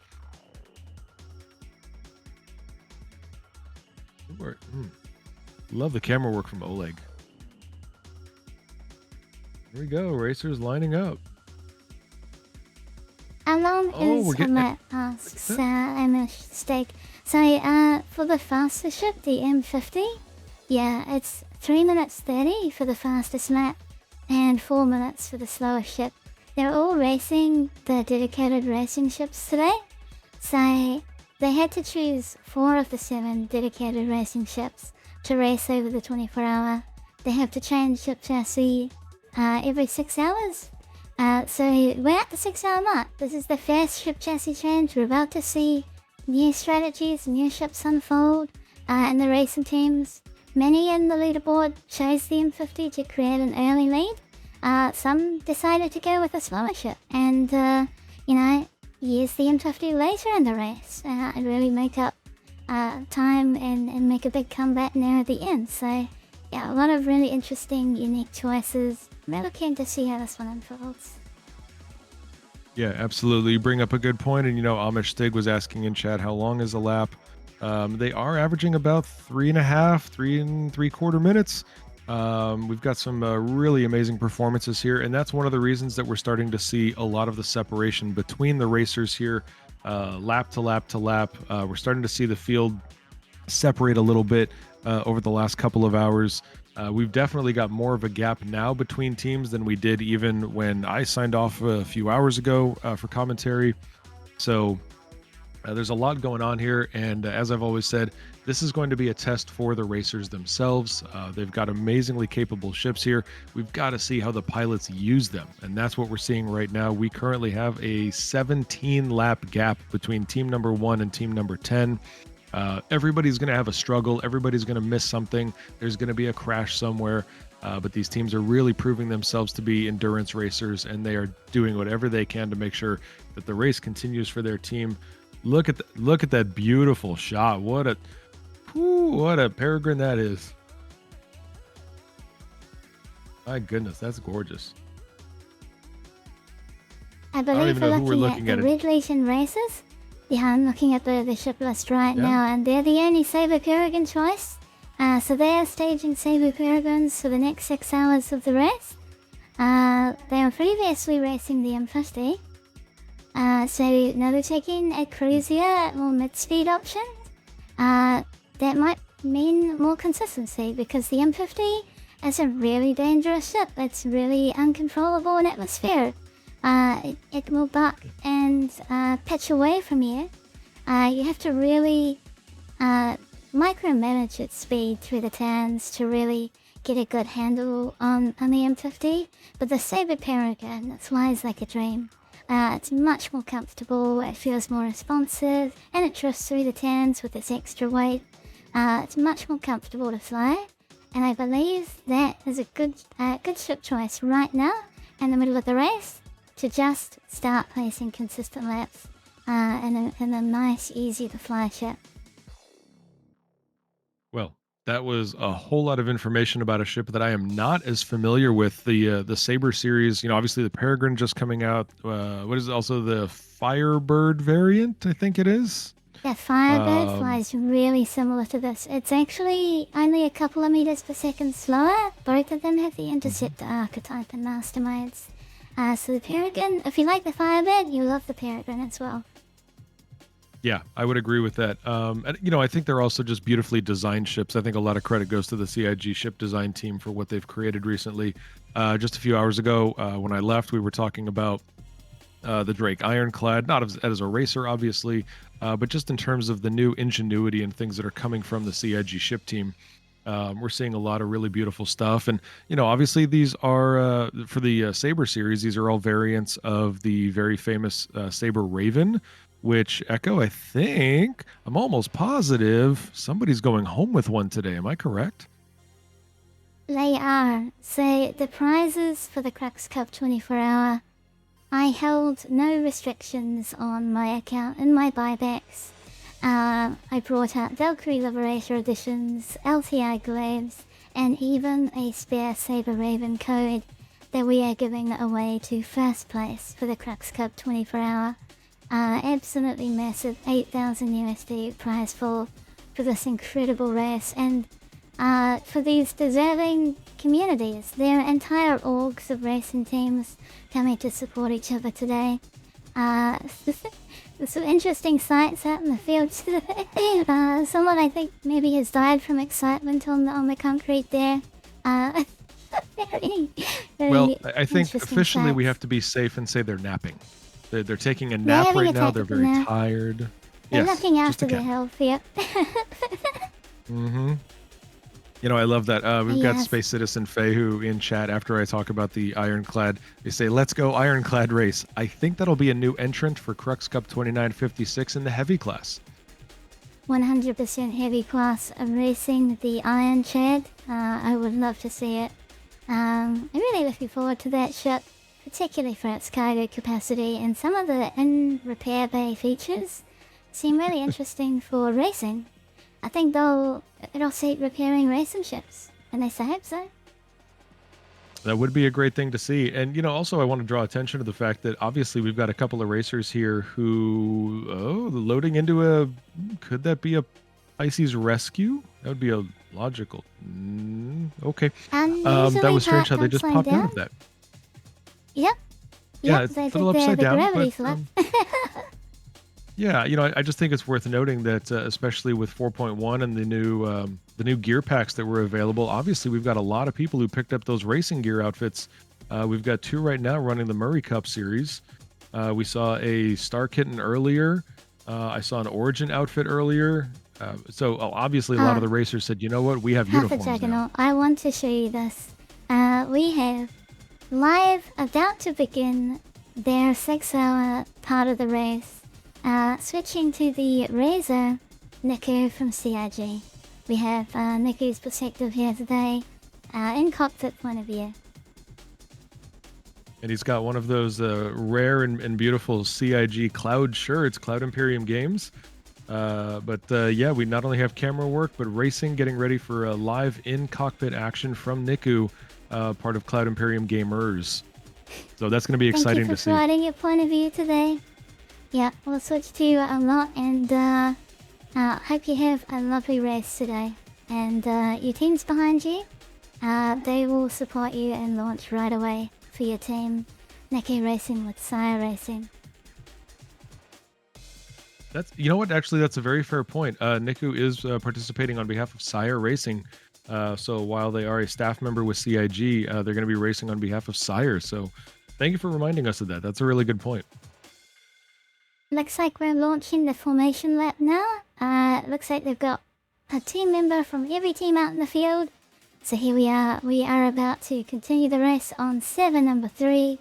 We'll be green flagging the race, I believe, mid-Gentleman Mile, and get these races underway once again at the Crux Cup 24-hour. Very exciting. We are here in the formation lap. We're going to be getting a green flag soon. As Echo just talked about, we're going to get a green flag once they... Echo, are we going to be getting this at the same point around halfway of Gentleman Mile?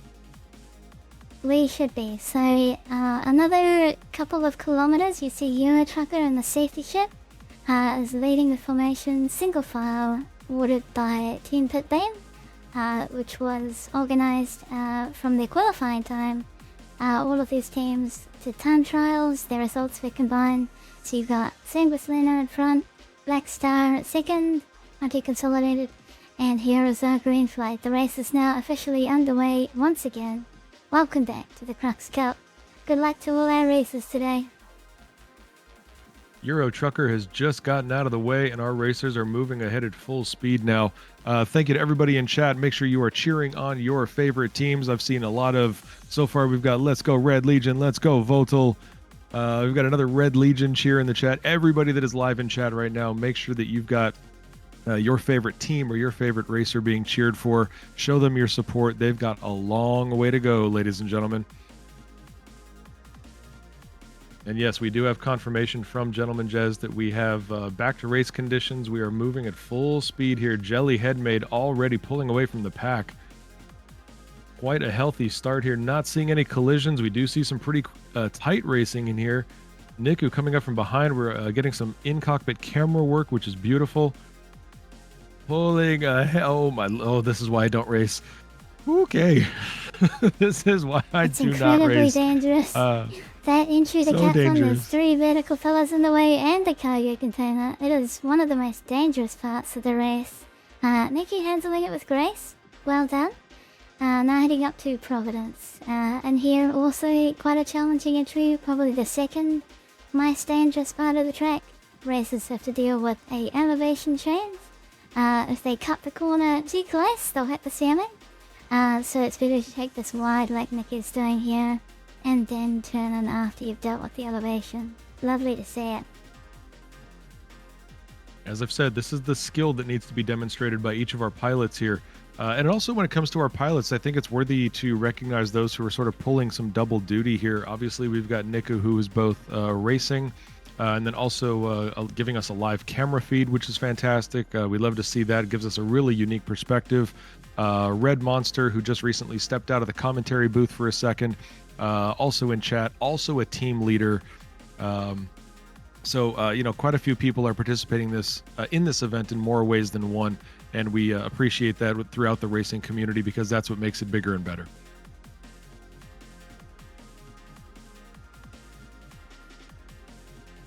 Okay, as everybody can see here on the overhead, we've got lap 79 that we are working on completing right now. Sanguis Luna still has a commanding lead of about 3 laps over Black Star Racing. Right behind Black Star is Frontier Consolidated. And then we've got Omega, SCIRE, and Consolidated, along with XGR, who are in a very tight pack. They're not very far apart here, maybe 1 lap between them. And then we've got Amarok's Red Legion Racers and Test Race Team. Echo, it looks like Test Race Team has continued to have some struggles even while I stepped away. Do we have an update on their team? Are they working at full capacity at this point? So they are a team that has suffered it the worst, I believe, in terms of decent crashes. Particularly on the very first server, they launched a couple races, and from their point of view, it was fine. But the server deemed them as running into a platform, so they suffered a couple crashes early on. And then a second server, they were doing alright, placing very consistently. They're still up with the board. For the top half of the race, they are within 10 laps of everyone on the first half of the board. But again, when our second server had hit some desync issues, they launched 3 of their team members to try and cover for crashes. So they lost +3, and that was what caused our red flag, was just 3 of their races going down at once, and then multiple other teams also reporting not server number 2 not working so great, experiencing heavy desync. And now we're here on number 3. We wish them all the best. Consistency is key. Choose safe racing lines. Placing laps is more important in this kind of race. Anything can happen in 24 hours. Absolutely. Anything can happen in 24 hours, and we just saw an example of that. For those of you watching live, you probably just saw the announcement. Sanguis Luna, Jellyhead Maid, has just suffered a crash. So we should be seeing their replacement fly out of the hangar already. It looks like Fresh may be the replacement. Fresh is the replacement? Yep. Yep, Fresh is the replacement and already back on the track. You know, and that's an unfortunate thing, everybody. You got to keep in mind that we were at least 2 minutes into this green flag, and when Jellyhead Maid crashes, that means Fresh is all the way back at the start line and has to begin from there. So they do lose all of that progress, and that's true for any team. So what this does is, this is where we get, we're talking about what can happen in a 24-hour race. In a 24-hour race, you can have things like this where now teams 2 and 3 have a chance to gain some ground and potentially close some of that gap with the front runners right now, which is Sanguis Luna.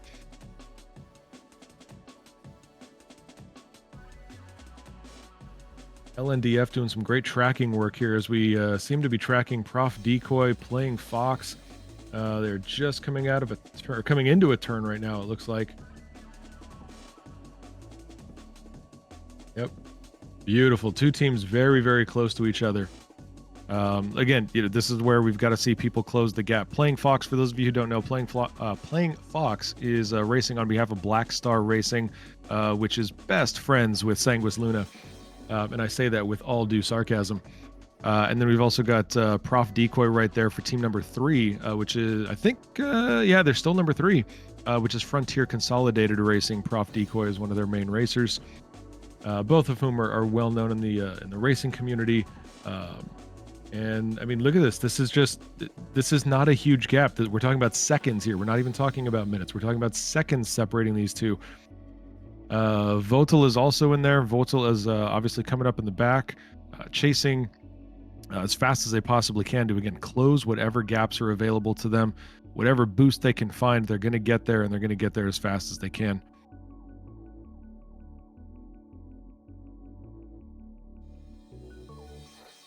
Coming into a little bit of a dangerous straightaway here. Looks like we're finally going to get another lap here. Very good. We're going to get some updated times. I'm going to get updated times as soon as I log back into the platform.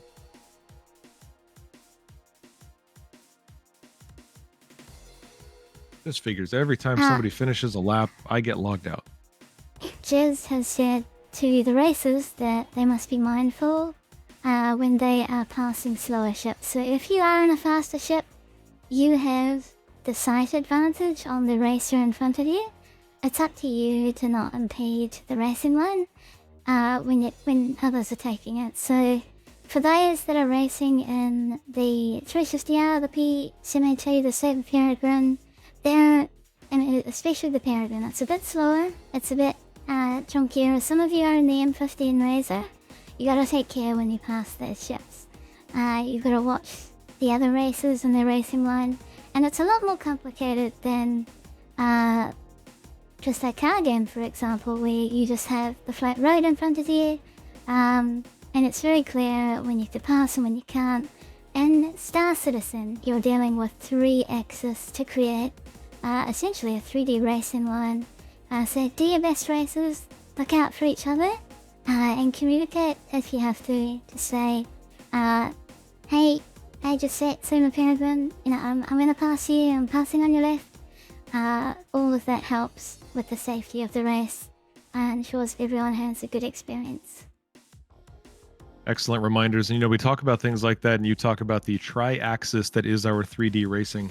And that does remind me of when you first gave me a training lesson in the MSR on the Gold Dust track of Loreville, talking about tricording. You were the first person who had ever shown me how to do that inside Star Citizen. That was a great moment. But, still, these are folks that are very, very experienced with that. They know how their ships perform. They have practiced. When we had Dirk in here a few hours ago, Dirk was explaining that Fresh probably had hundreds of practice hours in preparation for this race. And I don't think it's gone unnoticed as we take a look at still commanding first place ahead by 2 laps here for Sanguis Luna. Oh no, Frontier Consolidated Prof Decoy has crashed, everybody. That is going to hurt their ability to catch up on team number 2, Black Star Racing here. Frontier Consolidated Prof Decoy has crashed at looked like Kaplan. Did I read that right? Was it Kaplan? Yes. Now I'm also going to provide you with a dashboard so you can read back these incidents. So look out for that. I'll put that into your DMs, and then PG will be able to help you with some more detailed information on these incidents as they're coming in. So that is sent to you, this will help all of you understand some of the things that have happened. They do come up very fast. Incidents and ship racing very tightly packed together. We are getting another one. This time, Red Legion, key to him, near the entrance of Kaplan. Racing spaceships is difficult, it's very fast, and unlock can happen very quickly, which we're finding out. This was the opening of Savatory, and we've already had some of the active team members, 4 of them go down. But they all had backup races. They brought 6 to 8 team members. So we'll see their next race launch immediately after that.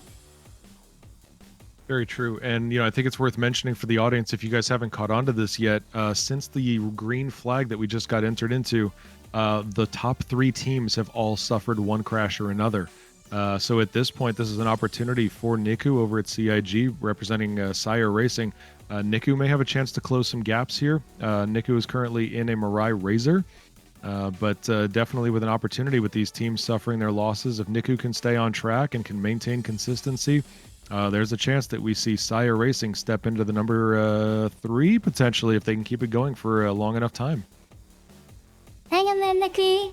I also want to point out the technique you just saw on screen. So this is a technique that only is possible in Star Citizen, which is fully physically realized, and all of the planets are simulated with atmosphere, pressure, gravity, composition.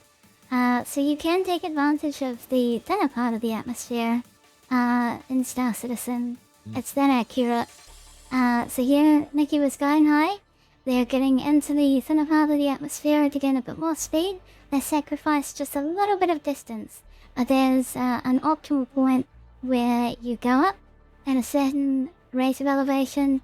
You see he's getting up to 383 ms, which is much faster than you would be if you kept going straight towards the next platform, and now he's curving down in an arc across the Gentleman Mile.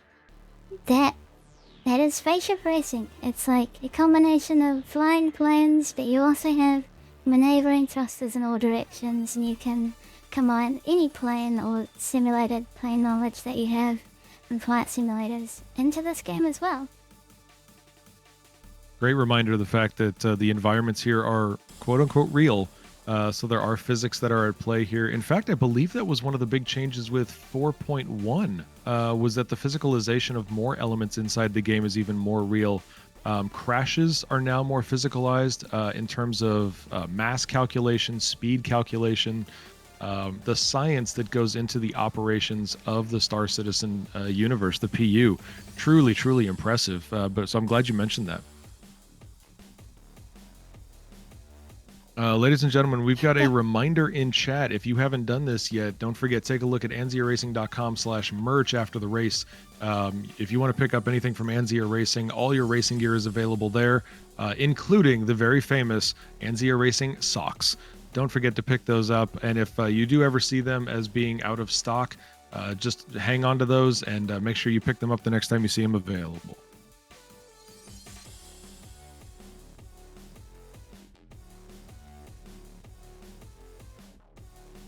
By the way, Echo, I'm not going to reveal it on screen, but I am going to point out that I see the pass key for this particular leaderboard. That is pretty funny. Yeah, we just have a lot of enjoys. Anzia Socks being one of them. Yeah,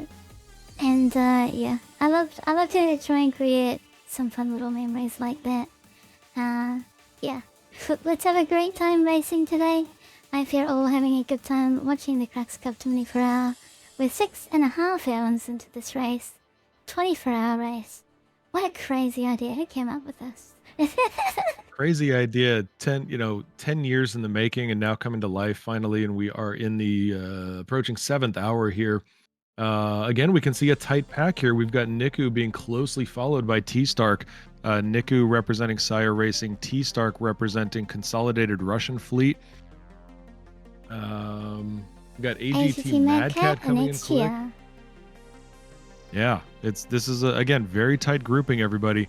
This is where things get competitive. This is where we want to see racers be certainly as fast and as aggressive as they can be, but we don't want to see crashes. And it looks like we've got 3 responsible racers who just got through a tight pack there, all the way through that straightaway and still doing fine and coming out the turn. It's cool to see a little battle there in the tunnel between T-Stark and AGT Mad Cat, where AGT was using a good bit of boost in the tunnel. Then T-Stark saw that, engaged their boost, overtook AGT Mad Cat, but T-Stark had the better turn and came out on top, but I think AGT Mad Cat here has saved a bit more boost in the tank, and now they are pulling it on the straight. Very, very cool battles. All of these ships fly incredibly fast, but are really close in speed. They're all tuned the Interceptor archetype, and they're even battling Niku from CIG, trying to take position on Niku as well. All 3 of them going into that turn. Very dangerous, but so close. My God, I'm glad they all came out okay there. Coming out of the tunnel here is going to be another close one. Oh, T-Stark flying past the corner there. Jetting past Niku right there. And again, folks, we've got 3 different ships on display right now. Niku is in a Razor, AGT Mad Cat in a 350R, and T-Stark flying a P-72 Archimedes.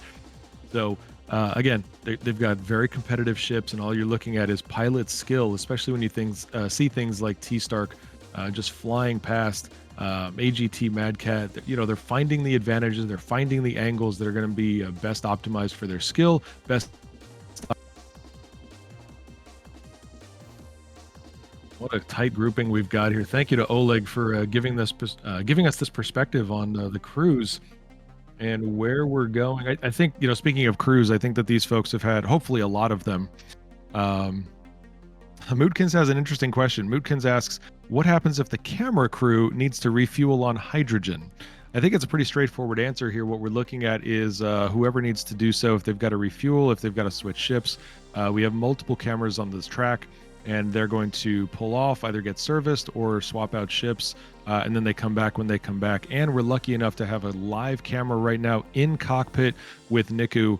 Right now we're looking at Oleg line, but we also have a live camera from Niku's point of view, so we're going to be able to see those things as they happen whenever Niku's got a great angle on us.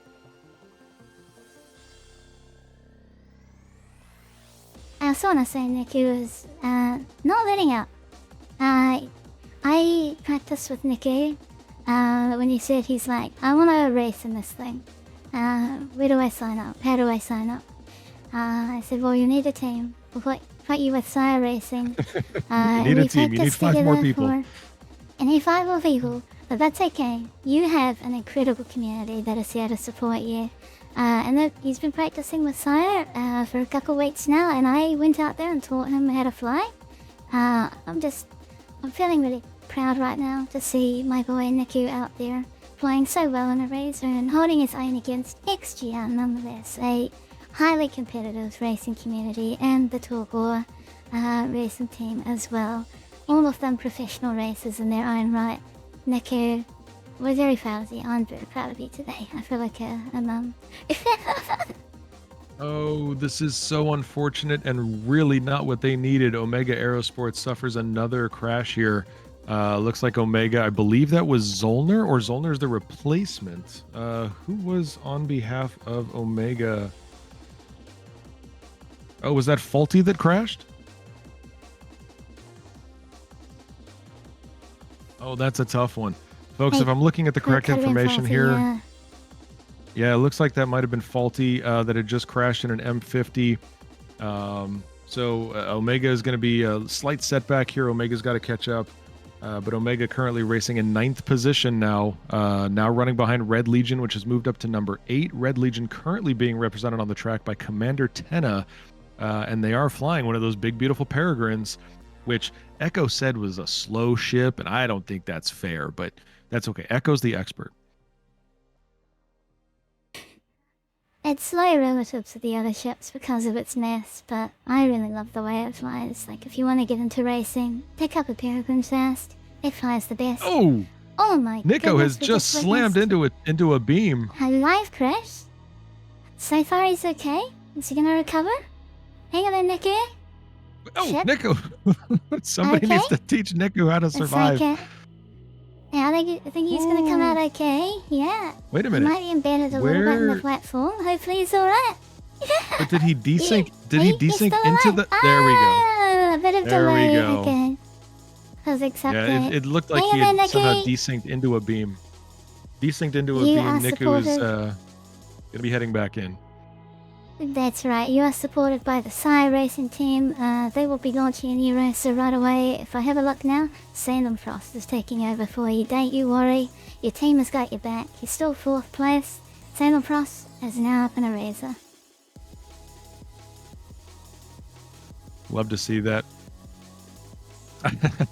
In chat, Jackaden says rigged CIG immortality, and I think we have now disproven that one. Yep, so I think the diff was definitely desynced. There is a new physics update, like Papa Juggernaut was saying. All ships have had their physics model looked at, mass calculations redone. So now big ships, they can't be rammed by smaller ships. But that doesn't make the platforms any less deadly. The platforms are bigger than our capital ships, and still very deadly to racers. Yeah, so for an update for everybody, as you see these names come across the track, I want to give you an update on who is representing who. We're going to periodically do this, and of course my buddy Lens Nation is fantastic at this. He knows these racers very, very well. Currently, we have in first place Sanguis Luna, represented by Jelly Had Made. Jelly suffered a crash a couple of laps ago, and already back in it. I think Fresh subbed in for 1. Oh, yeah, it was Faulty G. No. That doesn't make sense. Faulty G is not with SCIRE Racing. We're going to need confirmation on that one, gentlemen. That'll be just an error and data entry. Kids would have just logged it for the team, but you can pick any racer in the director panel. So, we forgive you, Jez. We're 6 hours, 44 minutes into a race. Completely understand. Maybe you're listening in, and you'll pick that up. But you're doing great. Hang in there. Yeah, for all of our staff that has been running through this, Echo bit, especially GentlemanJez, following through with this, they've got a long day ahead of them, and we are only in the first quarter of it. We're just now in the second quarter of it, so we're making our way through. So I'm going to get back to the names. So what we're talking about... Making our way?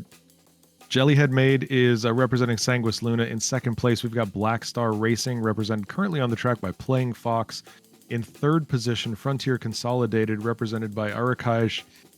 SCIRE Racing, now represented by Salem Frost, with Niku's unfortunate explosion somewhere inside the track. Consolidated Russian Fleet in fifth place, represented by T-Stark. XGR still represented by AGT Madcat, who has just done an amazing job in some of these turns. We've seen some tight pack racing there. AGT doing a great safe flying demonstration. Amarok's Fang in seventh, but represented by Dark Hour 717. Red Legion Racers in eighth currently, represented by Commander Tenna. Omega Aerosports. I'm still seeing Faulty G on the list, so I don't know if Faulty was the one who... Let me see. We've got an overhead view here. And I am not seeing Faulty moving, so they've got somebody else. I'm trying to eliminate. Could it be? Nope, can't be that. I don't know. We've got to identify who is currently representing Omega Aerosports on the track. That's true. I'll talk to Restoration and see if we can get an update on their racer.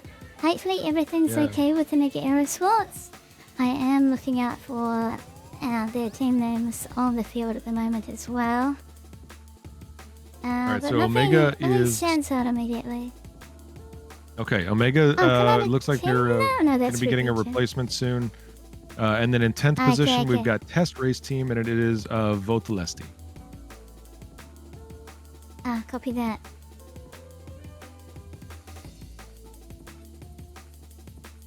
You get to watch, all of you currently in chat or watching the VOD, you get to watch us sort out all of the complications of a 10-team, 60 to 80 person minimum, or 60 to 80 person racing grid here. We got an update from Faulty in chat here. Faulty is saying that they are restarting the client. So Faulty's trying to get back in as soon as they can. Oh, nice. If Faulty had a crash desktop, and Zolna, also part of Omega Aerosports, Jez reports, died in the elevators. The elevators, very deadly in Star Citizen. Definitely don't go near them ever. They're evil. They're filled with demons. If you can live on your ship without elevators, go do that. Yeah. And don't buy a ship with elevators. They're dangerous too. Yeah, the elevator system, folks, that is team number 11. In any race you see in Star Citizen, the elevators are always team number 11, and they are wreaking havoc right now. So we're trying to get people back in as quickly as possible. I did see, the reason that I'm partially confused about Omega is I did see earlier that AC3 was on the track. I saw AC out here somewhere, and obviously AC is representing Omega Aerosports, so I don't know if they also suffered a crash to desktop, and that's why they can't get in. Looks like Jelly is lapping Votel. Jelly is now gaining another lap on Test Racing Team from Sanguis Luna, so pulling slightly ahead for our Team 1 versus Team number 10. I do not see AC3 in that shot. Thank you very much to LNDF. For this particular camera angles, giving us a slightly better view of what we're looking at in terms of who's ready, who's set up on their beam and ready to go. Yeah, not seeing AC3 out there. So AC3 also posting in chat, had to log because the tram kidnapped. Oh, the tram kidnapped AC3 Nightmare. That is unfortunate. It's something we all wish we could have done earlier. Anyways, Hurtlocker coming into chat. Let's go Black Star Racing. Don't forget, everybody, keep cheering on your favorite teams. Keep cheering on your favorite racers. They need the support, especially if it's chat versus elevators. Chat better show up. Look at this. Echo, we've got T-Stark and AGT Madcat still side by side, tail to tail, racing as fast as they possibly can. Such a close grouping. They have been like this for many, many minutes now.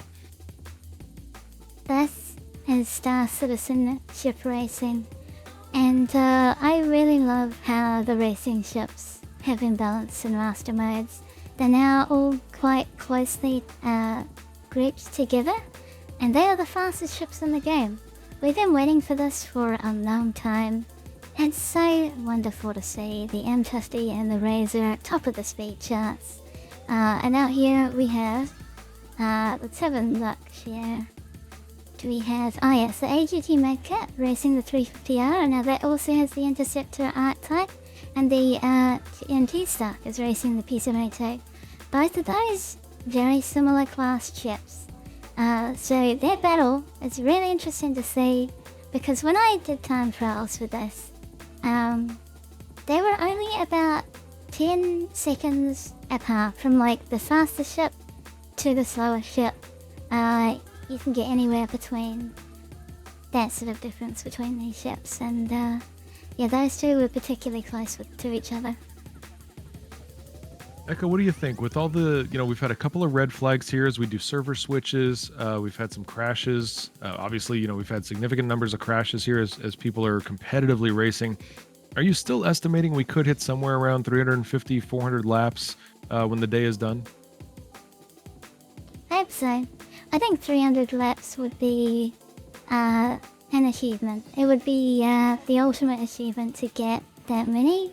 Considering the game and server conditions, if we can get that many, I'd be very proud of everyone. I'd be also hope CIG are proud of themselves for having servers that can run for as long as they have and support such an incredible endurance race. 300 should be doable at this stage. I feel like that is going to happen. So our first milestone will be 100, and I think we should congratulate each team for getting even that far. We should see that at about 8 hours. So yeah, keep it up, racing teams.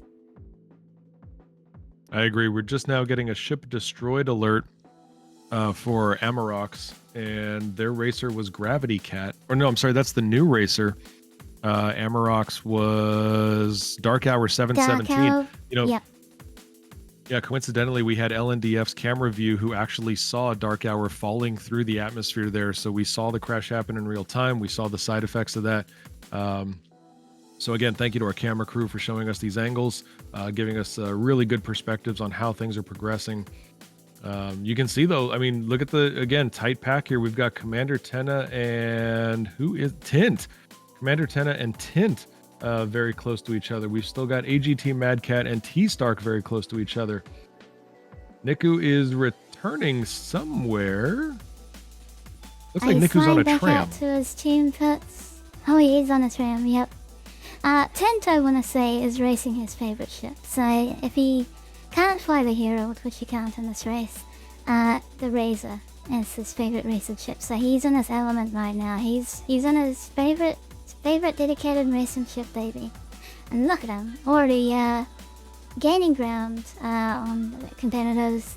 We should see him pass the Razor, one of the fastest ships in the game, second fastest ship in the game, theoretically, but in the hands of Tint, the fastest ship in the game.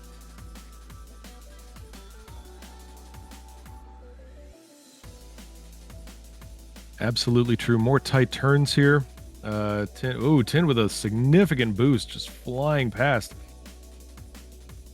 Very competitive placement right here. Tin doing a fantastic job gaining some ground, we think. For those of you who don't know, Tint is currently representing Frontier Consolidated Racing. Tint is the team captain, and as Echo said, currently racing a Razor. I would love to also talk a little bit about Frontier Consolidated. They're one of my favorite orgs. Not just because I'm in it, but they are a huge supporter of the community races. Tint and Noise Maze are also on the Enter Racing Committee. Whenever I need help with designing a racetrack, or thinking of event rules, or coming up with like systems to track racers, to track their score or progress, they are there helping me with incredible ideas. One such idea I want to credit to Tint, an Olympic scoring system, like things for a bracket tournament that is used in our Sim Cup tournaments. That is Tint's idea. He gave me the Excel spreadsheet prototype for that, and then I took that and I built a web app out of it. But all of that was from his foundational ideas. So just really grateful to Frontier Consolidated. They are incredible friends, kind people in the community. They love industrial gameplay. They also do a little bit of combat. They run beautiful community events with their org leader Loud Guns. If you want a really comfortable community and just a really enjoyable group of European and American friends to hang out with, I really recommend Frontier Consolidated. They are a stellar group of friends in this community. Yeah, definitely go check them out. Frontier Consolidated. Yeah, you talk about how open they are and how friendly and welcoming they are. They're one of the unique organizations for you to quote unquote join them, you're not even required to join their org on Spectrum. All you have to do, just walk into their Discord. You can jump into conversations. They've got some very straightforward rules about what it, in terms of behavior. And as long as you're an upstanding person, they're going to accept you and they're going to show you a good time in the multiplayer Star Citizen universe. So they've got those things. And one of my favorite parts about them, and this is something that I've noted, as I note across the internet, I noted that they do have a beautifully placed photo of a Mercury Star Runner on their website. So they always have endeared themselves to me. And really, that's all I look for. As long as you like the MSR, you can be friends with me. That's all it takes. I have some friends who don't like the MSR and I don't understand them, but I try to rehab them as best I can. But Frontier Consolidated has an MSR on their website, and that's a beautiful thing. We're at the MSR's home location, Crusader, in Orison, where it was built. And it was actually a pleasure to race that thing. It did get a little bit slower in Masterminds, but that's because it has turrets, and if you bring some friends to man them, that thing is very, very useful. I love the MSR for just the amount of versatile things you can do with it. So the cargo bay, very expensive. You can throw a rock in it, you can throw the new Atlas Geo in it. Take you and a bunch of friends out and have a good old time. I'm also really looking forward to the data running that it's going to be able to do. I'm really interested in data running, those sorts of missions. I really love non-combat stuff in my downtime. Just peaceful gameplay. The MSR brings that. I'm really keen to just ship some data across the verse and just take in the sights, rather than just doing combat all the time. Or crashing into those of you, Robert at Spyful. For those of you in the audience, I want to be very clear about something. Echo just said, in my downtime. Echo is the organizer of this entire event. Echo is spearheaded this event for the last 10 years to bring these things to life. Echo is the presiding officer of Anzia Racing. So I don't know what Echo means by downtime, but I'm pretty sure it's a different definition from the rest of us. But I do want to give an update on the track also. We have Omega Aerosports now represented by AC3 Nightmare, who is in an M50. And again, Omega Aerosports is currently in 9th position, now represented on the track by AC3. Also, I think it's worth noting that some of the names that we haven't had to talk about in a little while because they haven't had a crash. Playing Fox still sitting comfortably at number 2. Salem Frost took over a few laps ago on SCIRE Racing when Niku went boom. AGT Madcat, we've been watching the constant battle between AGT Madcat and T-Stark. T-Stark on behalf of Consolidated Russian and AGT Madcat representing XGR. So we've seen them on the track for quite a while. Commander Tenna, Red Legion Racers has now moved up to 7th position. When I came back just a few minutes ago, they were in 9th. Red Legion now sitting at 7th position, represented by Commander Tenna. Votel has been flying for quite a while now.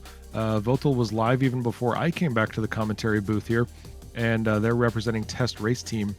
So, a lot of people that have crashes, they get attention because we're talking about changes. We're talking about what that could represent to the overall field.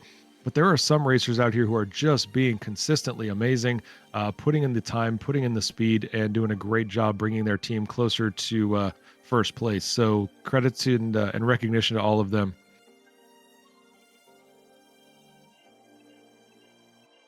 Right now, we've got a look from LNDF's camera. We are just tracking Gravity Cat here. Gravity Cat sitting in a space all by themselves. Gravity Cat representing Amarok's Fang, currently sitting in 8th position and just coasting along.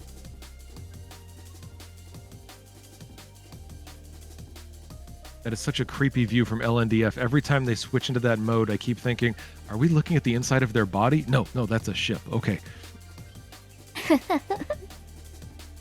We got another it just looks like an X-ray. It's just this is very interesting reflection of the cockpit there.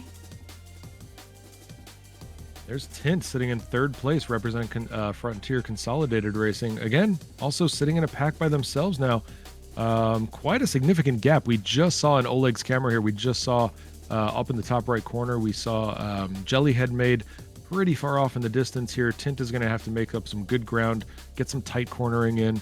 and then close that gap with Jellyhead Maid, who is representing Sanguis Luna in the first position.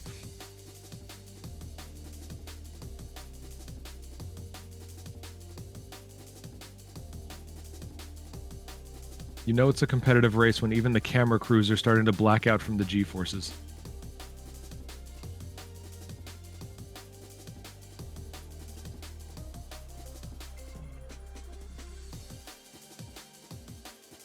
There's Jelly. We have a noise maze. I haven't seen a lot of noise maze pop up on screen, but I see noise maze out there being on the track. That's great. Noise, good to see you. Want to say hello to Varian Ace, first-time chatter here on twitch.tv/Anzia Racing. Welcome to the channel.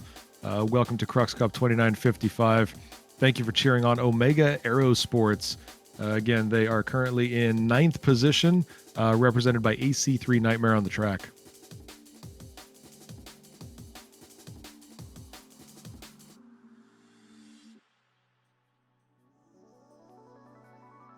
I think we just saw... Did we just see a change in ranking here?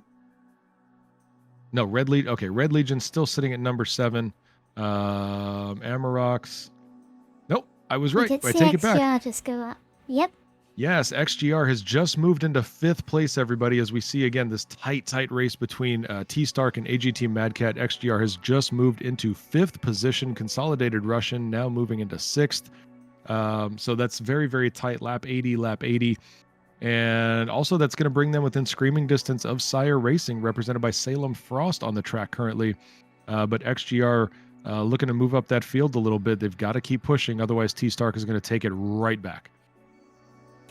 Upper Juggernaut, I have available to us Canadian Maverick from Omega Aerosports. Would you like to get an update from him and how their team is going? Absolutely. Let's talk to the Canadian themselves. How are things going in Canada? Looking forward to having you join us here in the channel. Hello. Hey Maverick, welcome. How's it going? How are you doing? How is the race progressing for your team? What do you think of the 80? What are we looking at here? 80. We're on lap 88 right now. What do you think of the race so far and your team's performance?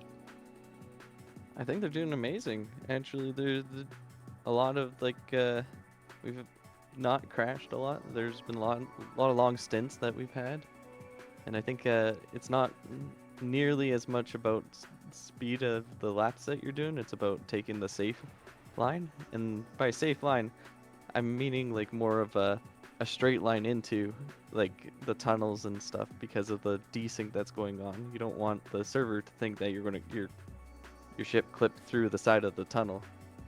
That's where it's a fair point. That's a great strategic recommendation as well, and I think more people need to keep that in mind. Not just the racers, but the audience as well. This is about longevity. This is about survival. The less crash you have, the more success you will find. So I think you got a good point there. In terms of track conditions, what are you seeing out there on the track? Is everybody doing a great job in terms of being safe with each other? I don't think one person has collided with another person yet this race, especially when I was doing my little active stint there. Everybody was pretty much spaced out and looking out for each other. Absolutely, and obviously you had a little bit of a team bias advantage here. Red Monster SC doing some broadcast here in the booth. Talk to me about your background in racing. How did you get into this? What have you been doing recently in the racing community? Well, my original pledge was for a 325A because I couldn't afford the 350R. And then all right, budget choice. And then it became the 350R. That's pretty. I've always been just like in general into racing. Yeah, so I found the Crux Cup. I can't even remember how I found it, but I found it way back when and raced in, I think, the 5th Crux Cup was my first race. Oh, I think I remember. I used to hang out with Revere in Gavog, and I put an ad out for the Crux Cup there. I think that's how I met you. Yeah, that's probably how it happened. Yeah, I put an ad out for Crux Cup, and I'm pretty sure it was the 5th one. That was the That makes first sense. official race into Star Citizen. If I could get help from Canadian Maverick as well as EchoBit, if we could welcome in our raiders to the Twitch channel, we've got Leva, who just raided into our channel here. Welcome to Crux Cup 2955. Welcome, Leva. Stick around, and we hope you have a great job. Welcome. Spicy Leva says, racing. thought it would be a good idea to end the stream with some spicy racing. Oh yeah. Well, it is spicy in terms of the platforms, but we do have a combat race later in the year. So it's basically this race out of armistice and weapons enabled. So look forward to the very spicy race in the future.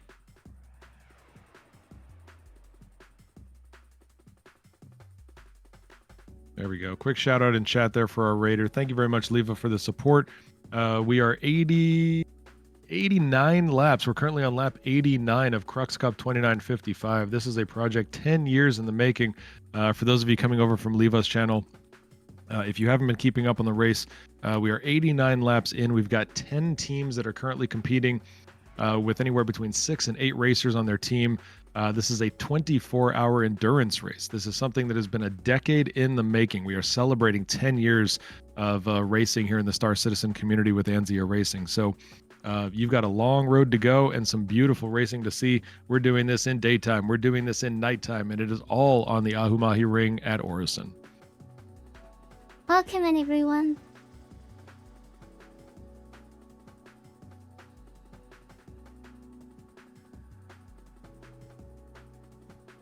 So There's Papa more- Juggernaut, more- I don't know if well I was racing there. I know you were in the stream for a little bit there, but how did you think of my racing? Hang That's on what I one wanted to second. I ask just saw you. Commander Tenna slam into a wall. We may have had a Oh, crash no. with Commander Tenna. They are now falling through the atmosphere, ladies and gentlemen. I think Commander Tenna has crashed. We're going to await official announcement, but we are watching Commander Tenna lose altitude, and I'm betting it's a body, not a ship. So that's going to be very, very unfortunate. Commander Tenna has had a long stint at the helm here, representing Red Legion Racers. Canadian, do we need to let you go? No, I think I just need to not ask questions, because once I ask a question, he crashed. So It if gets I don't ask dangerous. the questions, if I don't ask questions, is it fine, right? All right. So if your team did just lose Commander Tenna, who is going to be jumping into the race right now? I'm not actually too sure. It's one of 3, I believe. I'm pretty sure it is Q2M that will be. Q2M coming back into this? Okay, that would make sense. Yeah. I'm seeing not in too chat sure- Commander Tenna Okay. and Soulbitten are both saying engineer Engineer. could be the one. I see okay, engineer took launched. over. Yep. Launching on Here the we go, it is 2 mile in engineer, the so- bottom middle of our screen. Q2M, we're getting an update from Soulbitten. Q2M is suffering engine issues. The engines kept failing on their ship, so that's why Engineer is stepping in here. So for everybody keeping track, Engineer is now representing, excuse me, Red Legion Racers on the track, currently in 8th position on lap 78. I will get in touch Yeah. with the Crusader CEO and make sure that there are sufficient engine parts being provided to the racers. We did warn them that we were going to run this race. It is sanctioned. Crusader are very aware that it's here, and they're here sponsoring it and supporting it. So hopefully they can provide you the engine parts you need more efficiently. As they're well known for, they are shipbuilders. Canadian Maverick, I wanted to ask you, because you were alluding to it earlier, how was your 350R stint? Did you enjoy racing the 350R? And how was you to race it in the Crux Cup 24 hour? My 350R stint isn't till later. The first stint Has that there I been a did change was up the on the M50. strategy? You did the No, M50s. we Was just- that a light Yeah. change? No, I think that was right off the bat. That was the plan. Yeah, since I was confused Oh, earlier. I see. I just had a quick look at it, and you're right. So yeah, Red Legion led with the M50. They're now on the Saber Peregrine. Are we allowed to know when you get to race your 350R? Is that something you can reveal to us? I'll most likely be racing my 350R somewhere in the last 6 hours. Alright, well, we'll see when that 350R comes out. I'm really looking forward to seeing you and your favorite ship. Everyone knows in the racing community, you are the 350R Stan. It's your favorite ship. I love the ship as well. It's got some beautiful liveries on it. So look forward to seeing Canadian Maverick out in the field, representing a mega Aerosports. Red Legion. No wait, sorry, you're Red Legion. Red Legion Red races. Legion, yeah. Yeah. Red Legion races. I'm sorry. Yeah, representing Red Legion races. Yeah. Now, where can we find you? Like, do you have any streams, social media channels? Tell us about yourself. I stream occasionally on Twitch, just under Canadian Maverick myself. And then I have a Blue Sky account as well. And that's pretty much it. I kind of keep off social media most of the time. Unless I know something's coming up, and then I'll check it and then like Echo's post, you know, out of Blue Sky. But yeah, I'm kind of hard to find. But yeah, mainly Twitch. Yeah. I do. I gotta say, I enjoy seeing more people talking about being on Blue Sky, adopting the new platform. We're growing quite a community over there. There's quite a few of us, myself and Echo included, who are now on Blue Sky. So if you want anybody out there in chat, if you are watching the VODs as well, you can always take a look and try to find us. Look for the hashtag Star Citizen. Look for the Anzia Racing account. I've got an account. Echo's got an account. It's a quickly growing community there. So Canadian Maverick, we're glad to have you over there as well. Yeah, I never had And do check out Twitter to begin with, so. that's easy enough. And do check out Canadian Maverick's Twitch. The rare streams that you do, you are usually racing. So if you want to learn about racing, make sure you're following Canadian Maverick on Twitch as well for when you do stream. And I heard you are streaming today. Unfortunately, I am already loaded with cameras at the moment. But if I do get the opportunity, I am going to try pull your 350R camera in so we can enjoy you racing today.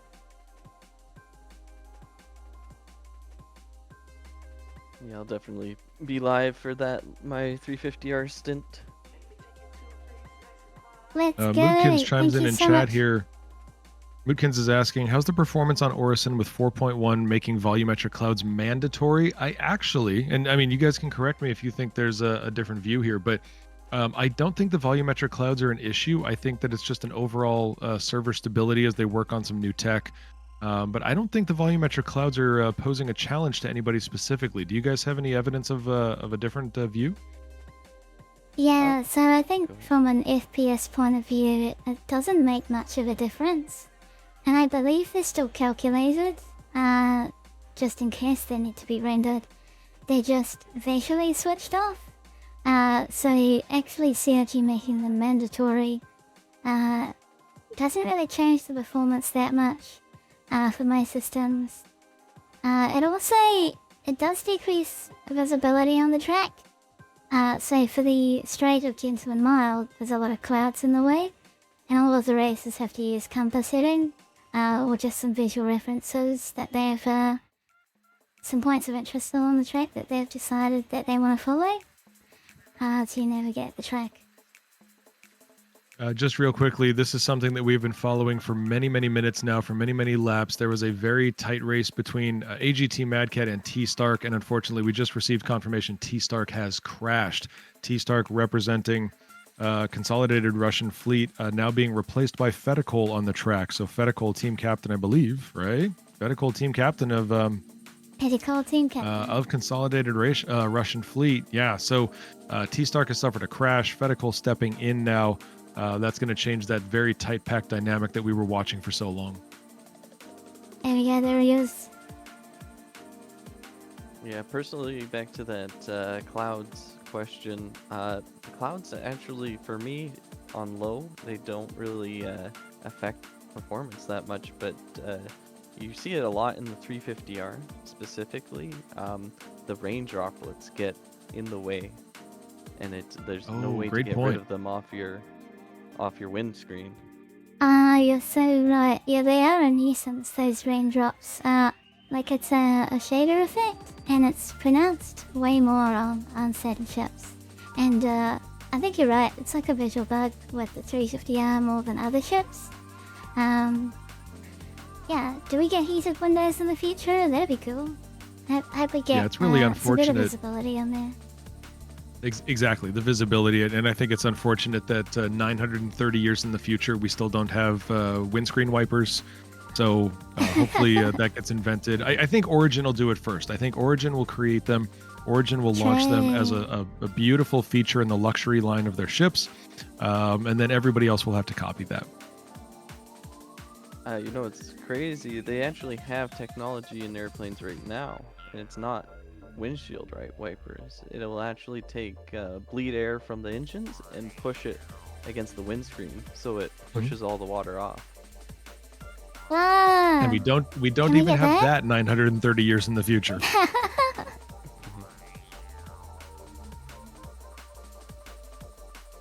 Alright, I'm gonna modify. I'm gonna modify Soul back Ditton's into the race quote. field. Salem is still I'm here. gonna send you back. I mean, Jelly's fantastic. We've got Votel's still flying around. Votel has been around for a long time. Votel's got a lot of laps in so far. Very impressive. Anyways, Canadian Maverick, thank you so much for joining us. We appreciate it.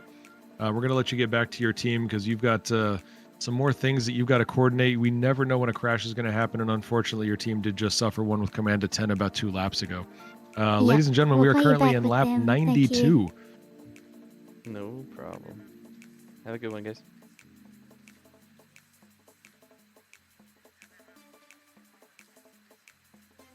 I think we do need that. We need a hydrophobic coating that goes around all of the windscreens. And who are we blacking out while we follow? Oh my goodness! I think that was Oleg. Yeah, that was Oleg blacking out while tracking Jellyhead Maid, representing Sanguis Luna. Tint following in close proximity, trying to catch Jellyhead. It looks like Tint is boosting right now. Look at this, coming right up to Jellyhead. Oh, is Tint gonna run out of steam? Time to use Boost. You're at the highest elevation you can be in this racetrack at Providence platform. So it's right at the top of the Cloud City. So you're utilizing Boost there, and on this downslope here to Shimura, you're assisted by gravity.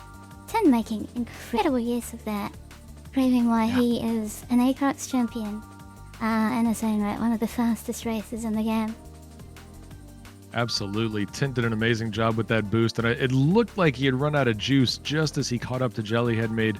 But then, still utilizing their skill. Again, tight pack racing here, Tint and Jellyhead. It looks like teams 1 and 3 very, very close to each other. Salem Frost still in this running around. Salem is in 4th position on behalf of SCIRE Racing. But Salem is almost up there with Votel in terms of how long they've been running this. Playing Fox, I think I saw Playing Fox somewhere in the pack. Can't see them right now. But Playing Fox also still holding down the number 2 position for Black Star Racing. Playing Fox has been going for a few laps as well. And again, everybody, we are currently in lap 92. You can always check where we're at. Top left corner of your screen if you're watching live. You're going to see what the lap we're at and then what laps have been completed by which teams. Currently, Sanguis Luna in 1st position, completing 91 laps. Test Racing Team in 10th position, completing 76 laps. Hey, I want to point out something here. Niku has landed in the middle of SCIRE Racing Team's speed. In his Razor, I believe he might be getting ready to swap with Salem. Salem is coming in here, maybe in the next lap or 2, and then they are going to swap. I want to see this. I don't think we've seen a live pit swap. I'll keep track of this as best I can. Maybe if we can have LNDF follow Salem Frost around for a bit. or Thunderwolf, either is okay. That would be great if we could see this happen live. We can track Salem, see when Salem possibly potentially drops out and goes into the beam there, and then we should see Niku take off immediately to pick up that pace. Also, it was very fun to watch Niku get rated live. Niku was broadcasting, and Niku just got rated live on stream while preparing to launch, it looks like. So, gotta love seeing that. And I do want to remind everybody, if you are currently on Twitch, if you've got friends that are content creators, or if you are a content creator yourself, if anybody is live and you would like to raid Anzia Racing's live stream today, please do so. We would love to see that support. We've had so many raids so far. We just had Leva do it. Earlier today, we had Star Citizen themselves do it. We had, who was our first one? Was it Hickey? I think Hickey was our first. Hickey Mori, Star Citizen. Yeah, thank you for all the love and support. We appreciate you very much. It's just a wonderful community, the Star Citizen community. And we're stronger if we cooperate and look after each other and support each other.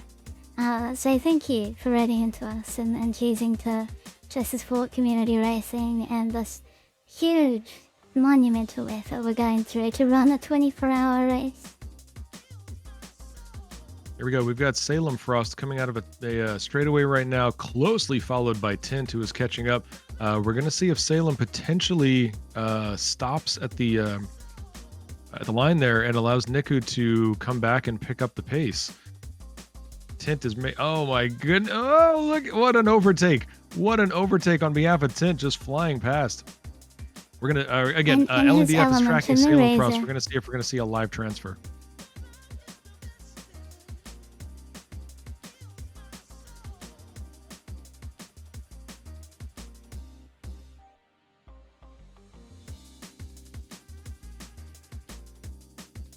I'm just sitting here speechless. I was waiting to see if Salem was going to jump into a boost and then overtake Tint again. They are both in the Razor. Yeah, Tint really proving why this is his favorite ship, and he won't be beaten in it. But Salem, I believe, has been racing for a long time now. So it is time for them to pet. They're probably a little bit tired now. Get some rest, Salem. Does look like they're gonna swap any minute now. Hopefully we get to see that. I will switch immediately when I see Niku look over his shoulder. We're communicating with SCIRE Racing, and we'll try and watch this pit swap live. There we go. We do have Salem and Tint coming into Milford Station here. So if Salem stops, this will be their time to do it. And then Niku will take off, which we will be able to watch live on cams here. We're just waiting to see what happens. Salem is pulling in now. Tint pulling away. It looks like this may happen, folks. Salem is slowing down. I'll switch to Niku's point of view. Let's see if he is the one that launches. Salem has slowed down. Niku... Looks like Niku is waiting. Ooh, there we go. They've communicated. Here we go. Niku is taking over for SCIRE Racing Team. That is a live pit swap, ladies and gentlemen. This is a brand new format in the Crux Cup. It's beautiful to see. This is exactly what we want to achieve in Star Citizen Racing. Yep, that was a live racing replacement, everybody. We just saw Niku take off. Niku suffered an unfortunate crash quite a few laps ago. Looks like they got somehow slammed into the station, into the platform. It looked like they had survived for a little while, and then after a couple seconds of just inactivity, all of a sudden the ship went boom. So Niku was out of the race for a second. Salem jumps in, and now Salem has jumped out, and Niku takes the lead again. So this is really, really interesting, folks. And of course, because we have Niku live on cameras as well as being a racer, we get to see it live. We have a ship destroyed announcement. Oh, again, potential collision coming from Consolidated Russian. And that would have been Fedicol. So we may see Fedicol out now. I didn't see anything live on cams, but Fedicol may be out, and we're going to see who takes their place if that collision did in fact occur. Niku with a very tight line there. Honestly, Niku's gonna have to tighten that up. They were a little wide from those boxes, a little wide from the superstructure of the platform. Niku's got to tighten it up if they want to close some of these gaps. Very nice turn there, a little great 180 flip.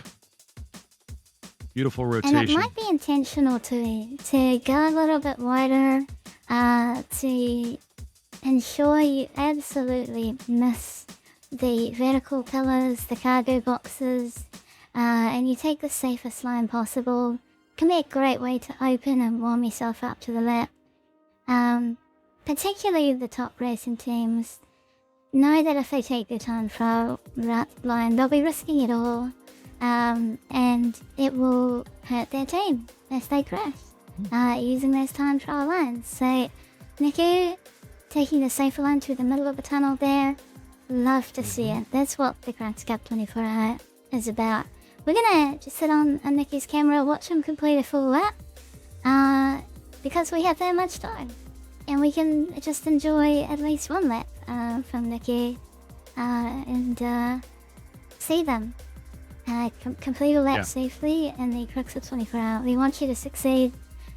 Take those safe lines, get those laps scored for your team. That's more important than anything. I was just going to connect some dots here between what you were saying and what Canadian Maverick was saying a few minutes ago, in that this is an endurance race, everybody, and safety is going to be paramount because the less you crash, the farther you go. I know there is the phrase in the racing community, crash more to crash less. That only applies during practice.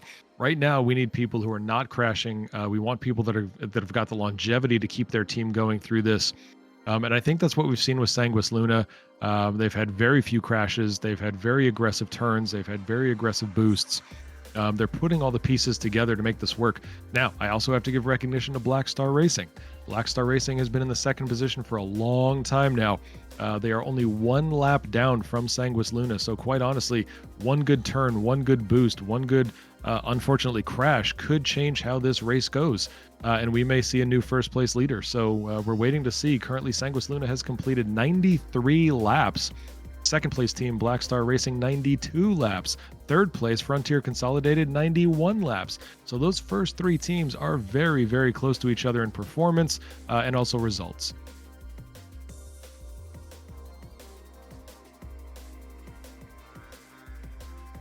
There you go, Really Niku have more completing more one cheering lap going for on in his chat. team. Let's go! Well done. Another lap scored for SCIRE Racing. Good luck with your race, Niku. I'm gonna switch back to LMDF. Check how our other cameras are doing as well. There we go. More tight racing packs. We've got AGT Mad Cat and Gravity Cat. So we have cat versus cat here. This is a true cat fight, ladies and gentlemen.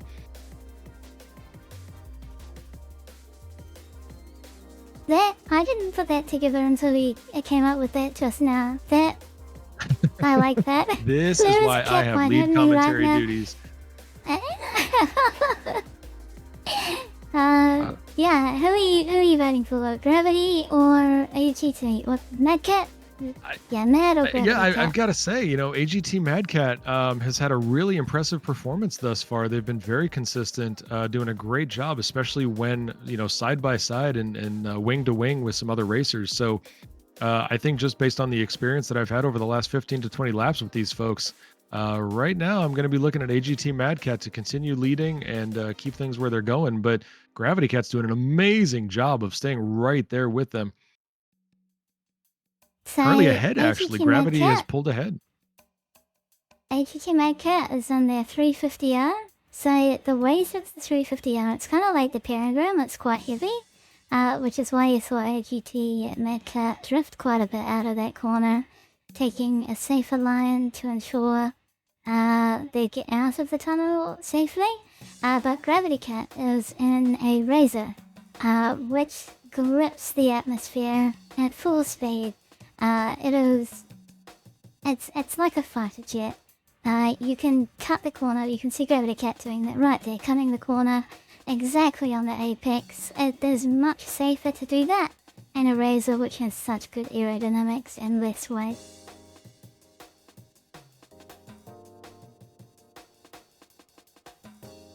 Very true. Ladies and gentlemen, it looks like we are potentially working on. Do we actually have the legend in chat with us right now? Could it Nah, be? Red Monster left earlier. I don't know what you're talking about. That's true. Ladies and gentlemen, please welcome in Croncy, the Hello, concierge. friends. How we doing, guys? We're a solid, 10.5 hours into the stream. Solid almost 8 hours into the Crux Cup. How you guys going? Echo, Papa? Oh my goodness. Doing good. Really happy. Big smile on my face seeing so many organizations and racing teams come together to give a little bit of time, well, a big bit of their time, and hours of practice to compete for some massive prizes today. And so glad you could join us as well. Lovely to see you. Yeah, of course. I mean, luckily, a little unfortunate, but luckily the servers aren't doing too great. So another event has gotten postponed, meaning I've been able to jump in a little bit early today. But here's the deal.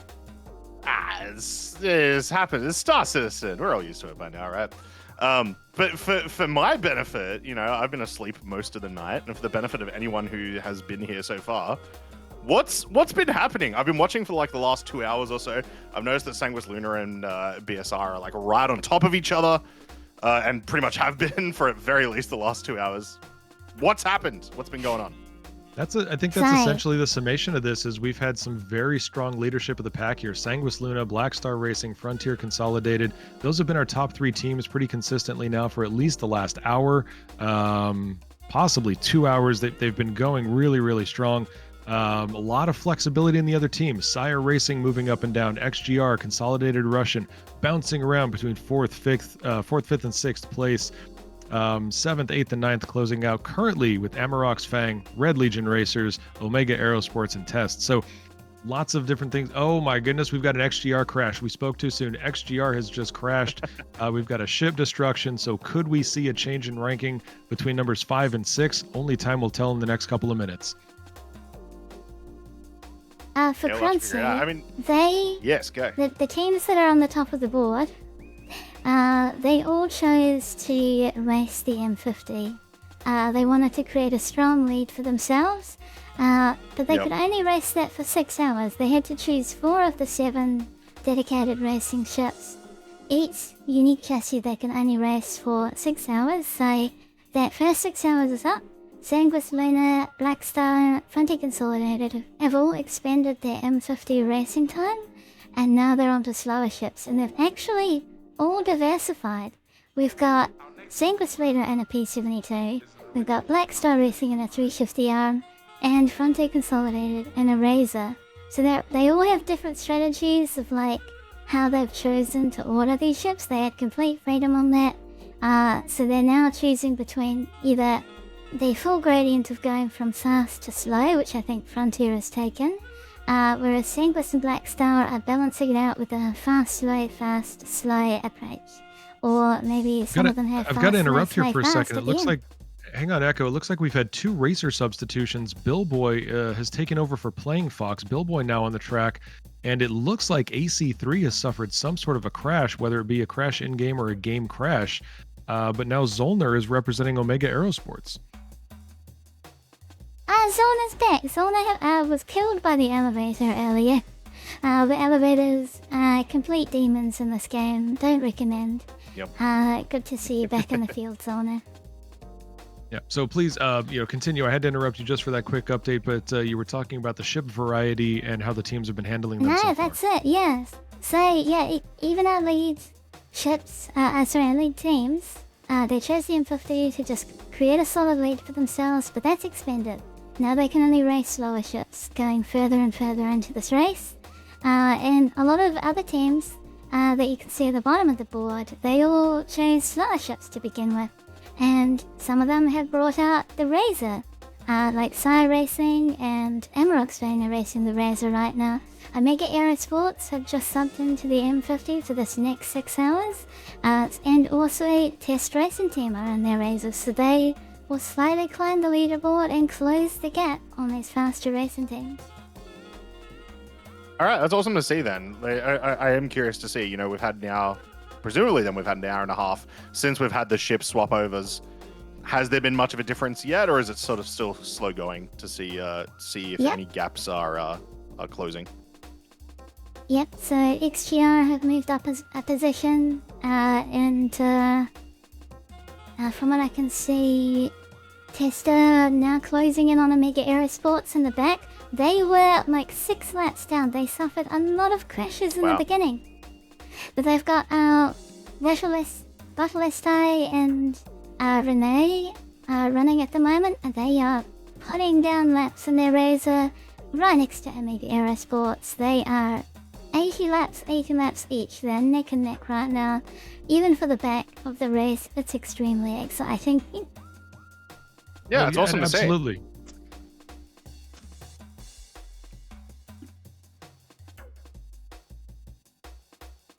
And Crunchy, I'm gonna give you our incident logs as well and get you the leaderboard so that you can chime in with this information too. I'll make sure you have access to that.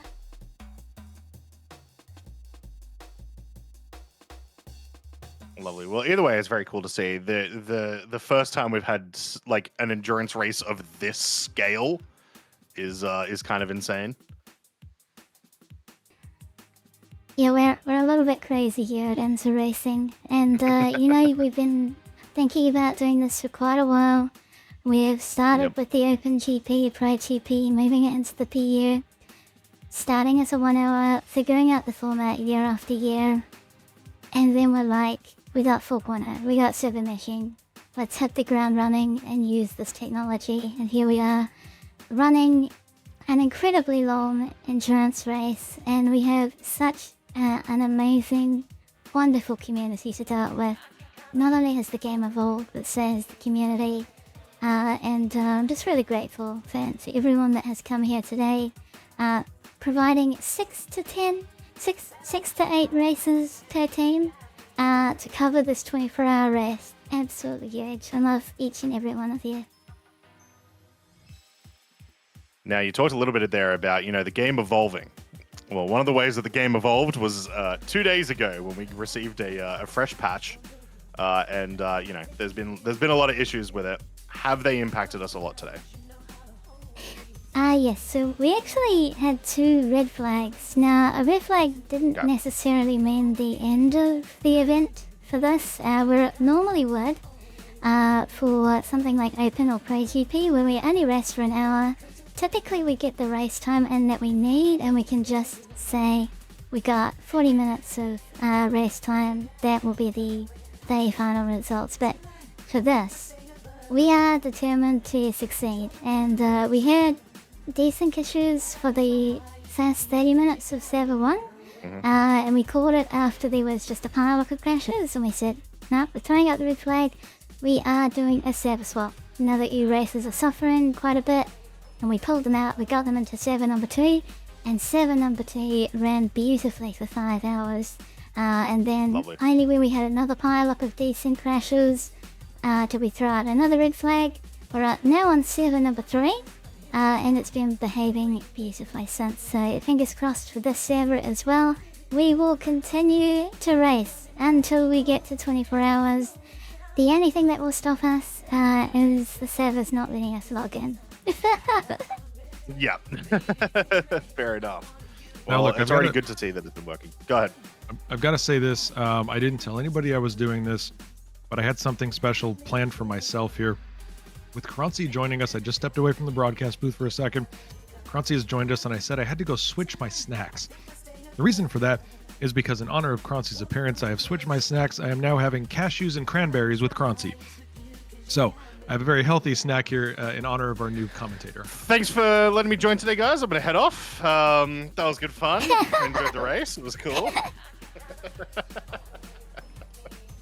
Can't do that to me. I just made a snack for you.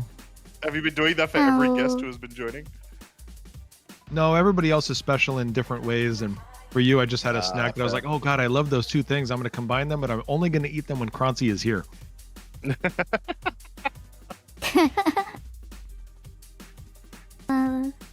Crunchy, I wanted to let you introduce yourself, where people can find you, what you like to do in Star Citizen. Hang on, before just Croncy shout out answers. any channels.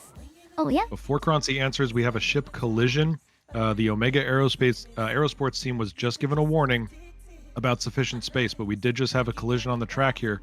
So again, everybody, you got to be careful when you're out there. This is a longevity race. It's not one lap wins everything. So sorry, That's Croncy, true. go Stay ahead. safe out Where can we there. find you in the world? I'm Cruncy. I like watching racing ever since I felled off of being good at racing years ago. All these people are much better than me, and you should all check them out. I like racing. It's cool. It's fun to watch. The community is really cool and very competitive. So you will find me around anywhere there is racing stuff. Exactly. So Croncy has a Twitch channel. Twitch.tv/Croncy. Yeah. And what? Follow Croncy because there is some amazing content there. We sometimes do races like the once a year new beverage race that you do. Mountains of Mayhem is where I met you, and you were racing. So yeah, sometimes there's racing on Croncy's channel. And also thanks to you and your ideas and the wonderful passion you bring to the racing community. We now have Avenza Racing, thanks to you. Mountains of Mayhem is an official part of Avenza Racing. It's one of our best ground combat races, and I'm actually quite happy to say that we are running it this year again. And we're going to run it in Arena Commander. We're going to make good use of that Crossroads of Crime there. That is where we're going to do a lot of ground combat racing. Yeah, what a together. fantastic map. What a great map for that kind of event. But also, in regards to what you were saying, flashback to, like 3-4 years ago now, of you asking if you can stream the Crux Cup on my channel. And we jammed it and it was awesome. And then me telling you, you really should just make a Twitch channel for this. And welcome to that Twitch channel. Into your racing. We are here now. Thank you for the support and motivation over the years, and it's just really fun. It's such a cooperative experience. The Star Citizen community, lovely people here. So if you're watching this and you're seeing this for the first time and you're hearing us going on about it, find a community in Star Citizen, an organization. Don't play alone in this game. It's so much better when you play it with friends. Yeah. When you get to a point where you are trying to find members of the community, I just want to remind everybody in chat, you will see shout outs for your commentators throughout the stream. Our channels are getting shouted out on Twitch. You'll find others of us. You'll find us on different platforms, including Twitch, but you'll find us on YouTubes. You'll find us on Blue Skies. You'll find us on Discords. So feel free to connect with any of us. We would love to help you out, especially if you're new to the racing community. We've got a ton of resources available to you. So as you see these shout outs, Croncy's just went live in chat. As you see these shout outs, go check out those channels, go learn what you can, and go connect with some great people in the community, because that's all you're going to find. Not on my channel, though. Come to my channel and you'll get punished.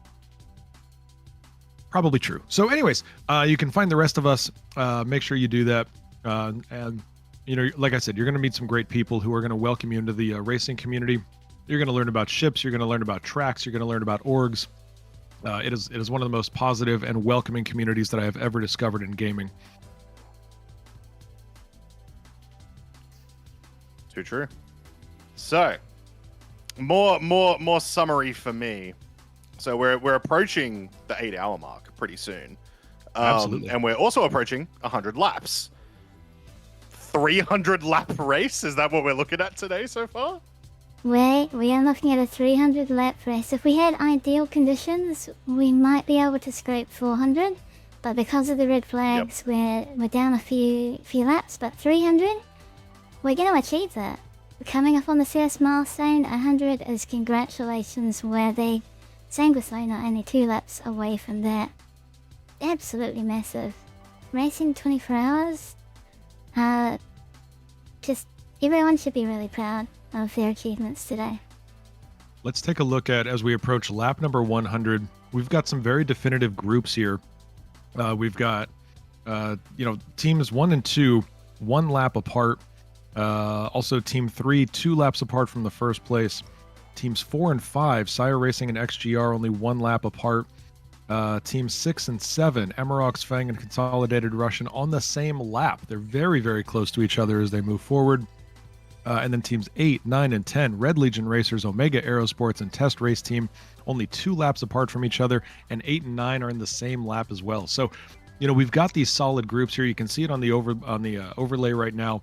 But we've got some very solid groups, and these are where you're going to see, can somebody go from 4th to 3rd and enter that next group? Can somebody go from 7th to 6th and enter that next group?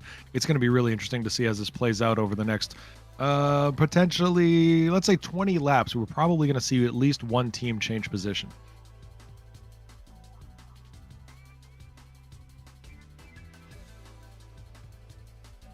Niku's still going. Zollner's still going. Nice to see that we have enough races in the community, as in like big races, big names in the community, that regardless of who, whose turn it is to race, all these names are recognizable. Yeah, I'm loving that. We have so many big names now. It's awesome. It's an important milestone in this community that we get lots of esports going and recognizable team names. I want to, one of my dreams is to create, Formula One, where you've got, all of these big orgs that always come to the races, they're familiar. You can become fans of these teams. You can have favorite races. This is for them. We're here to highlight these incredible orgs. If any of them sound interesting that we talk about today, definitely go check them out. We'll be shouting out each of them as the race progresses. Saw a couple of changes that I didn't notice earlier, but it looks like now Red Legion Racers on the track is represented by Soulbite, and Test Race Team is now represented again by Renee. So it looks like we've had a couple of racers swap out. I didn't catch when it happened, but it must have been in the last couple of laps. Worth noting as well, we are now in lap number 100 for Sanguis Luna. Once they complete this one, we'll finally get to see our first triple digit. Unless this ship destroyed. Okay, no, it's just Red Legion Racers. Who cares? No, of course. Hang in there, Big crash Wow. from Red Legion Racers. Wow. They were just ahead of Omega Aerosports. So probably, you just said we might see a change here. Well, that could be the thing that does it for them. Yeah, this could be where Zollner, because Zollner has been on the track now for a little while. Red Legion Racers is now represented by Engineer again. Engineer was on the track a few laps ago, swapped out. Now Engineer is coming back, but Zollner has been on the track for a few laps. Did get that warning a couple of laps ago. Did that get a safety warning from the race officials? But could this be the thing that moves Omega Aerosports above Red Legion into 8th place?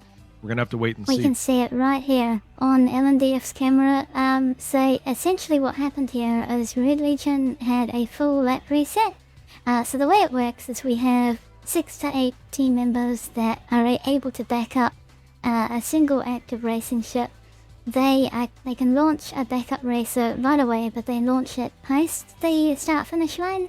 So depending on where they crash, if it's Kaplan, it's a 1 minute reset. If it's Shimura, way further down the track, they lose about 3 minutes of time. Here we have Zollner, has just completed lap 84. They've now overtaken Red Legion Racers. Engineer is the Red Legion Racer. So Omega Aerosports. We're almost 8 hours in, and there are still change-ups. There's a very exciting battle happening in the back here. Keep it up, everyone. I think it's worth mentioning here at this point that as we talk about, ship classes and capabilities here, obviously we've got a ton of very talented racers. But for Omega Aerosports, Zollner is in an M50, the fastest ship, and Engineer is in a Sabre Peregrine. So we're going to see the team choices about ships and swapping and racers. We're going to see that start to play out here as we've got, a much slower ship comparatively, with the Peregrine being raced by Engineer and Zollner in the M50. Again, that could be enough to keep Omega in what will be 8th place. I just have to point out, once again, the ship changes are going to be important here. But even then, the fact that out of our top 10 teams, there is an average difference of 2 laps after 8 hours is crazy. It's wild, isn't it? Yeah. It's a testament. These racers have been practicing for weeks, and I even asked them to qualify as an entire team. We qualified all of their results together, combined them into a total lap time. They were in the 30-minute range, and then they've all been sorted onto the team beams today. These are all trained and professional pilots. Very, very good at what they do. They've been working hard for this. And it's impressive. It's a testament to all of their practice and skill as pilots in the game to be this close to each other in a 24-hour race.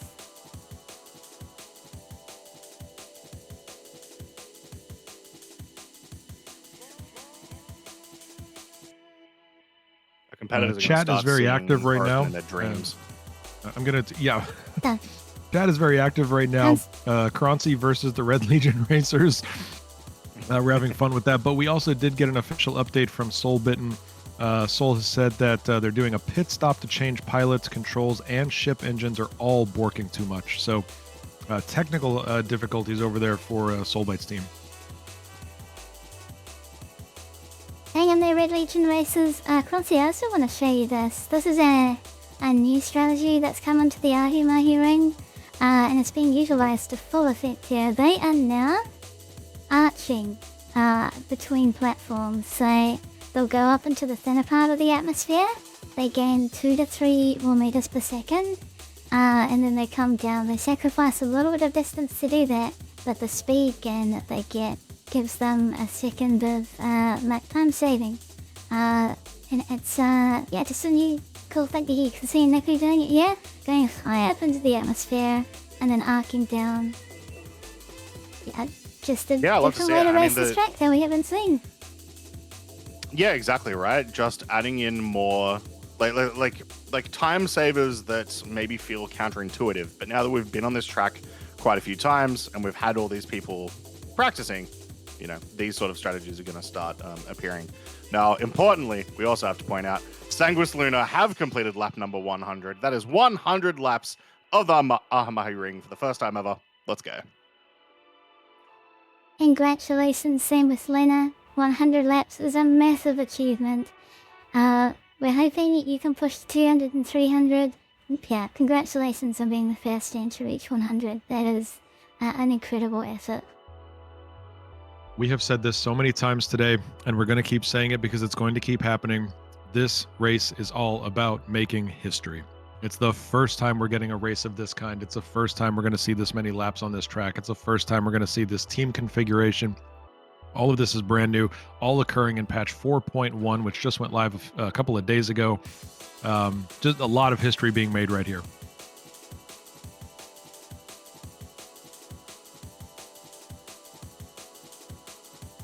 New video game technology with server meshing and the community coming together. I've been in a lot of MMO gaming communities before this, but none on this scale. And just the amount of warmth and kindness that everyone has here in the racing community and Star Citizen community. It just makes it the most incredible experience. This is the best video game community I've been in ever. Oh, Nicky, look out! It's the ceiling! But he's alright, he's covered okay. Thank God he saved it at the last minute there. Heart-wrenching moment there. I'm not sure Croncy heard your last statement. If Croncy didn't hear you, Echo was talking about kindness. Kindness, Croncy, kindness. Yeah, I think honestly there's a bit too much kindness in this broadcast. I think we need to bring these races down a peg a little bit. So, you know, I'll start throwing out. It's like, Herbie, come on, what are you doing? Go faster, you nerd. Billboy, come on, what are you doing, mate? It's not good enough. I'm gonna have to leave this job to Croncy. You just are a bad person. Yeah. See, there we go. See, I have to leave this to Croncy because nobody in this race is flying a Drake ship, so I have nothing to say that's negative. I'm done. Were we to see Drake ships on this track, I would have some words to say. There are no Drake ships on this track today. There are no Drake ships on these teams. Therefore, everybody here has impressed me with their selections, and I applaud them all day long.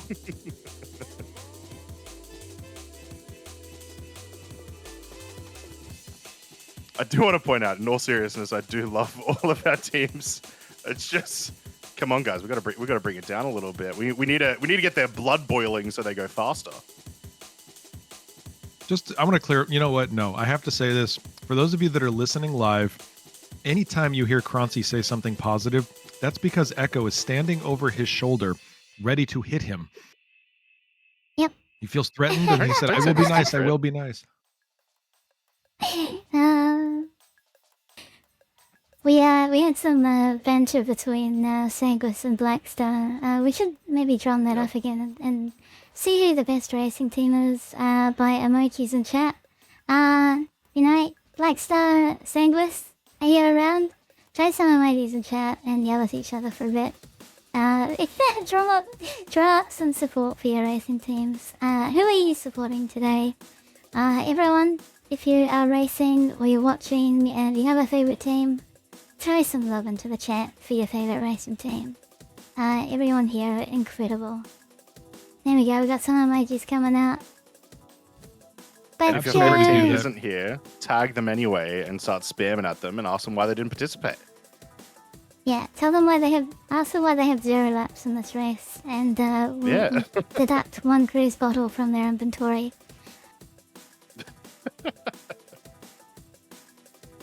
Right now, if a racer were to lose 1 cruise bottle from their inventory, that could be enough to overtake their opponent. So every difference matters here.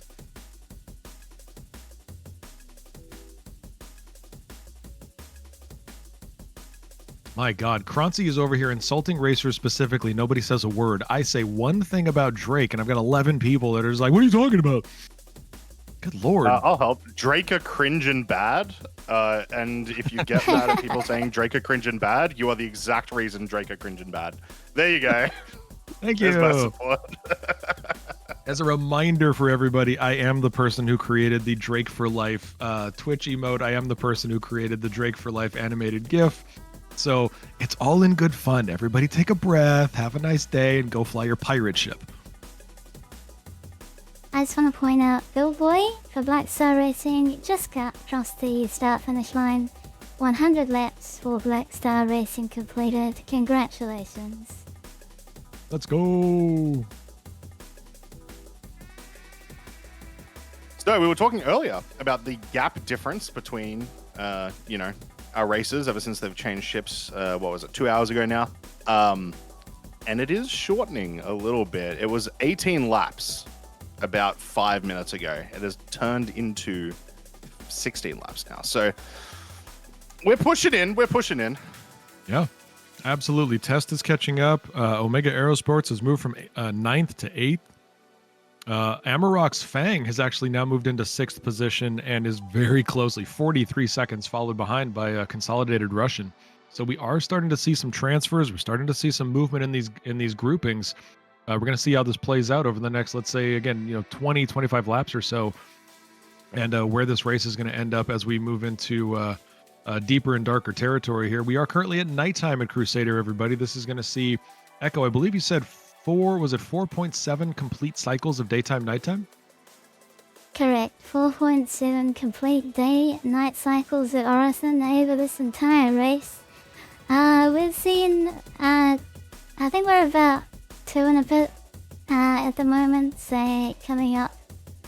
Yeah, you're around 2 point something at the moment. Yeah. Now, Echo, I'm bad at math. What is the estimation of the day cycle will be at the completion of the race? At the completion of the race, I actually went and figured this out ahead of time. It's going to be a nighttime finish. So we had a noon start, beautiful daylight start, and we're going to finish at night to close out the race.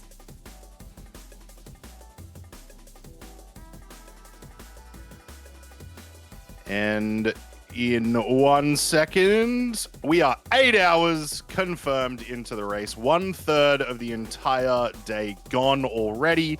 Sanguis Luna currently in front with 102 laps. Black Star Racing in second with 100 laps. Frontier Consolidated Racing in third with 99 laps. And all 3 of those teams pretty close together in the grand scheme of things. So well done, competitors, so far. 8 hours. That's crazy. We are 8 hours into this. I want to congratulate the racers. I want to congratulate the support crew. I want to congratulate the chat. I want to congratulate my fellow commentators. We are 1/3 through a 24-hour race. We are 8 hours deep into this. We've got 103 laps under our belt, almost. This is a testament to amazingness. This is a testament to endurance, longevity racing. So glad to be a part of it. Thank you all for what you've done to bring this to life. We're following Tint right now with Oleg Lime's point of view. Frontier Consolidated just crossing the start-finish line for their 100th lap. Congratulations on 100 laps. Frontier Consolidated, massive achievement.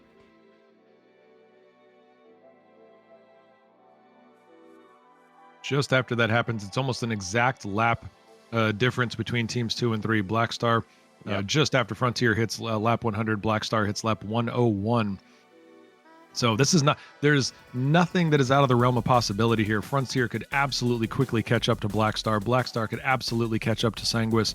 All of these teams have a lot of motion to do here, and they've got plenty of time to do it. They just need to make really smart decisions for long-term longevity here.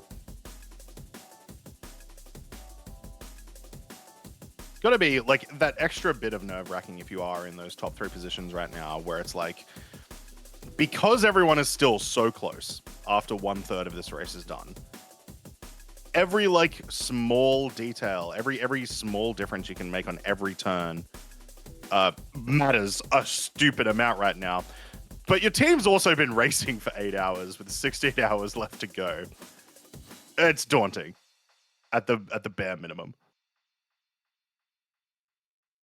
That's a good reminder for all the medical advice that's been given. We talked about this real early in the broadcast, everybody. We have medical protocols that are in place for our racers. We have advisories that are going out to the commentators. This is 24 hours of work here. And we've got a medic, Astromedic, who has been taking care of us, providing us with everything from sleep advice, eye strain, muscle cramps in your hand, ways that you can avoid all of these things. Like I said, snacks, drinking, hydration, making sure that you are properly taking care of yourself. This is not intended to be abusive to anybody that is participating. We want everybody to have a good time, and the best way to do that is to take care of your health.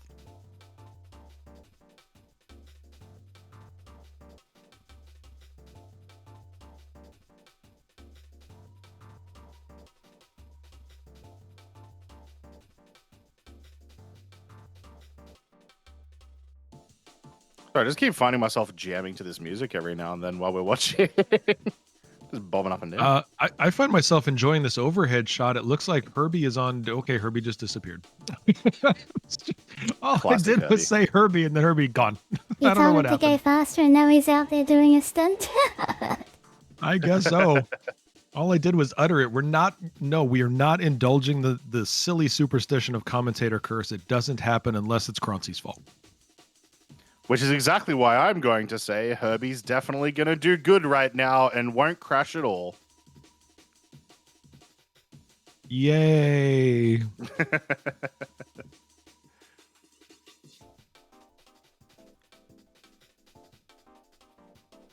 Cyber Bob dropping all the Red Legion emotes into chat right now. I saw Billboy, I think it was Billboy, was dropping the Black Star logos and Sanguis Luna. A lot of support here. What am I looking at? Yep, Red Monster.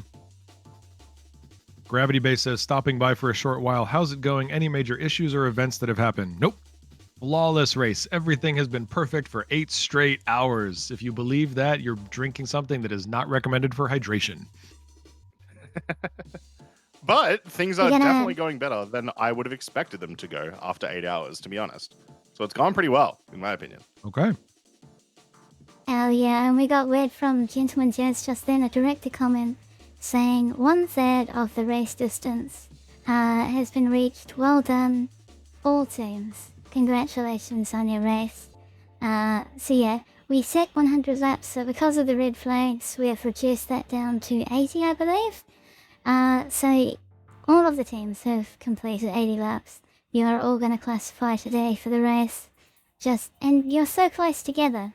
And it's an incredibly awesome achievements for all of you, and so exciting to watch you go this hard and compete as well as you are. Be very proud of yourselves. Yeah, the biggest gap right now in our leaderboard is currently between 3rd and 4th position. Frontier Consolidated Racing sitting in 3rd place, literally just 2 laps behind 1st. But SCIRE Racing 6 laps behind 3rd. So SCIRE's got quite a gap to close there. We're looking at a distance of, it's a difference between 101 and 95 laps. So that's probably, in fact, that is the biggest gap of the race. Otherwise, everybody else is really close to their closest opponent. And we're just looking forward to seeing these continue to play out as the teams make their decisions. They look at what their ships, hopefully don't deal with too many technical issues. Oh, Herbie's back. Herbie is back. Do Knightsman is also in the race now, or in the server now. So we're seeing some changes. Oh, there goes Do Knightsman. Okay, bye. But Herbie is here. So Herbie, it looks like, is getting ready to step out onto a beam.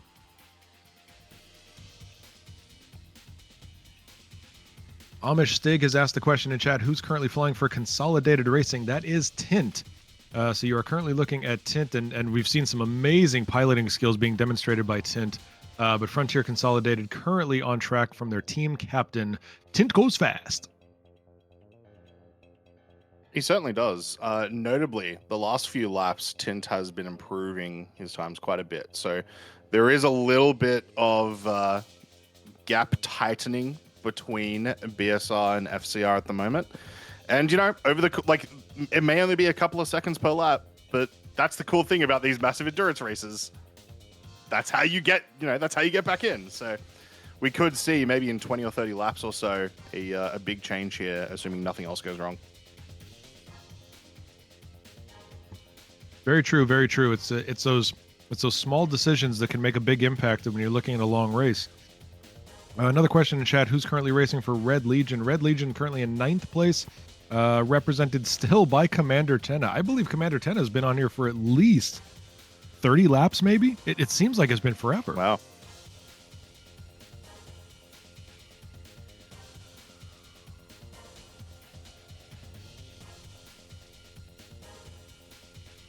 Taking a look at T-Stark right now. T-Stark back representing Consolidated Russian for quite a few laps, folks. If you were not here just a few minutes ago, we were watching a beautiful competition between T-Stark and AGT Madcap. They were neck and neck, lap after lap after lap after lap. One would boost and overtake, the other would boost and overtake. And T-Stark is back into the race now after taking a few laps off. I see Steve CC is in here now representing XGR. XGR being represented by Steve CC in an Omega, in Origin 350R. So one of the bigger ships of the race. Echo has gone over a couple of times now. Echo has gone over the differences in size and mass and what that means in the physics of Star Citizen and racing. But Steve now representing XGR, flying a 350R. Yep, the 350R, but a mid-speed ship. It's nicely slowed down by its mass. It drifts a lot more on the turns. Its maneuvering thrusters have to work harder, so while it seems like it has weaker mass, I actually attribute it to the weight of the ship. It does carry a lot more. So you have to be a little bit safer in your turns. You have to go wider. You can't cut the corner, the apex of the tunnels that much with this ship.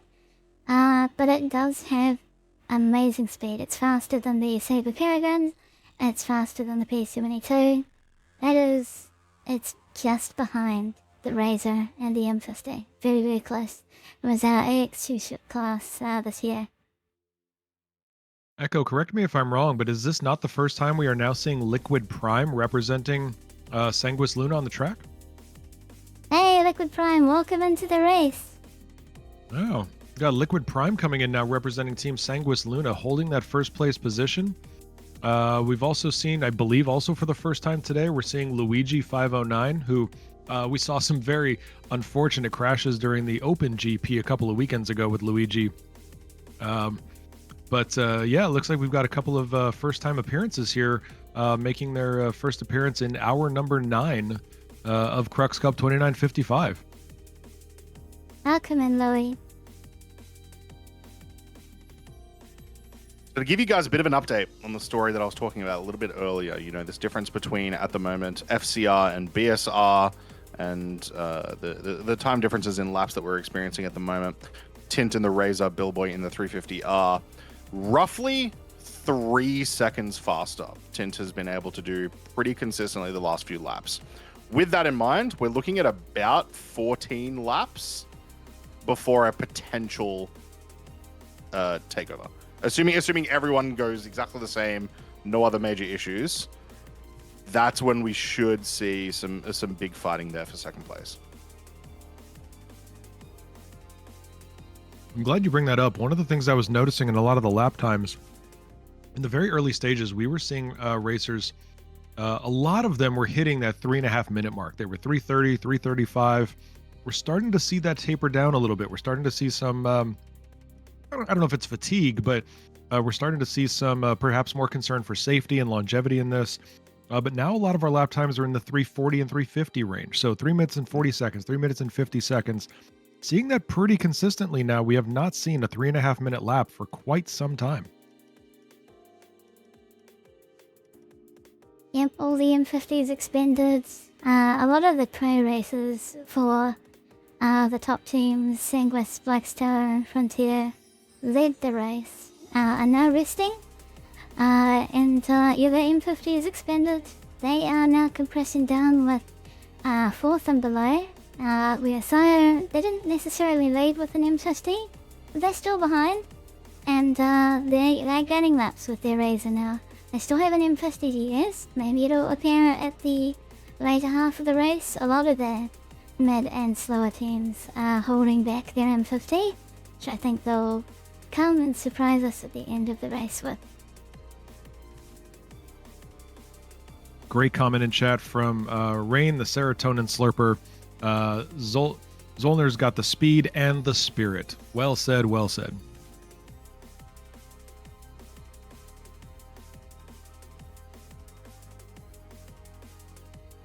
Well, looks like in the last few laps, at least the last 6 laps, Omega Aerosports has maintained that 8th position, closely followed by Red Legion Racer in number 9, again closely followed by Test in number 10 position. So we do have some really solid groups here. It's first group, you got teams 1, 2, and 3.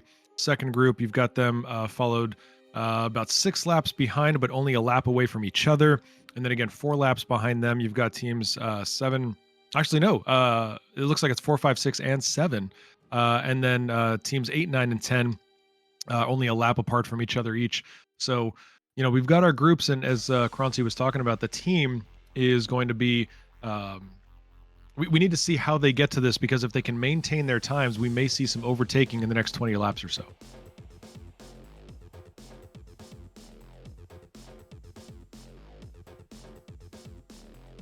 Echo, I am paying attention to our background Discord chat here, and I'm not sure these two guys can be in the same commentary booth together. Are we sure about this? Oh no, it's lovely. Clancy and Red together.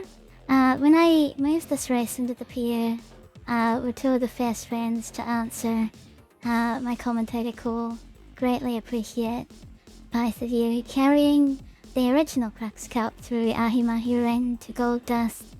I'm still glad you're here today for our 10th year. Me too. It'd be really rough if I died in the last few years. No! Not allowed to do that. Or just regen you. It's really interesting. I hear going on. I hear Echo saying things like it'll be lovely, and then I think of having Croncy and Red in the same booth, and I have to be here. And I wonder if she's met them. I don't know. It just seems like she's just being unnecessarily positive. Look, you just don't understand mine and Red's love. It's very confusing. Yeah, that's what the authorities tell me too. Yeah, born from mining and a love of combat racing. Yeah, both like Red Legion Rumble, Mountains of Mayhem. It makes sense that you two are good friends and get along very well. I think I still remember when Red came into my stream. He had like maybe 15 viewers or something at the time, but he was like, "Hey Crunchy, you're really cringe at mining. Here's how to do it better." And then we became best friends for life. It was great. It was awesome.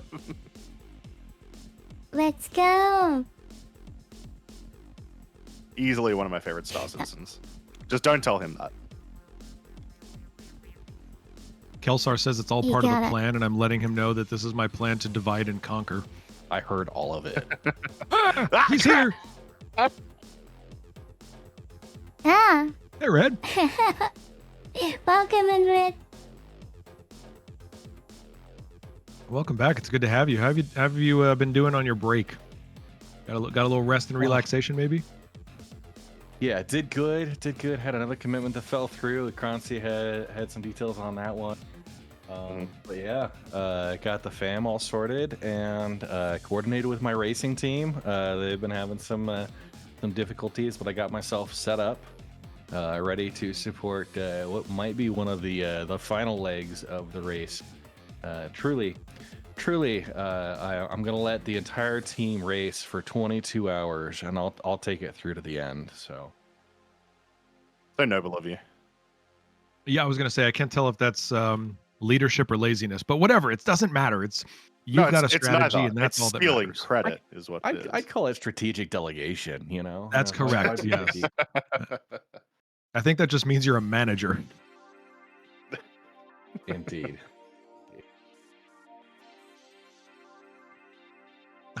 You're being called out in chat by Soulbite. Red, get your ass to the pit. It's Peregrine time for you. I believe he might be serious, actually. How you been enjoying the race so far, Red?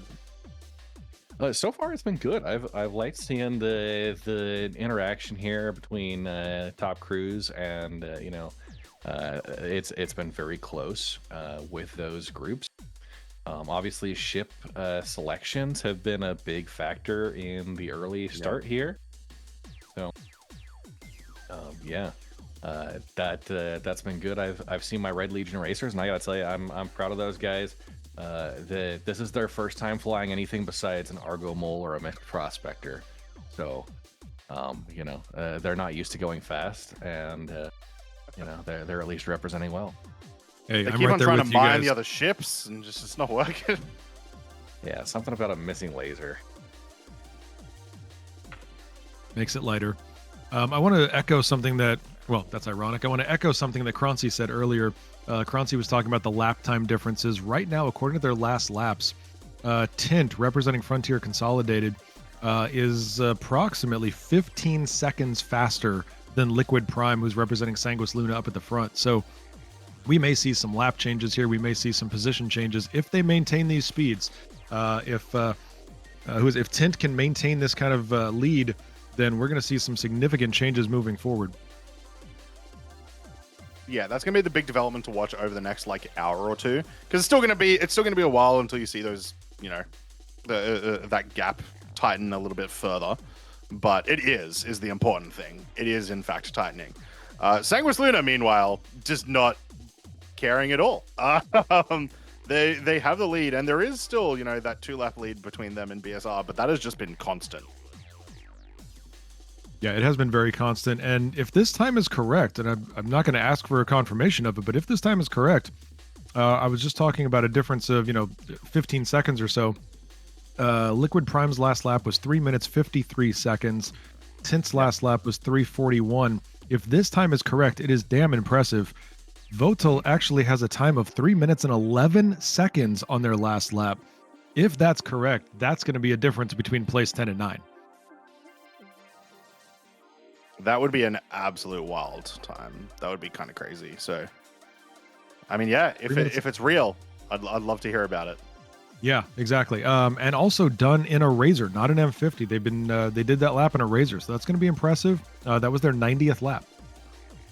I will say, if that is their real time, they need it. At the moment, they are far back in the pack. So, yeah, just keep running back some 3-minute times. You'll be fine.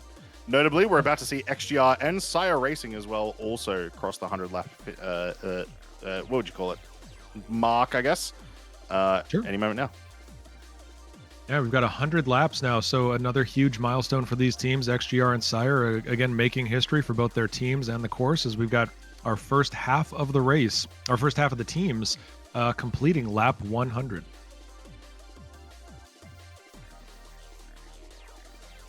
I've got something to throw in here. I just got some little insight from Dank, team captain of Sanguis Luna, who is having a guess, some speculation at the current pace Black Star is doing. He says they will likely catch up and tie with Sanguis Luna by the end of this ship stint. Frontier will get really close as well. So yeah, even the front teams are feeling the pressure of their ship choices. Absolutely true. Our current top 3 teams, Sanguis Luna represented by Liquid Prime, racing in a P72. Black Star, BSR represented by Billboy, is racing a 350R. And Frontier Consolidated, currently represented on the track by Tint, representing a Razor. So again, our top 3 teams all in different ships. He says Black Star currently have a running approximate 10-second delta advantage per lap, and that Sanguis Luna has a lap plus 1 minute 50-second lead over Black Star. But they're closing that gap quickly. 10 seconds every lap. That adds up. But yeah, based on essentially the last lap that we had for BSR and FCR, they are more or less almost on the same lap now. They're pretty much exactly a lap behind each other, with Tint getting the those time differences. So we're gonna more and more see them on the same lap now. And so it's gonna get for anyone watching, you're gonna get a much better idea of the next coming laps, just how close these teams actually are to each other. So yeah, watch out for that. I wasn't. I don't know if this has been discussed yet, but we had the ship exchange. What are your thoughts on the current ship selections? We got P72s, 350Rs, Razors, and Saber Peregrine, as well as an M50 that we saw out in the first selection for most teams. I think that our team should have just cheated and kept using the M50. That's where I'm at the moment. We'll see how that goes forwards. But no, I like this. The fact that like clearly every team's gone into a different strategy. There's not like a uniform. All right, everyone go. Like the best option is everyone's on the M50, then everyone's on the Razor, then everyone's on the P72. Right? People have some different ideas here. I do wonder though how much of that strategy has to do with what races are available at what time. You know, you're going to have a racer who's probably better at the P72, someone who's better at the Razor and whatnot, and you're going to want them to do the leg that they just are physically available to do. Yeah, there's going to be, you know, because we had a patch drop, there's going to be pledge fleet availability. You know, as you talked about, who owns what? Did anybody lose a ship in this? Did anybody lose their components in this? Were they not able to log into the game between the patch drop and today?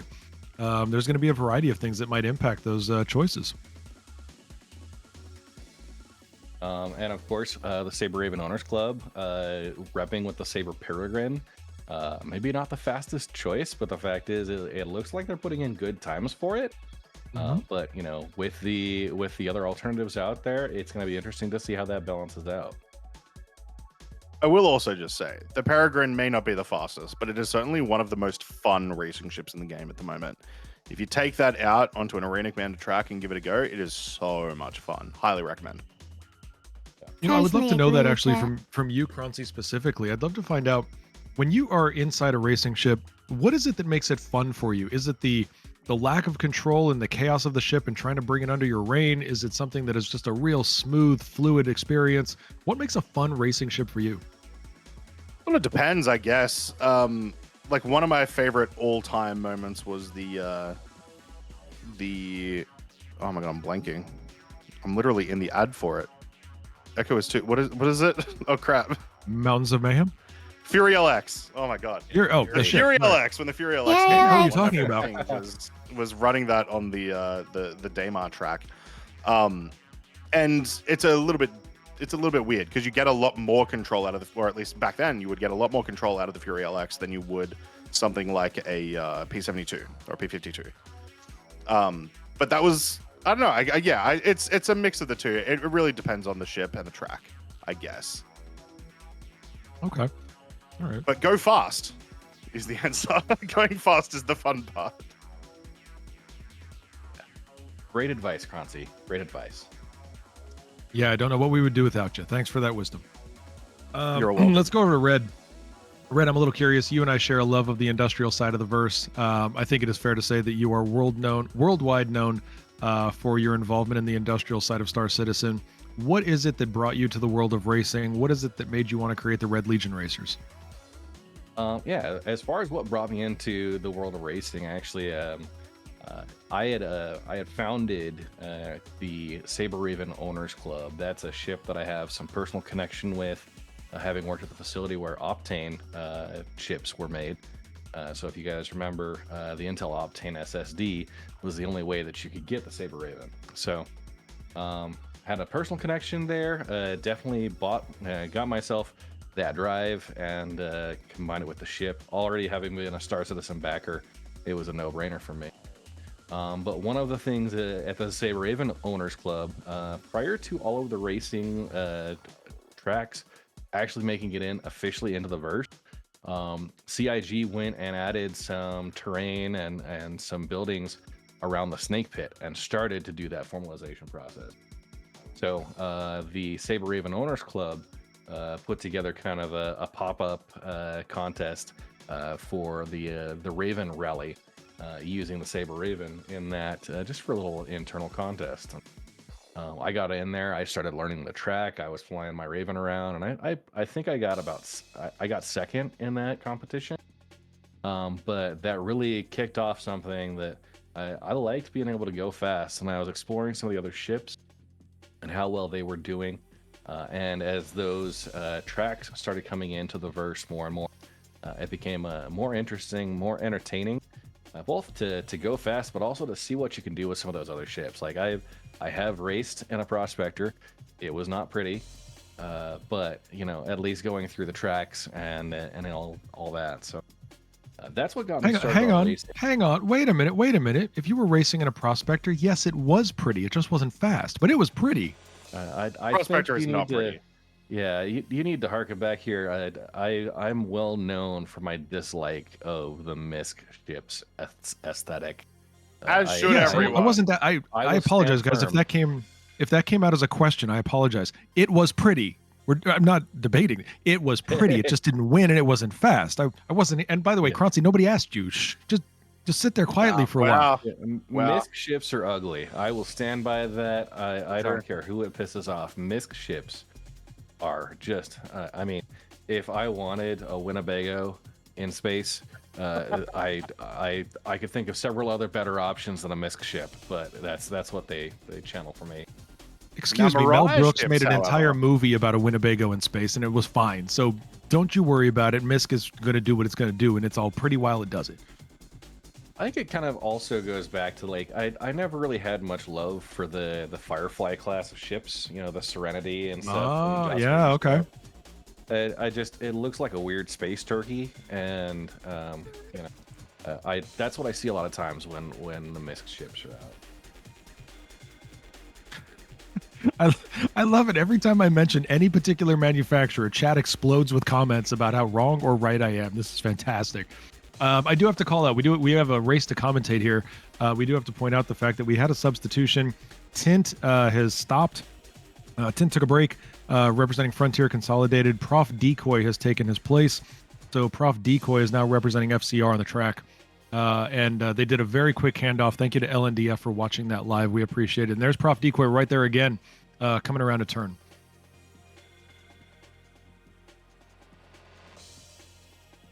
Great camera action here from LNDF as well. We got Data Machine, one of the support folks, in the background there. Commander Tenna representing once again Red Legion Racers. Zollner still on the track for Omega and holding a decent lead now. The difference between Omega Aerosports and Red Legion Racers has increased. Omega is now about a lap and a half ahead of Red Legion. Still a very, very tight race between Amarok's Fang and Consolidated Russian, both on lap 99, if I'm seeing. Yep, seeing lap 99. Their lap times are very, very close to each other. Last lap for Gravity Cat was 3 minutes and 49 seconds. The last lap for T Stark was 3:54. That is a 5-second difference here and that's not going to be enough to make a difference. So we're gonna see where these two teams shake out. Also, Also wanna notably, just like in congratulate Australia, SCIRE Racing here comes the sunrise. and XGR for their 100 laps in the Crux Cup 24-hour. We salute you. Incredible achievement as an organization and racing team and community. Well done on your 100 laps.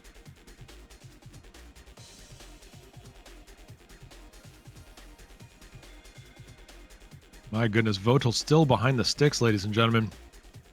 Has been holding down Test Racing Team's position here. Votel's been at this for a while. Zollner's got a few laps under their belt again. Gravity Cat's still in it. Very, very impressive. Gravity Cat was part of the cat fight earlier with AGT Mad Cat.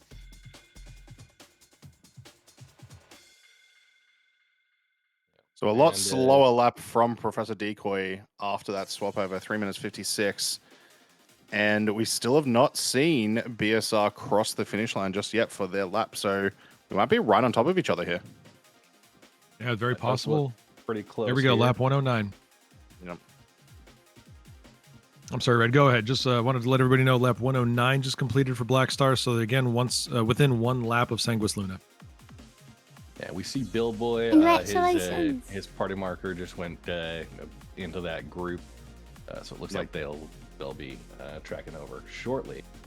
And yeah, looking at the last lap times here, there is some separation. You know, we got 3 minutes 42 seconds on the M50 for Zollner. Again, 7 of the teams took the M50 out in the first run.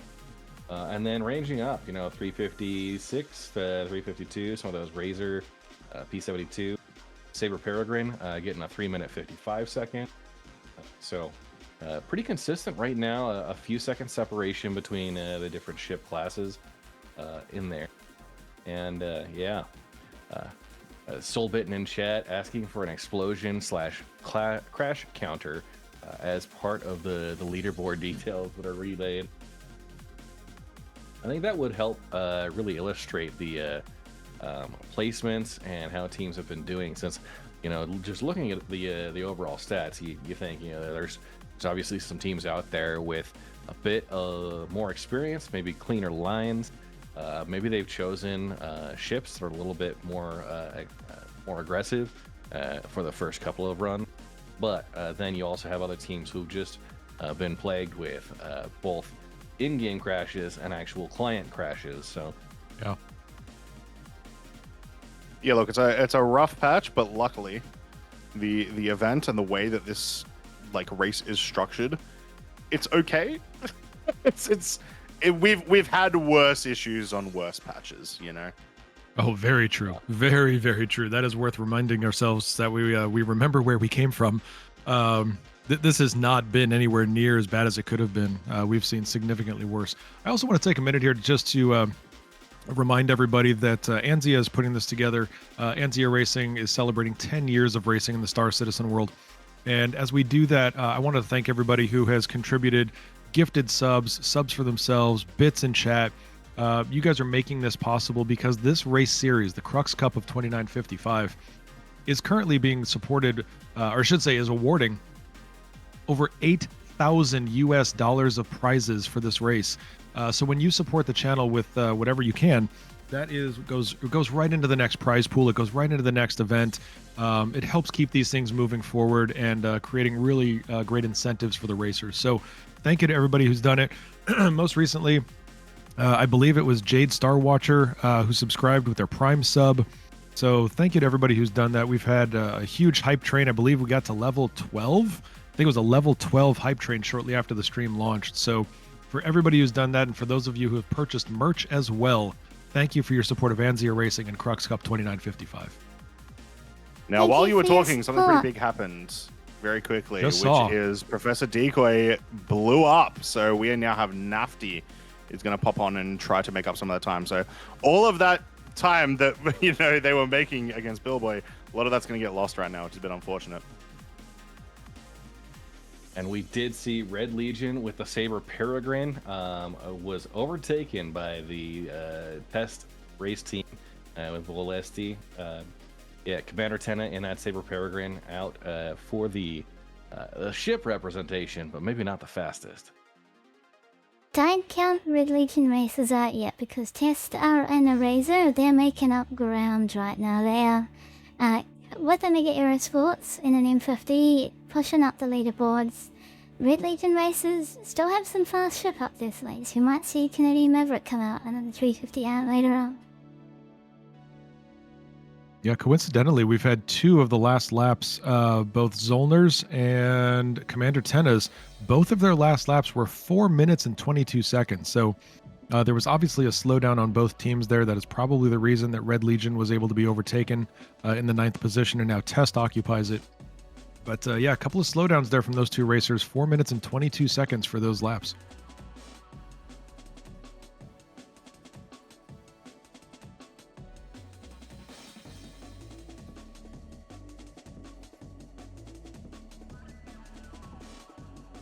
And yeah, we see Liquid Prime taking off through this platform here, representing Sanguis Luna. They're on lap 112 right now. And Doughboy Big right behind them. Billboy right behind. A-class. Yep. And we see this is Gravity Cat representing Amarok's Fang. And then yeah, you see Billboy just pulling up ahead there from Black Star Racing. Some great names out there for the racing community, both individuals as well as teams that have been a mainstay of this 10th year of the Crux Cup. If it's alright with everyone, we have the team captain for Consolidated Russian Fleet available to us to talk about how their race is going. Shall we bring them in? Let's do it. Let's hear Go from for it. Fedical. Welcome in, Fedical. Hello, guys. Howdy, Hello, howdy. Fed. So, talk to us about this race. Talk to us about your team's performance. You've seen some interesting crashes. You've seen some swap outs. What has the race been like for you so far, if you can give us an overview? Well, the overview is we're using all forms of Russian curse words available to curse the DevOps of CIG who put an update on the first day. Well, as you've already seen, we hit 2 red flags, which is, well, a lot, even for a race of our magnitude, which is, well, hindering us. Let alone I was killed by invisible stuff 2 times on a track while I was piloting, and after that 4 times while I was trying to get back to our pit at Milford. I do recall there was a crash that you had to do a substitution for. You jumped in very quickly. Do you feel like your team strategy has allowed you to help overcome some of these challenges? Or do you feel like there's a strategy change that needs to be made so that you can survive the next 200 laps? I don't think we really need to change our strategy. The problem is I'm also a human, and I will go to sleep sometime, and I won't be able to be of help. Because, well, right now I'm also into voice channels in the channel with my team and channel now here with everyone who's racing. Well, there's also the language barrier. But, well, we're all good here. We'll try our best. Right now, Stark, who is piloting our Archimedes, is really putting very good laps. Like, his last one is 3:54 in an Archimedes. It's a really good time. I would agree, and I hope you've heard this. I hope you've heard us talk about this, but we have been complimenting your team, especially T-Stark, who had some amazing performances thus far. Very tight racing, very clean lines. They have done a fantastic job with this, but I think your team is doing a very good representation. We've seen Power of Thunder do well. We saw Snick for a little bit, T-Stark, and yourself. So congratulations to your team. And you guys are putting up an excellent performance thus far, and you have completed 101 laps. So you have already made history, and you are 1/3 of the way through this race. Also, shout out to Sneak, who came in to help us in a pinch at the week of at the last week of qualifiers, and also right now he will stand guard for the rest of Rush night in Moscow. so he will be helping our guys while I get some energy and get back to sleep. Excellent, excellent. Echo, before we let Fedical go, Fed has to obviously continue managing a team. Any additional questions? I think Echo may have gone AFK. So Okay. you guys, you can also Hi. ask me about. Oh, I just hey, got Echo. back. Do you have any questions for me while I'm Okay. here? The guys are asking. Fedical, how long were you practicing? What did you and the team do leading up to this race? Has that question been asked? No. Well, we tried to fit as much time practicing as we could, because, well, realistically, life is hard and stuff like that. I hope our teammate Zorion will have enough time and he will not let us down during his shift. But, well, we're trying our best. We do You've just understand what reached the 100 laps in competition the is. race. Yeah. We do Should be very understand proud why of your our team. competition is stellar. I mean, we all know the guys we're racing against. Most of them. And wait, they might be stellar, but you're still within 11 laps of the first place team. And there are 24 well- hours in this race. Anything can happen. And my log says the top teams still have some slow ships. Yep. Yeah. Yeah, They're exactly. So running out there's of going to be a some moment ships. in a few hours, where we're going to see a lot of these times condense a lot more again once we, swap to another ship. Which I wanted to ask you about. Did you have a strategy coming in about what ships when, or was it literally just the case Yeah. of whoever's Well, the we best did. at whatever go? Like, well, we the first thing that we really were cemented on is the ships that we're gonna race and the schedule we're gonna race them in. And we were changing who will be racing what, primarily based on their skill. So, for example, Stark and Vanya, Ivan, and Psy are very good at Archimedes, so they're covering that ship. So, with this strategy, I'm really hoping that our guys who will man our third ship, 350R, spoilers, will do good enough of work. And after that, we will be the final 6 hours of reckoning. We'll do our best. We do try that. Yep. I think those final it 6 hours okay? are going to make. I think those final 6 hours it are going to okay make a with- significant difference for your team and many others. We're going to see how everyone has survived, how fatigue has set in, and I do think that you deserve to know your team has put on an amazing performance so far, and we are looking forward to the next 200 laps with you guys. Yeah, and also like question of fatigue. I'm really interested what is the strategy of Sanguis Luna, because so far we only seen jelly and fresh. Like only now we're seeing liquid. Their strategy is not like ours. So that will be interesting. We'll have to see what happens. Echo, anything else before we let Fedical get back to team management? Yep. Is it okay to ask you what your next team's ship is? Are you okay with revealing where you're planning to race next? I already did, Echo. Was that the 350R you Echo. said? Yep. Yep. So you are moving up a speed tier.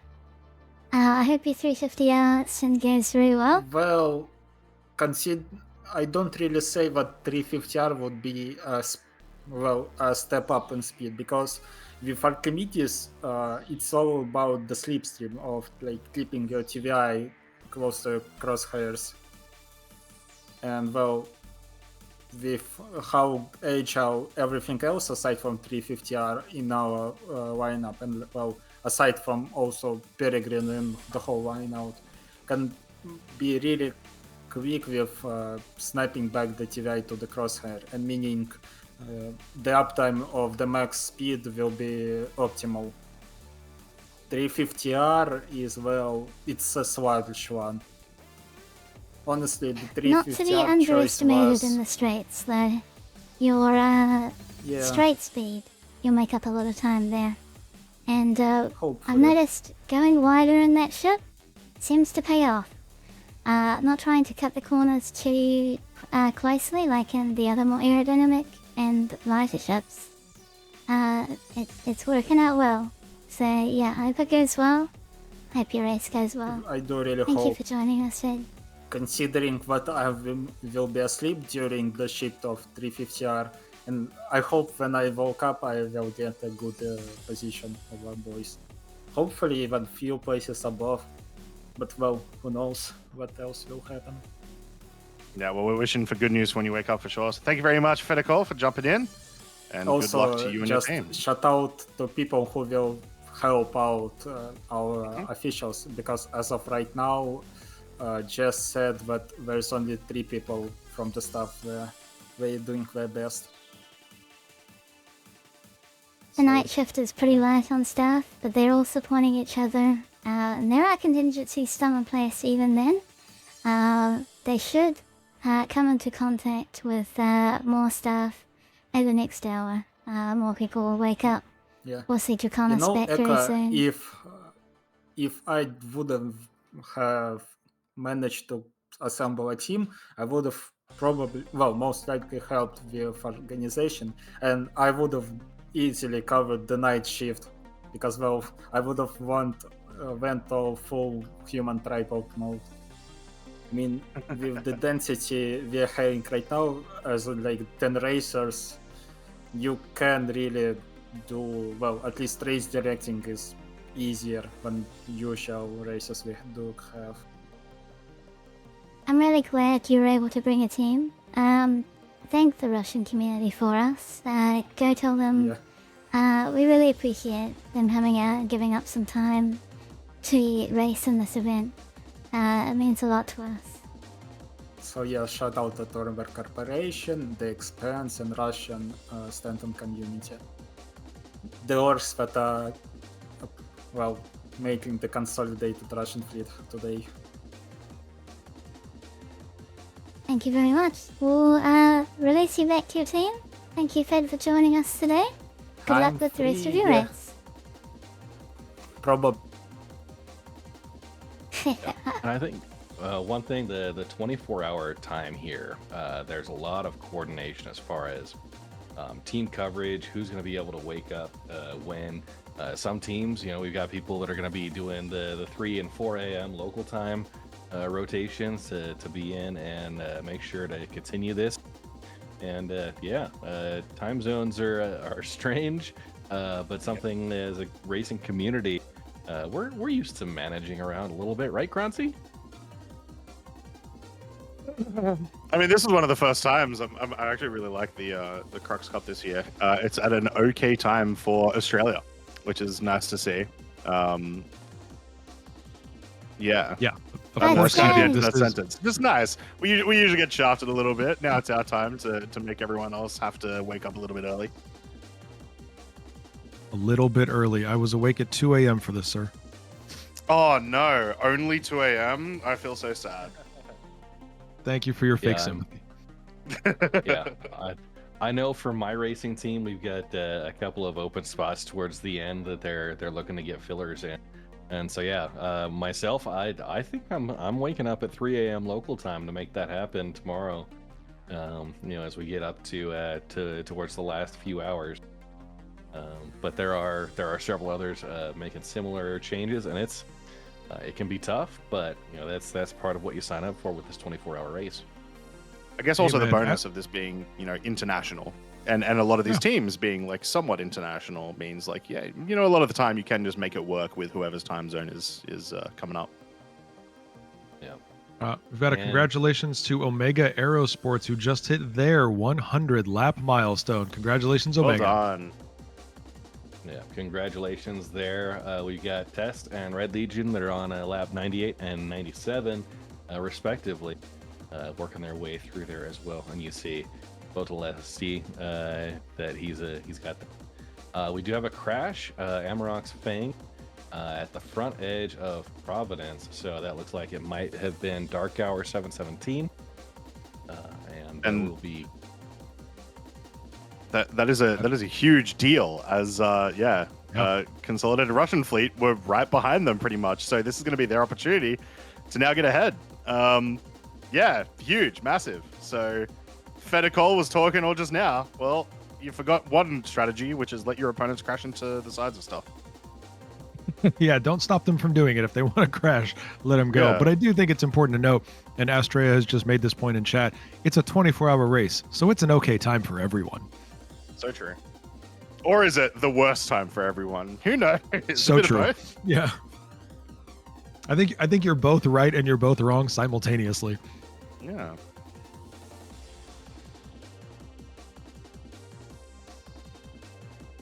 So there we go. We can actually see T-Stark and Gravity Cat right there, not too far away from each other. So T-Stark is going to have to try to get ahead here.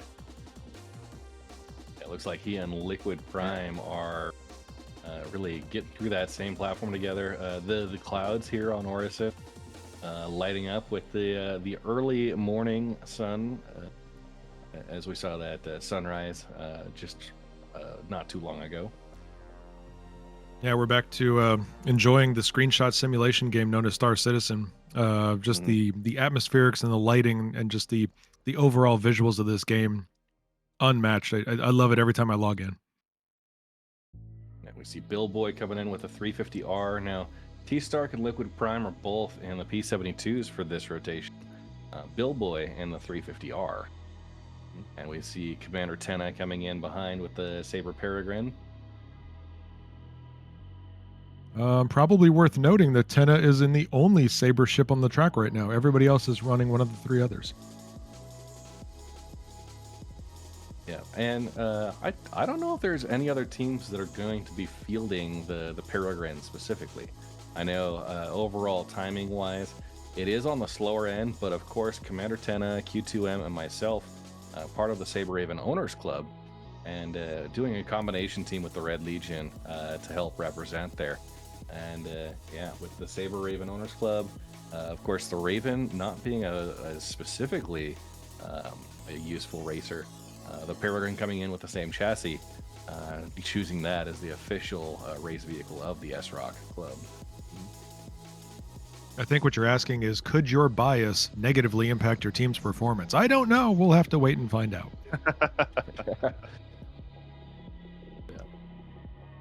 But, you know, That's true. representation matters just as much. We see Zolmer come through with Omega Aerosports here. Steve CC from XGR. And Vocaleste, who is on lap number 99. They are working on closing in that for the lap 100. Yeah, about to hit the milestone here for a 100th lap for test race team. And then right behind them is Red Legion. So I've been thinking about the mentality of the race overall, and especially in regards to the strategy of what, what ships each team was choosing and when. And I do find it a little strange that we decided to, a lot of the teams decided to go for the M50 right off the bat. As, let's say, 15 hours from now, when we're at the back end of this thing, and you might be a team that did start quite ahead with the M50. If the entire race, everyone's starting to catch up to you, that's terrifying. Yeah. And that does not do well for your mental. I would personally feel like I would feel much better if I was in the approach of, I need to make up the time. I need to, go faster to get ahead, rather than I've got to hold first place this entire time. Yeah, exactly. I was just going to say that. That plays in with the strategy of ship selection for each slot, but also which racers are going to be available in those time slots. So if you've got somebody, we've got Canadian Maverick that's going to be on the 350R for our final groups. Obviously someone with a lot of experience in that ship and the distance and times that they can make up. That could be what may have played in, is just the availability of the racing team and who was able to get in and what ships they were going to be most comfortable with. Putting in the laps overall, over 24 hours, it might be terrifying to see those other teams catching up, but to know that you've got a lead that you just need to maintain, and expecting to have a bit slower ship.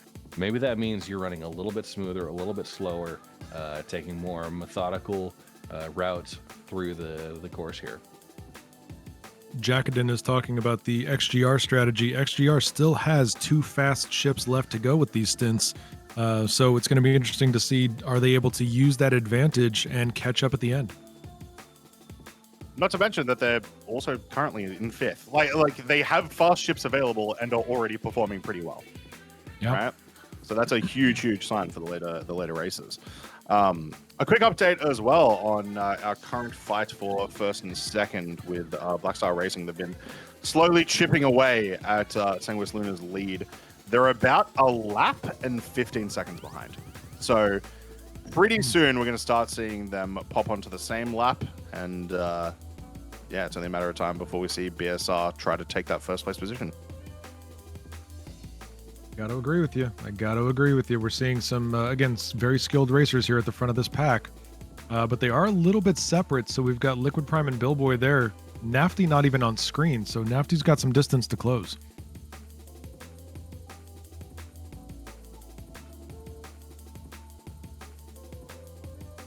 Is it just me, or is it unusually hazy at Crusader today?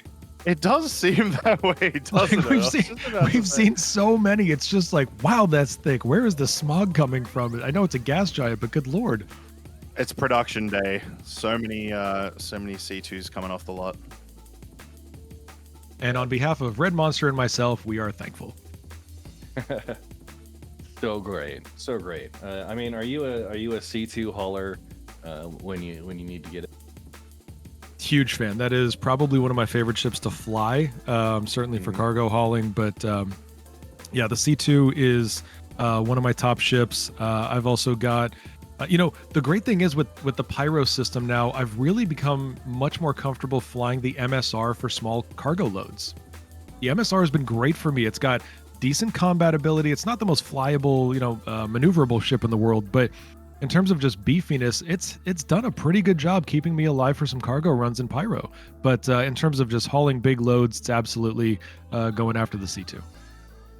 Yeah. Back in the day, it used to be the Caterpillar that was kind of the gold standard. We got the Hercules line in. Recently, one of my favorite ships, the Valkyrie, getting doubling up on its cargo grid. So. The Valkyrie was always an underrated ship, and now it's actually good. So I'm a big fan of the changes made to that. You know what, Croncy? Yeah, the new. I'm super disappointed that we're agreeing right now. I feel like that. Red Monster, you got a stupid poop face. Got him.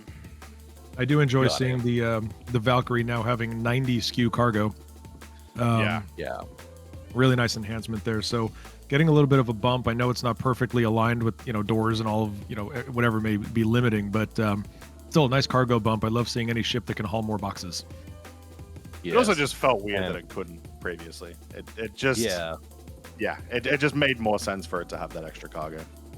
Yep. But one of my favorite things now is to take the Valkyrie with a couple of Atlas Geos and use those to drop off. Yep. I hate to say it. I've got a Zeus. I went from the C1 Spirit to the Zeus CL. I haven't picked up a Valkyrie yet. I don't know where it's going to fit in my fleet. I don't know what role it would have since I have the MSR, the Zeus, the C2, a Carrick, Reclaimer. I'm sitting there going, what role am I going to use the Valkyrie for? And I love that we're having an industrial conversation in the middle of a 24-hour race, but still. Oh, congratulations to Test. They have just completed lap 100. Well done, Test Race Team. And Red Legion Racers also getting their 100th lap in. So did they just? Oh, fantastic. Love to see that. So anyway, I haven't quite found the role for the Valkyrie in my fleet. I'm sure it'll come, especially now that it's got the 90 SKU. I might look at, what that does for me in the future. But definitely a great ship, and again, glad to see it with the 90 SKU.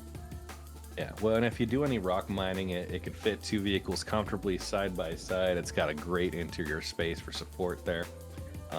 It's one of my favorite Now, what I do want to say is that the Atlas Geo coming in with those jetpacks. When are we going to get some weapons-free Atlas Geo robot battles, Echo Bit? None has a mayhem jetpack class? Yes.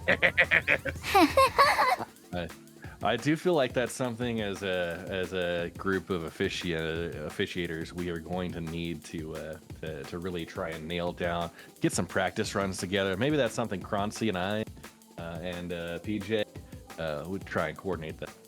We do have a ship destroyed, XGR crashing there. So Steve CC taking a hit. Now, unfortunately, that's going to slow down their chase of SCIRE Racing. They were lap and lap. They were right there with each other. XGR is going to lose some of this. I don't think it's going to make a significant difference for Amarok's Fang, who is still 2 to 3 laps behind them. So at best, they'll gain 1 lap maybe and do a little bit of a catch up there, but still not going to be enough to overtake. Also worth noting that Amarok's Fang and Consolidated Russian Fleet practically exactly a lap behind. Last lap completed for both teams pretty much on the dot on the 9-hour mark. So, nope, my reading comprehension is terrible. Never mind. I forgot that it was hours, minutes, seconds. Still close though. Still close. About a lap and 30 seconds. We're going to give Croncy a minute to learn how to tell time, but we are going to notate the fact that we have just passed the 10-hour mark on this race. We are now we are past 15 hours completed, or 15 hours remaining. So quite an quite a milestone here. We're just ticking the hours away and watching these teams continue to be ridiculously competitive, especially in those top 3 groupings. But again, we've got these 3 different sections of the race that are still very competitive, and it's anybody's game at this point because we've got almost 200 laps to go. And we see here now teams 1 and 2, Liquid Prime and Billboy from Sanguis Luna and Black Star Racing. Now they are 1 lap apart, but Croncy, this one is half a second separation within that lap. So this is Billboy finally overtaking Liquid Prime to essentially put them within the same lap, more or less. So and they've got a P72 versus a 350R running the straightaway line. You see Billboy as he takes a little bit of a lead there. Yeah, as Liquid Prime sees that, definitely going to be the, oh god, if I see Billboy again, that means I've been lapped. Oh no! So, yeah, huge development. Yeah, there's the overtake right there with Oleg's cam. Yeah, and that is a great angle to show just the difference in speed between those ships. And yeah, the reason why ship selection matters. And some of the placements right now, we're going to see those shake up pretty dynamically as we hit the 12-hour mark. We're now at 9 hours, halfway through this rotation with the ships for most teams. So.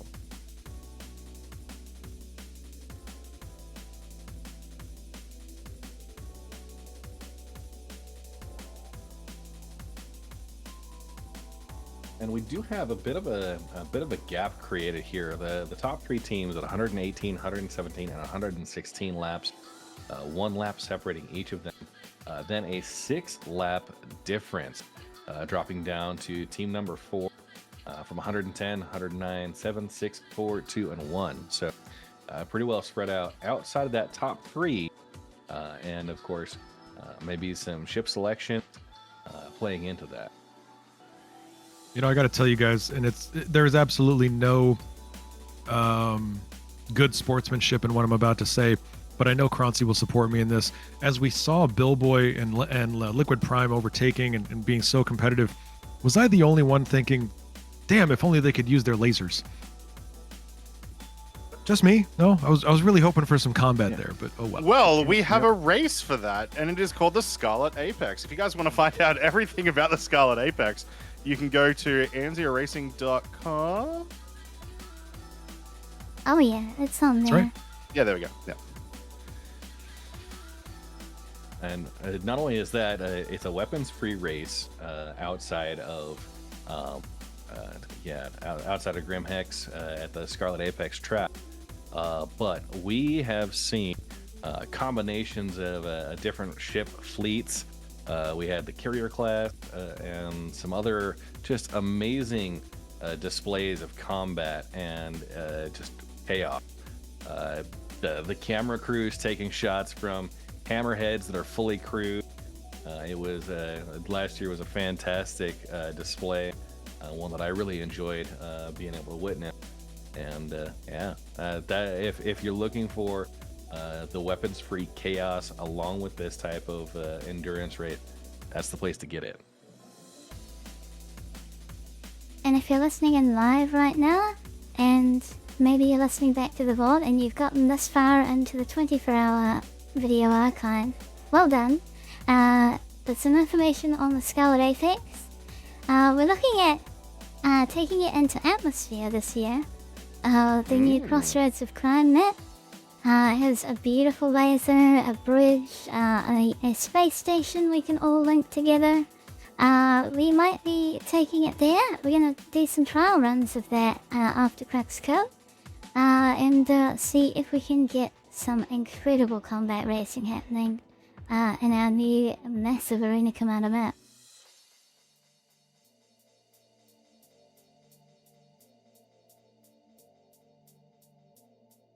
And another quick call out, make sure to check out the anziaracing.com/merch. Get yourself some nice jerseys, other essential equipment to support your racing habits, and as well to support the Anzia Racing crew here for all the work that they do.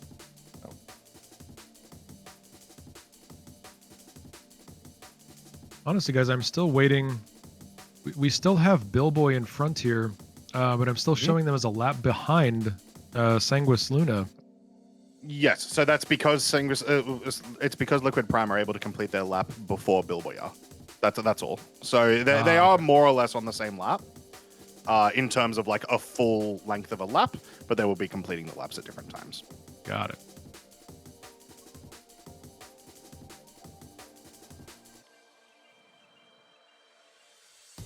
Jekoden in chat must go for the rest of the rest for the other stint later on. Good luck, Jekoden. Congrats, and yeah. I'll look forward to seeing you later on for the next couple of stints.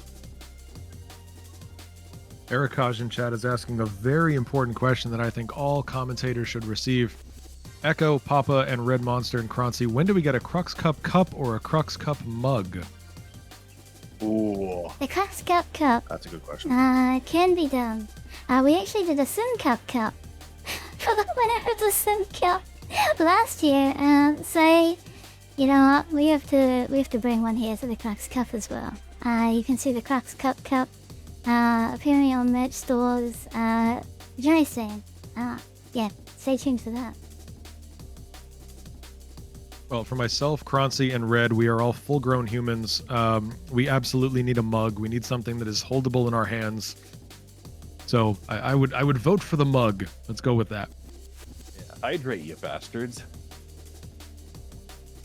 Hydrate, you bastards. Hydrate!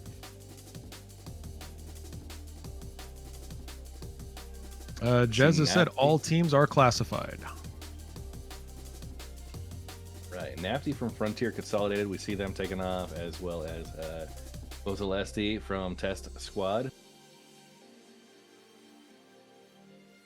All teams up above 102 laps. So we got a lap 120 for Sanguis Luna. And yeah, 9 hours down, 14 hours and change to go. As There we go for this coming in. For this brief moment, teams 1 and 2 are on the same lap. Black Star Racing is officially 3 minutes and 40 seconds behind the leader. So yeah, they are, as Croncy's been saying, folks, they are essentially on the same lap at this point. We're just looking at very close lap completion times. Yeah, exactly. And for the most part, Billboy has been completing their laps about 8 seconds faster than Liquid Prime has. So convert your math and you can figure out roughly how many laps before we see another overtake. But as long as that is steady, that 8 seconds, which so far it has been, it will happen eventually. Commentators, we have here available to us, the team captain for Frontier Consolidated Racing, Tent himself. Would you like to see how he's doing and how Frontier's doing? I think we'll Absolutely. pass. Nobody's asking. So true. I mean, So if you true. can show us how to do the tin flick, you should ask me about the tin flick. It's very impressive. Echo, here it here's the comes. deal. Croncy and Red are very biased. Just ask me who's coming on the stream and I'll tell you yes. Yay! Here's Tint from Frontier Consolidated. Welcome in, Tint. How you doing, Tin? What's up, Tint? Ted, how you doing? You know, tired, as you might expect. No, we Yeah, don't so know. how- That's why we asked. Tell us. What stints have you been racing today, and what's your plan going in for the next 14 and a half hours? Well, was originally planning to run a longer set in the M50 and just fly back up for the Razor, but with the way things have been going for our team, desync, connection issues, I wound up flying a little bit more than I was planning to. So hopefully I can step back into more of an engineering role over the next couple of segments and keep my wrists and shoulders from giving me trouble. Good plan. Good plan. You know, regardless of all the plagues that your team has endured as you were talking about them, the fact that you guys are within one lap of the leader, you are absolutely putting on a huge show of racing skill and competitiveness. I think you guys deserve a lot of recognition and credit for what you're doing so far. So I'm really looking forward to the next 14 and a half hours with your team. I appreciate it. These guys have absolutely been working their butts off over the last couple months, and it's absolutely showing. Taking a set of racers, some of whom this is really their first large organized event, and having them beat my times is nothing short of something to be massively proud of. Yeah, you currently have Dot Hectate. You've got one of your reserve racers in the field, currently running a Razor and putting forward some amazing times. So congratulations on that as well.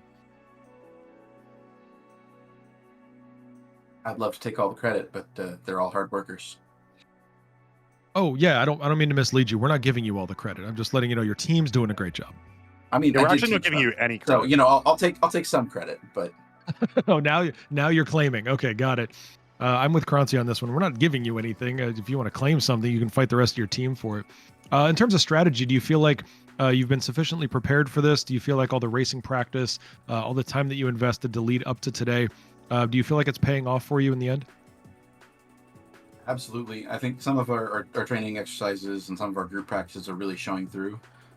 We're seeing it when we've got people in the engineering seats who are looking down at the race from above, and there's definitely some people in the field who are not used to flying with party markers in front of them, and you can see the slowdown when they get past as they struggle to find the TBI.